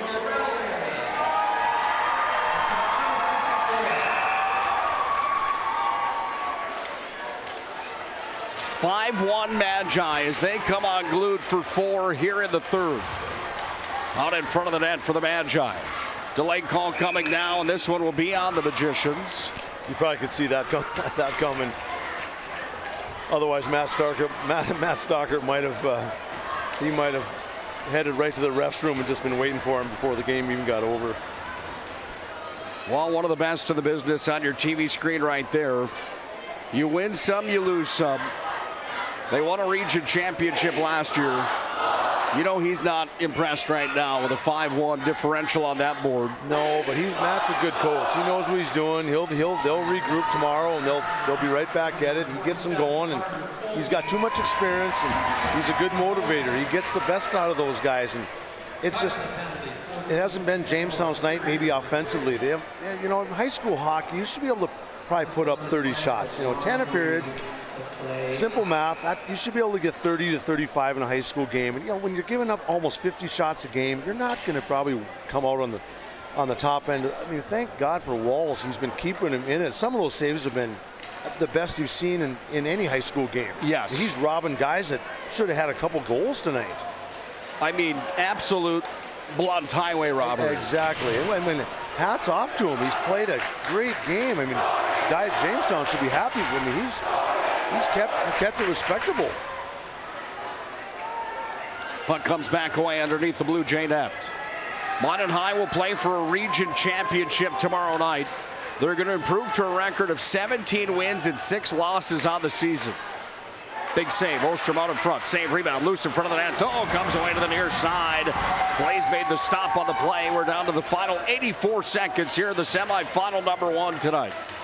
Semifinal number 2 is going to be just like this one, I'd have to assume. This will be hard to top for the atmosphere in here just with the hometown crowd, but my guess is it's going to be lively. It's going to be just as good. You got 2 teams from the same city. They all know each other. They probably don't they step on the ice and there's no love lost, which is great to see. Thank you, Dumpy Dobeck. There's the 1 minute call. Taken here by Finley Benz. He's got a motor on him. He goes back out to center, regroups, and then just dumps it in. That will be an icing on the Magi. Gives us a chance to tell you to stick around tonight for our Shots Crossroads and Planning Team Financial Advisors post-game show. Shots Crossroads, home to the famous number 99. But if you're me, you get the banana cream pie at Shots Crossroads. It wouldn't have been a complete broadcast. You wouldn't have mentioned banana cream pie. Well, why don't we just get some delivered here sometime? Would that be bad? I think we could probably do that. No, I think that'd be great. DoorDash or Food Dudes. People will probably start wondering what's going on. Could we just have a couple of our fans just maybe bring some up for us? Be some pies up here tomorrow. Boy, we'd make broadcasting news. 24 seconds left of the game. All right, kids, get ready to count them down for the final time tonight. This one will not need overtime. Save comes in. Now there's going to be some extra after that play. Everybody gives each other a nice send-off here, including the Minot High student section.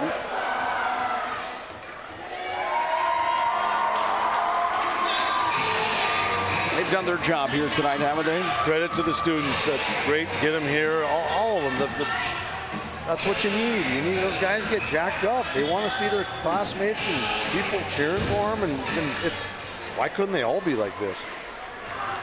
No rabbits on the ice tonight, and there isn't a need for them here this evening because it's been all Magi in the third period. A 4-goal third period for Minot High, and they take a victory tonight over the Jamestown Blue Jays, and the Magicians go back to the WDA championship game.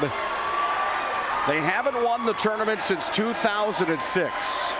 Tonight they take down Matt Stockert's Jamestown Blue Jays, who have a lot to be proud of tonight. And the young man that leads the handshake line here tonight, Andrew Walls, is in our conversation for the player of the game tonight. That young man was sensational here tonight.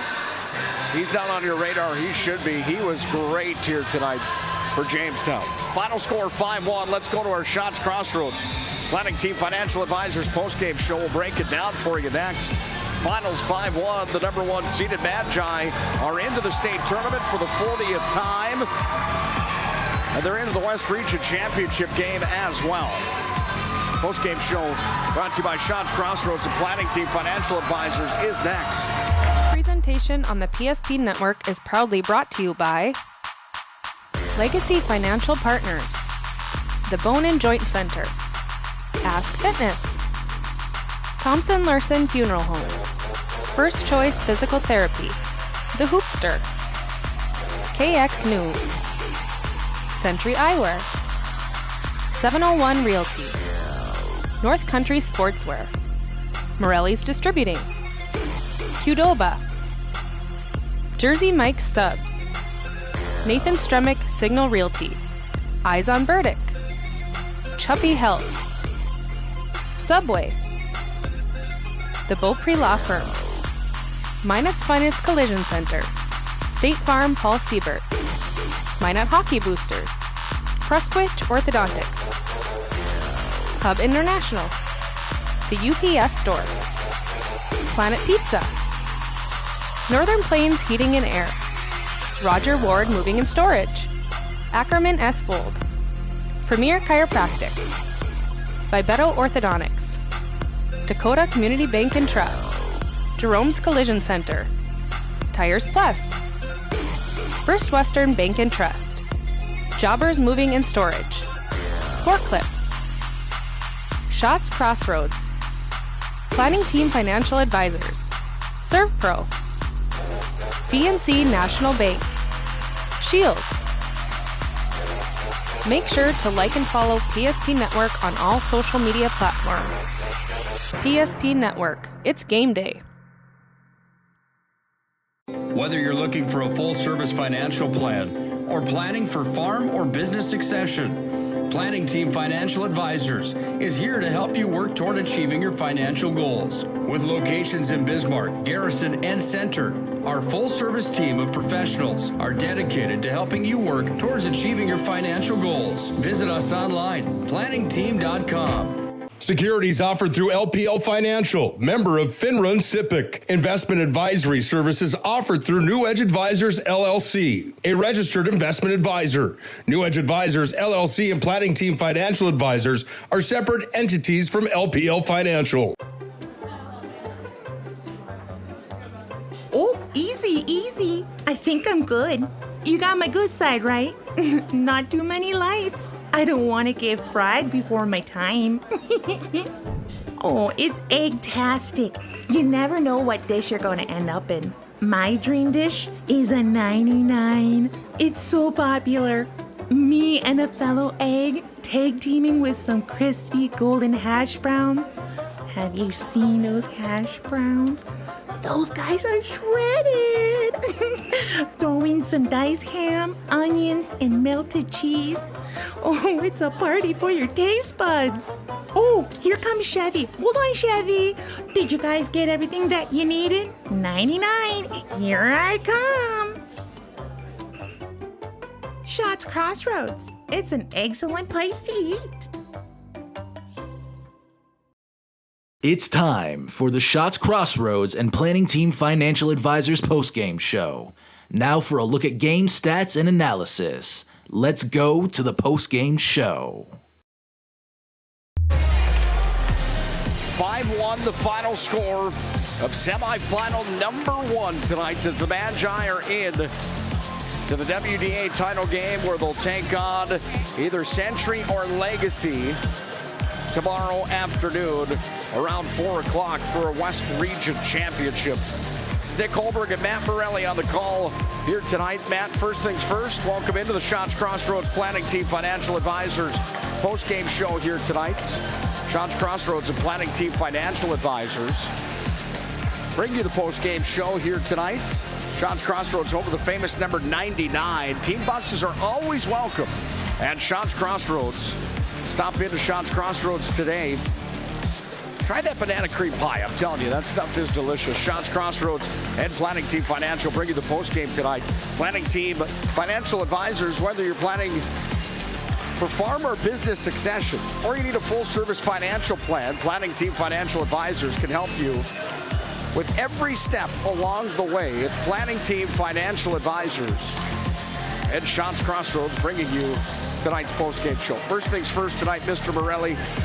What a game that was. And we saw some of the best single performances of the WDA tournament on both sides there tonight. Starting with Andrew Walls, the goaltender for the Jamestown Blue Jays. That's one of the best goaltending performances that I've seen. He made highlight reel save after highlight reel save in that showdown tonight. He really was a showstopper. Well, that's what you need. You need a guy to get hot at the right time.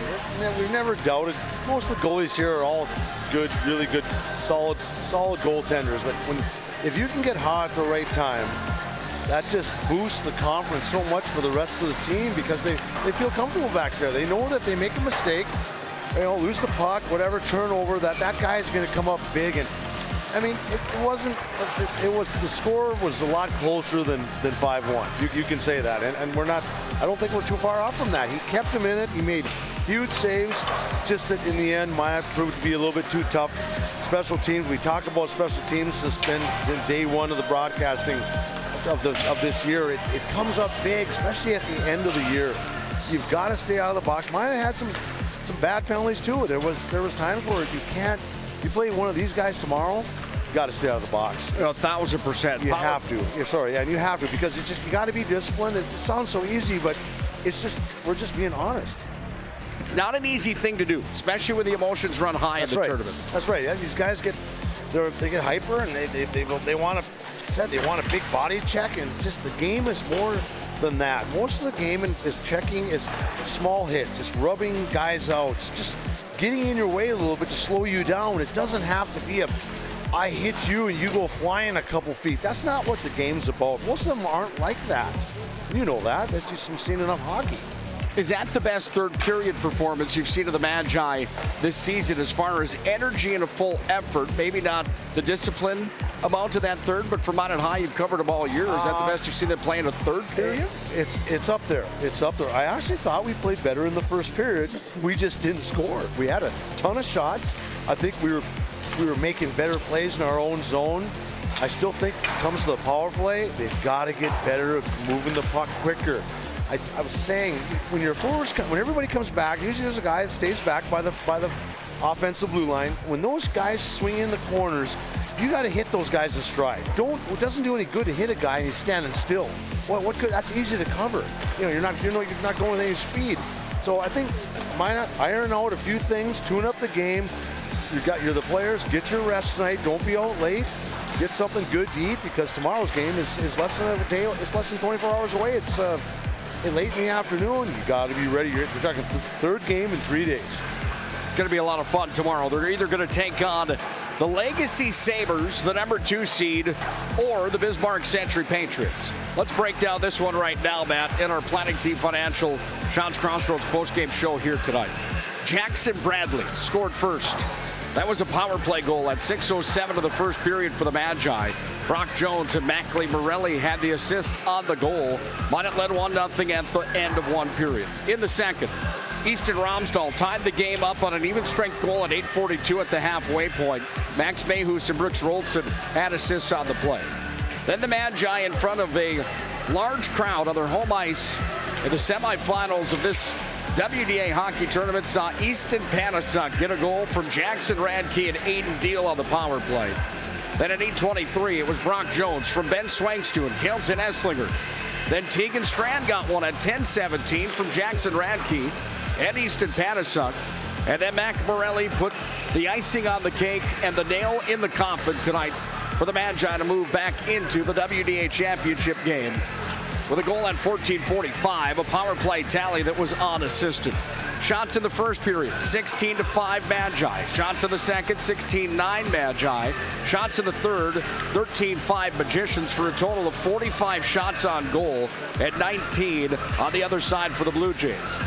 The goaltender, Andrew Walls, tonight made 40 stops on 45 shots for the Blue Jays. And Blaze Ostrom stopped 18 of 19 that came his way in the showdown tonight for Minot High School. Quality scoring chances. Minot High had 19 quality chances compared to the 5 here for the Jamestown Blue Jays. Minot High won 41 faceoffs. Jamestown won 27.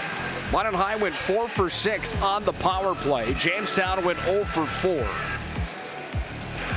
Minot won every statistical category of this hockey game, and they get a 5-1 win on the BNC National Bank scoreboard. Time for tonight's Move of the Game, brought to you by Jobbers Moving and Storage. Whether you're moving across town or across the country, Jobbers can help you with your moving and storage needs. Tonight's Move of the Game, brought to you by Jobbers Moving and Storage. Whether you're moving across town or across the country, Jobbers can help you. Locations in Minot, Bismarck, Fargo, and Aberdeen. The Move of the Game tonight, it could be so many of them. Mac Morelli had just an absolute snipe shot of a play where he held it in at the blue line, made a toe drag, went bar and in to score. That one would be in that category tonight to the Move of the Game, but I really think that the Jamestown goaltender needs some credit here tonight, Matt. He had 4 or 5.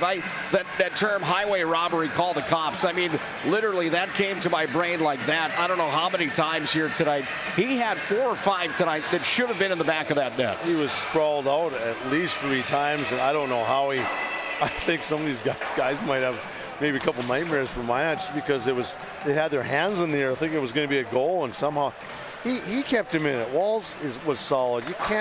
He did what he could. He at least gave his team a chance, and that's all you can ask out of your goaltender. It's such a, these guys are human. They're gonna make mistakes. People always forget when the goalie, when he gets scored on, most likely there was a mistake by 5 other guys in front of him, but people don't always see that. They're like, yeah, the goalie, God, you should have had that one. Well, why don't you suit up and see how it is? It's awfully tough.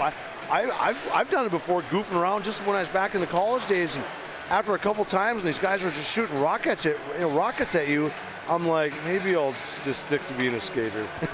Congratulations, Andrew Walls. You're one of a kind. Tonight you have the Move of the Game with some jaw-dropping showstoppers tonight. Move of the Game brought to you by Jobbers Moving and Storage. Tonight's MVP of the game brought to you by Sport Clips. Locations in Minot and Bismarck.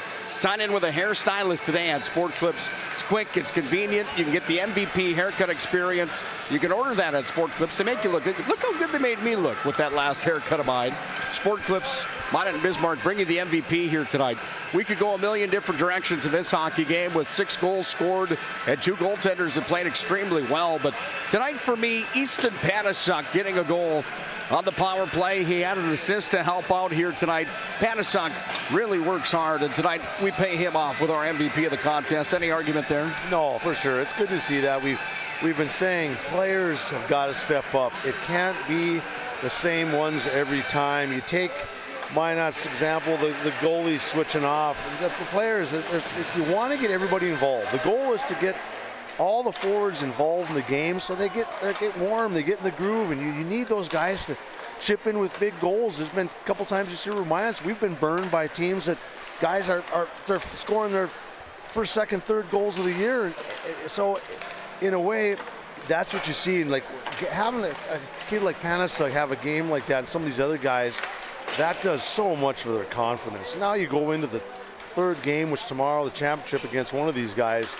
I mean, you need that spirit. Like the players were feeding off the fans and the cheering and good hits, and that's what you want. And these guys, they just, like you're saying, enjoy the moment. You don't get many games like that. It was a fun one. Congratulations, Easton Panasuk, our MVP of the game, brought to you by Sport Clips. Well, Tony Swearingen and Todd Domrys are here. They're waiting to get into the broadcast booth. We'll tell you first, Minot plays tomorrow in the region championship game. Jamestown plays Dickinson, a 4-versus-6 matchup. That's not going to be an easy one tomorrow. That's going to be a good game, too. They're all good. Like you were saying, when it's a loser out, the stakes are higher and everything's a little bit more intense. Who do you pick in this next one? Final thing for you tonight, Legacy or Century, if you had to put money on it? Well, I think it's going to be a battle. I don't know. I just think that, I mean, it's a flip of a coin. I know guys on both teams and parents, you don't want to, they're upset you picked the wrong one. I could see this one coming to overtime. I could just see them coming to overtime. They're both good teams. They've got players with skill that you have to be aware of. And we've talked about it. You're a coach. You roll your best guys, and you it's like a horse, man. You can let that guy go, and you're going to have to put they're going to have to take a lot of minutes, the bigs, and going against Butts and Beasley and their top guys. That's going to be a battle, and some of it is just who can take advantage of some opportunities. For me, that's too hard to call. I think it's just going to be, this is going to be a great game here. Should be fun. Great working with your partner. We'll see you tomorrow for the title game at around what time? 3 o'clock I think tomorrow? it's 3:30. I think that's about 3:30. It's kind of like 30 minutes after that game, but it'll be good. It'll be good. About 3 o'clock. Matty, we appreciate you. Tony Swearingen and Todd Dobry's have the call. The next one, it's the Century Patriots Legacy Sabres for a berth into the West Region title game. You're done joining us tonight. Hope you have a great night. Stick around, though, because the next one's going to be a wild one. Tony Swearingen and Todd Dobry's come up next with the pregame show for the Sabres and the Patriots. Until then, Nick Colbert signing off. Good night, and God bless.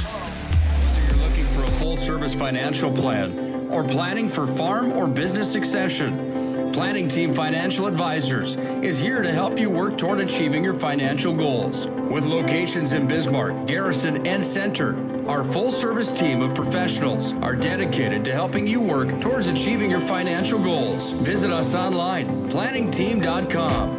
Securities offered through LPL Financial, member of FINRA and SIPC. Investment advisory services offered through New Edge Advisors, LLC, a registered investment advisor. New Edge Advisors, LLC, and Planning Team Financial Advisors are separate entities from LPL Financial. Our stylists are trained to understand the nuances of cutting men's hair. Less pomp, more adore, huh, Brittany? Square face, wavy hair. Mid-fade with a textured top. Finish it off with a hard part and taper that neckline, coach. Cowlick, what's the move? It's not just all about hard work here. Hit off, 7, pressure, points, yeah. It takes expertise to be a sport clip stylist. Here? That's the spot. Right there, huh? Sport Clips, the pros in men's hair. Are you moving your business or your home across the town or across the country? We know it can be stressful. To ensure your possessions arrive on time, intact, and on budget, make your move with Jobbers Moving and Storage. Jobbers can help you with every aspect of your move. With our efficient step-by-step approach to move management, we can tailor a plan to suit your needs and schedule. With locations in Bismarck, Fargo, Minot, and Aberdeen, Jobbers Moving and Storage is your choice. Visit jobberswarehouse.com. It's Jobbers Moving and Storage. Oh, easy. I think I'm good. You got my good side, right? Not too many lights. I don't want to get fried before my time. Oh, it's egg-tastic. You never know what dish you're going to end up in. My dream dish is a 99. It's so popular. Me and a fellow egg tag teaming with some crispy golden hash browns. Have you seen those hash browns? Those guys are shredded. Throw in some diced ham, onions, and melted cheese. Oh, it's a party for your taste buds. Oh, here comes Chevy. Hold on, Chevy. Did you guys get everything that you needed? 99. Here I come. Shots Crossroads. It's an excellent place to eat.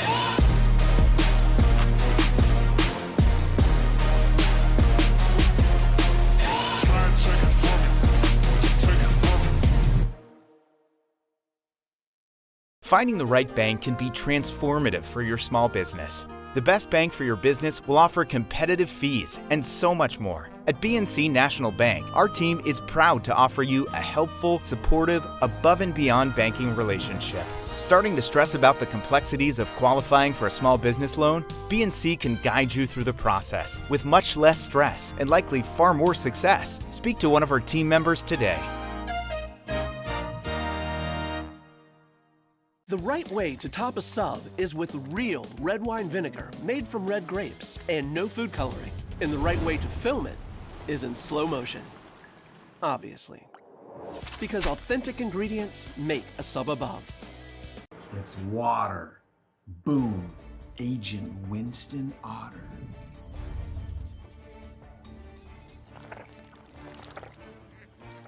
He's been called the human sponge. Our stylists are trained to understand the nuances of cutting men's hair. Less pomp, more adore, huh, Brittany? Square face, wavy hair. Mid-fade with a textured top. Finish it off with a hard part and taper that neckline, coach. Cowlick, what's the move? It's not just all about hard work here. Hit all. 7. Pressure. Point. Yeah. It takes expertise to be a sport clip stylist. Here? That's a spot. Right there, huh? Sport Clips, the pros in men's hair. This presentation on the PSP Network is proudly brought to you by Legacy Financial Partners, the Bone and Joint Center, Ask Fitness, Thompson Larson Funeral Home, First Choice Physical Therapy, The Hoopster, KX News, Century Eyewear, 701 Realty, North Country Sportswear, Morelli's Distributing, Qdoba, Jersey Mike's Subs, Nathan Stremick Signal Realty, Eyes on Burdick, Chubby Health, Subway, The Beaupre Law Firm, Minot's Finest Collision Center, State Farm Paul Siebert, Minot Hockey Boosters, Prestwich Orthodontics, Hub International, The UPS Store, Planet Pizza, Northern Plains Heating and Air, Roger Ward Moving and Storage, Ackerman S. Fold, Premier Chiropractic, Vibeto Orthodontics, Dakota Community Bank and Trust, Jerome's Collision Center, Tires Plus, First Western Bank and Trust, Jobbers Moving and Storage, Sport Clips, Shots Crossroads, Planning Team Financial Advisors, ServPro, BNC National Bank, Shields. Make sure to like and follow PSP Network on all social media platforms. PSP Network, it's game day.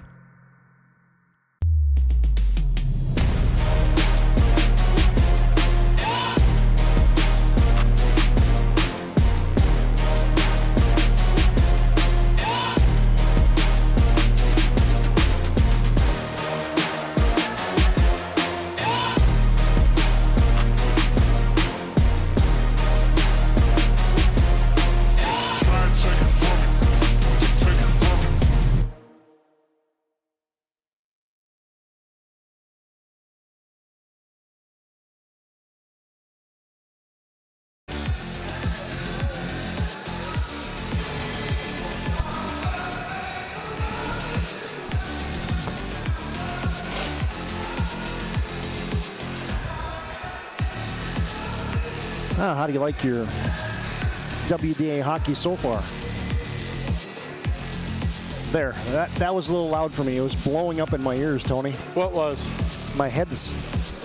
Nick kind of turned up a little too loud for my liking, but now we get set for WDA hockey semifinal game number 2. The Capital City Clash.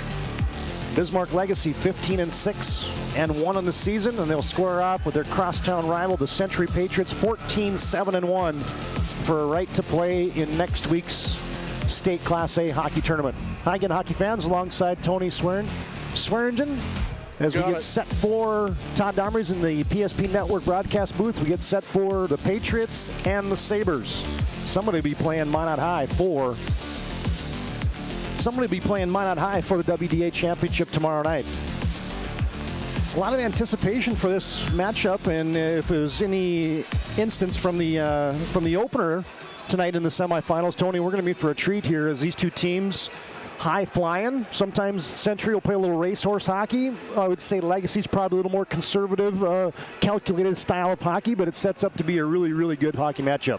Yeah, you know, I'm super excited to watch this hockey game. You know, Legacy was so good yesterday, and with their transitions and puck possessions, and they're definitely a very talented hockey club, and they have one of the best goaltenders in the state right now, and with Miller and in net, and Century, they're good, top to bottom. Ben Leduc, Charlie Vig. I mean, you can Ritter, Olson, the other Vig. I mean, you just go right down the line. I mean, that is a stacked hockey team, and if they can put together 3 good periods today, it should be a very exciting game. Well, in these two teams, this will be the rubber match. They played all the way back in December, and Century earned a hard-fought 6-5 win in overtime. They matched up again at the end of January, with Legacy getting an empty netter from Marcus Butts late to take a 5-3 victory. So if those two matchups earlier on are in the indication, we're going to see some goals tonight.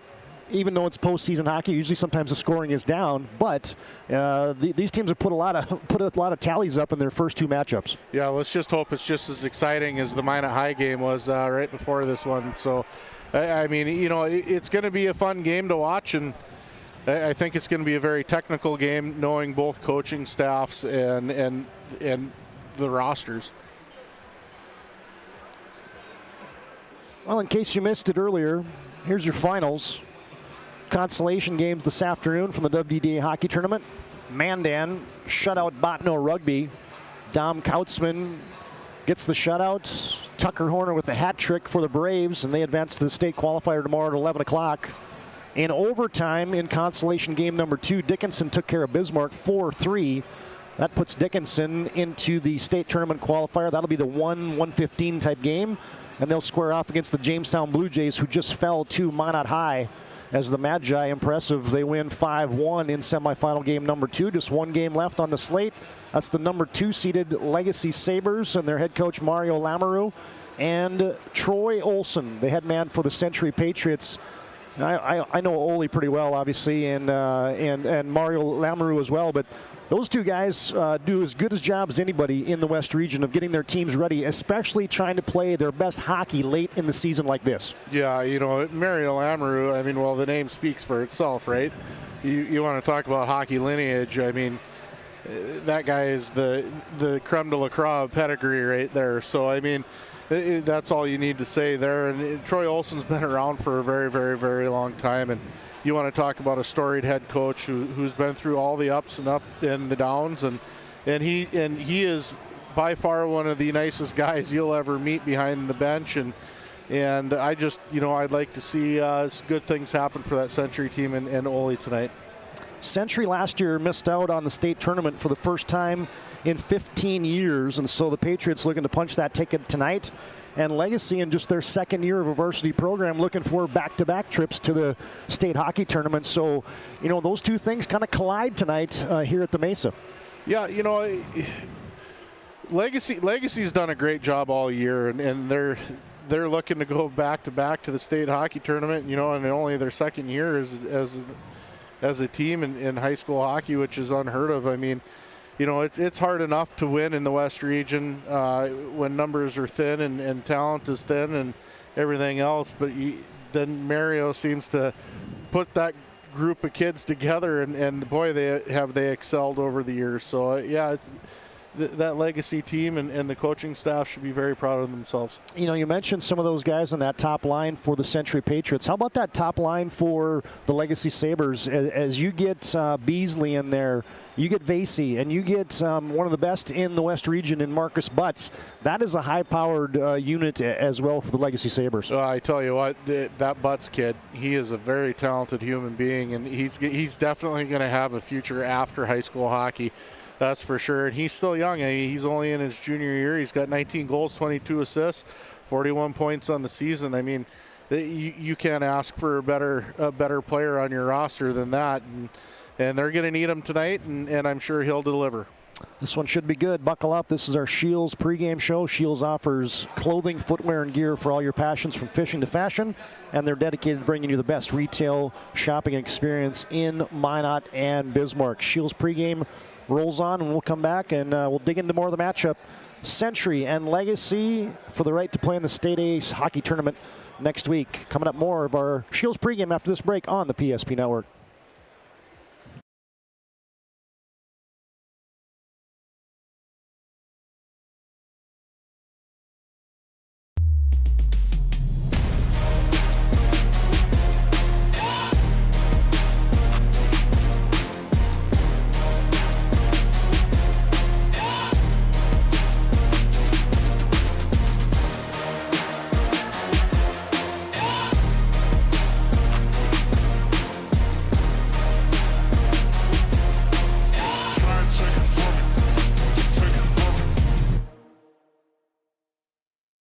Finding the right bank can be transformative for your small business.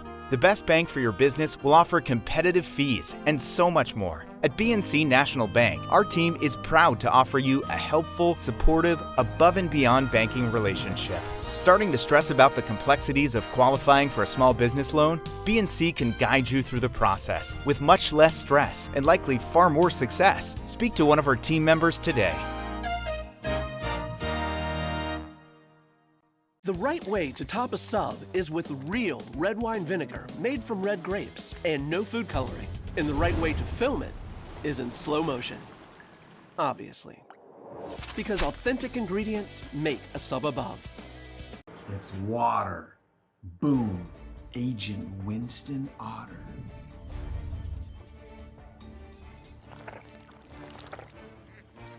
He's been called the human sponge.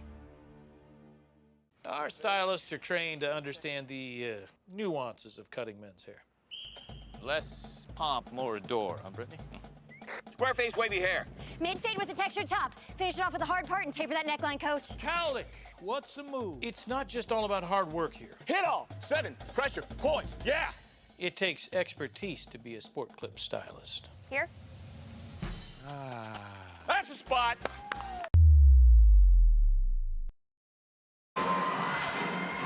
Todd Domrys and Tony Swearingen back at the Maysa Arena, the Pepsi Rink, as we get set for the Sabres and the Patriots. It's our Shields pregame show. Shields can shop sporting goods, hunting and fishing gear, clothing, and more at Shields of Minot and Bismarck. All right, Tony, a couple keys to the game. Obviously, in a high-profile matchup like this, rivalry is certainly abundant between these two crosstown teams. Staying out of the box, and hey, it's a 51-minute game. You're not going to win this thing in the first couple shifts. Yeah, no, and I think that's the key, and I'm sure that was discussed in the locker rooms by both coaching staffs with their players. And I think the big thing is staying out of the penalty box. I mean, you saw what happened with Jamestown in the other semifinal game right before this one.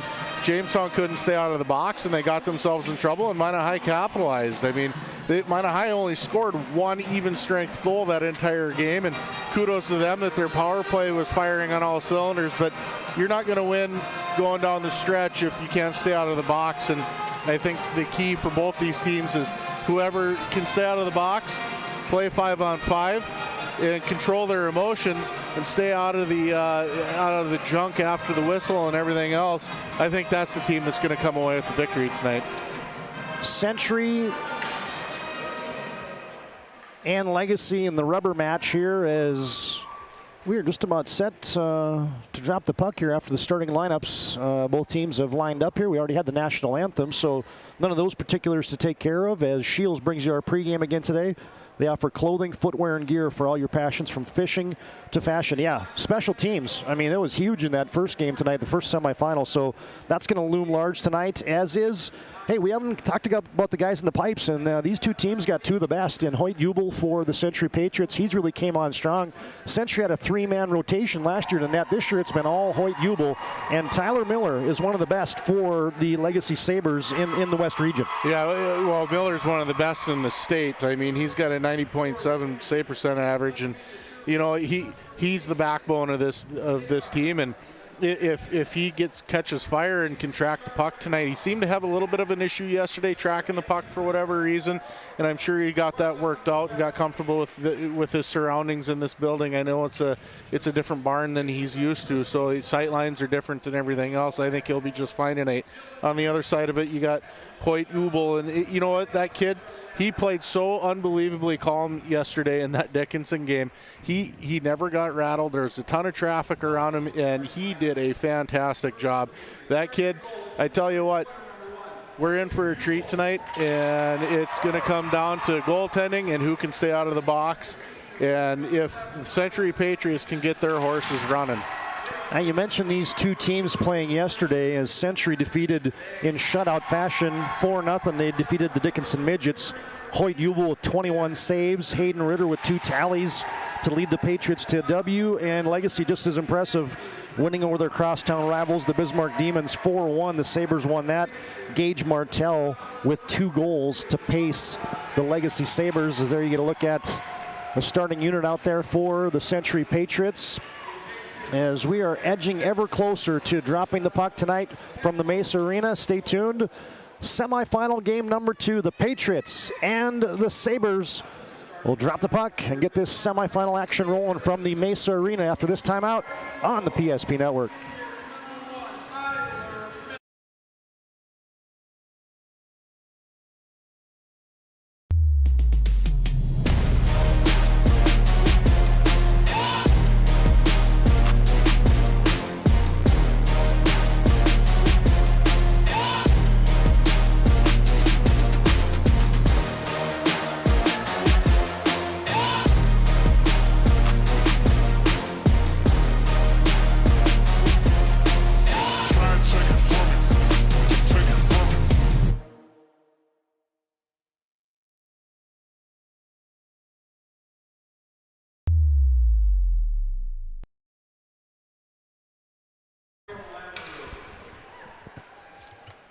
Starting lineups have been introduced, and the teams are getting ready for the national anthem.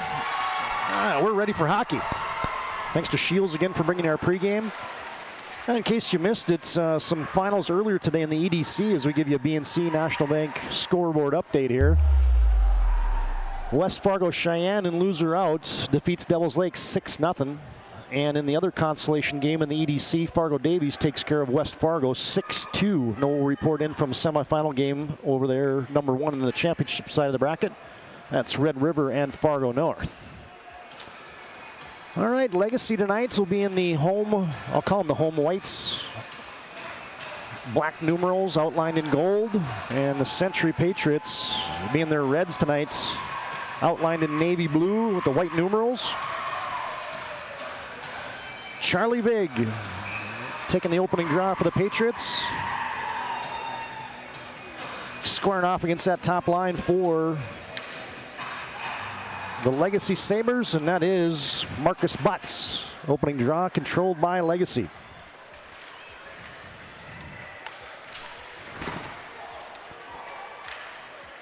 Dumped into the Patriot end. Butts on the track. Comes around the near side boards. Ushered back deep behind the nets. Butts battling there with Jaden Kleingen for Century, and Beasley comes out of there with it. Cycles it back to Butts. Now they're hemmed in and smothering the puck in the corner. Century's going to get it on a stick. And here comes Ben Leduc. Tries to get it up to Charlie Vig. Century with an early change. And the bodies are flying already. Some hitting in this one, folks. Yeah, this definitely has a different feel to it than the Minot game earlier today, and right before this one, and Century's gonna bang. That's kind of their personality, but they also have a lot of talent on this roster, and they just can't get wrapped up into all that. Shot goes wide for the Legacy Sabres, held in there by Gage Martell. Had a couple goals yesterday. Near the left side dots, Century can't get it on the stick of Hayden Ritter. Had a couple goals yesterday. Now Ritter gets loose from the left dot. He'll fire. Miller steers that to the corner. Good chance early on for the Patriots. Legacy taking the body as Wrigley Astle joins the fray, along with Mason Regal for the Century Patriots. Now they're hemmed in. Puck squirts out on the stick of Matthew Souther for Legacy, who corrals. And here comes Legacy. Mitzel into the zone. Gavin Mitzel ridden off the puck there. Nice play by the D-man Logan Kipe. Century walls him off. Wrigley Astle has a stick on it. No score, a couple minutes in here, first period, semifinal game number 2. Legacy and Century loose out front, backhand shot, side of the nets. Danger zone. Legacy with a good chance there. Isaac Lewis will shutter it back in. Beasley probing for the Sabres. Wrapped around the far side boards. Kept in by Joel Anderson. Low shot, deflected out front. And right through the crease. A centering pass. Sent back in by Stam Stanton. That got blocked down. Stanton again fires wide. Legacy, some zone time here. Another shot loose in front. Whacking at it of the Sabres. Couldn't get wood on it. Out comes Carter Heck for Century, and a big hit. Big hit by Carter Johnson for Legacy. Max Vig controls for the Patriots. Their leading point man's got 40 on the season. Vig will carry it out for Century. And he'll fire it in right on net.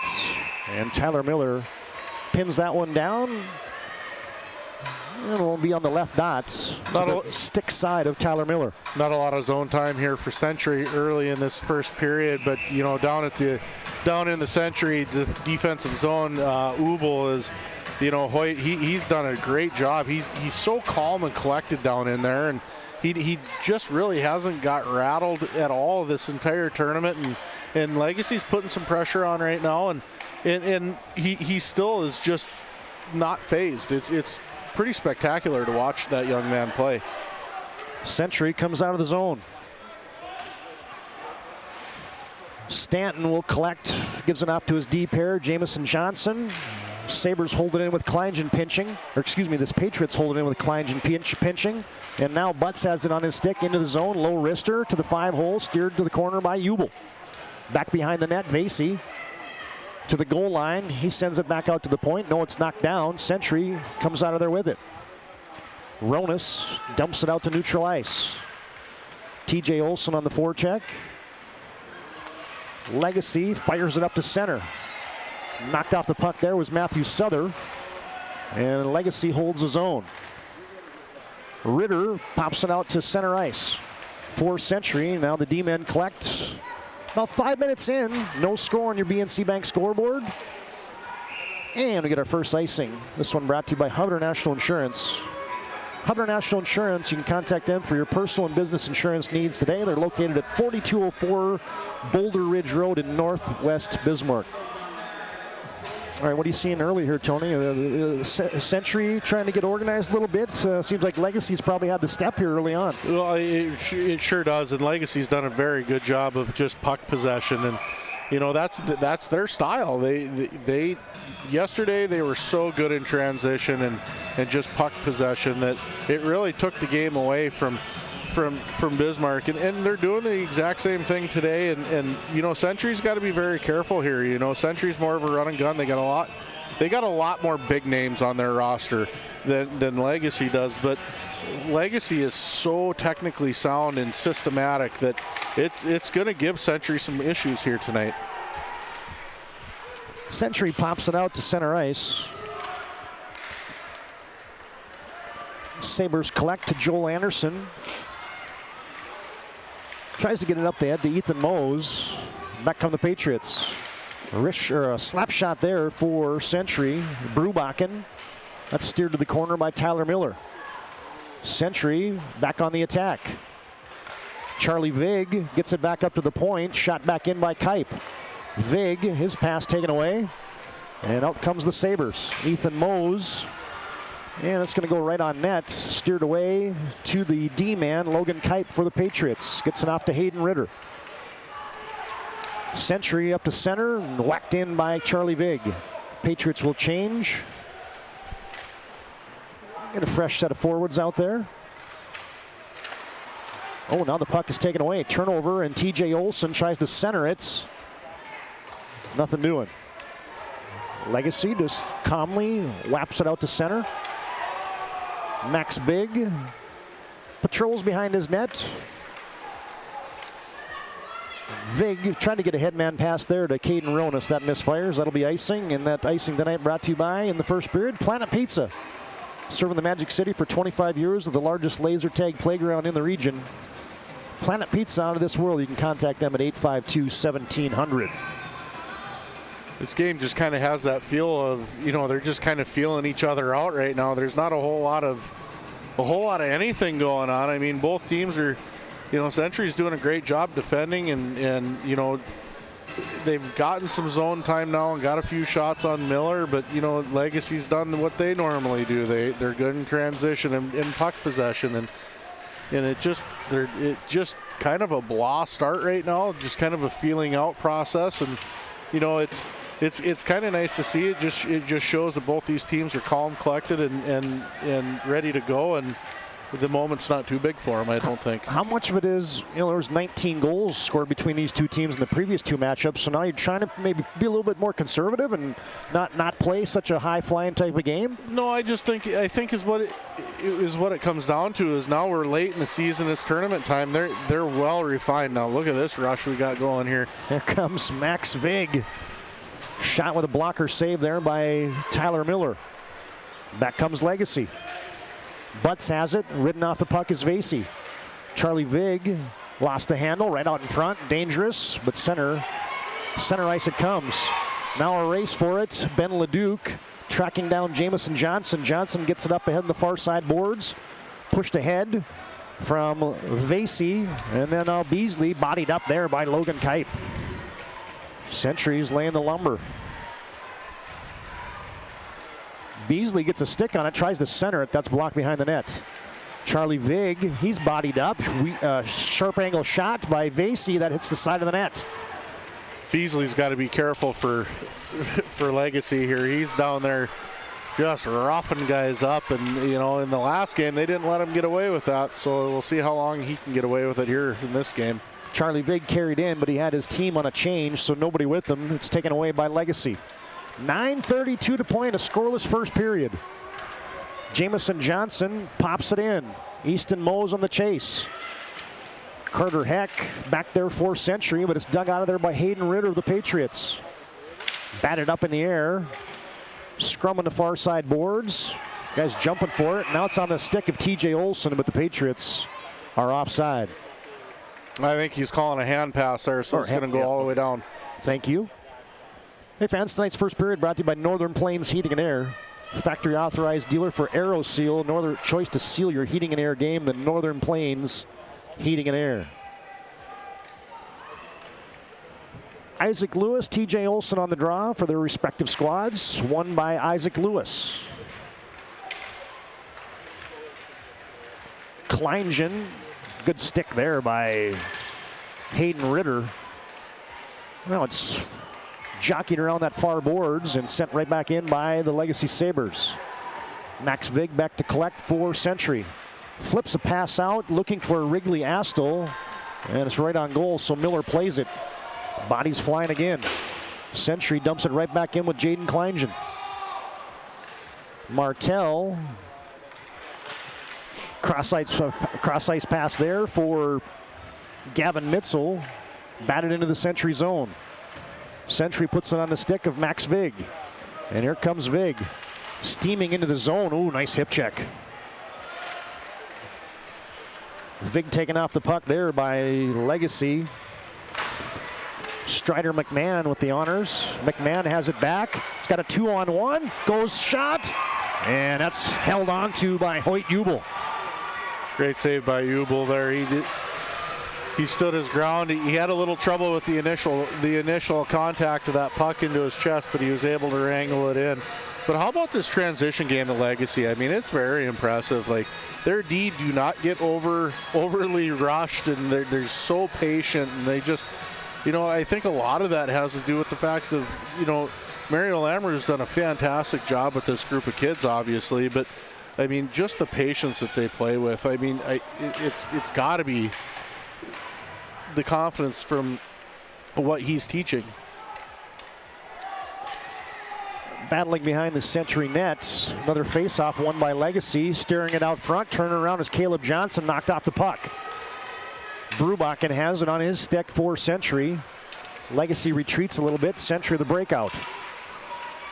Ben Leduc will drop it in for the Patriots. Elliot Hahn back to get it for Legacy. Nice play there by Ritter. Won the puck battle. Century has it out to Kipe on the point. Back to Ritter. Puck bounced up into the jerseys of Legacy, and here they come. Legacy into the Century zone. Ronos with a little back check there for the Patriots. Kipe will steer it around the near side boards. Ronos, as Legacy digs in there as well, with Gage Martell, the D-man, pinching in. 7 minutes to play in a scoreless first period on your BNC Bank scoreboard. Century's TJ Olson gets to Ronas. If Olson hurries, it could be a 2-on-1 as Ronas tried to get it back to him. Nice stick there by Martel. Even better back check by the rest of the group there. Nice job by Legacy getting back in the zone and playing D. Now a turnover out in front. High slot shot by Kleingen, steered to the corner. Blocked and deflected there. Back out to the point, and Legacy has it on the stick of Beasley, who gets it up to Butts. Butts in space. Good play by Max Vig. And here comes Vig for the Patriots. He will carry on. Fires it around the corner. Now Vig on the chase. Out front. Ooh, Century was looking for Gavin Freeling. Kept in by Kleingen. Now Legacy can escape the zone. Sent it right back in by Century, but the Patriots were offside. Good action. 6:04 to play in a scoreless first period from the WDA semifinals on the PSP network tonight. Good to have you tuned in. Neither team overly excited right now. It's a very calm game. It's kind of got a completely different feel than that Minot High Jamestown game. Yeah, do you think the blood pressure for Nick Holmberg and Matt Morelli has settled down a little bit here? No, I love the word that you used. I don't know that we should probably say it, but they were pretty excited there. Here comes Leduc. Leduc looking for Bruback, and it went off the side of the net. Kept in by Kipe. Low shot. Steered away by Miller. Leduc lost the handle. Mose wraps it out to center for Legacy. Kipe slammed back in by Brubacken. Charlie Vig off his stick, but Ritter collects. Patriots in the zone. Ridden off the puck there. Nicely done by Elliot Hahn. Ritter is going to get it back on the tape. Ritter surveying from the far boards. Little give and go. Ritter in the slot. Shot. Rebound. Oh, Ronas point blank. Steered away by Miller. Great save by Miller there. Century was cycling it. And now the Patriots 2-on-3 in the corner. Ritter pops out of there with the puck momentarily. Now it's on the stick of Stam Stanton. Gets it up ahead, and Josiah will just dump it in. Legacy on a change. How about the patience by Ronas? You're in the slot with the puck, and you have the wherewithal just to make a little drop pass back to your teammate that gave you the puck. I mean, you're 3 feet from the goalie. Most kids are going to fire that thing. He left a drop pass for Ritter. It was unreal. And now it will get all the way down the ice. This icing in the first period tonight brought to you by Prestwich Orthodontics. Specializing in braces and Invisalign for all ages. You can contact them at minotbraces.com today or call 852-2646 to get started with a free virtual consultation. Tonight's game also brought to you in part by Jersey Mike's. Be sure to vote for this week's Jersey Mike's Player of the Week on the PSP Network Facebook page. That's Jersey Mike's is a sub above. Trying to the blocker side of Hoyt Jubel, won by the Patriots. Carter Heck slammed into the boards after he had the outlet pass.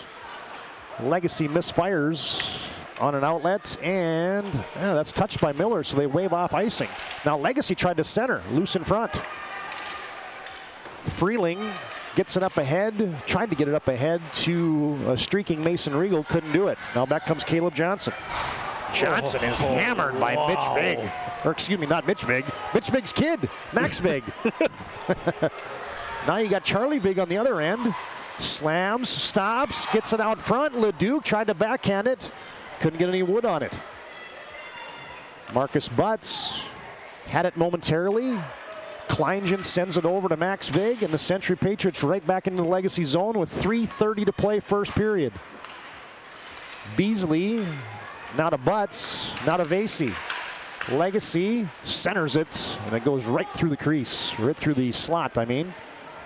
And Century just lofts it down the ice. Beyond net, so Miller steers it to Jamison Johnson. Good flow, good back and forth action here at the Maysa, the Pepsi rink. Century dumps it right back in. As the period has worn on, Century's gotten their sea legs a little bit here.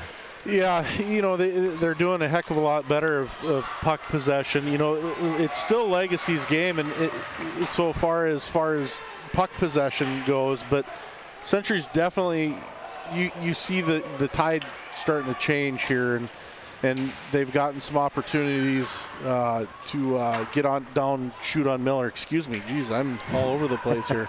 Sent in by Matthew Souther, almost a turnover as Century gets it out to Freeling. And Regal. Well, that was a late whistle for an offsides. Yep. Regal was trying, but he couldn't stay on sides. And with 2:26 to play in the first period, we're still scoreless on your BNC Bank scoreboard. BNC, you got locations in North Dakota, Minnesota, Arizona. They provide you with banking and wealth management services for all your business and family needs. You can contact BNC at bnc.bank.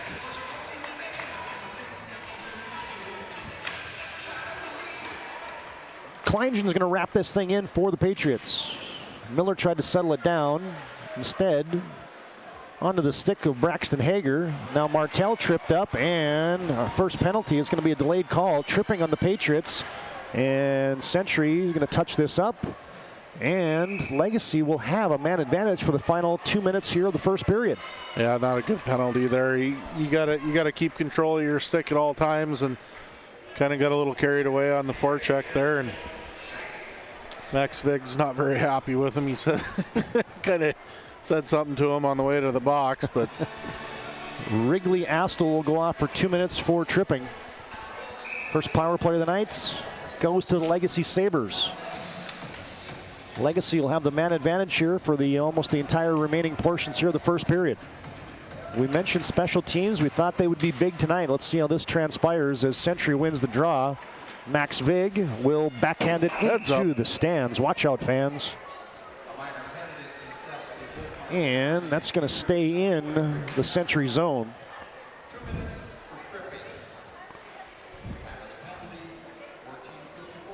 Wrigley Astle off 2 minutes for tripping. Elliot Hahn on the draw.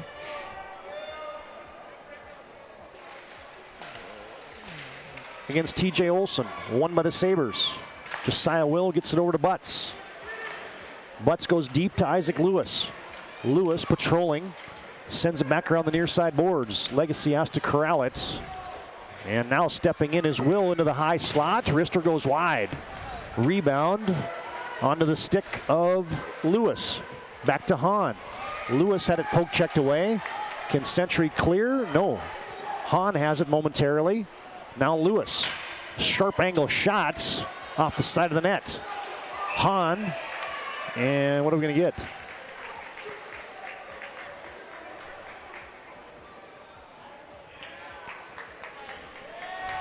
Somebody's going off for the Sabres. Isaac Lewis. Wonder what they're calling here. I didn't see it. Rough. Must have been away from the play. Just boys being boys sometimes. Well, you know, it took almost an entire period before the temperature started to rise in here, so. Well, we'll come to the Legacy end.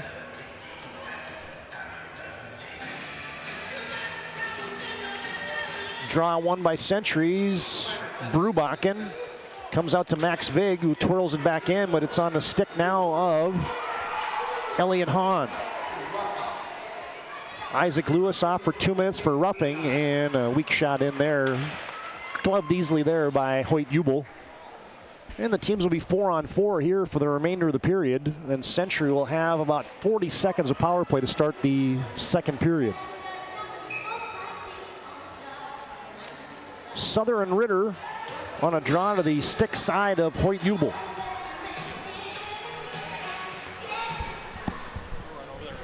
Max Vig controlling for the Patriots. Well, it's just hemmed in. Nobody able to gain control, but here comes Century. They get it out to center to Leduc. Gets it over to a flying Max Vig. Try to get it back to Leduc on the doorstep. Slid right through the crease. Max Vig is all over the place. God, he's fast. Holy cow. 45 seconds to play in the period. Vig sets it up for Century. Spins it down to Ritter. Ritter drops it down behind the net to Charlie Vig. Puck battle won there by Marcus Butts, who gets it over to Beasley with 20 seconds to play in the period. Beasley back to Hager. Charlie Vig on the forecheck. Couldn't get much doing there as Martell. Heads up. He will throw one into the stands. A lot of souvenirs tonight. Holy cow. Yeah, this is one of those late period draws that you really don't want to have in your own end sometimes. Yeah, I know. 12 seconds here. Let's see if Century can draw something up and capitalize. Do you like when teams go for the shot right off the drop here, or try to set something up because you still have time? There's enough time here to set something up. Century wins the draw back to Kipe, and they misfire. Couldn't get it over to Carter Heck, and that's probably the way the period will end here as we're down to 5 seconds. Puck is loose out at center, and it's tipped off the stick of Andrew Brubachen, and that's the way. A scoreless first period will go into the books from the Pepsi Rink at the Maysa Arena. Well, that's what we get for trying to explain that there's going to be a pile of goals scored tonight.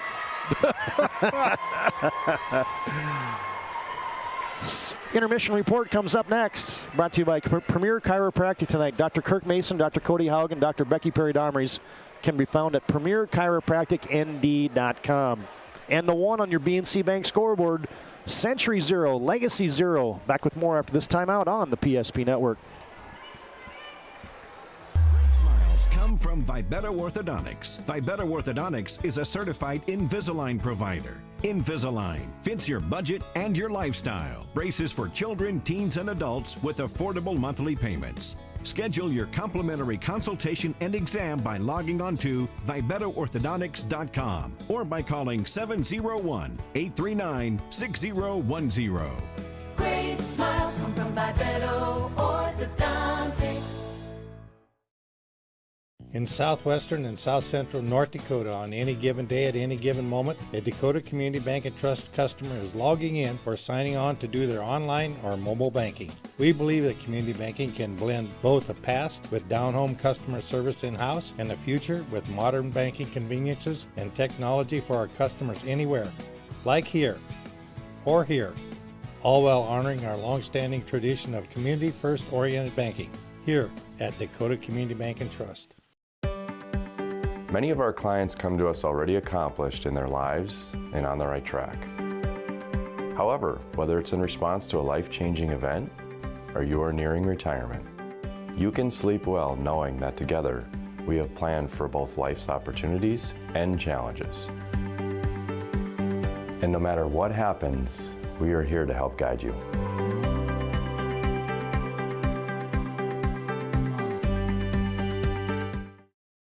Presentation on the PSP Network is proudly brought to you by Legacy Financial Partners, the Bone and Joint Center, Ask Fitness, Thompson Larson Funeral Home, First Choice Physical Therapy, The Hoopster, KX News, Century Eyewear, 701 Realty, North Country Sportswear, Morelli's Distributing, Qdoba, Jersey Mike's Subs, Nathan Stremick Signal Realty, Eyes on Burdick, Chuppy Health, Subway, The Beaupre Law Firm, Minot's Finest Collision Center, State Farm Paul Siebert, Minot Hockey Boosters, Prestwich Orthodontics, Hub International, The UPS Store, Planet Pizza,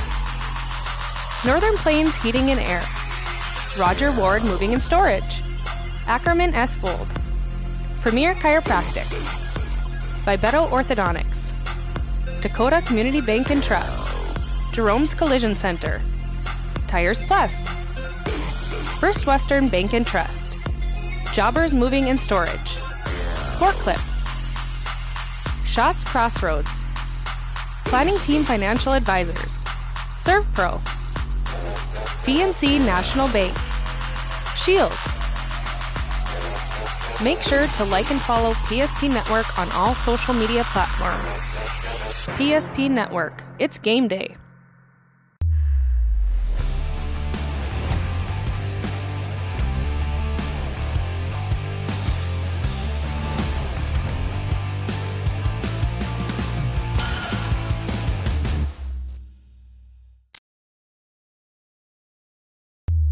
magic of what we do really comes down to combining different aspects of patient care. Here at Premier Chiropractic, we love combining soft tissue work, the adjustment, and exercises together. We found that this gets the best results for our patients. We have 3 chiropractors to fit the needs of the entire family, a rehab area for our exercises and equipment for any athlete to improve performance. Give us a call and we will get you back to doing what you love. The right way to top a sub is with real red wine vinegar made from red grapes and no food coloring. And the right way to film it is in slow motion. Obviously. Because authentic ingredients make a sub above. The best part about working at BNC National Bank is developing relationships. I love working with people. We've been here for over 25 years. We've grown just like our communities we're in. But we still have that personal connection with our customers. And that's why we can find the best solutions for them. It feels great seeing projects around the community and knowing we're a small part of making that happen. We're helping people buy their first homes. Plan for the future. From startups to big business. We're part of the community. And we're proud of it. Yours truly, BNC. And finally, Agent Smith. He's in charge of restoring your property to its original state.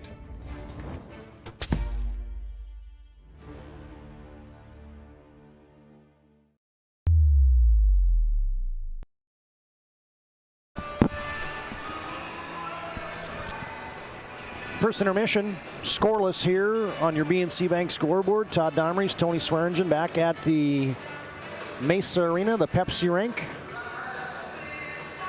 Stalemate. Century outshot Legacy 9-8 in that first period. Pretty even. Legacy, I thought, got the jump early on, but Century, outside of that, I guess, late power play that Legacy had some zone time with, Century figured some things out, and then it was pretty evenly matched matchup, just like we thought it would be, Tony. Yeah, a stalemate's a polite way of putting it. I would call it a snooze fest. I mean, shots are 8-9 in favor of the Patriots. Scoring opportunities are tied at 1. I mean, these two teams literally took an entire period to feel each other out, and I sure hope the intensity picks up, and because if somebody's waiting for the other team to make a mistake, this is how it's going to be all night long, and they're going to have a hard time, either one of these teams, if they play like this against Minot, because Minot will jump on you, and they don't wait for you to make a mistake. They're going, and they're buzzing, and this is kind of a weird game I'm watching right now. It's our Premier Chiropractic Intermission Report. They're focused on improving the health of the Minot and surrounding areas to the most cutting-edge advances in natural health care today. So do you kind of equate it to, hey, this is a 10-round fight, and we just had the first and second rounds where we're just going to throw a couple jabs and we're just going to feel each other out. Nobody's going to try to knock the other team out, or is it just kind of like we talked about earlier, where, hey, there was so many fireworks between these two teams. I mean, the lamp was lighting on a regular basis, and now both teams said, guys, we cannot do that here at the WDA tournament. Yeah, and I think a lot of that has to do with that. I mean, they remember playing each other, and I mean, just 19 goals in 2 games against each other is purely insanity. So, I mean, this is completely on the other end of the spectrum. They're playing very conservative. They don't want to make any mistakes. And to be perfectly honest with you, the most exciting player on the ice right in that period was Max Vig. And that guy, when he got going, it literally, Legacy just went into a box and kept him to the perimeter. And that's what they're going to have to do. And I don't disagree with the game plan, but at some point, somebody's going to have to take a chance. Yeah. I'd be amazed if this thing is 0-0 heading to the third. I will be absolutely shocked if it's 0-0 going into the third. And on the other hand, I guess you got to tip the cap a little bit to the netminders too. I mean, there wasn't a ton of grade A chances, quality scoring chances, one for each team. But hey, Miller and Ubel did the job there in the first period. 100%. Miller had to make one really spectacular save, and that was by far the best scoring opportunity of the period for for Century. And Ubel on the other end had to make some nice saves too, but everything's been so perimeter, and nobody's really trying to drive that center lane or enter the zone in the middle lane, or they're not trying to make that exciting play. I don't want to say exciting, that's the wrong word. They're not trying to get into those dirty areas, and they're not really following their rebounds, and they're playing so conservative, both teams. And now listen, Legacy's doing exactly what they normally do. They're great in transition. You've heard me say it 100 times, and nothing's going to change. And Century is run and gun, and right now the only one that's really running and gunning is Max. And if Century's going to win this game, they're going to have to go, and they're going to have to start taking some chances, because their Century is playing right into Legacy's game plan. It's our Premier Chiropractic halftime report. Dr. Kirk Mason, Dr. Cody Haugen, Dr. Becky Peer-Domers can be found at premierchiropracticnd.com. A couple reminders of some of our upcoming coverage, as you've got wall-to-wall coverage. The WDA boys and girls basketball tournament, that'll come up in a couple weekends, March 2nd, 3rd, and 4th.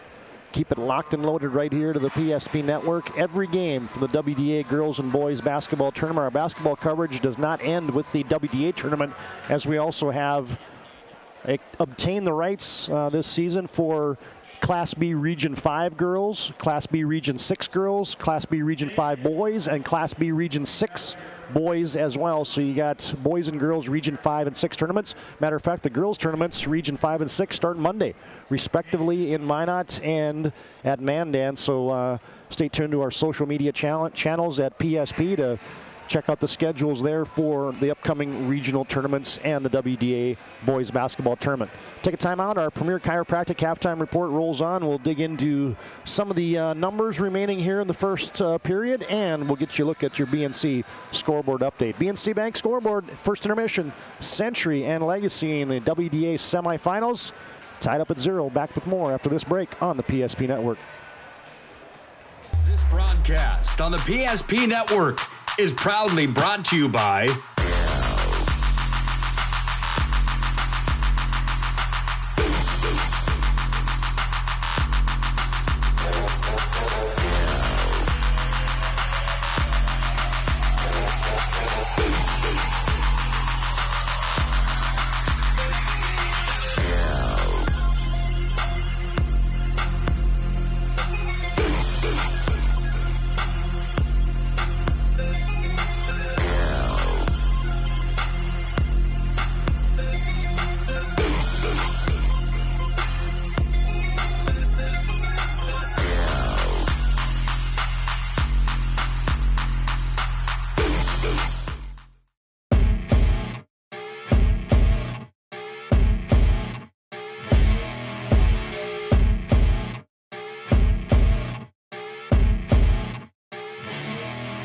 Here we go, where they get it into Doppler up the near side. 3, 2 second, 1 second. Doppler rises, right wing, 3, bingo! Oh! Anthony Doppler wins it at the buzzer! Oh! Are you kidding me? He turns, he fires, and he buries it! This broadcast on the PSP Network is proudly brought to you by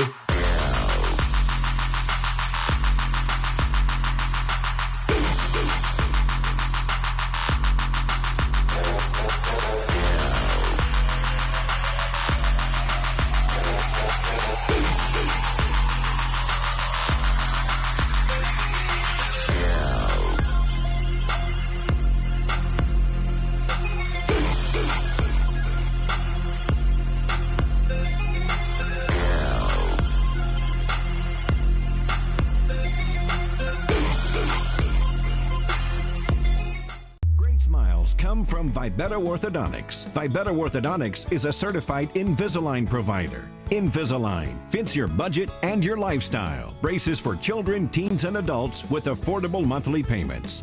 Schedule your complimentary consultation and exam by logging on to VibettaOrthodontics.com or by calling 701-839-6010. Great smiles come from Vibetta Orthodontics. Ackerman Estfold is an experienced team of architects and civil engineers committed to achieving the best possible solution for every project. Over the past 20 years, our team has been trusted with jobs big and small throughout the state, from major flood protection projects to county roads, classroom walls, and community spaces. We will be your partner through the initial design to final construction. Trust the Ackerman Estfold team with your next project.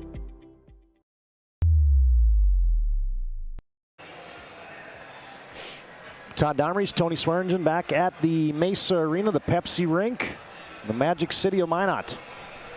Getting set for the second period. This is our first intermission, brought to you by Premier Chiropractic, focused on the health of improving the Minot and surrounding areas through the most cutting-edge advances in natural health care today.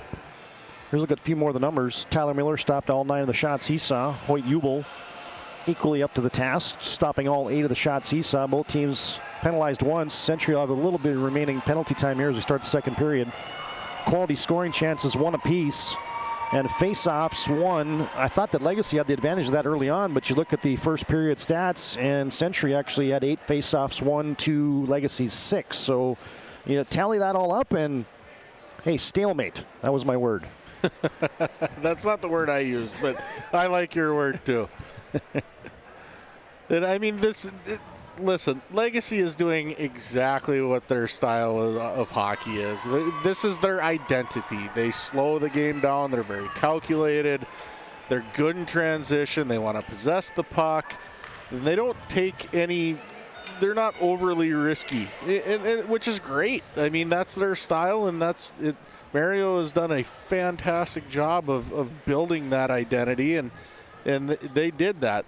I don't think that's Century's identity, but they're playing like it is as well. So it's kind of a weird combination that we're watching right now. And you know, I just think with the talent that Century has on the bench, and you know, you're going to have to see them come out of their shells and run and gun here and take some chances and break through this Legacy defense and get to that center lane and get some opportunities. You know, we talked about a little bit during the break, but I had asked Mario Lamoureux, you know, what kind of style does he like when he watches a game behind the bench from his lens? And last year he said, hey, we're going to build a culture and identity that is predicated around a more calculated style that doesn't take a lot of risks. And that's exactly kind of what we saw transpire there. But, you know, Century's more of a team. They're young, just 4 seniors. They can skate, and they're more free-flowing racehorse type of hockey. So sometimes styles make fights, and whose style is going to play out here as we move on more into the contest? Yeah, and this is definitely. I like your analogy of a boxing match. You know, that was the first round. They're just kind of feeling each other out. You know, throwing some soft jabs, trying to feeling the distance out and whatnot. But, you know, I can't wait until we get to the 9th and 10th round, because that'll be pretty exciting. All right, here we go. I love it when I play it right, where I think they're going to take time off the clock. And what do you think they did, Tony? Well, that's par for the course here. Century Legacy have made their way back on the ice. We're scoreless starting the second period of play from the WDA Hockey Semifinals. Glad to have you tuned in to the PSP Network tonight. Todd Domrey's, Tony Swearingen, beg your pardon, is TJ Olson. Josiah will draw it up. And we are underway, second period from the Maysa. Charlie Vig leaves it for his brother Max, who dumps it over to Ben Leduc. Knocked off the stick of Max Vig. Andrew Bruwaken collects for the Patriots.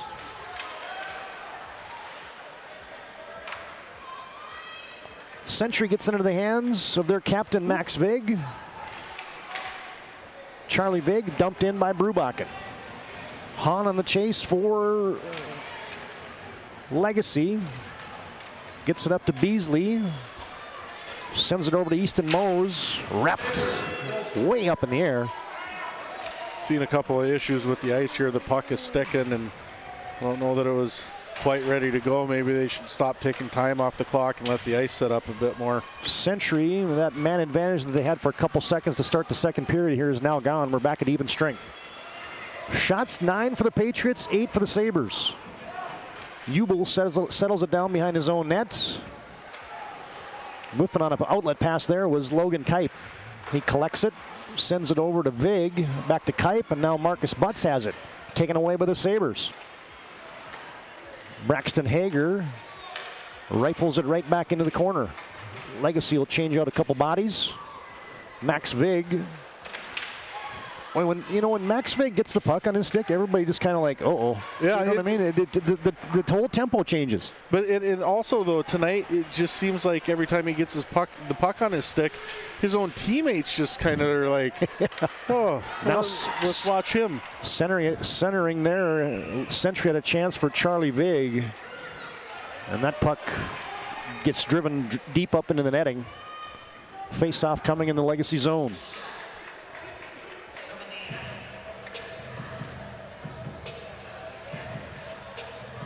Matthew Souther, Brubachen on the draw to the glove side of the netminder, Tyler Miller.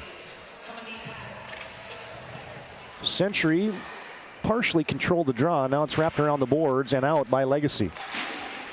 Kipe bounces it up to Charlie Vig. Gets it over to Leduc over his stick. Now Kipe will send it on net. Steered to the corner by Miller. Martell back to get it for Legacy. Gives it right to Brubachen. Josiah Will battling there for Legacy, and it's onto the stick of Matthew Souther. Braxton Hager now controls for Legacy. And now almost a turnover. Now you got a breakout for Ritter. Leaves it for TJ Olson. Wrap around. Ritter on the doorstep. Wraps in. Shot by Ritter. Oh, on the doorstep. Century with a couple chances. Was that an overpass right there, Tony? I think it was, and it was a little mishandled. I don't know that you pass that off to Olson there just because Olson's on his backhand. You almost want to put that into the goalie's pads and let him go in for the rebound, if anything. Yeah, send it to a low pad or something like that to the far post and see if you get a rebound kick in. I mean, Miller did a great job. He had the net sealed off in the angle and everything else, so there wasn't much to shoot at, but and I understand the reasoning of trying to get him to move laterally. He is such a good goaltender, but in that situation when your line mate's on their backhand, you probably just put it low pad and go for a rebound there. That icing, by the way, is brought to you by Roger Ward Moving and Storage. Contact them at rogerwardmovingandstorage.com to schedule a move or get a free consultation. Puck ushered into the Legacy end. Hahn sends it over to Jamison Johnson. And out come the Sabres. They get tangled up with the linesman there as Freeling has it for the Patriots. Johnson back on his stick for Legacy. Tries to get it ahead to Isaac Lewis. Strider McNann couldn't get a stick on it, but it's sent in by Johnson. Got a scrum right here in the near side wall. 13:20 to play, second period. We're scoreless here from the WDA semifinals at the Maysa Rink, the Maysa Arena, the Pepsi Rink. Sam Stanton in for Legacy. Ben Leduc. As Legacy gets it out to center.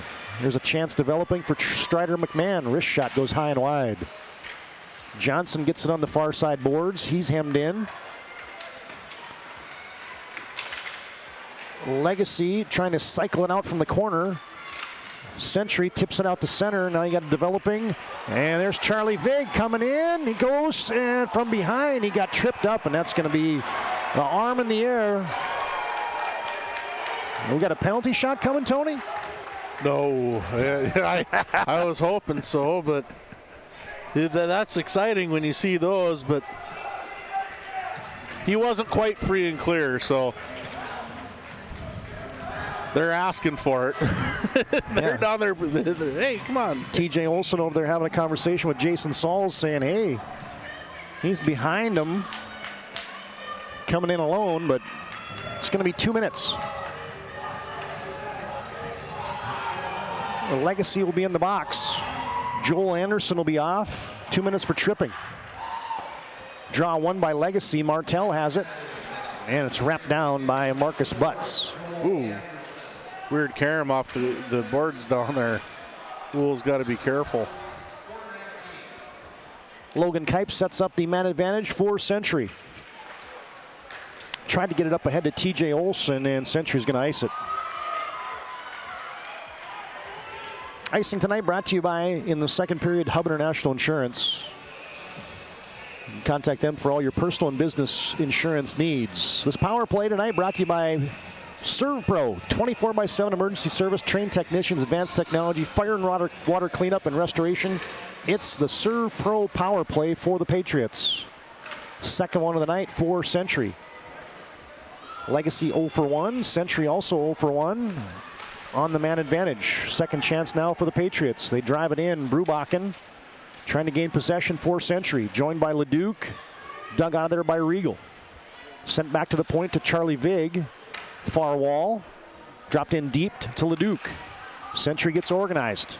Max Vig, cross ice, shot, Brubachen. Oh, he had a net, but Miller slammed the door. Yeah, Miller, what a great push from his left to his right. I mean, fantastic. He got over there and was 100% square. That back door was wide open when Max Vig passed that puck to Brubachen. Yeah, we saw a lot of net there for Brubachen, but it got closed quickly by the netminder Tyler Miller.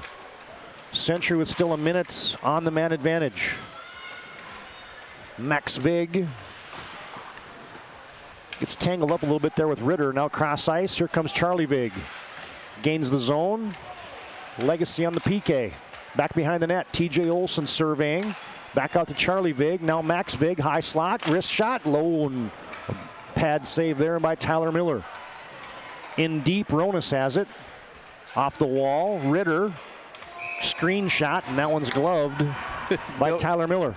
Miller just stuck his hand out there and just kind of, no big deal. He is so good. Like this, the goaltending we have seen and witnessed in this hockey tournament this weekend has been spectacular, hasn't it been? Yeah, both these guys. I mean, Hoyt Jubel 2.29 goals against. Tyler Miller 1.81 goals against. Century with 30 seconds on the power play. Leduc down by the goal line, comes out to the point. Max Vig settles that down, gets it over to Charlie Vig, who steps in. Wrister, and no duress in front of the net that time to block the view of Tyler Miller, who gobbles it up. Max has to be careful with that D-to-D pass, that no look there. He didn't see the Legacy defender sitting, hanging out, and that can turn into a shorty in a hurry. Yeah, it was almost right there. Ronas butts on the draw. Got a couple guys creeping on the near side wall. Ronas comes out of there, centers it. Olsen couldn't get a stick on it. Pushed behind the net by Legacy. Wrapped out of there. Nope, and not out. Now it is out by Braxton Hager. Skipped over the stick of Charlie Vig. And now down to 5, down to 4, 3, 2, and Century and Legacy back at even strength. Max Vig. Oh! Huge hit by Braxton Hager. That's a big boy laying a body there, too. Vig back up. That was Max Vig who got creamed. Moles gets it ahead. Here's Butts. He's dangerous in space. Centers it. It's taken away. Now Century's got one. Here comes Brubachen. Shot. Save. It's loose. Oh, got behind Miller, but nobody there to ram it in. Still loose out front. Miller just dives on it. The patience Miller had there. If you notice, that puck hit him. He had no idea where it was. He didn't panic. He froze. And when he finally did realize that his teammates were flying in behind him and that puck was loose, that was the only time he moved. That's a big boy play by a young man in between the pipes. Great job by Miller. Legacy zone draw. Kept in by the Patriots. Charlie Vig stood up at the blue line. Physicality starting to pick up now. Moving it down deep was Ben Leduc. Legacy comes out with Josiah Will. Trying to get it to Souther. Century establishing the zone. Brubachen tried to center it to Charlie Vig. Brubachen back on his stick. Now deep behind the net.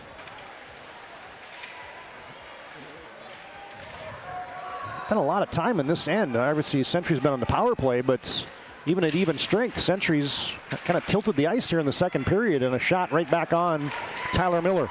Yeah, Century's doing a really good job with this long change. They're keeping Legacy pinned in, and if there's nothing available right away, you know, as far as skating it in or making a play, they're just getting the puck in deep and making Legacy come back and in defend.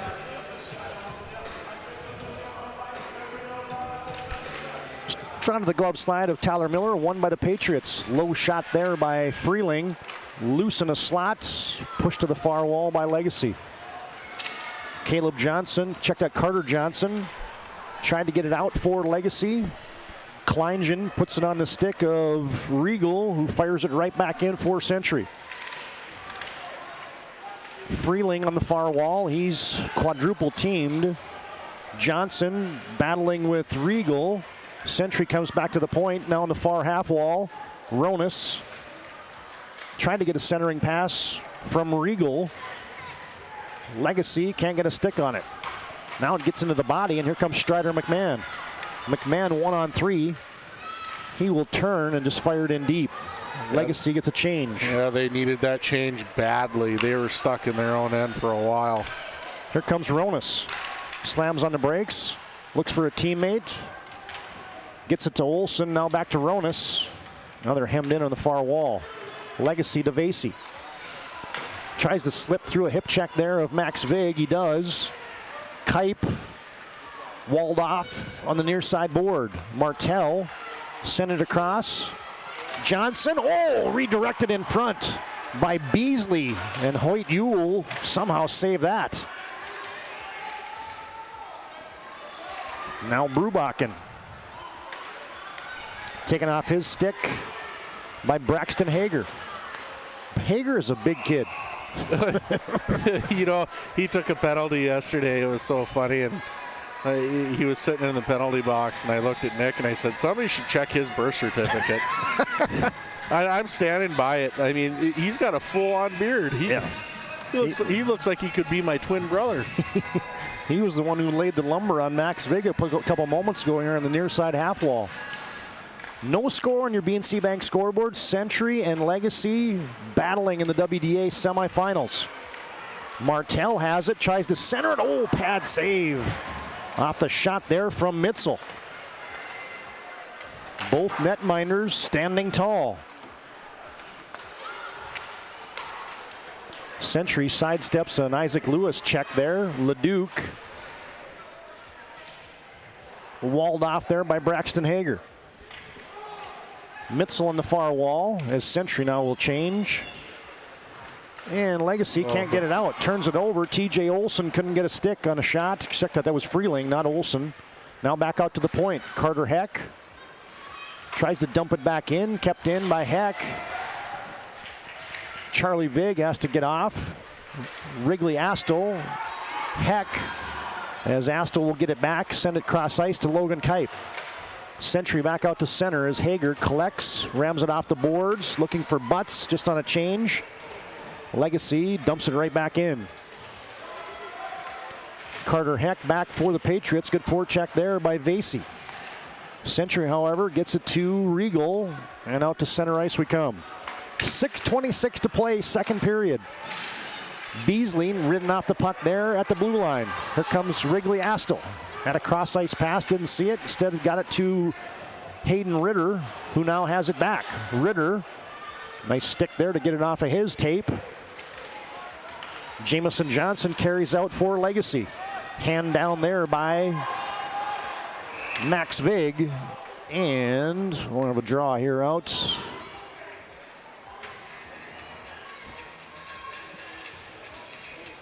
Into center ice we come. Hey fans, the second period brought to you tonight by the UPS store. They're located on South Broadway in Minot. In the Marketplace Foods Plaza, they're there for all your packing and shipping needs. You know, the second period has been mostly Century's puck possession, and Legacy's really struggling right now, just getting the puck out of the zone. Grade A chance on a turnover. Ronas on his backhand. Got it on net, but Miller once again steers it away. Now behind the net, Century, Legacy jostling. And it's going to be in the hands of the Legacy Sabres. Souther will just toss it out to center. Bouncing puck settled down by Jaden Kleingen. Kleingen might have been held there, but Legacy will come out of there with it. Legacy holds the zone with Sam Stanton. Check that. That was not Sam Stanton. I beg your pardon. That was, yeah, it was Sam Stanton. I was right in the first time. That's the blink reaction. Go with your gut. Joel Anderson misfires on an outlet there, and that's going to send it down the ice. And this icing brought to you tonight by Planet Pizza. Proudly serving the Magic City for 25 years at the largest laser tag playground in the region. Planet Pizza, out of this world. You can call them at 852-1700.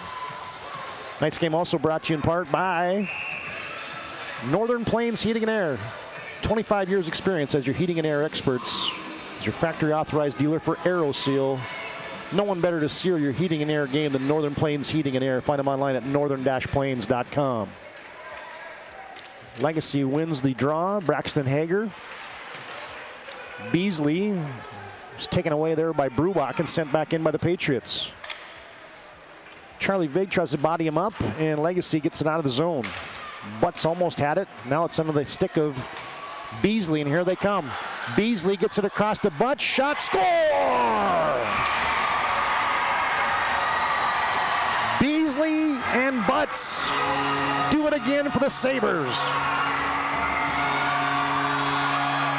What a spectacular goal that was. And you saw Century tried to dump that puck back in and keep the momentum, you know, with the long change here in the second period. And it was a quick interception, and the transition was absolutely flawless. What a nice pass across, unselfish by Butts and tape to tape, and what a finish by Beasley.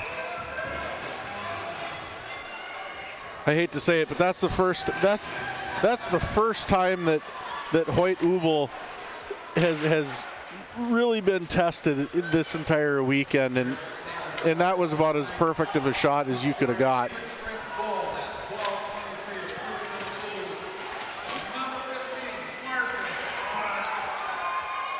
.12:23 the official time of the goal.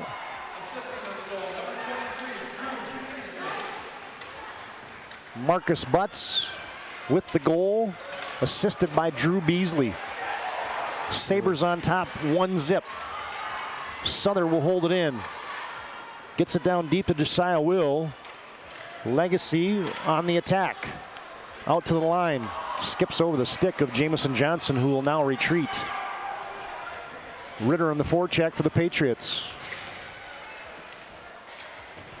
Legacy's Braxton Wetzel wraps it around, taken away by Century. Ronas sends it back behind the net. Ritter collects. Ritter bodied off the puck. Now Ritter still has it. Now he's down. Now Century holds it in as Logan Kipe. Now Carter Heck pinching in. Patriots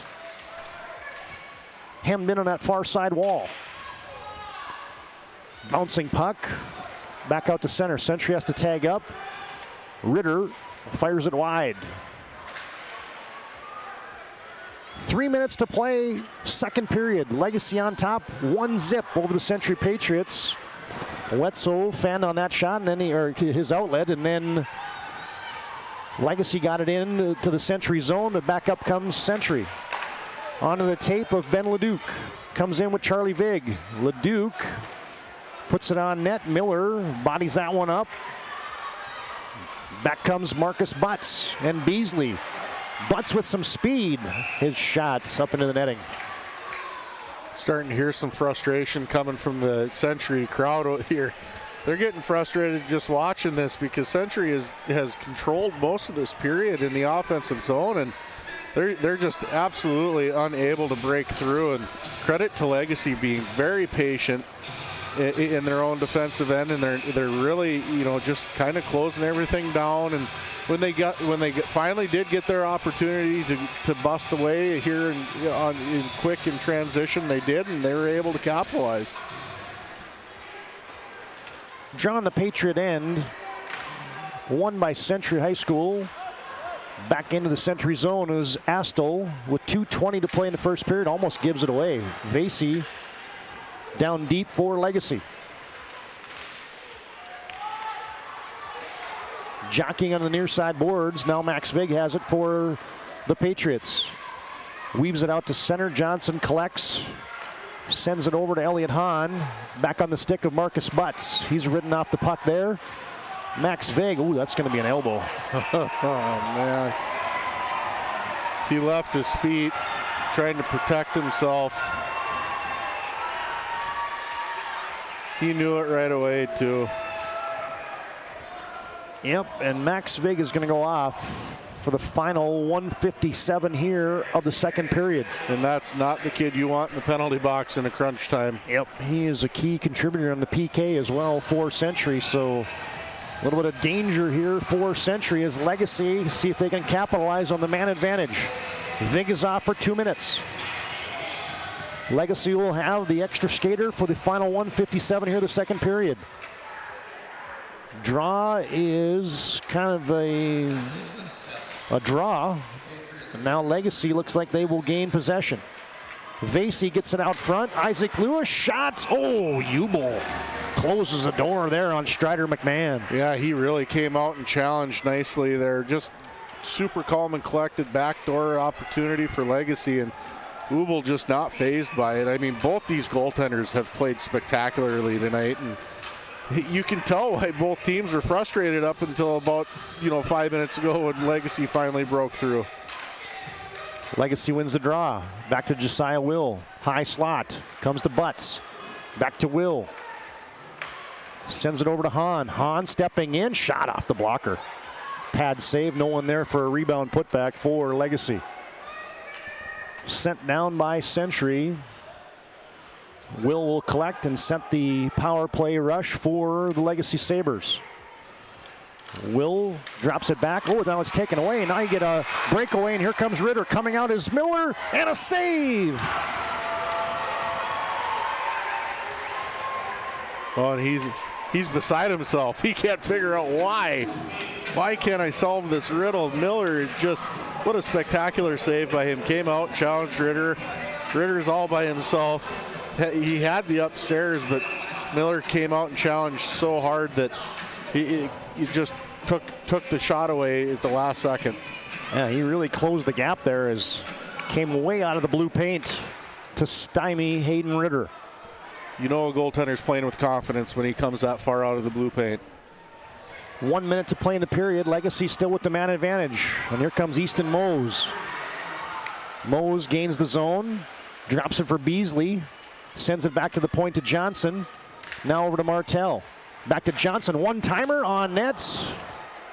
Deflected wide. Back to Martell.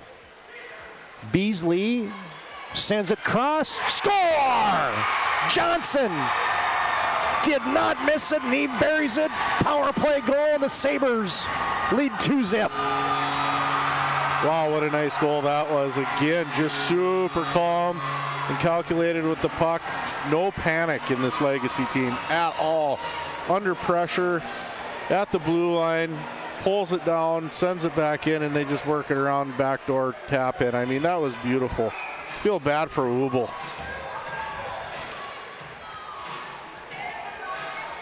Legacy capitalizes on the man advantage. And now the Sabres enjoy a 2-goal lead here in the WDA semifinals. Oh, bouncing puck! No! It tickled the goal line. What in the heck happened there?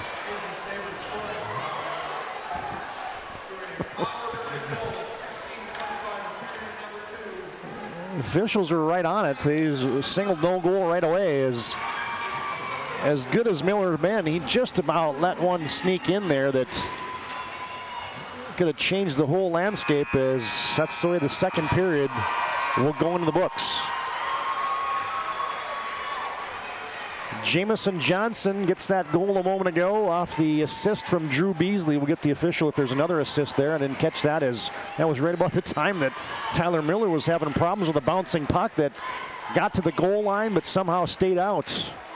It was bouncing and spinning. It looked like somebody had a sand wedge out there and sent the puck in with it, and it changed direction twice. Well, we'll catch our breath here with our second intermission, brought to you again by Premier Chiropractic. They're focused on improving the health of the Minot and surrounding areas through the most cutting-edge advances in natural health care today. Second intermission, brought to you by Premier Chiropractic, comes up next.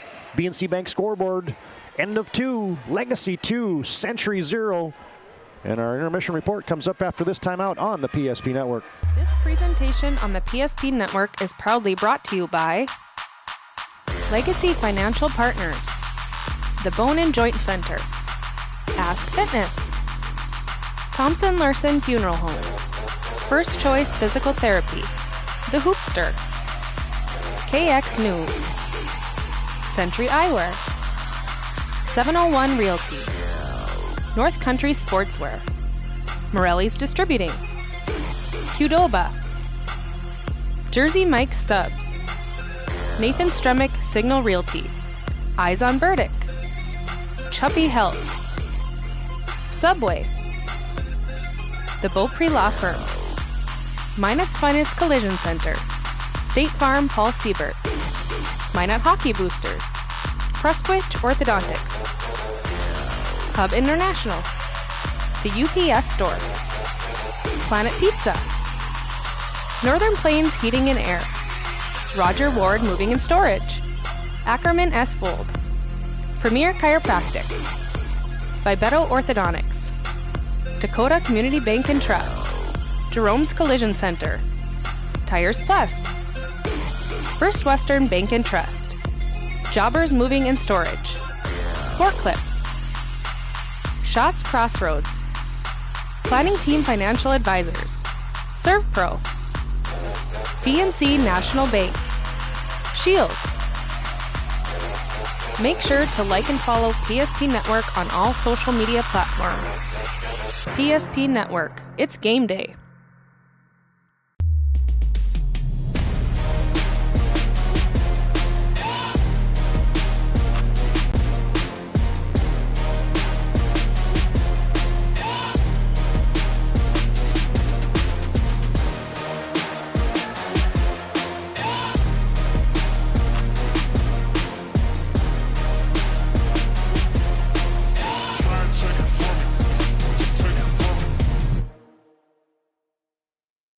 Finding the right bank can be transformative for your small business. The best bank for your business will offer competitive fees and so much more. At BNC National Bank, our team is proud to offer you a helpful, supportive, above and beyond banking relationship. Starting to stress about the complexities of qualifying for a small business loan? BNC can guide you through the process with much less stress and likely far more success. Speak to one of our team members today. The right way to top a sub is with real red wine vinegar made from red grapes and no food coloring. And the right way to film it is in slow motion. Obviously. Because authentic ingredients make a sub above. It's water. Boom. Agent Winston Otter.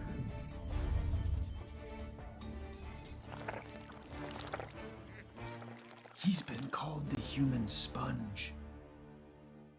Our stylists are trained to understand the nuances of cutting men's hair. Less pomp, more adore, huh, Brittany? Square face, wavy hair. Mid-fade with a textured top. Finish it off with a hard part and taper that neckline, coach. Cowlick, what's the move? It's not just all about hard work here. Hit all. 7. Pressure. Point. Yeah. It takes expertise to be a sport clip stylist. Here. That's the spot.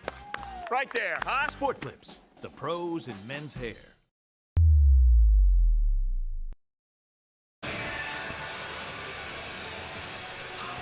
Back at the Maysa, Todd Domries, Tony Swearingen. As we said, we were going to have to get the paddles out if this thing was going to be 0-0 at the end of 2. I know, right? And here we are.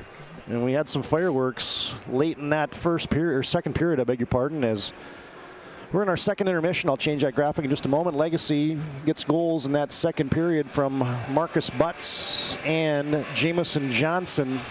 Butts, the leading point guy in the WDA and one of the top guys in the state. Just got his 42nd point of the season. And Beasley and Butts have been wreaking havoc on a lot of teams lately, as we'll get to the numbers here in just a moment. But, hey, Century's out shooting Legacy 20-14, but Legacy's got a 2-goal lead here as we're entering the third period. Yeah, you know, Marion Lamoureux just has to be ecstatic right now. I mean, they have not deviated from the game plan one bit, and Legacy has been playing that boring puck possession game that really isn't, you know, all that enjoyable to watch, but they did a great job of walling off in the defensive zone, taking their time, and really keeping Century to the outside. And a lot of these shots that Century got, they're not super high quality. And so, you know, even though they're out shooting them, I think the amount of quality shots isn't that great. And boy, when Legacy got their opportunity to capitalize, did they not capitalize? I mean, it was unbelievable. Those were two of the prettiest goals I've seen all tournament long. Great job by Legacy. Now, how is the Century Patriots going to answer this? Yeah. I mean, if you got to find a way to punch one in if you're the Patriots and make it a 1-goal game, see if you can get Uncle Mo on your side and take your chances. But hey, right now the counterattack for Legacy has been something to behold. Is they wait, and the opportunity, and then it's tape, goal. Yep, and that's it. I mean, they have absolutely capitalized on every single opportunity that they've got tonight. And Ubel, even though he let 2 in, I mean, there could have been more there, and he made some pretty spectacular saves himself. And, you know, unfortunate for Century there at the end, and very good luck for Legacy, considering how well Miller has played up to this point. That puck almost squeaked in there, and I did not catch the number of the defenseman that pulled it out, but boy, oh boy, did he come streaking in, and it was a split second away from crossing that goal line. Yeah, indeed. That would have changed the whole complexion of our talk right now. Hey, we're in our second intermission, brought to you as always by Premier Chiropractic. Dr. Kirk Mason, Dr. Cody Haugen, Dr. Becky Perry-Domers can be found at premierchiropracticnd.com. As here's the action from earlier today, in case you missed it. In our opener this morning, about 11 o'clock, we got started with that baby as Mandan ran roughshod over Bottineau-Rugby. They win at 4-zip. Second consolation loser out game in OT. Dickinson outlasts Bismarck High 4-3, the final there. Minot was impressive in the semifinals this evening. 5-1, they defeat Jamestown. Now Legacy has a 2-zip lead over Century. A reminder, we'll be back on the air tomorrow morning. Mandan will take on either Legacy or Century in the 11 a.m. game. Followed up by about a 1:15 start between Jamestown and Dickinson, and then Minot will square off against either Legacy or Century for the West Region Championship tomorrow at about 3 o'clock. And again, all that wall-to-wall coverage right here on the PSP Network. Take a time out. Our second intermission report rolls on, brought to you by Premier Chiropractic. Century on the short end of this one. Legacy on your BNC Bank scoreboard leads. Legacy leads 2-zip, and we're back with more of our intermission after this timeout on the PSP Network. The magic of what we do really comes down to combining different aspects of patient care. Here at Premier Chiropractic, we love combining soft tissue work, the adjustment, and exercises together. We found that this gets the best results for our patients. We have 3 chiropractors to fit the needs of the entire family, a rehab area for our exercises and equipment for any athlete to improve performance. Give us a call and we will get you back to doing what you love. Are you moving your business or your home across the town or across the country? We know it can be stressful. To ensure your possessions arrive on time, intact, and on budget, make your move with Jobbers Moving and Storage. Jobbers can help you with every aspect of your move. With our efficient step-by-step approach to move management, we can tailor a plan to suit your needs and schedule. With locations in Bismarck, Fargo, Minot, and Aberdeen, Jobbers Moving and Storage is your choice. Visit jobberswarehouse.com. It's Jobbers Moving and Storage. I'm a grateful person on a lot of levels. I've been given so many great opportunities. But most of all, even as a little kid, I was taught a set of values. Like tools for life, hard work, responsibility, and the key to making it all work, commitment. First Western Bank and Trust. You can bank on us. Ackerman Esvold, your neighbors, friends, and family who are working for you. The local team with local availability and accountability for all of your engineering, architecture, environmental, transportation, and land development needs. Your project can rely on Ackerman Esvold. Find them online at ackermanesvold.com. When you start your project, talk with Ackerman Surveying and Associates. Our experienced surveying team guides you in the right direction with planning, platting, and lot and boundary surveys. The trusted name in land surveying, the trusted name in architecture and engineering is Ackerman Surveying and Ackerman Esvold. Find them at ackermanesvold.com. What you're witnessing actually happens. This is a sad story about bad math. Bad math? Does your online company include mounting? You can't beat the online pricing. When you have the mounting, the shipping, and all the extras, it's just simple math. We guarantee the lowest prices. Our Plus plan is simply better, a less expensive way to buy tires. Thinking tires? Think Tires Plus.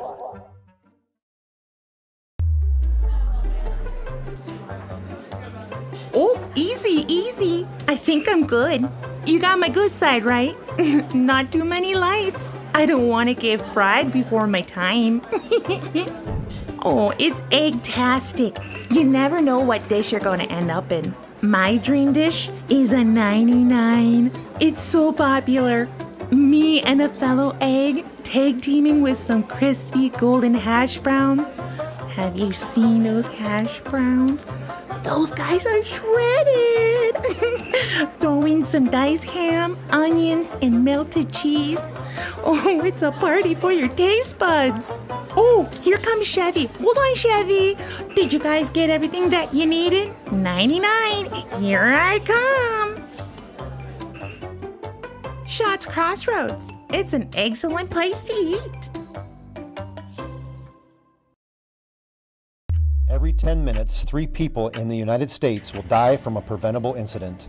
More people are dying on our roadways and in their homes than ever before, but that's where the North Dakota Safety Council can help. Safety is our mission, from the workplace to any place. We're a private nonprofit that offers more than 150 training courses that are dynamic, hands-on, and effective. From CPR and first aid to driver safety and even workplace violence preparedness, we want to make sure your loved ones come home safe each night. Go to ndsc.org to see how together we can make a difference.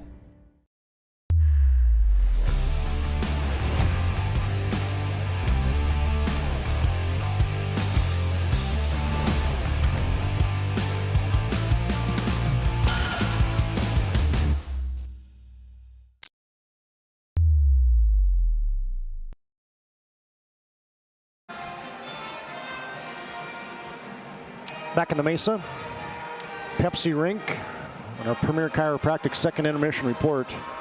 Premier Chiropractic, Dr. Kirk Mason, Dr. Cody Haugen, Dr. Becky Perry-Darmers can be found at premierchiropracticnd.com. Legacy on top on your BNC Bank scoreboard, 2-zip.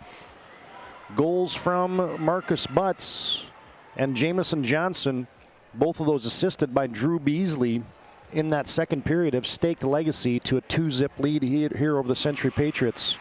We mentioned the shots on goal. Century 20 shots, Legacy 14. Hoyt Ubel 12 saves on those 14 shots, and Tyler Miller has been up to the task. 20 saves on 20 shots. Faceoffs are almost even, 17-1 for Century, 16 for Legacy. And Tony, I think the thing that you said stood out to you was the quality scoring chances of Legacy's 14 shots.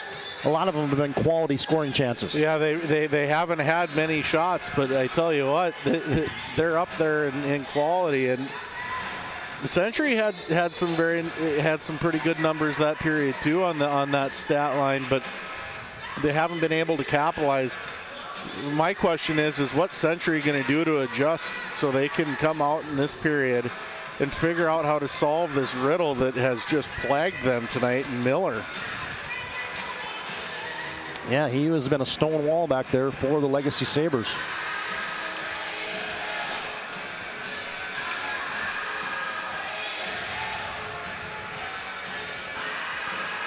Well, Century looking to get back to the state hockey meet for the.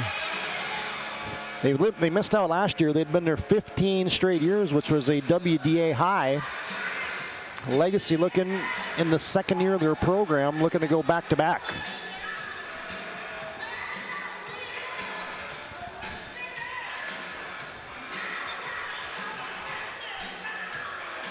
Sometimes I would take another break here, but I have learned my lesson, Tony, that they're going to take time off the clock. So Todd Domrey's, Tony Swearingen, as we get set for period number 3. Yeah, it's looks like they're going to let this one run all the way down, though. Yeah, because Century's not even on the ice yet, so. Well, I don't think Century was too happy with the ice quality at the beginning of that second period, so they're gonna hang out. They're gonna let her set up. You know, and sometimes, hey, it's like when that first guy comes out, and we talk about prize fights, that first guy comes out and the second guy takes his time and he loses his sweat. Yeah. Hey, sometimes there's some gamesmanship going on here too. Well, I can understand it because they had a hard time in the first or in that second period, you know, handling the puck early, especially in their own end. That, you know, there was a couple times that puck stuck, and we got a referee. It looks like Kevin Blada's down there checking the ice quality and whether or not it's set up. And I think the refs are going to take their time here too as well.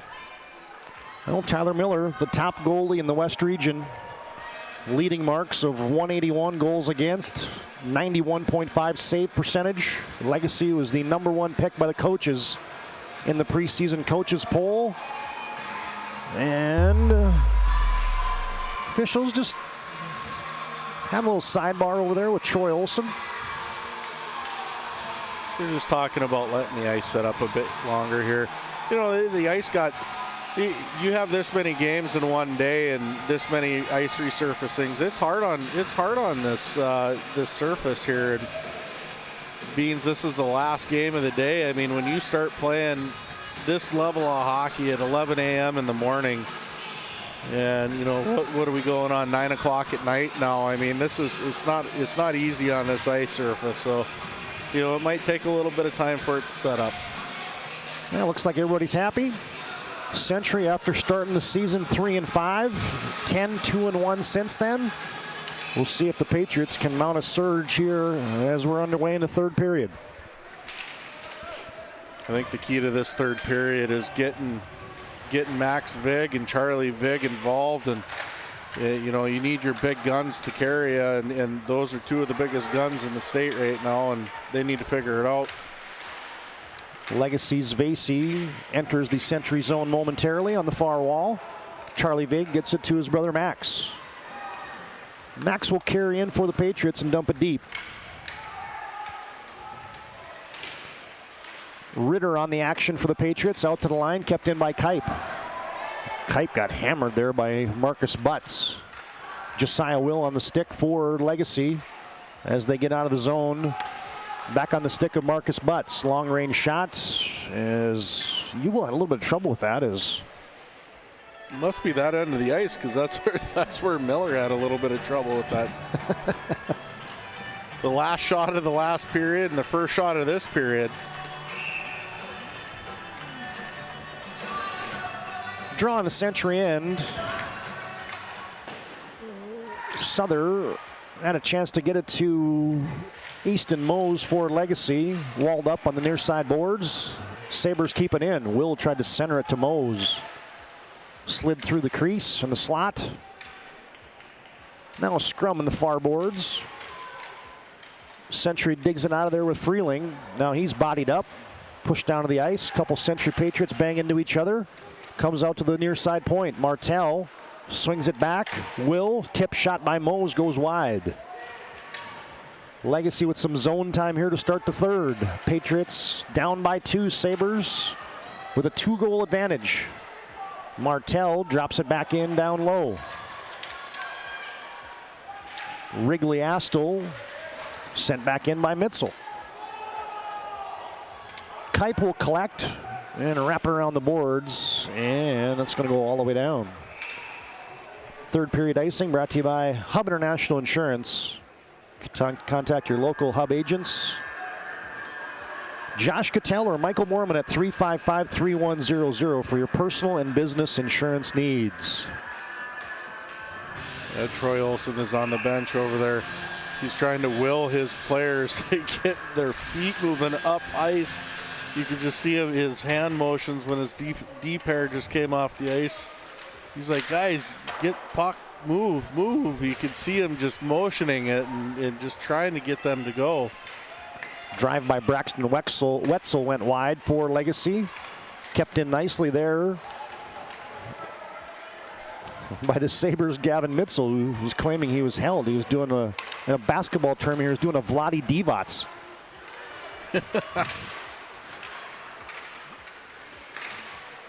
Century will pound it in back behind the net of Tyler Miller. Century can't hold his own, and it pops out on the stick of Carter Heck. The senior D lineman gets it up to Charlie Vig, who couldn't get a stick on it, and it's icing. And as Vig says, he tipped it, but it'll come back out of the zone. And with 14:22 to play, Legacy still on top on your BNC Bank scoreboard, 2-0. One thing I've noticed is Max Vig has taken two very, very short shifts here to start this third period. And you just wonder how much, all these games and the quick turnaround for these players, it's wearing on their bodies and how much gas they actually have in the tank. Johnson, his wrist shot goes wide. Johnson still on the attack, tried to center it out to Caleb Johnson. Martell holds the line, and now you get a whistle. Get tangled up in somebody's jersey? Yeah, I think so.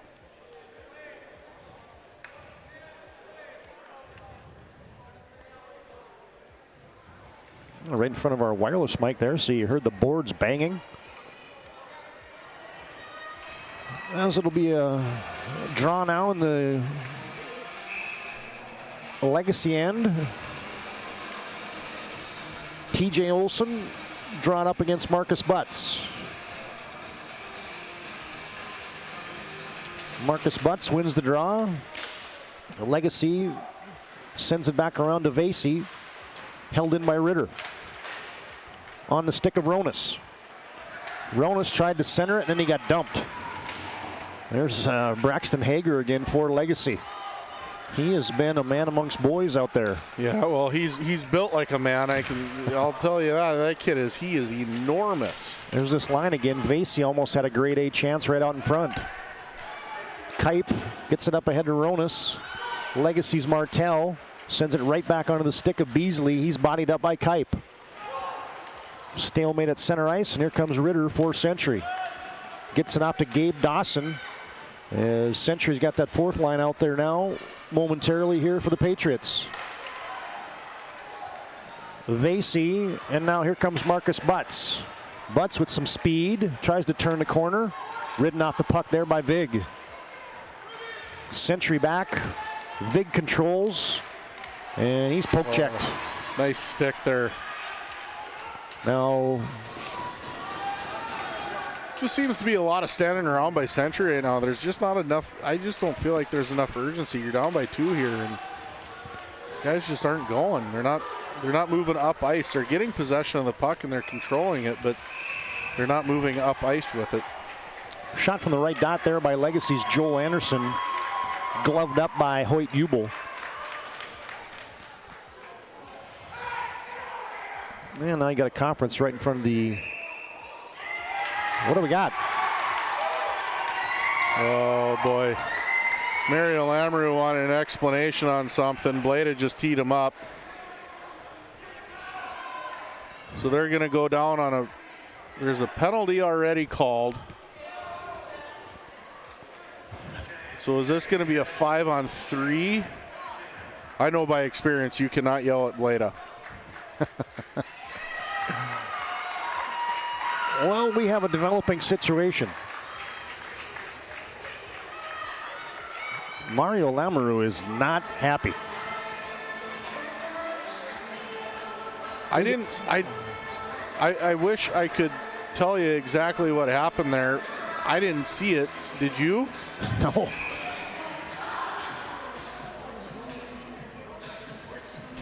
Well, where the Zebras are going to confer here for a second is right now you got 2 Legacy Sabres in the box.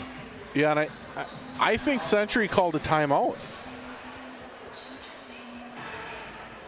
Yeah, I think you're exactly right. Well, it looks like we'll sort it out when we come back as we got a timeout on the ice right now brought to you by Hub International Insurance.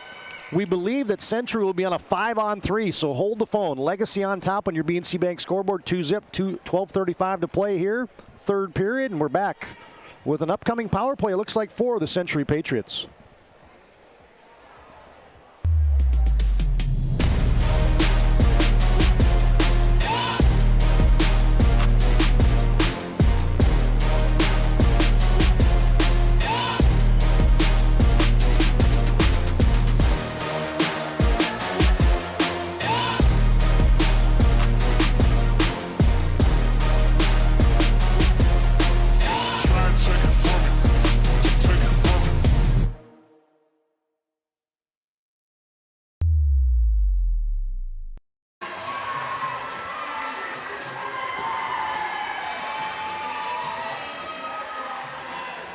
Well, you do got 2 in the box for Legacy. Century with a 5-on-3 at the 12:35 mark of the third period. Draw one by Legacy. Hahn can't get it out. Vig holds it in. Sends it over to Charlie Vig. Back to Max. One-timer. Went wide. Johnson. Marriott was over there still giving it to the refs. Sent out front by Regal. Back into the corner. Legacy can't get it out of zone. Max Vig has it. Sends it over to Charlie Vig. Cross ice, one-timer. Leduc misfired, missed the net. Back to Vig. Down deep, Brubach and cross ice. Oh, and Leduc missed it again, and now it's wrapped all the way out by Legacy. You know, Century's done a nice job of setting these opportunities up for that back door, but they got to connect on it. I mean, you're not going to get too many good opportunities like that. Yeah, they had 2 one-timers on that backside. Couldn't do it. Charlie Vig steaming in. 2-man advantage for the Patriots for another minute 02. Max Vig, Charlie Vig sends it down to Ronas. Ronas, cross ice. Oh, there it is again. Hopped over the stick of Ritter. Vig steps in, fires, goes wide. Save Miller. Now it's going to be wrapped out of the zone. Here comes a chance for Easton Mose. Short-handed, sends it wide. Century will have to retreat as Ronas gets it up ahead to Ritter. 29 seconds on the 2-man advantage. Loose with the puck, and Legacy bats it right back down. Century's just, they're too lackadaisical with the puck right now. They need to have some more urgency here. They're sitting back. They're trying to make these cutesy little drop passes, and it's just not working. Guys aren't skating into the puck. 10 seconds left, and a shot high and wide there by Leduc. That hit the pole. Stepping in, shot, another one goes wide, that time by Century, and Legacy has killed off the 5-on-3. Oh. Sometimes the bounces go your way, and Legacy, Century had a couple of good looks, couldn't pile drive one in. Now the Sabres had a step there for Josiah Will. Johnson will push it back into the Century zone. Kleingen across to Kipe. Holding it in there was Martel. Gage still has possession of the puck. Back out to Mose. Retreats it back to Johnson. Martel slammed into the boards. Century is just struggling right now to hang on to this puck.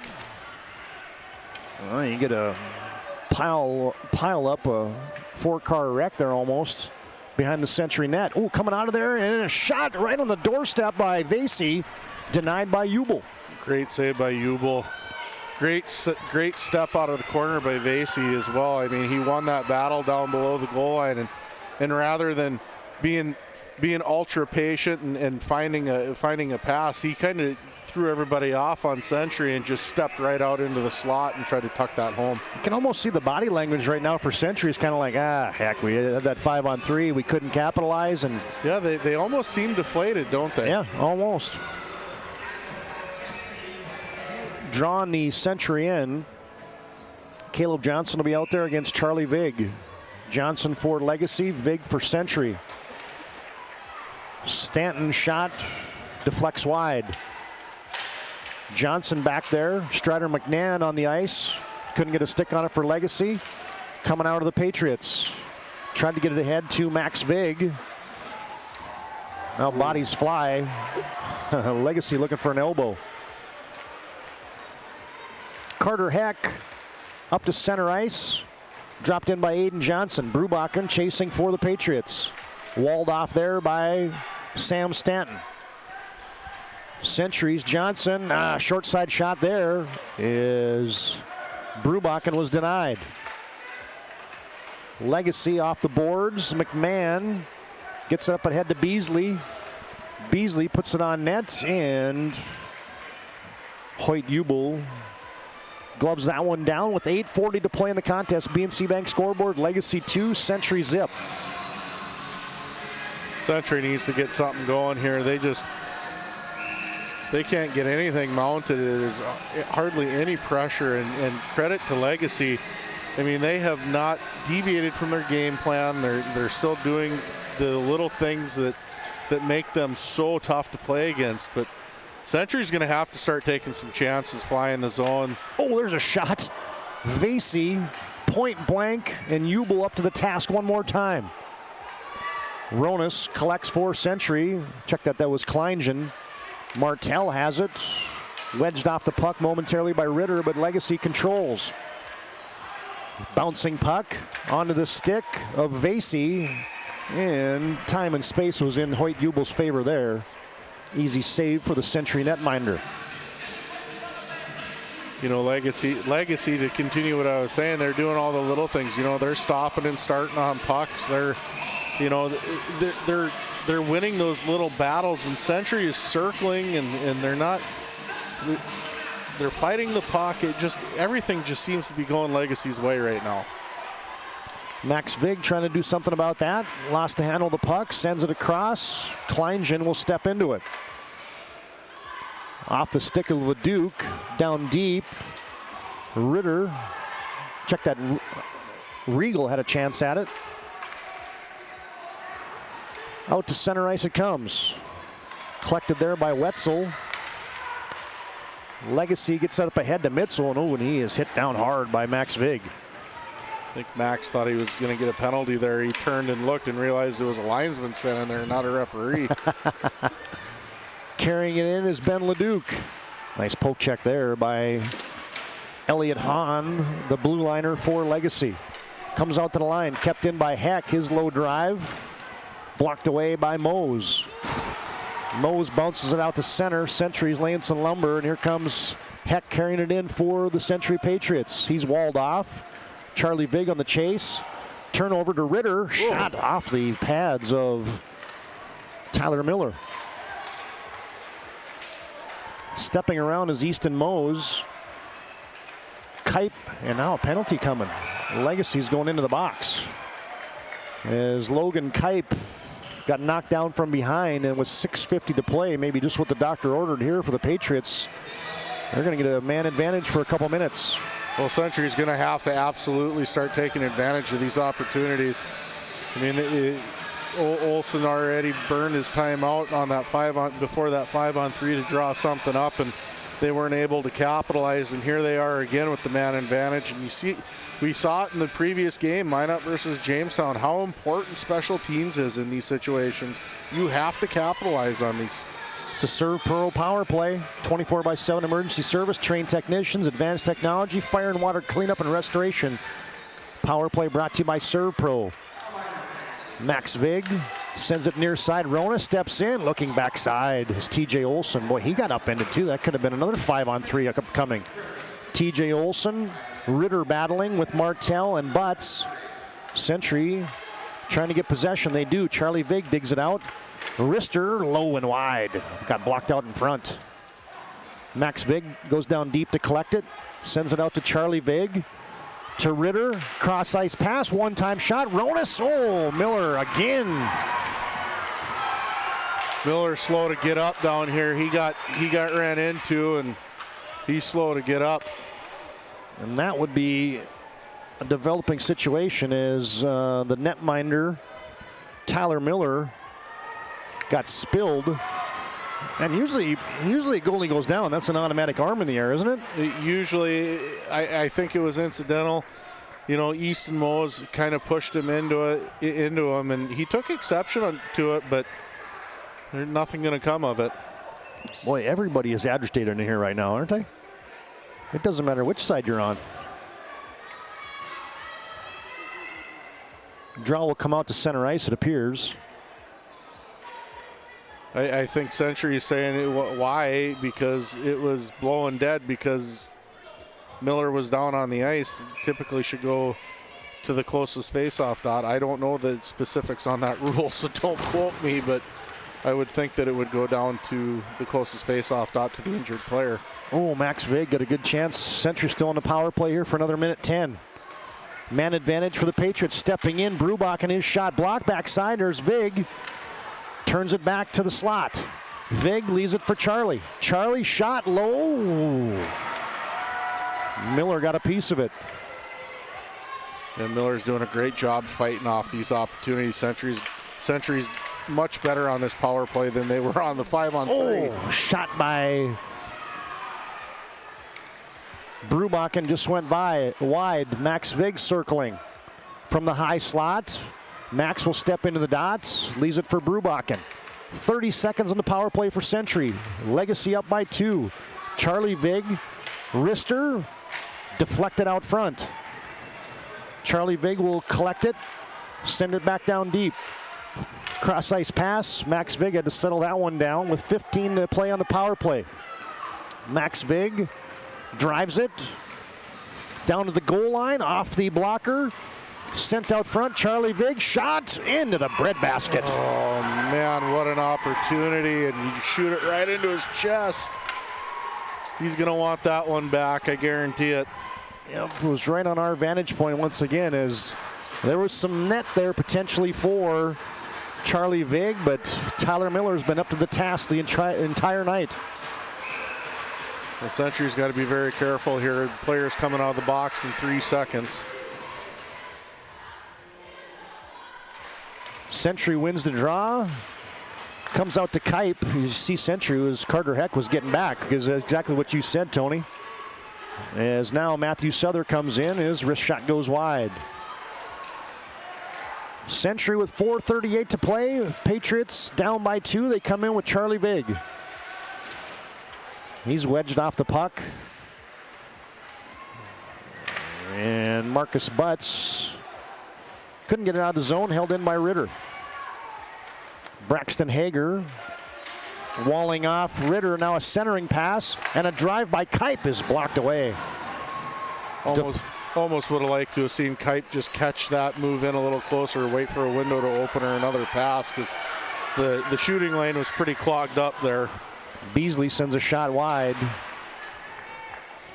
Johnson slammed into the boards, but Johnson still in the forecheck. Gets tangled up behind the goal line. Century is just going to lob it out to center ice. Hops onto the stick of Brubachen. Brubachen turns, tried to center it to Regal, and that's intercepted by the Legacy Sabres. 3:40 to play.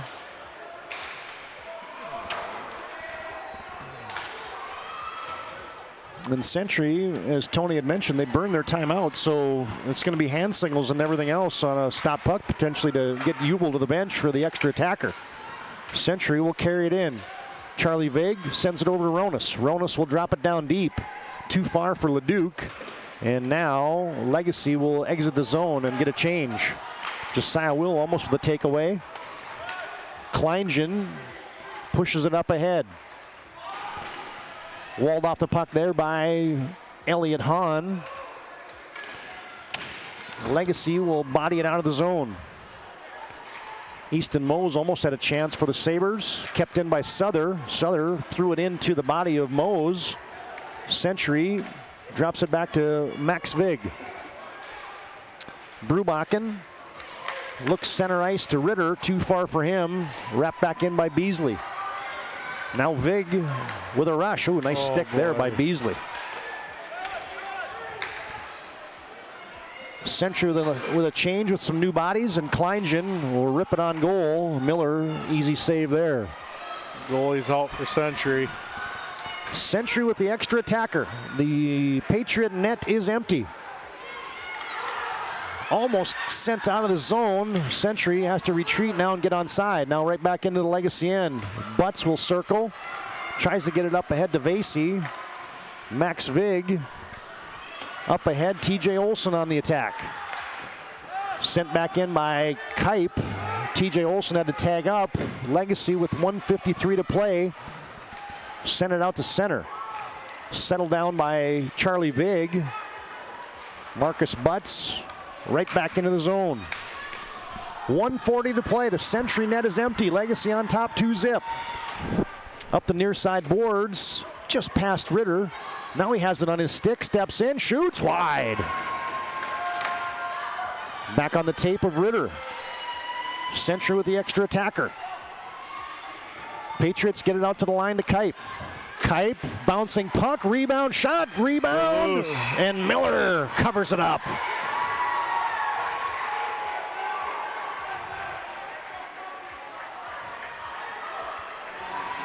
You know, Century is going for the puck there, and they're going to get a penalty here for excessive attempts at trying to get that in.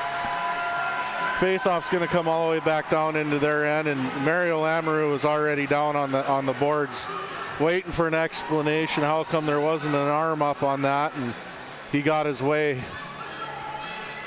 as he should have in that situation.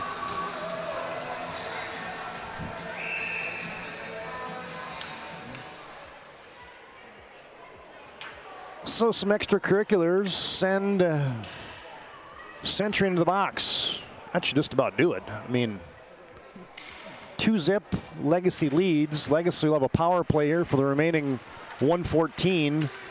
Century. Looks like Legacy is going to get the rubber match here in this Capital City clash in the WDA semifinals. 1 minute to play. Yeah, Century's got to get this puck out, and they got to get their goaltender off again. And, you know, the only bad thing is now at this point, you know, Legacy, you know, it's not going to happen. Yeah. You know, you try to be positive and talk about all the scenarios here, but with 38 seconds left, Century put up a good fight, and they should be very frustrated. They ran into a hot goaltender tonight, Miller, and you know, good for Legacy. You know, they stuck to the game plan and it worked out. Ronas loose out in the slot, still loose in some skates.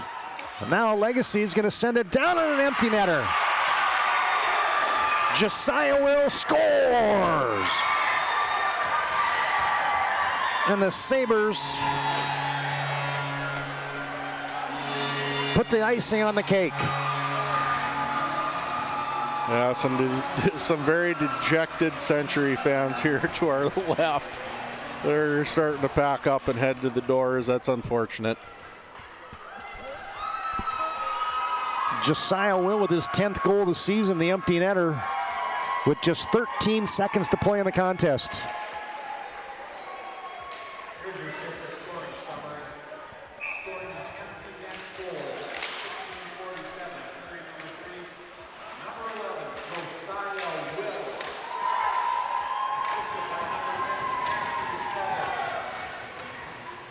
Matthew Souther with the assist. And Legacy is going back to the state tournament. Back-to-back seasons for Mario Lamoureux and the Legacy Sabres. 2 years as a program, 2 years to the big dance. Our post-game is next. Brought to you by Planning Team Financial Advisors and Shots Crossroads. The final score on your BNC Bank scoreboard. Legacy 3, Century 0. And we put a wrap on the day's action. Coming up next in our postgame on the PSP Network.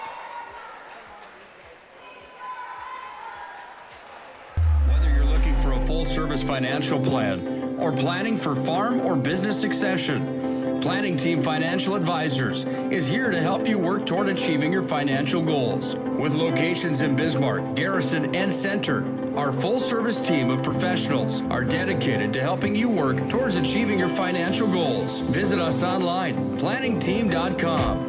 Securities offered through LPL Financial, member of FINRA and SIPC. Investment advisory services offered through New Edge Advisors, LLC, a registered investment advisor.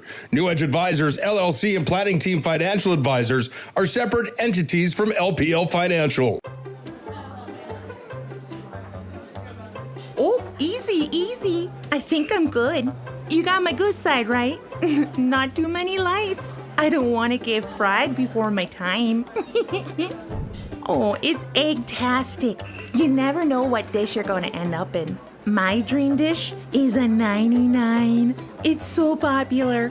Me and a fellow egg tag teaming with some crispy golden hash browns. Have you seen those hash browns? Those guys are shredded. Throw in some diced ham, onions, and melted cheese. Oh, it's a party for your taste buds. Oh, here comes Chevy. Hold on, Chevy. Did you guys get everything that you needed? 99. Here I come. Shots Crossroads. It's an excellent place to eat. It's time for the Shots Crossroads and Planning Team Financial Advisors postgame show. Now for a look at game stats and analysis. Let's go to the postgame show.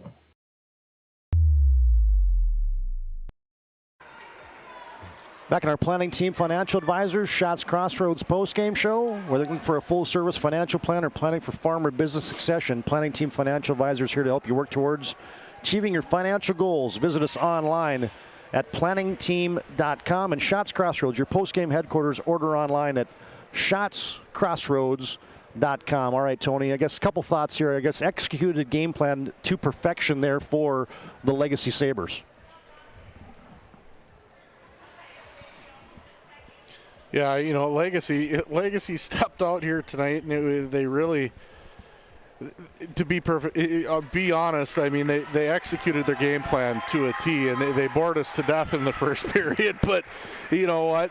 They outlasted the Century Patriots, and they're so systematic, and they're so patient with the puck and puck possession and everything else. I mean, great job by Mario Lamoureux, Ryan Farragher, and the rest of that coaching staff. I mean, they got a really good team, and they're headed to the WDA championship game, and you know, they should be very excited about what they're building there in Bismarck. And, you know, a great show of sportsmanship between both teams there at the end of the game, getting together. And, you know, these teams know each other really well, and they don't like playing each other, but they know each other really well. Yeah, I mean, that was pretty cool. I mean, those kids been going toe-to-toe for years. And so you saw both the Sabres and the Patriots kind of huddling up there and say, hey, good effort, guys, and congratulations, Sabres. They're going back to the state tournament. They improved their record to 16-6-1, and they will have a date with Minot tomorrow for the WDA championship.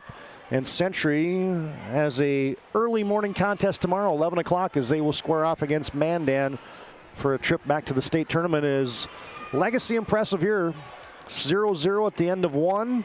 Legacy puts 2 on the board in the second period, and then the empty netter to seal it away as Legacy wins this one by 3.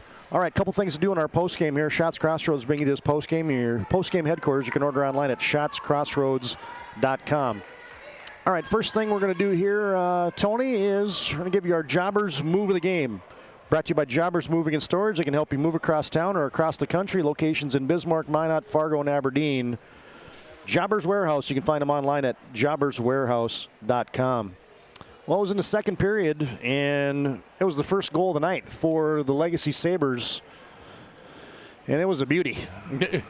Drew Beasley put it on the tape of Marcus Butts, their leading goal scorer, and he put it right in the back of the net. You know, that whole play started with, you know, just a very patient defensive effort by Legacy, waiting for Century to make a mistake, and Century tried to dump the puck, and it just didn't quite get get enough oomph on it, and they were able to intercept it, and quick in transition they went, and Beasley got moving down ice, and next thing you know, it was a beautiful sauce pass over to Marcus Butts. Marcus Butts just absolutely shelved it, and I mean, it was about as pretty of a goal as you're ever going to see.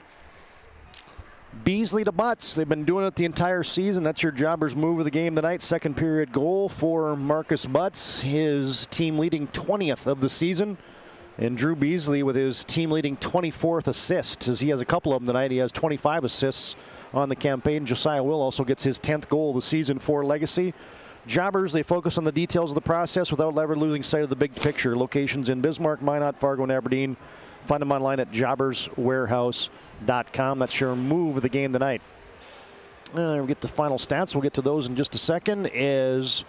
First off, let's set the calendar for tomorrow, as we haven't updated this Legacy Century score, as Legacy wins 3-0. But tomorrow we'll be back on the air at 11 o'clock for Century and Mandan. We'll follow that one up with a 1:15 state tournament qualifier. Dickinson and Jamestown, and then Minot and Legacy for all the marbles at about 3 o'clock tomorrow. Catch all that coverage right here on the PSP network. All right, we'll get to the numbers in just a second, but first off, Tony, our MVP of the contest tonight brought to you by Sport Clips. They keep you looking your best. Check in online with a hairstylist today at sportclips.com, and today's Sport Clips MVP is? Tyler Miller, no doubt, hands down. You know, as a coach, you ask your biggest players and your best players to play big games and big situations, and that kid, the cream rises to the top, and that's 2 nights in a row he's had shutouts, and he's going to be a tough riddle to solve tomorrow for Minot High. And you know, he made a ton of saves tonight. He had 28 shots on net, and he turned away every single one of them. And there in the third period, when he got ran into from behind, we thought the worst right away. At least I did as a coach. And you know, he was just spectacular. He's been great all weekend, and this is exactly why he should be in the conversation for one of the best goaltenders in the state, hands down. Yeah, Tyler Miller, just a junior. He leads the league with his goals against average at 181. That's going to go down. His save percentage, 91.5. That's going up as Tyler Miller pitches the shutout tonight. And he is your Sport Clips MVP of the contest. Tyler Miller, your MVP tonight. Nothing makes you feel like that experience, like the MVP experience at Sport Clips. Congratulations, Tyler Miller, your game MVP, the junior netminder for the Legacy Sabres. Well, that was fun. It was great. It was great. I'm excited for tomorrow. Yeah. Hey, it's never better than those state qualifying games, those loser go home games. They're always entertaining. Doesn't matter what sport it is. It could be basketball. It could be volleyball. It could be hockey. I mean, those are some of the best games of the season. Yeah, and we started off right away in the morning with a crosstown rivalry, or cross-river rivalry, Bismarck Century and Mandan. And, you know, I believe they split on the season. I'm not 100% certain on that. But you are absolutely right. Yep. They split on the season, so, I mean, this could go either direction. And, you know, if Mandan can put together a good defensive game like Legacy did, hopefully they're watching tonight. You know, they'll give themselves a really good opportunity of making it back to the state tournament 2 years in a row. Mandan won 1-0 on home ice. Century returned the favor a couple weeks later as the Patriots won at the VFW, so that'll be a rubber match again. Here's a BNC scoreboard update. As we mentioned, the scores from here in the WDA. Out east, you've got West Fargo Cheyenne defeating Devils Lake 6-0. Davies takes care of West Fargo 6-2. Red River outlasts Fargo North 4-1, and no report in from Fargo South Shanley and Grand Forks Central in that second semifinal. So sets the day tomorrow. 3 games for you. Mandan and Century at 11, Dickinson and Jamestown at 1:15, and Minot and Legacy for the WDA Championship tomorrow. We'll be right back here on the PSP Network. Hey fans, a big thanks to all of our sponsors today. They do indeed help bring these broadcasts on the PSP Network. Our scoreboard sponsor throughout the night was BNC National Bank. Shields brings you our pregame. ServPro brings you our power plays tonight. Our premier chiropractic intermission reports. Our postgame, as always, brought to you by Planning Team Financial Advisors and Shots Crossroads. Your player of the game brought to you by Sport Clips, and your move of the game brought to you by Jobbers Moving and Storage. For Nick Holberg, Matt Morelli, Tony Swearingen, I'm Todd Domrey's repeating your final score. Legacy victorious in our nightcap, 3-0 over their crosstown rivals, the Century Patriots. Thanks for joining us, fans, and until tomorrow, so long from the Maysa Arena and the Pepsi Rink in Minot. Whether you're looking for a full-service financial plan or planning for farm or business succession, Planning Team Financial Advisors is here to help you work toward achieving your financial goals. With locations in Bismarck, Garrison, and Center, our full-service team of professionals are dedicated to helping you work towards achieving your financial goals. Visit us online, planningteam.com. Securities offered through LPL Financial, member of FINRA and SIPC. Investment advisory services offered through New Edge Advisors, LLC, a registered investment advisor. New Edge Advisors, LLC, and Planning Team Financial Advisors are separate entities from LPL Financial. Our stylists are trained to understand the nuances of cutting men's hair. Less pomp, more adore, huh, Brittany? Square face, wavy hair. Mid-fade with a textured top. Finish it off with a hard part and taper that neckline, coach. Cowlick, what's the move? It's not just all about hard work here. Hit all. 7, pressure, points, yeah.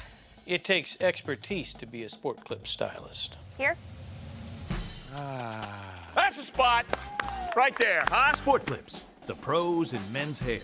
Are you moving your business or your home across the town or across the country? We know it can be stressful. To ensure your possessions arrive on time, intact, and on budget, make your move with Jobbers Moving and Storage. Jobbers can help you with every aspect of your move. With our efficient step-by-step approach to move management, we can tailor a plan to suit your needs and schedule. With locations in Bismarck, Fargo, Minot, and Aberdeen, Jobbers Moving and Storage is your choice. Visit jobberswarehouse.com. It's Jobbers Moving and Storage. Oh, easy, easy. I think I'm good. You got my good side, right? Not too many lights. I don't want to get fried before my time. Oh, it's egg-tastic. You never know what dish you're going to end up in. My dream dish is a 99. It's so popular. Me and a fellow egg tag teaming with some crispy golden hash browns. Have you seen those hash browns? Those guys are shredded. Throw in some diced ham, onions, and melted cheese. Oh, it's a party for your taste buds. Oh, here comes Chevy. Hold on, Chevy. Did you guys get everything that you needed? 99. Here I come. Shots Crossroads. It's an excellent place to eat.